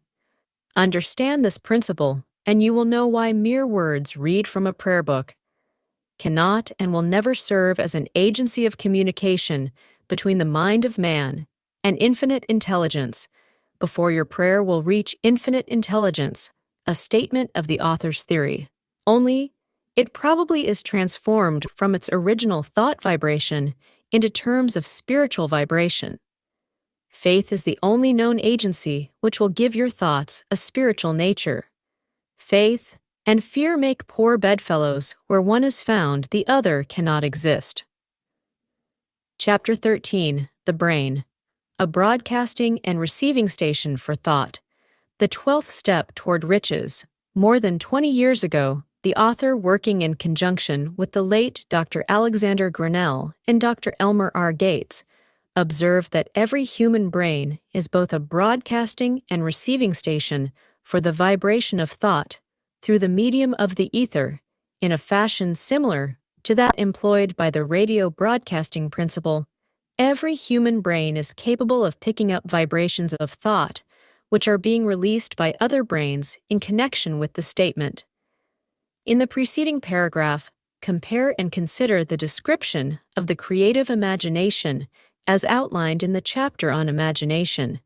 The creative imagination is the receiving set of the brain which receives thoughts released by the brains of others. It is the agency of communication between one's conscious or reasoning mind and the four sources from which one may receive thought stimuli when stimulated or stepped up to a high rate of vibration. The mind becomes more receptive to the vibration of thought, which reaches it through the ether from outside sources. This stepping up process takes place through the positive emotions, or the negative emotions through the emotions. The vibrations of thought may be increased. Vibration of an exceedingly high rate are the only vibrations picked up and carried by the ether from one brain to another. Thought is energy traveling at an exceedingly high rate of vibration. Thought, which has been modified or stepped up by any of the major emotions, vibrates at a much higher rate than ordinary thought, and it is this type of thought which passes from one brain to another. Through the broadcasting machinery of the human brain, the emotion of sex, stands at the head of the list of human emotions as far as intensity and driving force are concerned. The brain which has been stimulated by the emotion of sex vibrates at a much more rapid rate than it does when that emotion is quiescent or absent. The result of sex transmutation is the increase of the rate of vibration of thoughts to such a pitch that the creative imagination becomes highly receptive to ideas, which it picks up from the ether. On the other hand, when the brain is vibrating at a rapid rate, it not only attracts thoughts and ideas released by other brains through the medium of the ether, but it gives to one's own thoughts that feeling which is essential before those thoughts will be picked up and acted upon by one's subconscious mind. Thus you will see that the broadcasting principle is the factor through which you mix feeling or emotion with your thoughts and pass them on to your subconscious mind. The subconscious mind is the ascending station of the brain through which vibrations of thought are broadcast. The creative imagination is the receiving set through which the vibrations of thought are picked up from the ether, along with the important factors of the subconscious mind and the faculty of the creative imagination, which constitute the sending and receiving sets of your mental broadcasting machinery. Consider now the principle of autosuggestion, which is the medium by which you may put into operation your broadcasting station, through the instructions described in the chapter on autosuggestion, you are definitely informed of the method by which desire may be transmuted into its monetary equivalent. Operation of your mental broadcasting station is a comparatively simple procedure. You have but 3 principles to bear in mind and to apply when you wish to use your broadcasting station: the subconscious mind, creative imagination, and autosuggestion. The stimuli through which you put these 3 principles into action have been described. The procedure begins with desire. The greatest forces are intangible. The Depression brought the world to the very borderline of understanding of the forces which are intangible and unseen. Through the ages which have passed, man has depended too much upon his physical senses, and has limited his knowledge to physical things which he could see, touch, weigh, and measure. We are now entering the most marvelous of all ages, an age which will teach us something of the intangible forces of the world about us. Perhaps we shall learn as we pass through this age that the other self is more powerful than the physical self we see when we look into a mirror. Sometimes men speak lightly of the intangibles, the things which they cannot perceive through any of their 5 senses, and when we hear them, it should remind us that all of us are controlled by forces which are unseen and intangible. The whole of mankind has not the power to cope with nor to control the intangible force. Wrapped up in the rolling waves of the oceans, man has not the capacity to understand the intangible force of gravity, which keeps this little earth suspended in midair, and keeps man from falling from it, much less the power to control. That force man is entirely subservient to the intangible force, which comes with a thunderstorm, and he is just as helpless in the presence of the intangible force of electricity. Nay, he does not even know what electricity is, where it comes from, or what is its purpose. Nor is this by any means the end of man's ignorance. In connection with things unseen and intangible, he does not understand the intangible force and intelligence wrapped up in the soil of the earth, the force which provides him with every morsel of food. He eats every article of clothing he wears, every dollar he carries in his pockets. The dramatic story of the brain. Last but not least, man, with all of his boast, culture, and education, understands little or nothing of the intangible force. The greatest of all the intangibles of thought, he knows but little concerning the physical brain and its vast network of intricate machinery through which the power of thought is translated into its material equivalent. But he is now entering an age which shall yield enlightenment on the subject. Already, men of science have begun to turn their attention to the study of this stupendous thing called a brain, and while they are still in the kindergarten stage of their studies, they have uncovered enough knowledge to know that the central switchboard of the human brain, the number of lines which connect the brain cells one with another, equal the figure 1 followed by 15 million ciphers. The figure is so stupendous, said Dr. C. Judson Herrick of the University of Chicago, that astronomical figures dealing with hundreds of millions of light years become insignificant. By comparison, it has been determined that there are from 10 billion to 14 billion nerve cells in the human cerebral cortex, and we know that these are arranged in definite patterns. These arrangements are not haphazard. They are orderly. Recently developed methods of electrophysiology draw off action currents from very precisely located cells or fibers with microelectrodes, amplify them with radio tubes, and record potential differences to a millionth of a volt. It is inconceivable that such a network of intricate machinery should be in existence for the sole purpose of carrying on the physical functions incidental to growth and maintenance of the physical body. Is it not likely that the same system, which gives billions of brain cells the media for communication, one with another, provides also the means of communication with other intangible forces? After this book had been written, just before the manuscript went to the publisher, There appeared in the New York Times an editorial showing that at least one grade university and one intelligent investigator in the field of mental phenomena are carrying on an organized research through which conclusions have been reached that parallel many of those described in this and the following chapter. The editorial briefly analyzed the work carried on by Dr. Rye and his associates at Duke University's 6. What is telepathy? A month ago, we cited on this page some of the remarkable results achieved by Professor Ryan and his associates in Duke University from more than 100,000 tests to determine the existence of telepathy and clairvoyance. These results were summarized in the first two articles in Harper's Magazine.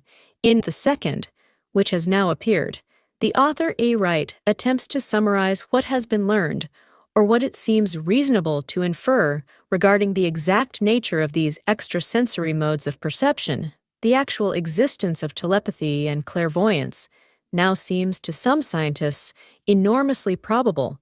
As the result of Ryan's experiments, various precipi were asked to name as many cards in a special pack as they could, without looking at them and without other sensory access to them.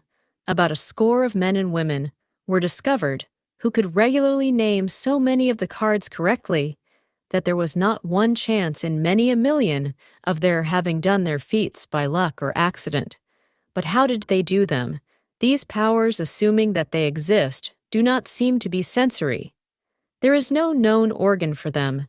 The experiments worked just as well at distance of several hundred miles as they did in the same room. These facts also dispose, in Mr. Wright's opinion, of the attempt to explain telepathy or clairvoyance through any physical theory of radiation. All known forms of radiant energy decline inversely as the square of the distance traversed. Telepathy and clairvoyance do not, but they do vary through physical causes, as our other mental powers do. Contrary to widespread opinion, they do not improve when the percipient is asleep or half asleep, but on the contrary, when he is most wide awake and alert. Ryan discovered that a narcotic will invariably lower a percipient score, while a stimulant will always send it higher. The most reliable performer apparently cannot make a good score unless he tries to do his best. One conclusion that R draws with some confidence is that telepathy and clairvoyance are really one and the same gift. That is, the faculty that sees a card face down on a table seems to be exactly the same one that reads a thought residing only in another mind. There are several grounds for believing this. So far, for example, the two gifts have been found in every person who enjoys either of them in every one. So far, the two have been of equal vigor, almost exactly screens walls. Distances have no effect at all on either. Wright advances from this conclusion to express what he puts forward as no more than the mere hunch that other extrasensory experiences, prophetic dreams, premonitions of disaster, and the like, may also prove to be part of the same faculty. The reader is not asked to accept any of these conclusions unless he finds it necessary, but the evidence that Rye has piled up must remain impressive in view of Dr. Rye's announcement in connection with the conditions under which the mind responds to what he terms extrasensory modes of perception. I now feel privileged to add to his testimony by stating that my associates and I have discovered what we believe to be the ideal conditions under which the mind can be stimulated, so that the sixth sense described in the next chapter can be made to function in a practical way. The conditions to which I refer consist of a close working alliance between myself and two members of my staff through experimentation and practice. We have discovered how to stimulate our minds by applying the principle used in connection with the invisible counselors described in the next chapter, so that we can, by a process of blending our three minds into one, find the solution to a great variety of personal problems, which are submitted by my clients. The procedure is very simple. We sit down at a conference table, clearly state the nature of the problem we have under consideration, then begin discussing it. Each contributes whatever thoughts that may occur. The strange thing about this method of mind stimulation is that it places each participant in communication with unknown sources of knowledge, definitely outside his own experience. If you understand the principle described in the chapter on the mastermind, you of course recognize the roundtable procedure here described as being a practical application of the mastermind. This method of mind stimulation through harmonious discussion of definite subjects between three people illustrates the simplest and most practical use of the mastermind. By adopting and following a similar plan, any student of this philosophy may come into possession of the famous Carne formula, briefly described in the introduction. If it means nothing to you at this time, mark this page and read it again. After you have finished the last chapter, the depression was a blessing in disguise. It reduced the whole world to a new starting point that gives everyone a new opportunity. Chapter 14, The Sixth Sense. The door to the Temple of Wisdom, the 13th step toward riches. The 13th principle is known as the Sixth Sense, through which infinite intelligence may and will communicate voluntarily without any effort from or demands by the individual. This principle is the apex of the philosophy. It can be assimilated, understood, and applied only by mastering the other 12 principles. The sixth sense is that portion of the subconscious mind which has been referred to as the creative imagination. It has also been referred to as the receiving set, through which ideas, plans, and thoughts flash into the mind. The flashes are sometimes called hunches or inspirations. The sixth sense defies description. It cannot be described to a person who has not mastered the other principles of this philosophy, because such a person has no knowledge and no experience with which the sixth sense may be compared. Understanding of the sixth sense comes only by meditation through mind development from within. The sixth sense probably is the medium of contact between the finite mind of man and infinite intelligence, and for this reason, it is a mixture of both the mental and the spiritual. It is believed to be the point at which the mind of man contacts the universal mind after you have mastered the principles described in this book. You will be prepared to accept as truth a statement which may otherwise be incredible to you, namely through the aid of the sixth sense. You will be warned of impending dangers in time to avoid them, and notified of opportunities in time to embrace them. There comes to your aid and to do your bidding with the development of the sixth sense, a guardian angel who will open to you at all times the door to the temple of wisdom. Whether or not this is a statement of truth, you will never know, except by following the instructions described in the pages of this book, or some similar method of procedure. The author is not a believer in, nor an advocate of miracles, for the reason that he has enough knowledge of nature to understand that nature never deviates from her established laws. Some of her laws are so incomprehensible that they produce what appears to be miracles. The sixth sense comes as near to being a miracle as anything I have ever experienced, and it appears so only because I do not understand the method by which this principle is operated. This much, the author does know that there is a power or a first cause or an intelligence which permeates every atom of matter and embraces every unit of energy perceptible to man. That this infinite intelligence converts acorns into oak trees, causes water to flow downhill in response to the law of gravity. Follows night with day and winter with summer, each maintaining its proper place and relationship to the other.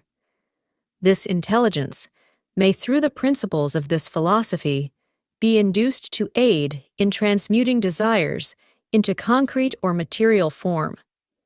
The author has this knowledge because he has experimented with it and has experienced it step by step through the preceding chapters. You have been led to this, the last principle. If you have mastered each of the preceding principles, you are now prepared to accept without being skeptical the stupendous claims made here. If you have not mastered the other principles, you must do so before you may determine definitely whether or not the claims made in this chapter are fact or fiction. While I was passing through the age of hero worship, I found myself trying to imitate those whom I most admired. Moreover, I discovered that the element of faith with which I endeavored to imitate my idols gave me great capacity to do so quite successfully. I have never entirely divested myself of this habit of hero worship, although I have passed the age commonly given over to such. My experience has taught me that the next best thing to being truly great is to emulate the great by feeling and action as nearly as possible. Long before I had ever written a line for publication or endeavored to deliver a speech in public, I followed the habit of reshaping my own character by trying to imitate the 9 men whose lives and life works had been most impressive to me. These 9 men were Emerson Paine, Edison, Darwin Lincoln, Burbank Napoleon Ford, and Carnegie. Every night, over a long period of years, I held an imaginary council meeting with this group, whom I called my invisible counselors. The procedure was this: just before going to sleep at night, I would shut my eyes and see in my imagination this group of men seated with me around my council table. Here I had not only an opportunity to sit among those whom I considered to be great, but I actually dominated the group by serving as the chairman. I had a very definite purpose in indulging my imagination through these nightly meetings. My purpose was to rebuild my own character, so it would represent a composite of the characters of my imaginary counselors, realizing as I did early in life that I had to overcome the handicap of birth in an environment of ignorance and superstition. I deliberately assigned myself the task of voluntary rebirth through the method here, described building character through autosuggestion. Being an earnest student of psychology, I knew, of course, that all men have become what they are because of their dominating thoughts and desires. I knew that every deeply seated desire has the effect of causing one to seek outward expression through which that desire may be transmuted into reality.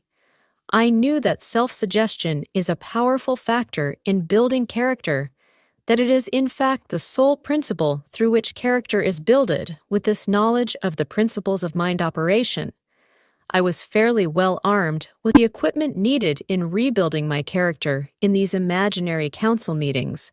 I called on my cabinet members for the knowledge I wished each to contribute, addressing myself to each member in audible words as follows: Mr. Emerson, I desire to acquire from you the marvelous understanding of nature which distinguished your life. I ask that you make an impress upon my subconscious mind of whatever qualities you possessed, which enabled you to understand and adapt yourself to the laws of nature. I ask that you assist me in reaching and drawing upon whatever sources of knowledge are available to this end, Mr. Burbank. I request that you pass on to me the knowledge which enabled you to so harmonize the laws of nature that you caused the cactus to shed its thorns and become an edible food. Give me access to the knowledge which enabled you to make 2 blades of grass grow, where but one grew before, and helped you to blend the coloring of the flowers with more splendor and harmony, for you alone have successfully gilded the lily Napoleon. I desire to acquire from you, by ululation, the marvelous ability you possessed to inspire men and to arouse them to greater and more determined spirit of action, also to acquire the spirit of enduring faith, which enabled you to turn defeat into victory and to surmount staggering obstacles. Emperor of fate, king of chance, man of destiny, I salute you, Mr. Paine.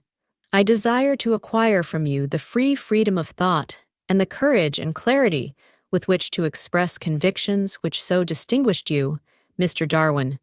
I wish to acquire from you the marvelous patience and ability to study cause and effect without bias or prejudice, so exemplified by you in the field of natural science, Mr. Lincoln.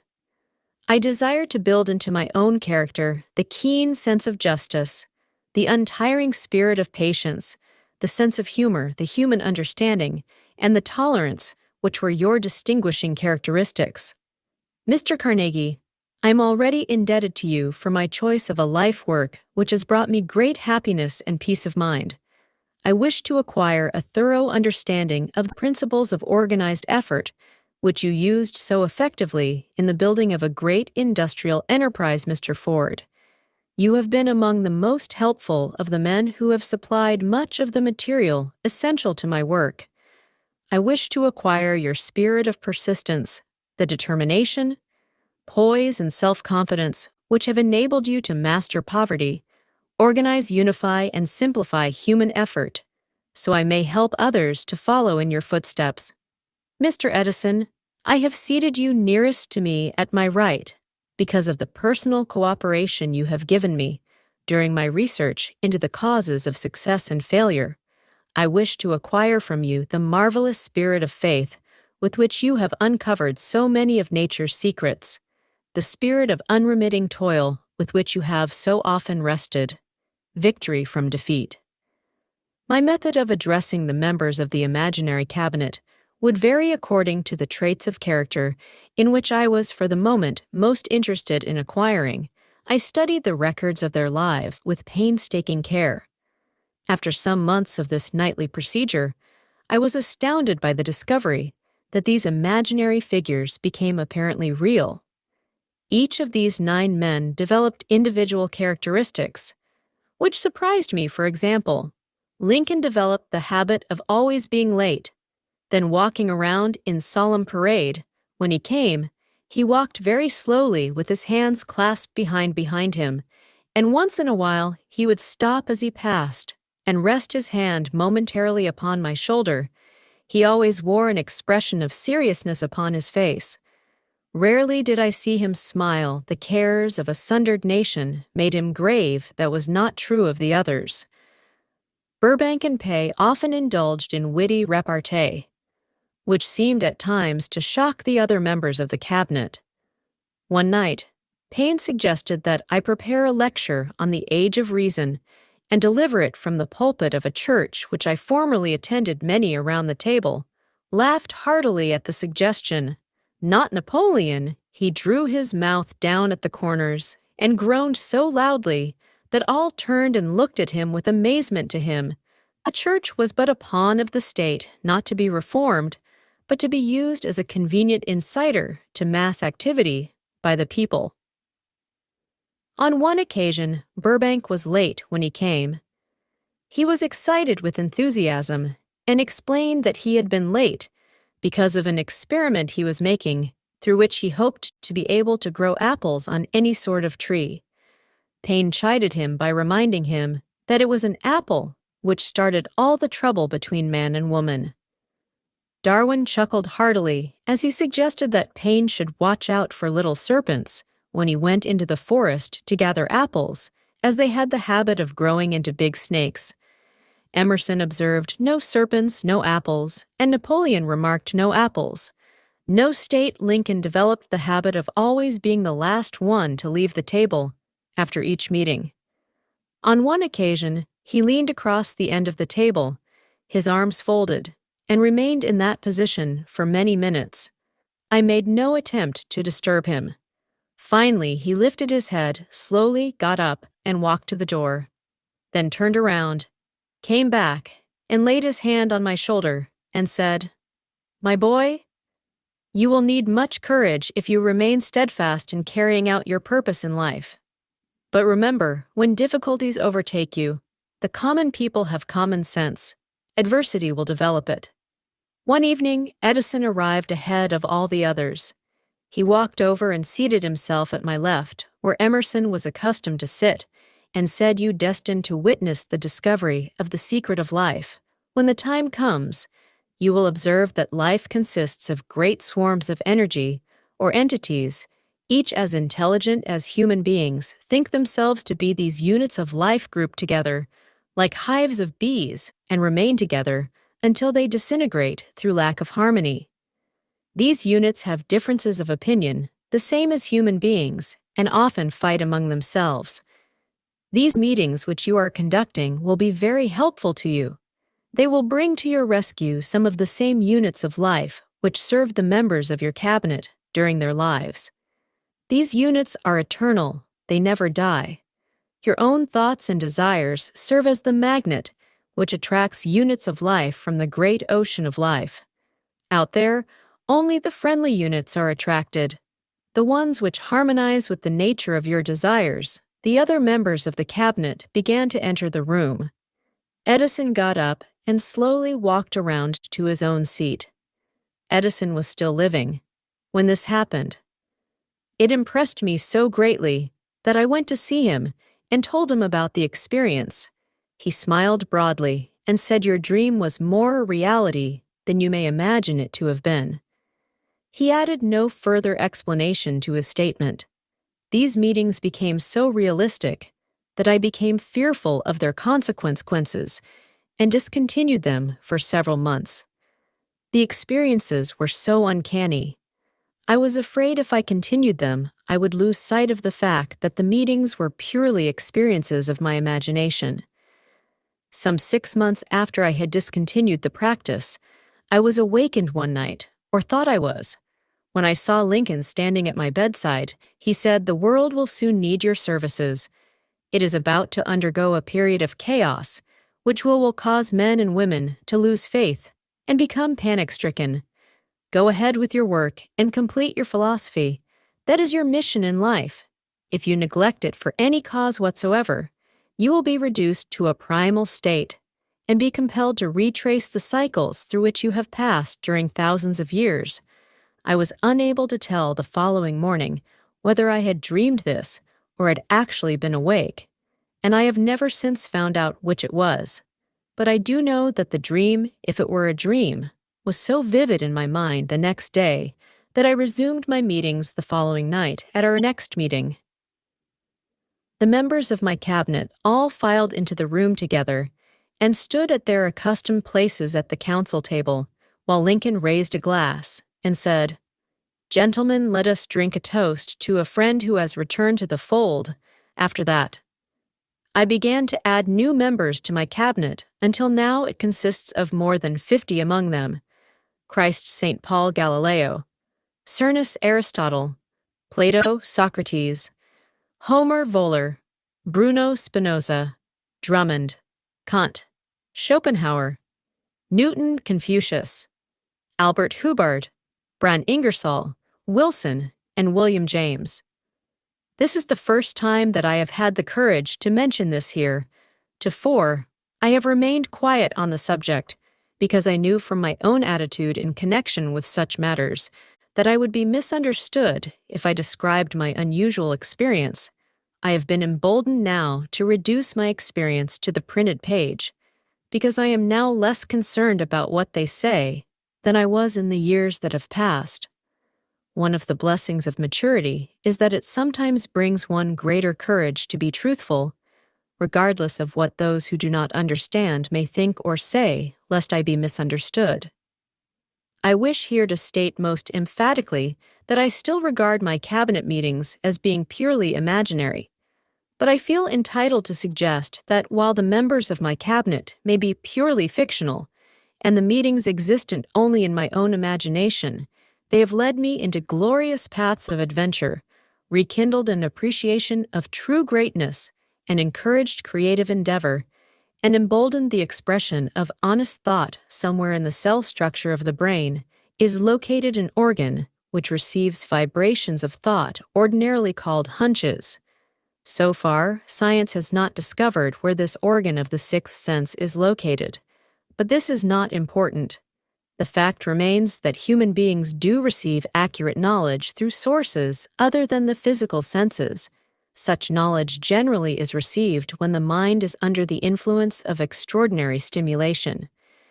Any emergency which arouses the emotions and causes the heart to beat more rapidly than normal may, and generally does bring the sixth sense into action. Anyone who has experienced a near accident while driving knows that on such occasions, the sixth sense often comes to one's rescue and aids by split seconds.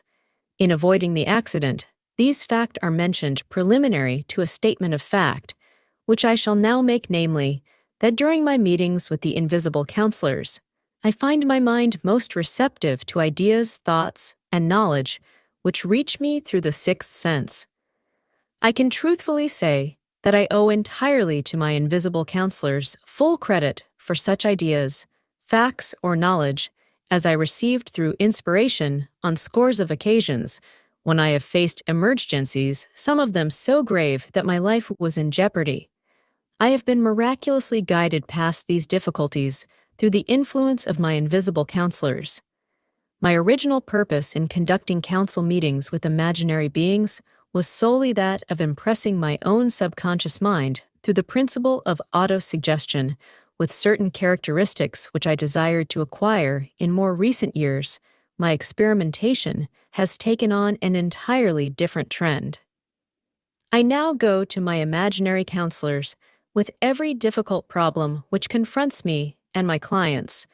The results are often astonishing, although I do not depend entirely on this form of counsel. You, of course, have recognized that this chapter covers a subject with which a majority of people are not familiar.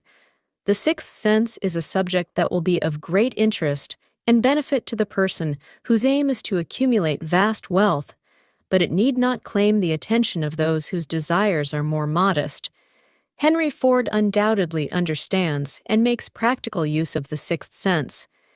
His vast business and financial operations make it necessary for him to understand and use this principle. The late Thomas A. Edison understood and used the sixth sense in connection with the development of inventions, especially those involving basic patents, in connection with which he had no human experience and no accumulated knowledge to guide him, as was the case while he was working on the talking machine and the moving picture machine.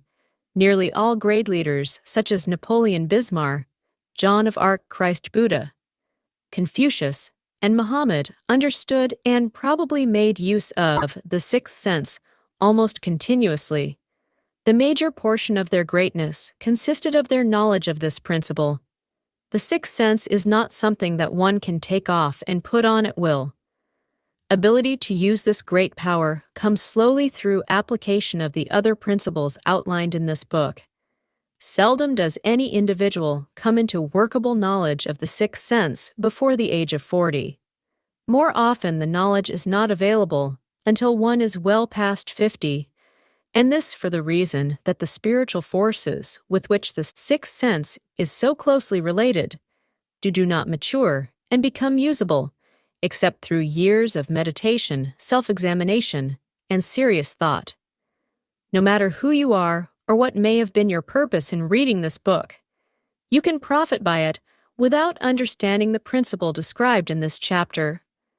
This is especially true if your major purpose is that of accumulation of money or other material things.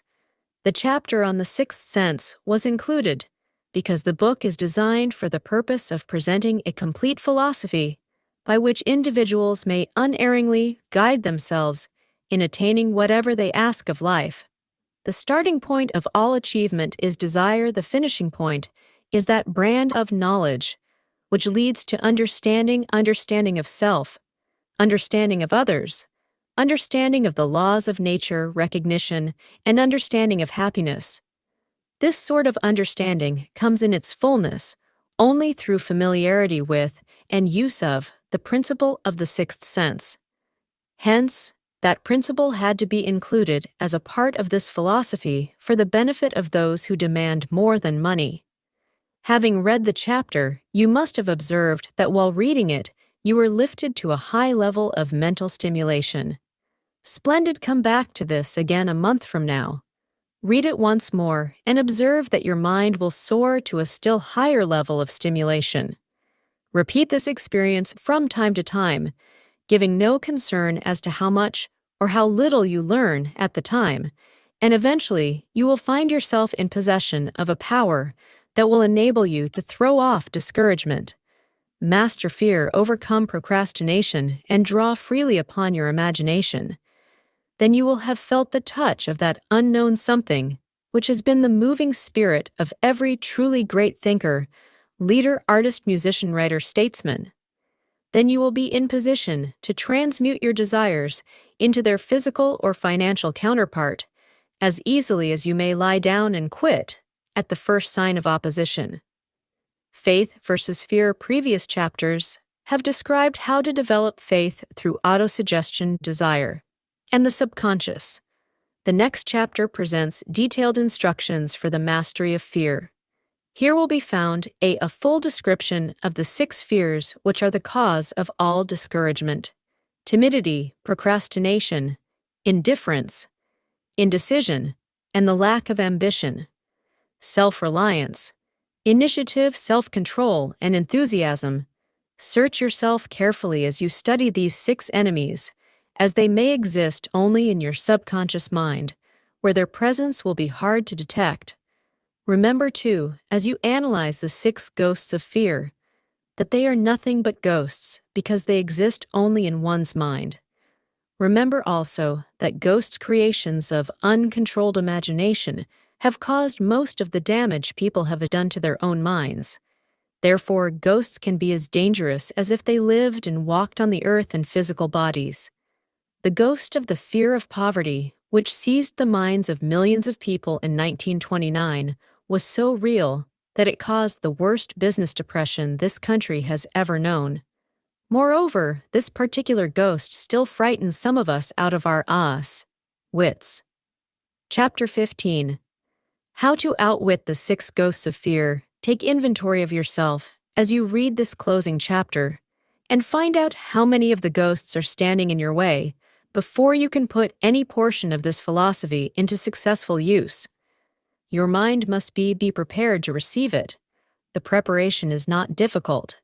It begins with study and analysis and understanding of 3 enemies, which you shall have to clear out. These are indecision, doubt, and fear.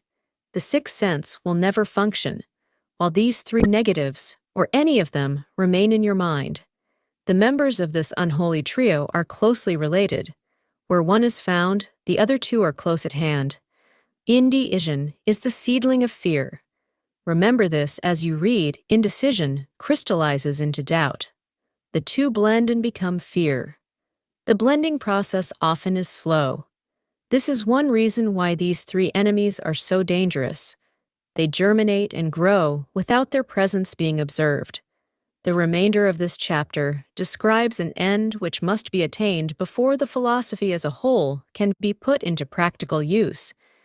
It also analyzes a condition which has but lately reduced huge numbers of people to poverty, and it states a truth which must be understood by all who accumulate riches, whether measured in terms of money or a state of mind of far greater value than money. The purpose of this chapter is to turn the spotlight of attention upon the cause and the cure of the 6 basic fears.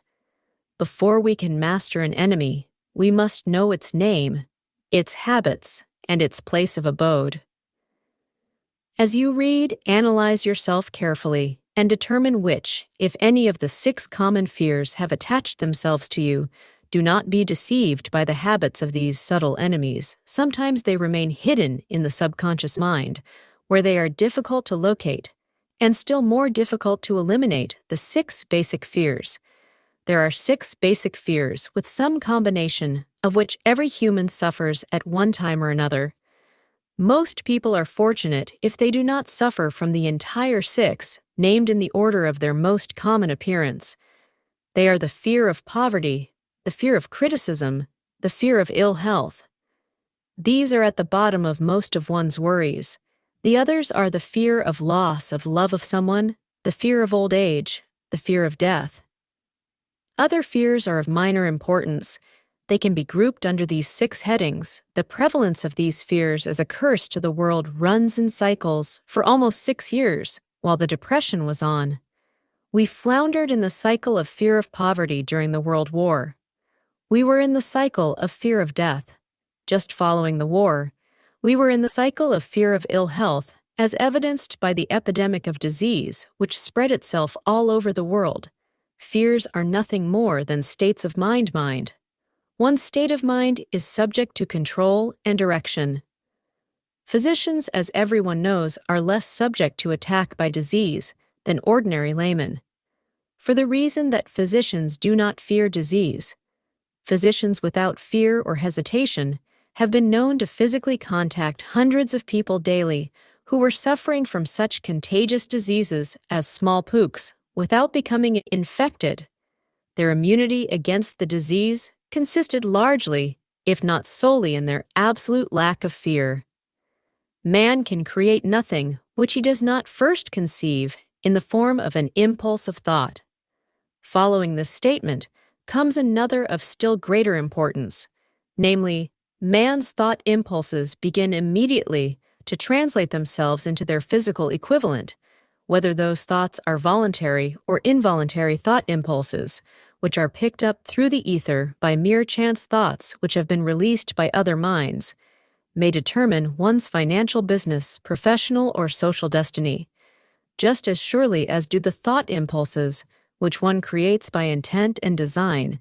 We are here laying the foundation for the presentation of a fact of great importance to the person who does not understand why some people appear to be lucky, while others of equal or greater ability, training experience, and brain capacity seem destined to ride with misfortune. This fact may be explained by the statement that every human being has the ability to completely control his own mind, and with this control, obviously, every person may open his mind to the tramped thought impulses which are being released by other brains, or close the doors tightly and admit only thought impulses of his own choice. Nature has endowed man with absolute control over but one thing, and that is thought. This fact, coupled with the additional fact that everything which man creates begins in the form of a thought, leads one very near to the principle by which fear may be mastered, if it is true that all thought has a tendency to clothe itself in its physical equivalent. And this is true. Beyond any reasonable room for doubt, it is equally true that thought impulses of fear and poverty cannot be translated into terms of courage and financial gain. The people of America began to think of poverty following the Wall Street crash of 1929. Slowly but surely, that mass thought was crystallized into its physical equivalent, which was known as a depression. This had to happen. It is in conformity with the laws of nature. The fear of poverty, there can be no compromise between poverty and riches. The two roads that lead to poverty and riches travel in opposite directions. If you want riches, you must refuse to accept any circumstance that leads toward poverty. The word riches is here used in its broadest sense, meaning financial, spiritual, mental, and material estates. The starting point of the path that leads to riches is desire. In Chapter 1, you received full instructions for the proper use of desire. In this chapter, on fear, you have complete instructions for preparing your mind to make practical use of desire.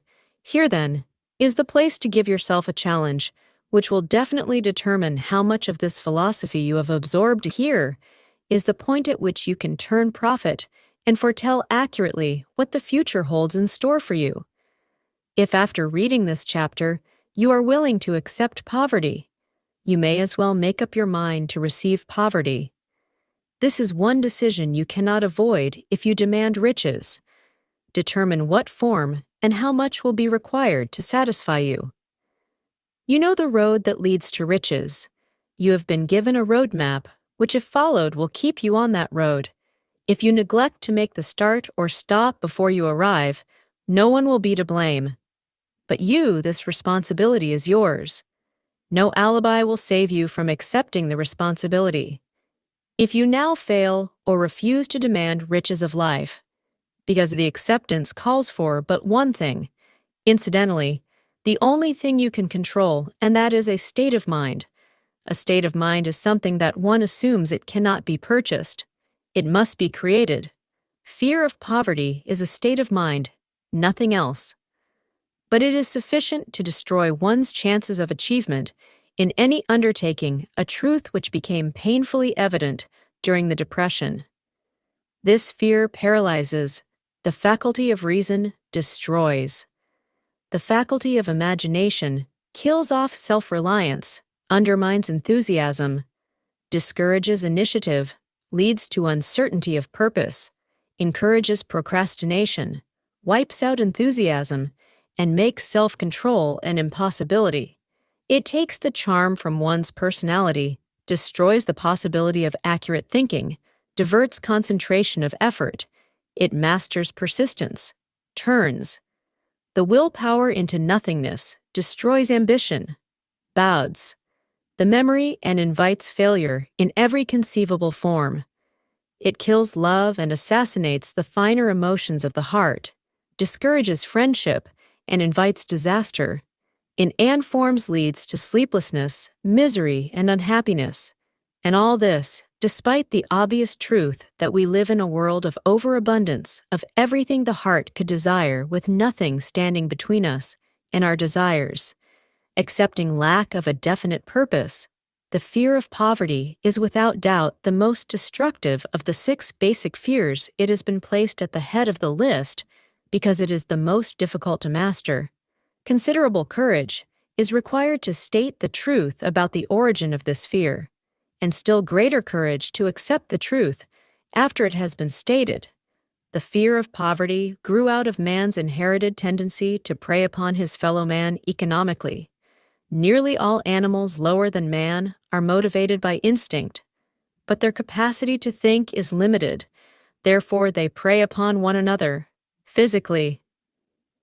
Man, with his superior sense of intuition, with the capacity to think and to reason, does not eat his fellow man bodily. He gets more satisfaction out of eating him, financially.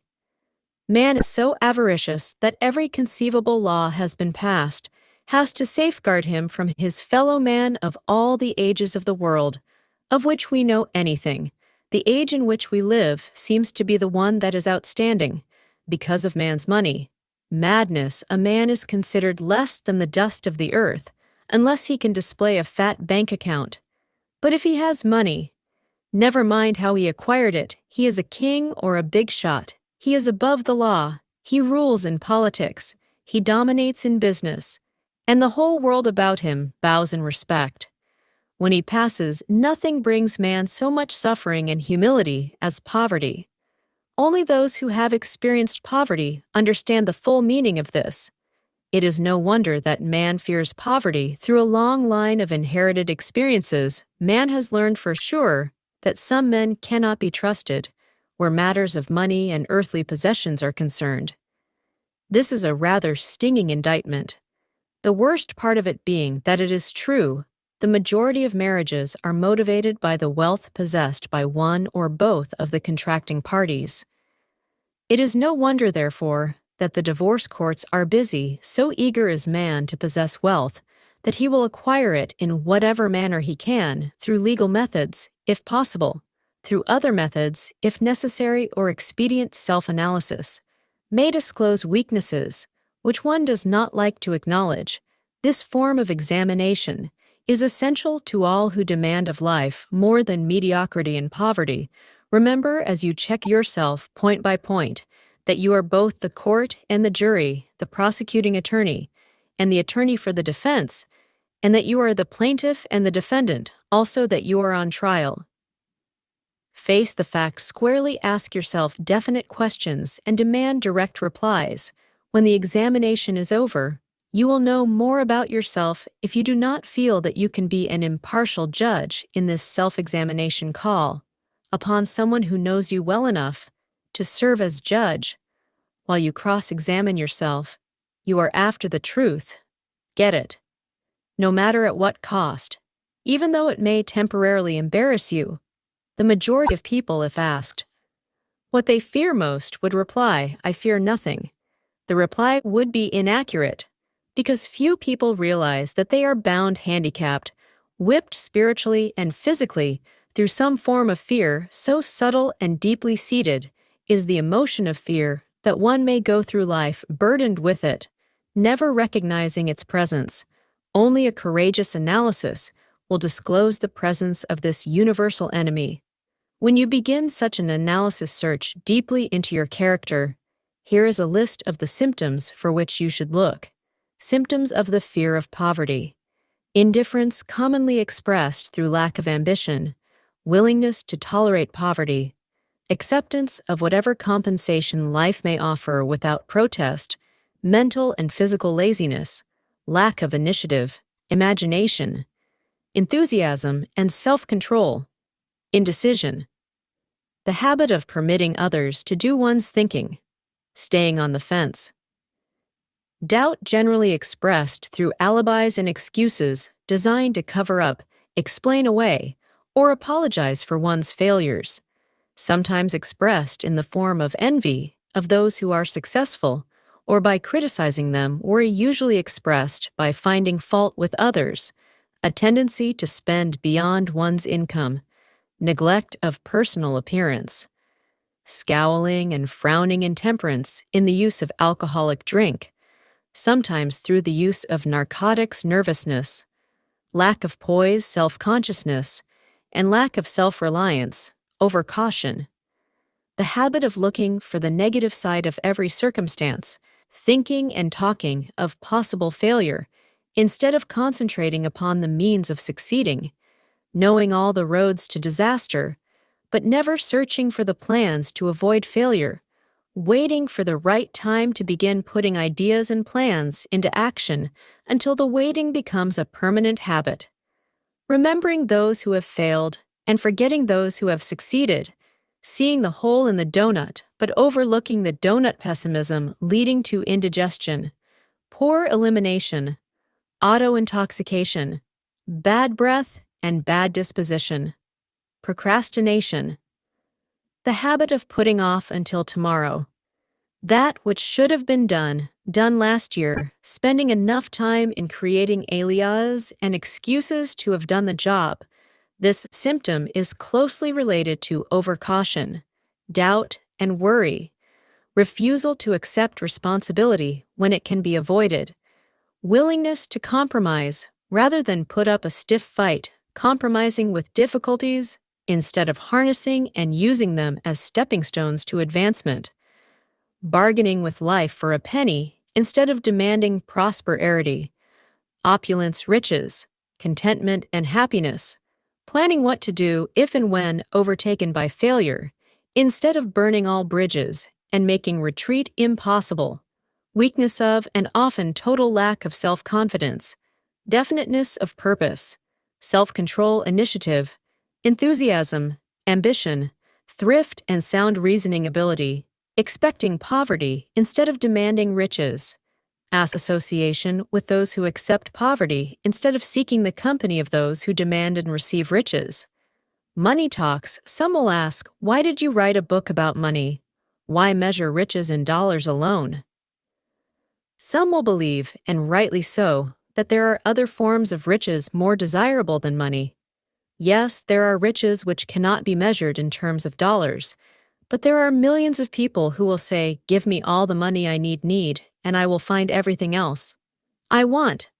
The major reason why I wrote this book on how to get money is the fact that the world has but lately passed through an experience that left millions of men and women paralyzed with the fear of poverty. What this sort of fear does to one was well described by Westbrook Pegler in the New York World Telegram. These money is only clamshells, or metal discs, or scraps of paper, and there are treasures of the heart and soul which money cannot buy. But most people, being broke, are unable to keep this in mind and sustain their spirits. When a man is down and out and on the street, unable to get any job at all, something happens to his spirit, which can be observed in the droop of his shoulders, the set of his hat, his walk and his gaze. He cannot escape a feeling of inferiority among people with regular employment, even though he knows they are definitely not his equals in character, intelligence, or ability. These people, even his friends, feel on the other hand a sense of superiority, and regard him perhaps unconsciously as a casualty he may borrow for a time, but not enough to carry on in his accustomed way, and he cannot continue to borrow very long. But borrowing in itself, when a man is borrowing merely to live, is a depressing experience, and the money lacks the power of earned money to revive his spirits. Of course, none of this applies to bums or habitual ne'er-do-wells, but only to men of normal ambitions and self-respect. Women conceal despair. Women in the same predicament must be different. We somehow do not think of women at all in considering the down and outers. They are scarce in the breadlines. They rarely are seen begging on the streets, and they are not recognizable in crowds by the same plain signs which identify busted men. Of course, I do not mean the shuffling hags of the city streets who are the opposite number of the confirmed male bums. I mean reasonably young, decent and intelligent women. There must be many of them, but their despair is not apparent. Maybe they kill themselves when a man is down and out. He has time on his hands for brooding. He may travel miles to see a man about a job and discover that the job is filled, or that it is one of those jobs with no base pay, but only a commission on the sale of some useless knick-knack, which nobody would buy except out of pity. Turning that down, he finds himself back on the street with nowhere to go, but just anywhere, so he walks and walks. He gazes into store windows at luxuries which are not for him, and feels inferior, and gives way to people who stop to look with an active interest. He wanders into the railroad station, or puts himself down in the library to ease his legs and soak up a little heat. But that isn't looking for a job, so he gets going again.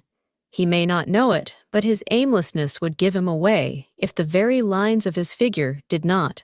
He may be well dressed in the clothes left over from the days when he had a steady job, but the clothes cannot disguise the droop.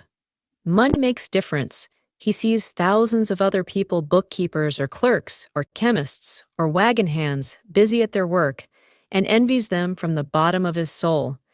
They have their independence, their self-respect and manhood, and he simply cannot convince himself that he is a good man too. Though he argue it out and arrive at a favorable verdict hour after hour, it is just money, which makes this difference in him. With a little money, he would be himself again. Some employers take the most shocking advantage of people who are down and out. The agencies hang out little colored cards offering miserable wages to busted men, $12 a week, $15 a week, and $18 a week. Job is a plum, and anyone with $25 a week to offer does not hang the job in front of an agency on a colored card. I have a want ad clipped from a local paper demanding a clerk, a good, clean penman, to take telephone orders for a sandwich shop from 11 a.m. to 2 p.m. for $8 a month. Not $8 a week, but $8 a month. The ad says, also, state religion.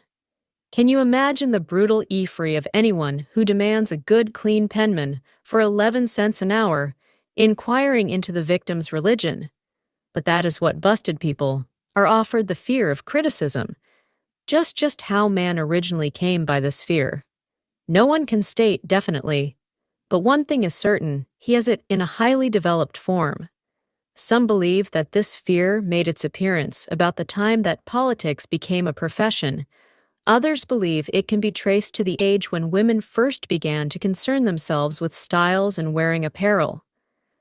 This author, being neither a humorist nor a prophet, is inclined to attribute the basic fear of criticism to that part of man's inherited nature, which prompts him not only to take away his fellow man's goods and wares, but to justify his action by criticism of his fellow man's character. It is a well-known fact that a thief will criticize the man from whom he steals, that politicians seek office, not by displaying their own virtues and qualifications, but by attempting to besmirch their opponents.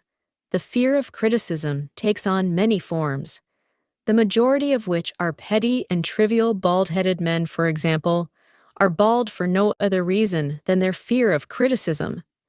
Heads become bald because of the tight-fitting bands of hats which cut off the circulation from the roots of the hair.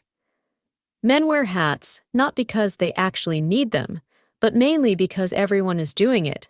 The individual falls into line and does likewise lest some other individual criticize him. Women seldom have bald heads or even thin hair because they wear hats which fit their heads loosely, the only purpose of the hats being adornment. But it must not be supposed that women are free from the fear of criticism if any woman claims to be superior to man. With reference to this fear, ask her to walk down the street wearing a hat of the vintage of 1890.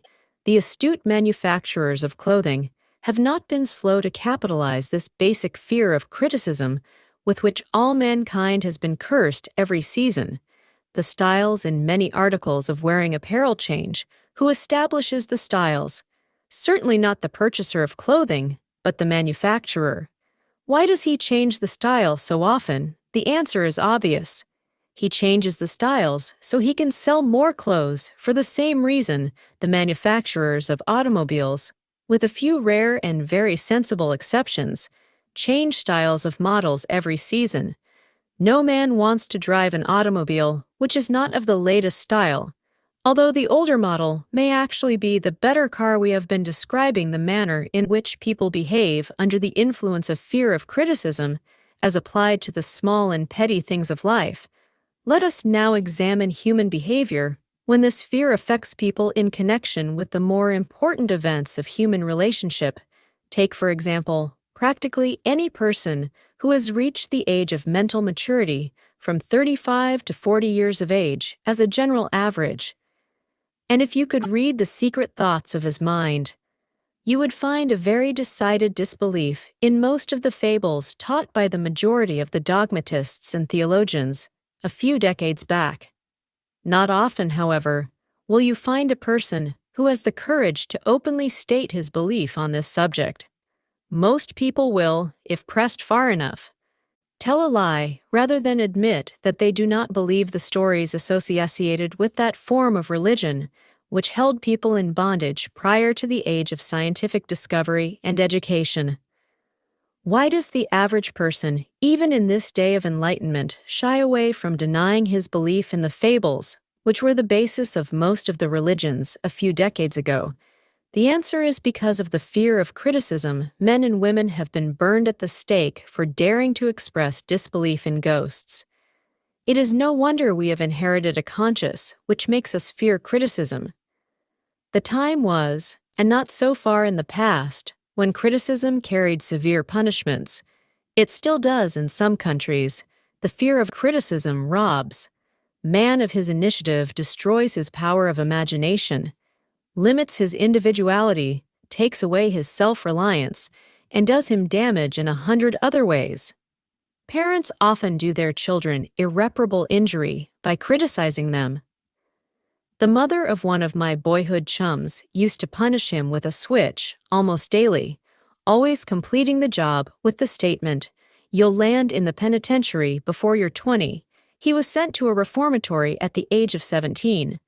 Criticism is the one form of service, of which everyone has too much. Everyone has a stock of it, which is handed out grace, whether called for or not. One's nearest relatives often are the worst offenders. It should be recognized as a crime. In reality, it is a crime of the worst nature for any parent to build inferiority complexes in the mind of a child through unnecessary criticism. Employers who understand human nature get the best there is in man, not by criticism, but by constructive suggestion. Parents may accomplish the same results with their children. Criticism will plant fear in the human heart or resentment, but it will not build love or affection. Symptoms of the fear of criticism. This fear is almost as universal as the fear of poverty, and its effects are just as fatal to personal achievement. Mainly because this fear destroys initiative and discourages the use of imagination. The major symptoms of the fear are self-consciousness, generally expressed through nervousness, timidity in conversation, and in meeting strangers, awkward movement of the hands, in limbs, shifting of the eyes, lack of poise expressed through lack of voice control, nervousness in the presence of others, poor posture of body, poor memory, personality lacking in firmness of decision, personal charm and ability to express opinions. Definitely, the habit of sidestepping issues instead of meeting them squarely, agreeing with others without careful examination of their opinions. Inferiority complex, the habit of expressing self-approval by word of mouth. and by actions as a means of covering up a feeling of inferiority, using big words to impress others, often without knowing the real meaning of the words, imitating others in dress, speech, and manners, boasting of imaginary achievements. This sometimes gives a surface appearance of a feeling of superiority. Extravagance, the habit of trying to keep up with the Joneses, spending beyond one's income. Lack of initiative, failure to embrace opportunities for self-advancement. Fear to express opinions, lack of confidence in one's own ideas. Giving evasive answers to questions asked by superiors. Hesitancy of manner and speech. Deceit in both words and deeds. Lack of ambition, mental and physical laziness. Lack of self-assertion, slowness in reaching decisions easily influenced by others. The habit of criticizing others behind their backs and flattering them to their faces. The habit of accepting defeat without protest. Quitting an undertaking when opposed by others, suspicious of other people, without cause. Lacking in tactfulness of manner and speech. Unwillingness to accept the blame for mistakes. The fear of ill health. This fear may be traced to both physical and social heredity. It is closely associated as to its origin with the causes of fear of old age and the fear of death. Because it leads one closely to the border of terrible worlds, of which man knows not, but concerning which he has been taught some discomforting stories. The opinion is somewhat general, also, that certain unethical people engaged in the business of selling health have had not a little to do with keeping alive the fear of ill health.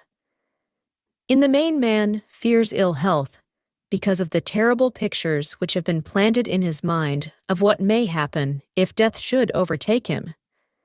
He also fears it because of the economic toll it may claim. A reputable physician estimated that 75% of all people who visit physicians for professional service are suffering with hypochondria, imaginary illness. It has been shown most convincingly that the fear of disease, even where there is not the slightest cause, for fear often produces the physical symptoms of the disease feared. Powerful and mighty is the human mind it builds or it destroys, playing upon this common weakness of fear of ill health. Dispensers of patent medicines have reaped fortunes.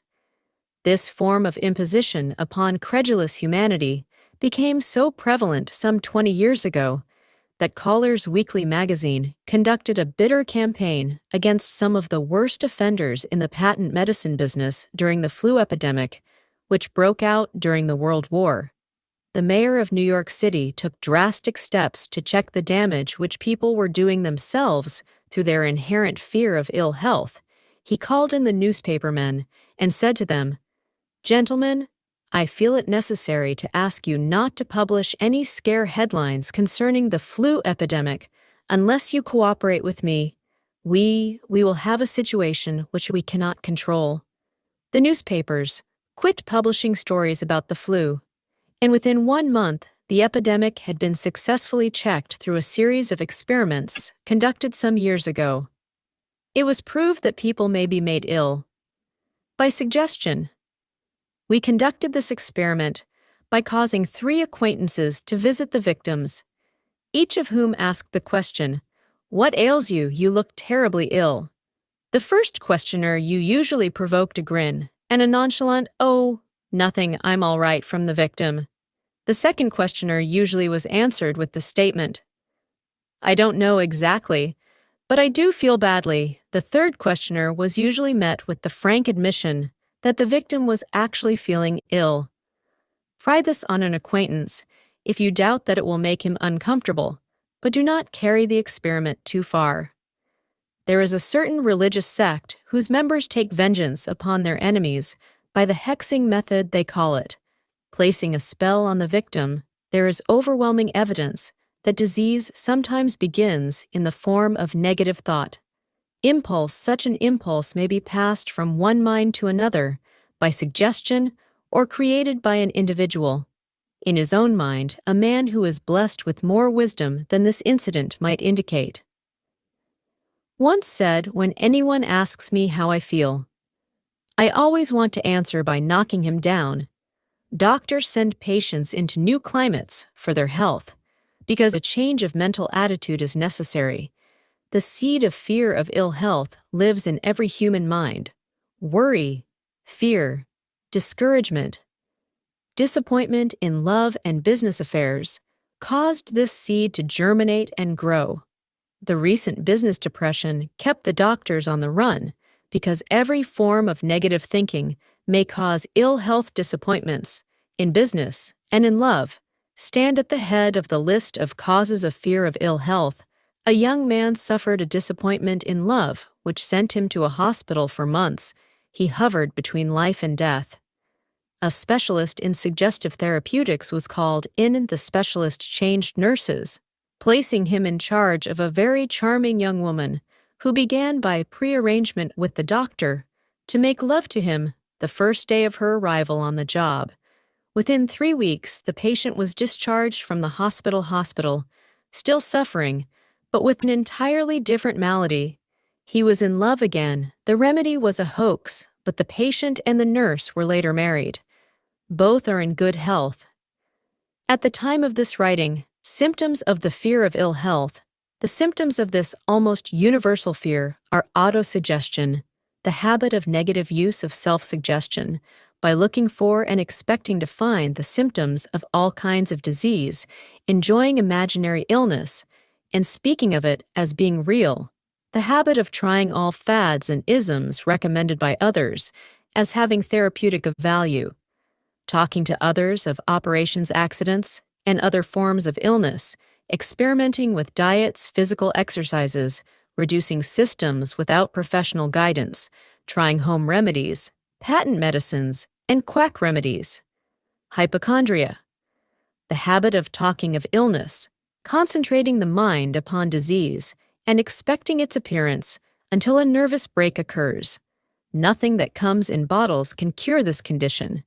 It is brought on by negative thinking, and nothing but positive thought can effect a cure.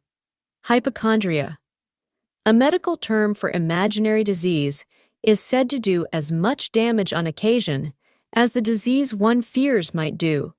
Most so-called cases of nerves come from imaginary illness.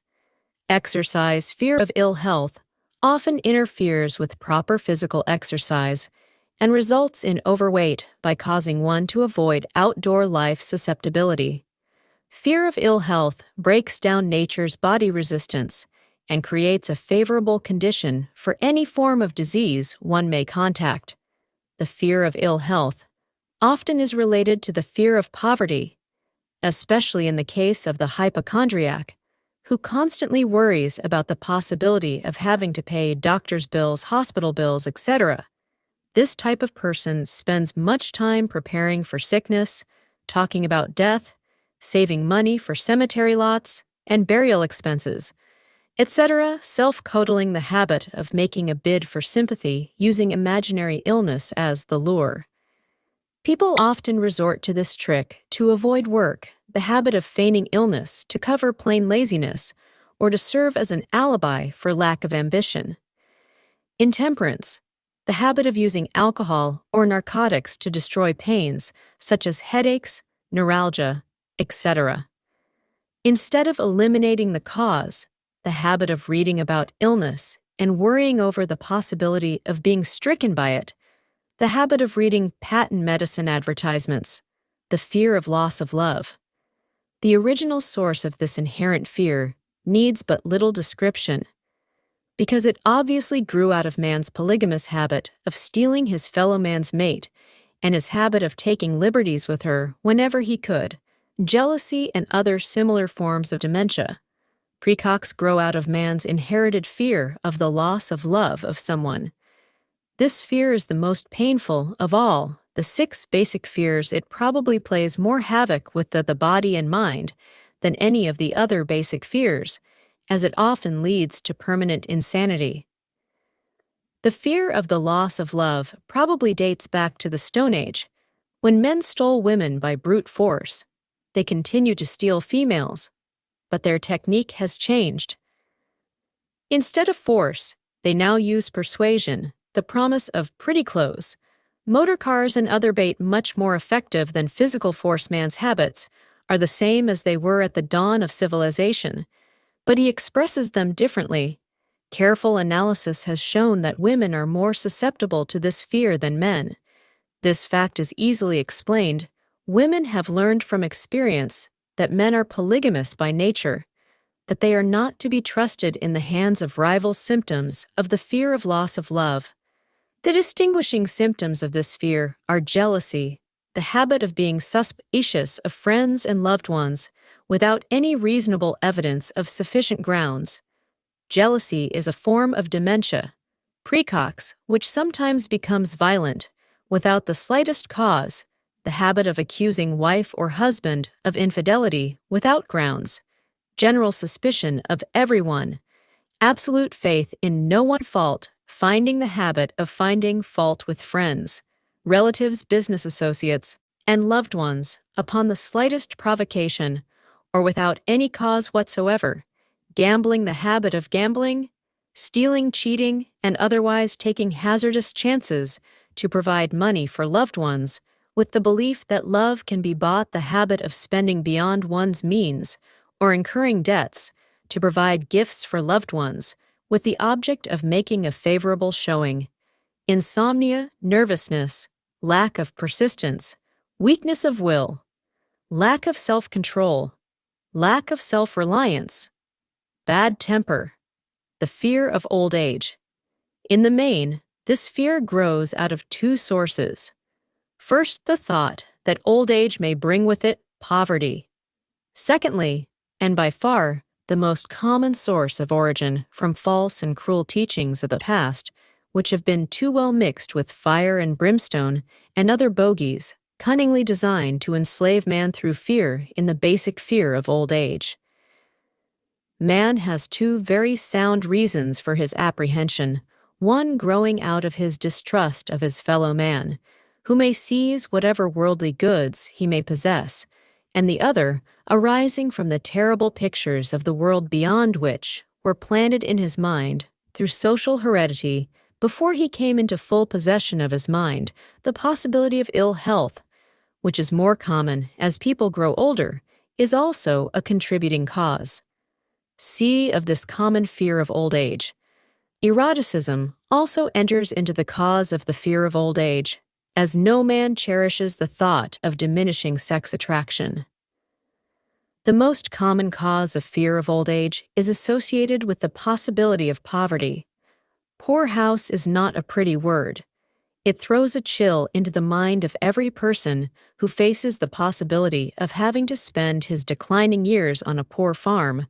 Another contributing cause of the fear of old age is the possibility of loss of freedom and independence, as old age may bring with it the loss of both physical and economic freedom. Symptoms of the fear of old age.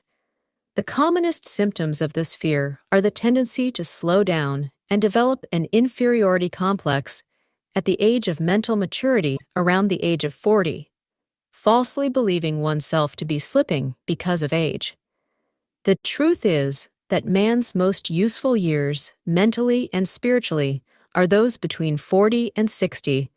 The habit of speaking apologetically of oneself as being old merely because one has reached the age of 40 or 50, instead of reversing the rule and expressing gratitude for having reached the age of wisdom, and understanding the habit of killing off initiative, imagination, and self-reliance by falsely believing oneself too old to exercise these qualities, the habit of the man or woman of 40, dressing with the aim of trying to appear much younger, and affecting mannerisms of youth, thereby inspiring ridicule by both friends and strangers.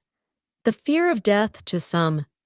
This is the cruelest of the terrible pangs of fear associated with the thought of death. In the majority of cases, may be charged directly to religious faith. Ism's so-called heathen are less afraid of death than the more civilized. For hundreds of millions of years, man has been asking the still unanswered questions: whence and with where did I come from, and where am I going? During the darker ages of the past, the more cunning and crafty, were not slow to offer the answer to these questions for a price witness. Now the major source of origin of the fear of death, come into my tent, embrace my faith, accept my dogmas, and I will give you a ticket that will admit you straight away into heaven. When you die, cries a leader of sectarianism, remain out of my tent, says the same leader, and may the devil take you and burn you throughout eternity. Eternity is a long time. Fire is a terrible thing. The thought of eternal punishment with fire not only causes man to fear death, it often causes him to lose his reason. It destroys interest in life and makes happiness impossible. During my research, I reviewed a book entitled A Catalogue of the Gods, in which were listed the 30,000 gods which man has worshipped. Think of it, 30,000 of them, represented by everything from a crawfish to a man. It is little wonder that men have become frightened at the approach of death, while the religious leader may not be able to provide safe conduct into heaven, nor by lack of such provision allow the unfortunate to descend into hell. The possibility of the latter seems so terrible that the very thought of it lays hold of the imagination in such a realistic way that it paralyzes reason and sets up the fear of death. In truth, no man knows, and no man has ever known what heaven or hell is like, nor does any man know if either place actually exists. This very lack of positive knowledge opens the door of the human mind to the charlatan, so he may enter and control that mind with his stock of legerdemain and various brands of pious fraud and trickery. The fear of death is not as common now as it was during the age when there were no great colleges and universities. Men of science have turned the spotlight of truth upon the world, and this truth is rapidly freeing men and women from this terrible fear of death. The young men and young women who attend the colleges and universities are not easily impressed by fire and brimstone through the aid of biology, astronomy, geology, and other related sciences. The fears of the Dark Ages, which gripped the minds of men and destroyed their reason, have been dispelled. Insane asylums are filled with men and women who have gone mad because of the fear of death. This fear is useless. Death will come no matter what anyone may think about it. Accept it as a necessity and pass the thought out of your mind. It must be a necessity, or it would not come to all. Perhaps it is not as bad as it has been pictured. The entire world is made up of only two things, energy and matter in elementary physics. We learn that neither matter nor energy, the only two realities known to man, can be created nor destroyed. Both matter and energy can be transformed, but neither can be destroyed. Life is energy if it is anything, if neither energy nor matter can be destroyed. Of course, life cannot be destroyed.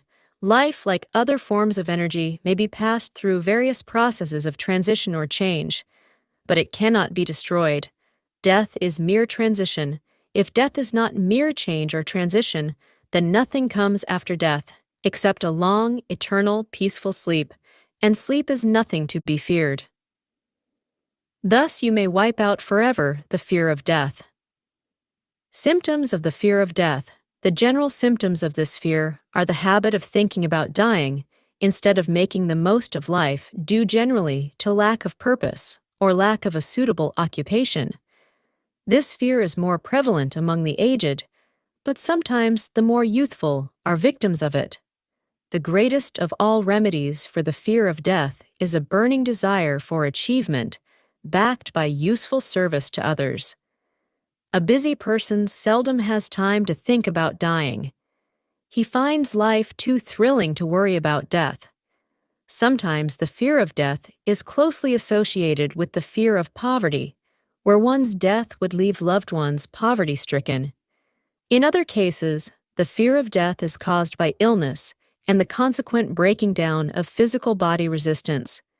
The commonest causes of the fear of death are ill health, poverty, lack of appropriate occupation, disappointment over love, insanity, religious fanaticism, old man. Worry is a state of mind based upon fear.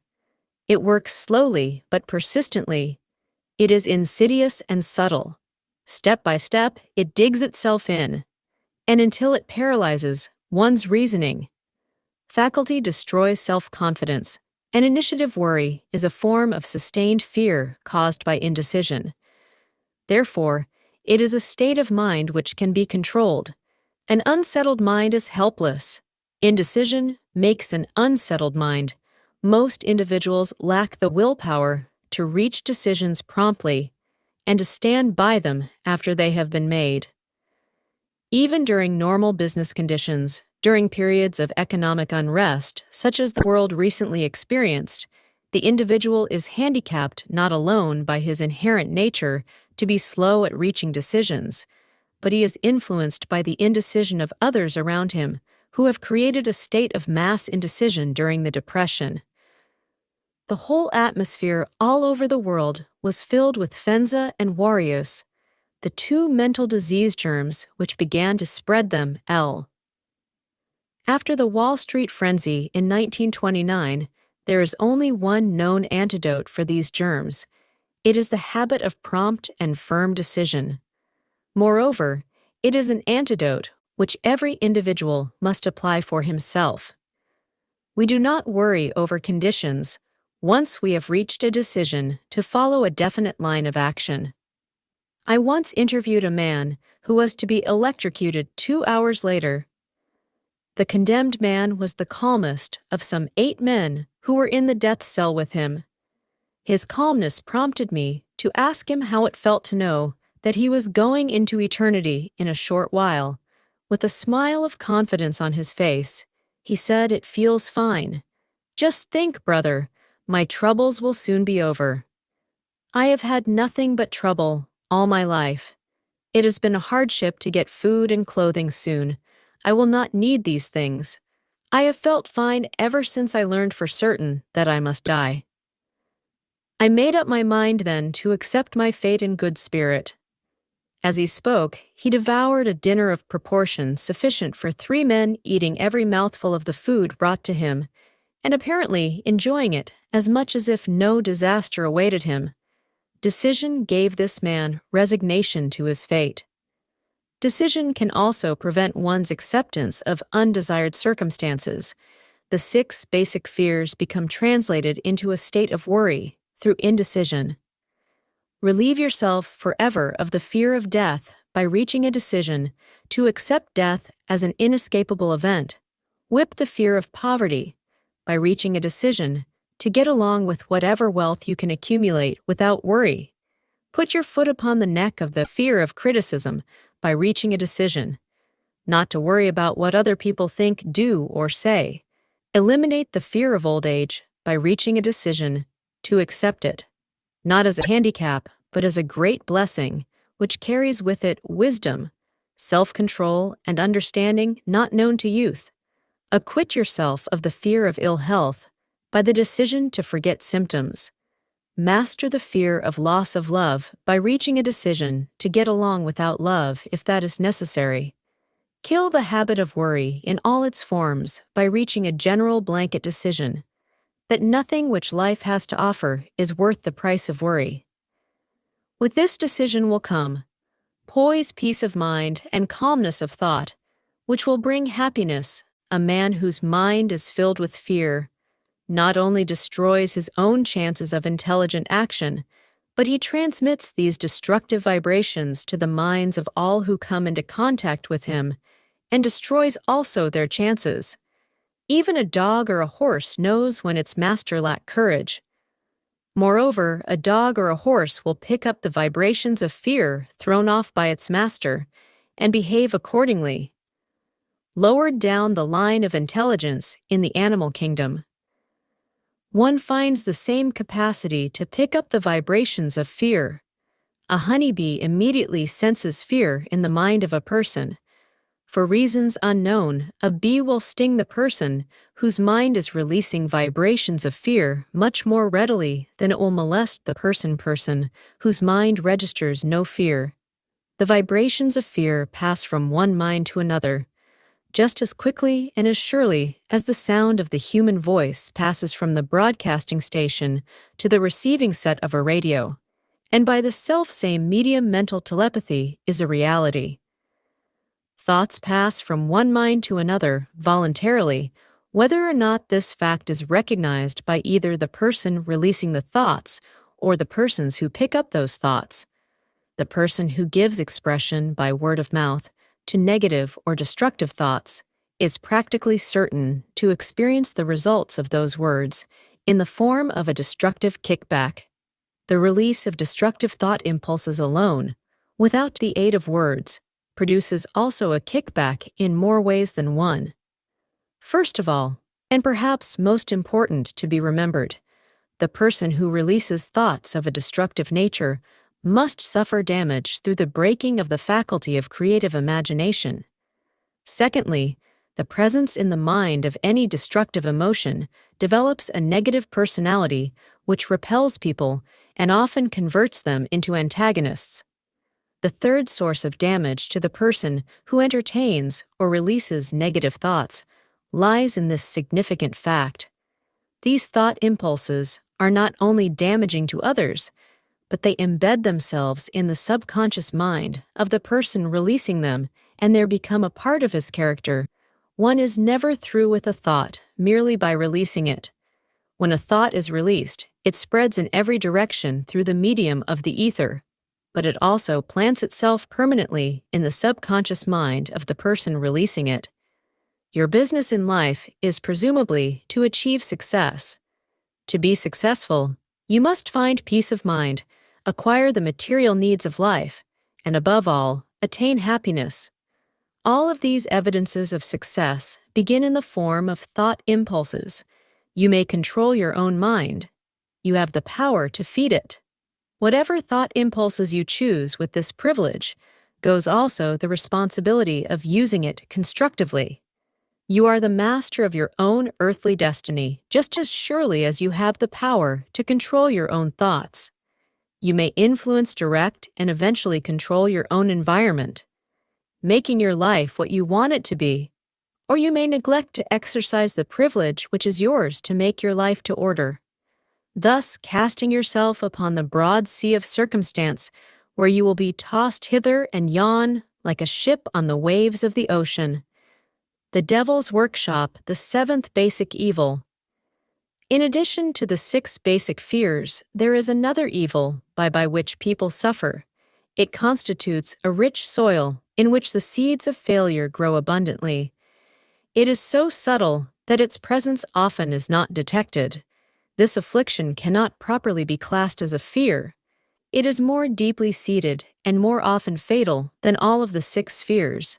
For want of a better name, let us call this evil susceptibility to negative influences. Men who accumulate great riches always protect themselves against this evil. The poverty-stricken never. Do those who succeed in any calling must prepare their minds to resist the evil. If you are reading this philosophy for the purpose of accumulating riches, you should examine yourself very carefully to determine whether you are susceptible to negative influences. If you neglect this self-analysis, you will forfeit your right to attain the object of your desires. May the analysis searching after you read the questions prepared for this self-analysis hold yourself to a strict accounting. In your answers, go at the task as carefully as you would search for any other enemy you knew to be awaiting you in ambush, and deal with your own faults as you would with a more tangible enemy. You can easily protect yourself against highway robbers, because the law provides organized cooperation for your benefit. But the 7th basic evil is more difficult to master, because it strikes when you are not aware of its presence, when you are asleep, and while you are awake, moreover.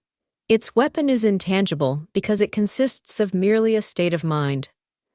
This evil is also dangerous because it strikes in as many different forms as there are human experiences. Sometimes it enters the mind through the well-meant words of one's own relatives. At other times it bores from within, through one's own mental attitude. Always it is as deadly as poison. Even though it may not kill as quickly, How to protect yourself against negative influences. To protect yourself against negative influences, whether of your own making or the result of the activities of negative people around you, recognize that you have a willpower and put it into constant use until it builds a wall of immunity against negative influences in your own mind. Recognize the fact that you and every other human being are by nature lazy, indifferent, and susceptible to all suggestions which harmonize with your weaknesses. Recognize that you are by nature susceptible to all the 6 basic fears and set up habits. For the purpose of counteracting all these fears, recognize that negative influences often work on you through your subconscious mind. Therefore, they are difficult to detect and keep your mind closed against all people who depress or discourage you in any way. Clean out your medicine chest. Throw away all pill bottles and stop pandering to colds, aches, pains, and imaginary illness. Deliberately seek the company of people who influence you to think and act for yourself. Do not expect troubles, as they have a tendency not to disappoint. Without doubt, the most common weakness of all human beings is the habit of leaving their minds open to the negative influence of other people. This weakness is all the more damaging because most people do not recognize that they are cursed by it, and many who acknowledge it neglect or refuse to correct the evil until it becomes an uncontrollable part of their daily habits.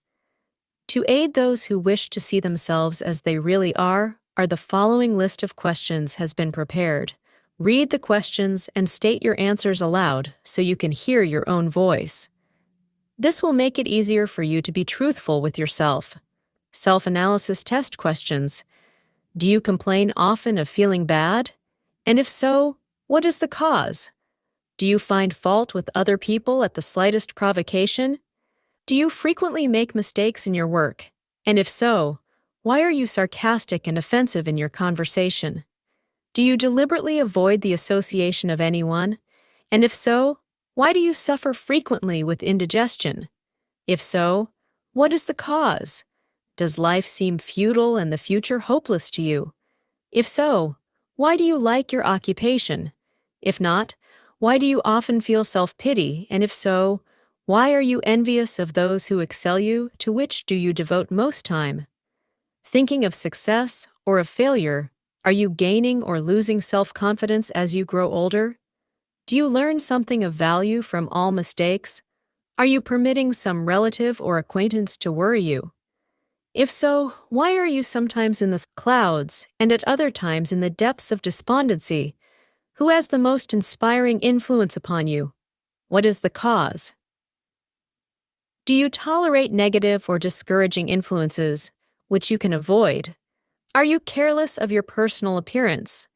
If so, when and why have you learned how to drown your troubles by being too busy to be annoyed by them?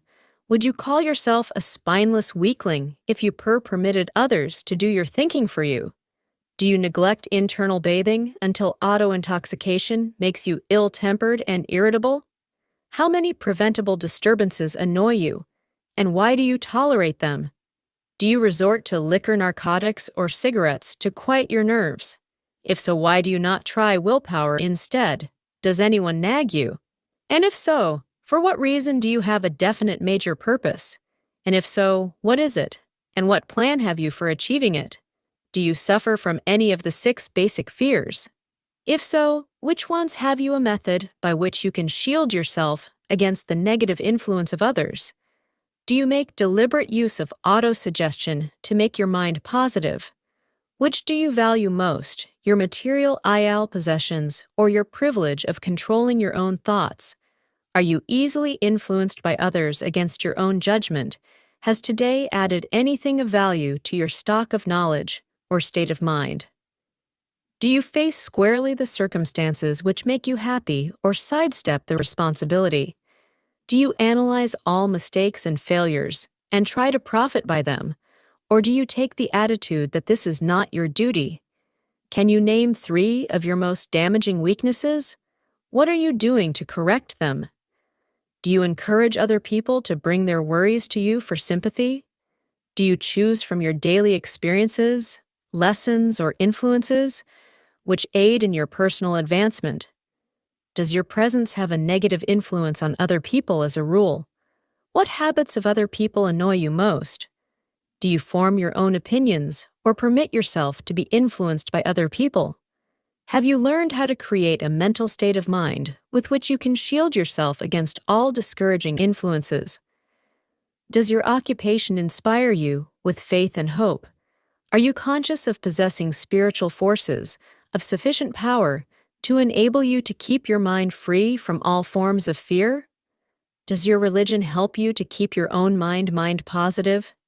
Do you feel it your duty to share other people's worries? If so, why? If you believe that birds of a feather flock together, what have you learned about yourself by studying the friends whom you attract? What connection, if any, do you see between the people with whom you associate most closely and any unhappiness you may experience? Could it be possible that some person whom you consider to be a friend is in reality your worst enemy because of his negative influence on your mind? By what rules do you judge who is helpful and who is damaging to you? Are your intimate associates mentally superior or inferior to you? How much time out of every 24 hours do you devote to your occupation? B, sleep, C, play, and relaxation. D, acquiring useful knowledge. E, plain waste. Who among your acquaintances A, encourages you most? B, cautions you most? C, discourages you most? D, helps you most in other ways? What is your greatest worry? Why do you tolerate it when others offer you free, unsolicited advice? Do you accept it without question or analyze their motive? What above all else do you most desire? Do you intend to acquire it? Are you willing to subordinate all other desires for this one? How much time daily do you devote to acquiring it? Do you change your mind often? If so, why do you usually finish everything you begin?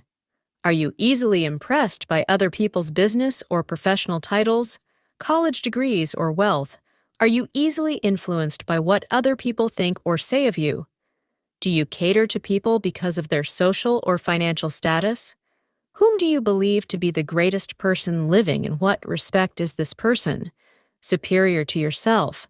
How much time have you devoted to studying and answering these questions? At least one day is necessary for the analysis and the answering of the entire list.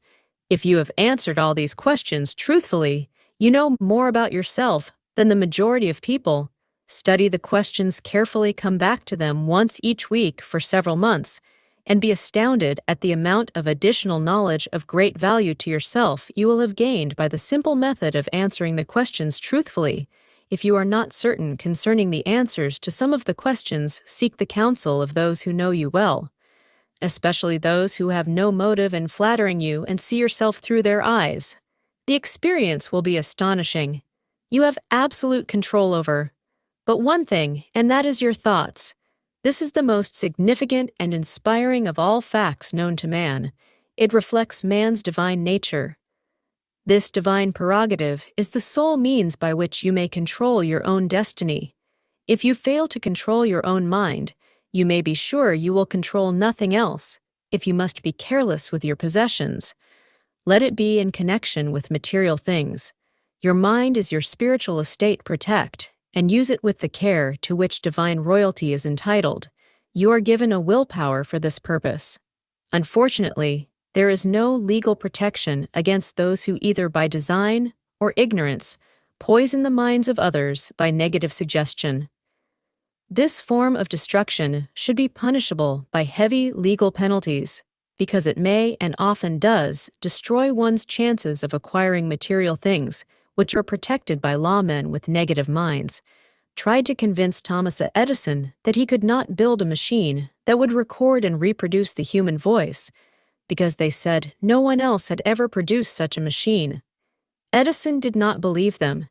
He knew that the mind could produce anything the mind could conceive and believe, and that knowledge was the thing that lifted the great Edison above the common herd.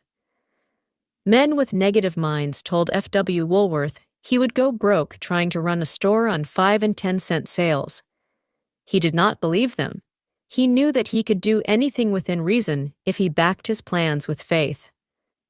EX, exercising his right to keep other men's negative suggestions out of his mind. He piled up a fortune of more than $100 million. Men with negative minds told George Washington he could not hope to win against the vastly superior forces of the British, but he exercised his divine right to believe. Therefore, this book was published under the protection of the Stars and Stripes, while the name of Lord Cornwallis has been all but forgotten. Doubting the has scoffed scornfully when Henry Ford tried out his first crudely built automobile on the streets of Detroit. Some said the thing never would become practical. Others said no one would pay money for such a contraption. Ford said, "I'll bell the earth with dependable motor cars," and he did his decision to trust his own judgment, has already piled up a fortune far greater than the next 5 generations of his descendants can squander for the benefit of those seeking vast riches. Let it be remembered that practically the sole difference between Henry Ford and a majority of the more than 100,000 men who work for him is this: Ford has a mind and controls it. The others have minds, which they do not try to control. Henry Ford has been repeatedly mentioned because he is an astounding example of what a man with a mind of his own and a will to control it can accomplish. His record knocks the foundation from under that time-worn alibi. I never had a chance. Ford never had a chance either, but he created an opportunity and backed it with persistence until it made him richer than Chris. Mind control is the result of self-discipline and habit. You either control your mind or it controls you. There is no halfway compromise. The most practical of all methods for controlling the mind is the habit of keeping it busy with a definite purpose, backed by a definite plan. Study the record of any man who achieves noteworthy success, and you will observe that he has control over his own mind. Moreover, that he exercises that control and directs it toward the attainment of definite objectives. Without this control, success is not possible. 57 Famous Elias. By old man, if people who do not succeed have one distinguishing trait in common, they know all the reasons for failure and have what they believe to be airtight lies is to explain away their own lack of achievement. Some of these Elias are clever, and a few of them are justifiable by the facts. But Elias cannot be used for money. The world wants to know only one thing: have you achieved success? A character analyst comp filed a list of the most commonly used alias. As you read the list, examine yourself carefully and determine how many of these alias, if any, are your own property. Remember, too, the philosophy presented in this book makes every one of these alias obsolete. If I didn't have a wife and family, if I had enough pull, if I had money, if I had a good education, if I could get a job, if I had good health, if I only had time, if times were better, if other people understood me, if conditions around me were only different, if I could live my life over again, if I did not fear what they would say, if I had been given a chance, if I now had a chance, if other people didn't have it in for me, if nothing happens to stop me, if I were only younger, if I could only do what I want, if I had been born rich, if I could meet the right people, if I had the talent that some people have, if I dared assert myself, if I only had embraced past opportunities, if people didn't get on my nerves, if I didn't have to keep house and look after the children, if I could save some money, if the boss only appreciated me, if I only had somebody to help me, if my family understood me, if I lived in a big city, if I could just get started, if I were only free, if I had the personality of some people, if I were not so fat, if my talents were known, if I could just get a break, if I could only get out of debt, if I hadn't failed, if I only knew how, if everybody didn't oppose me, if I didn't have so many worries, if I could marry the right person, if people weren't so dumb, if my family were not so extravagant, if I were sure of myself, if luck were not against me, if I had not been born under the wrong star, if it were not true that what is to be will be, if I did not have to work so hard, if I hadn't lost my money, if I lived in a different neighborhood, if I didn't have a past, if I only had a business of my own, if other people would only listen to me, if, and this is the greatest of them all, I had the courage to see myself as I really am, I would find out what is wrong with me and correct it.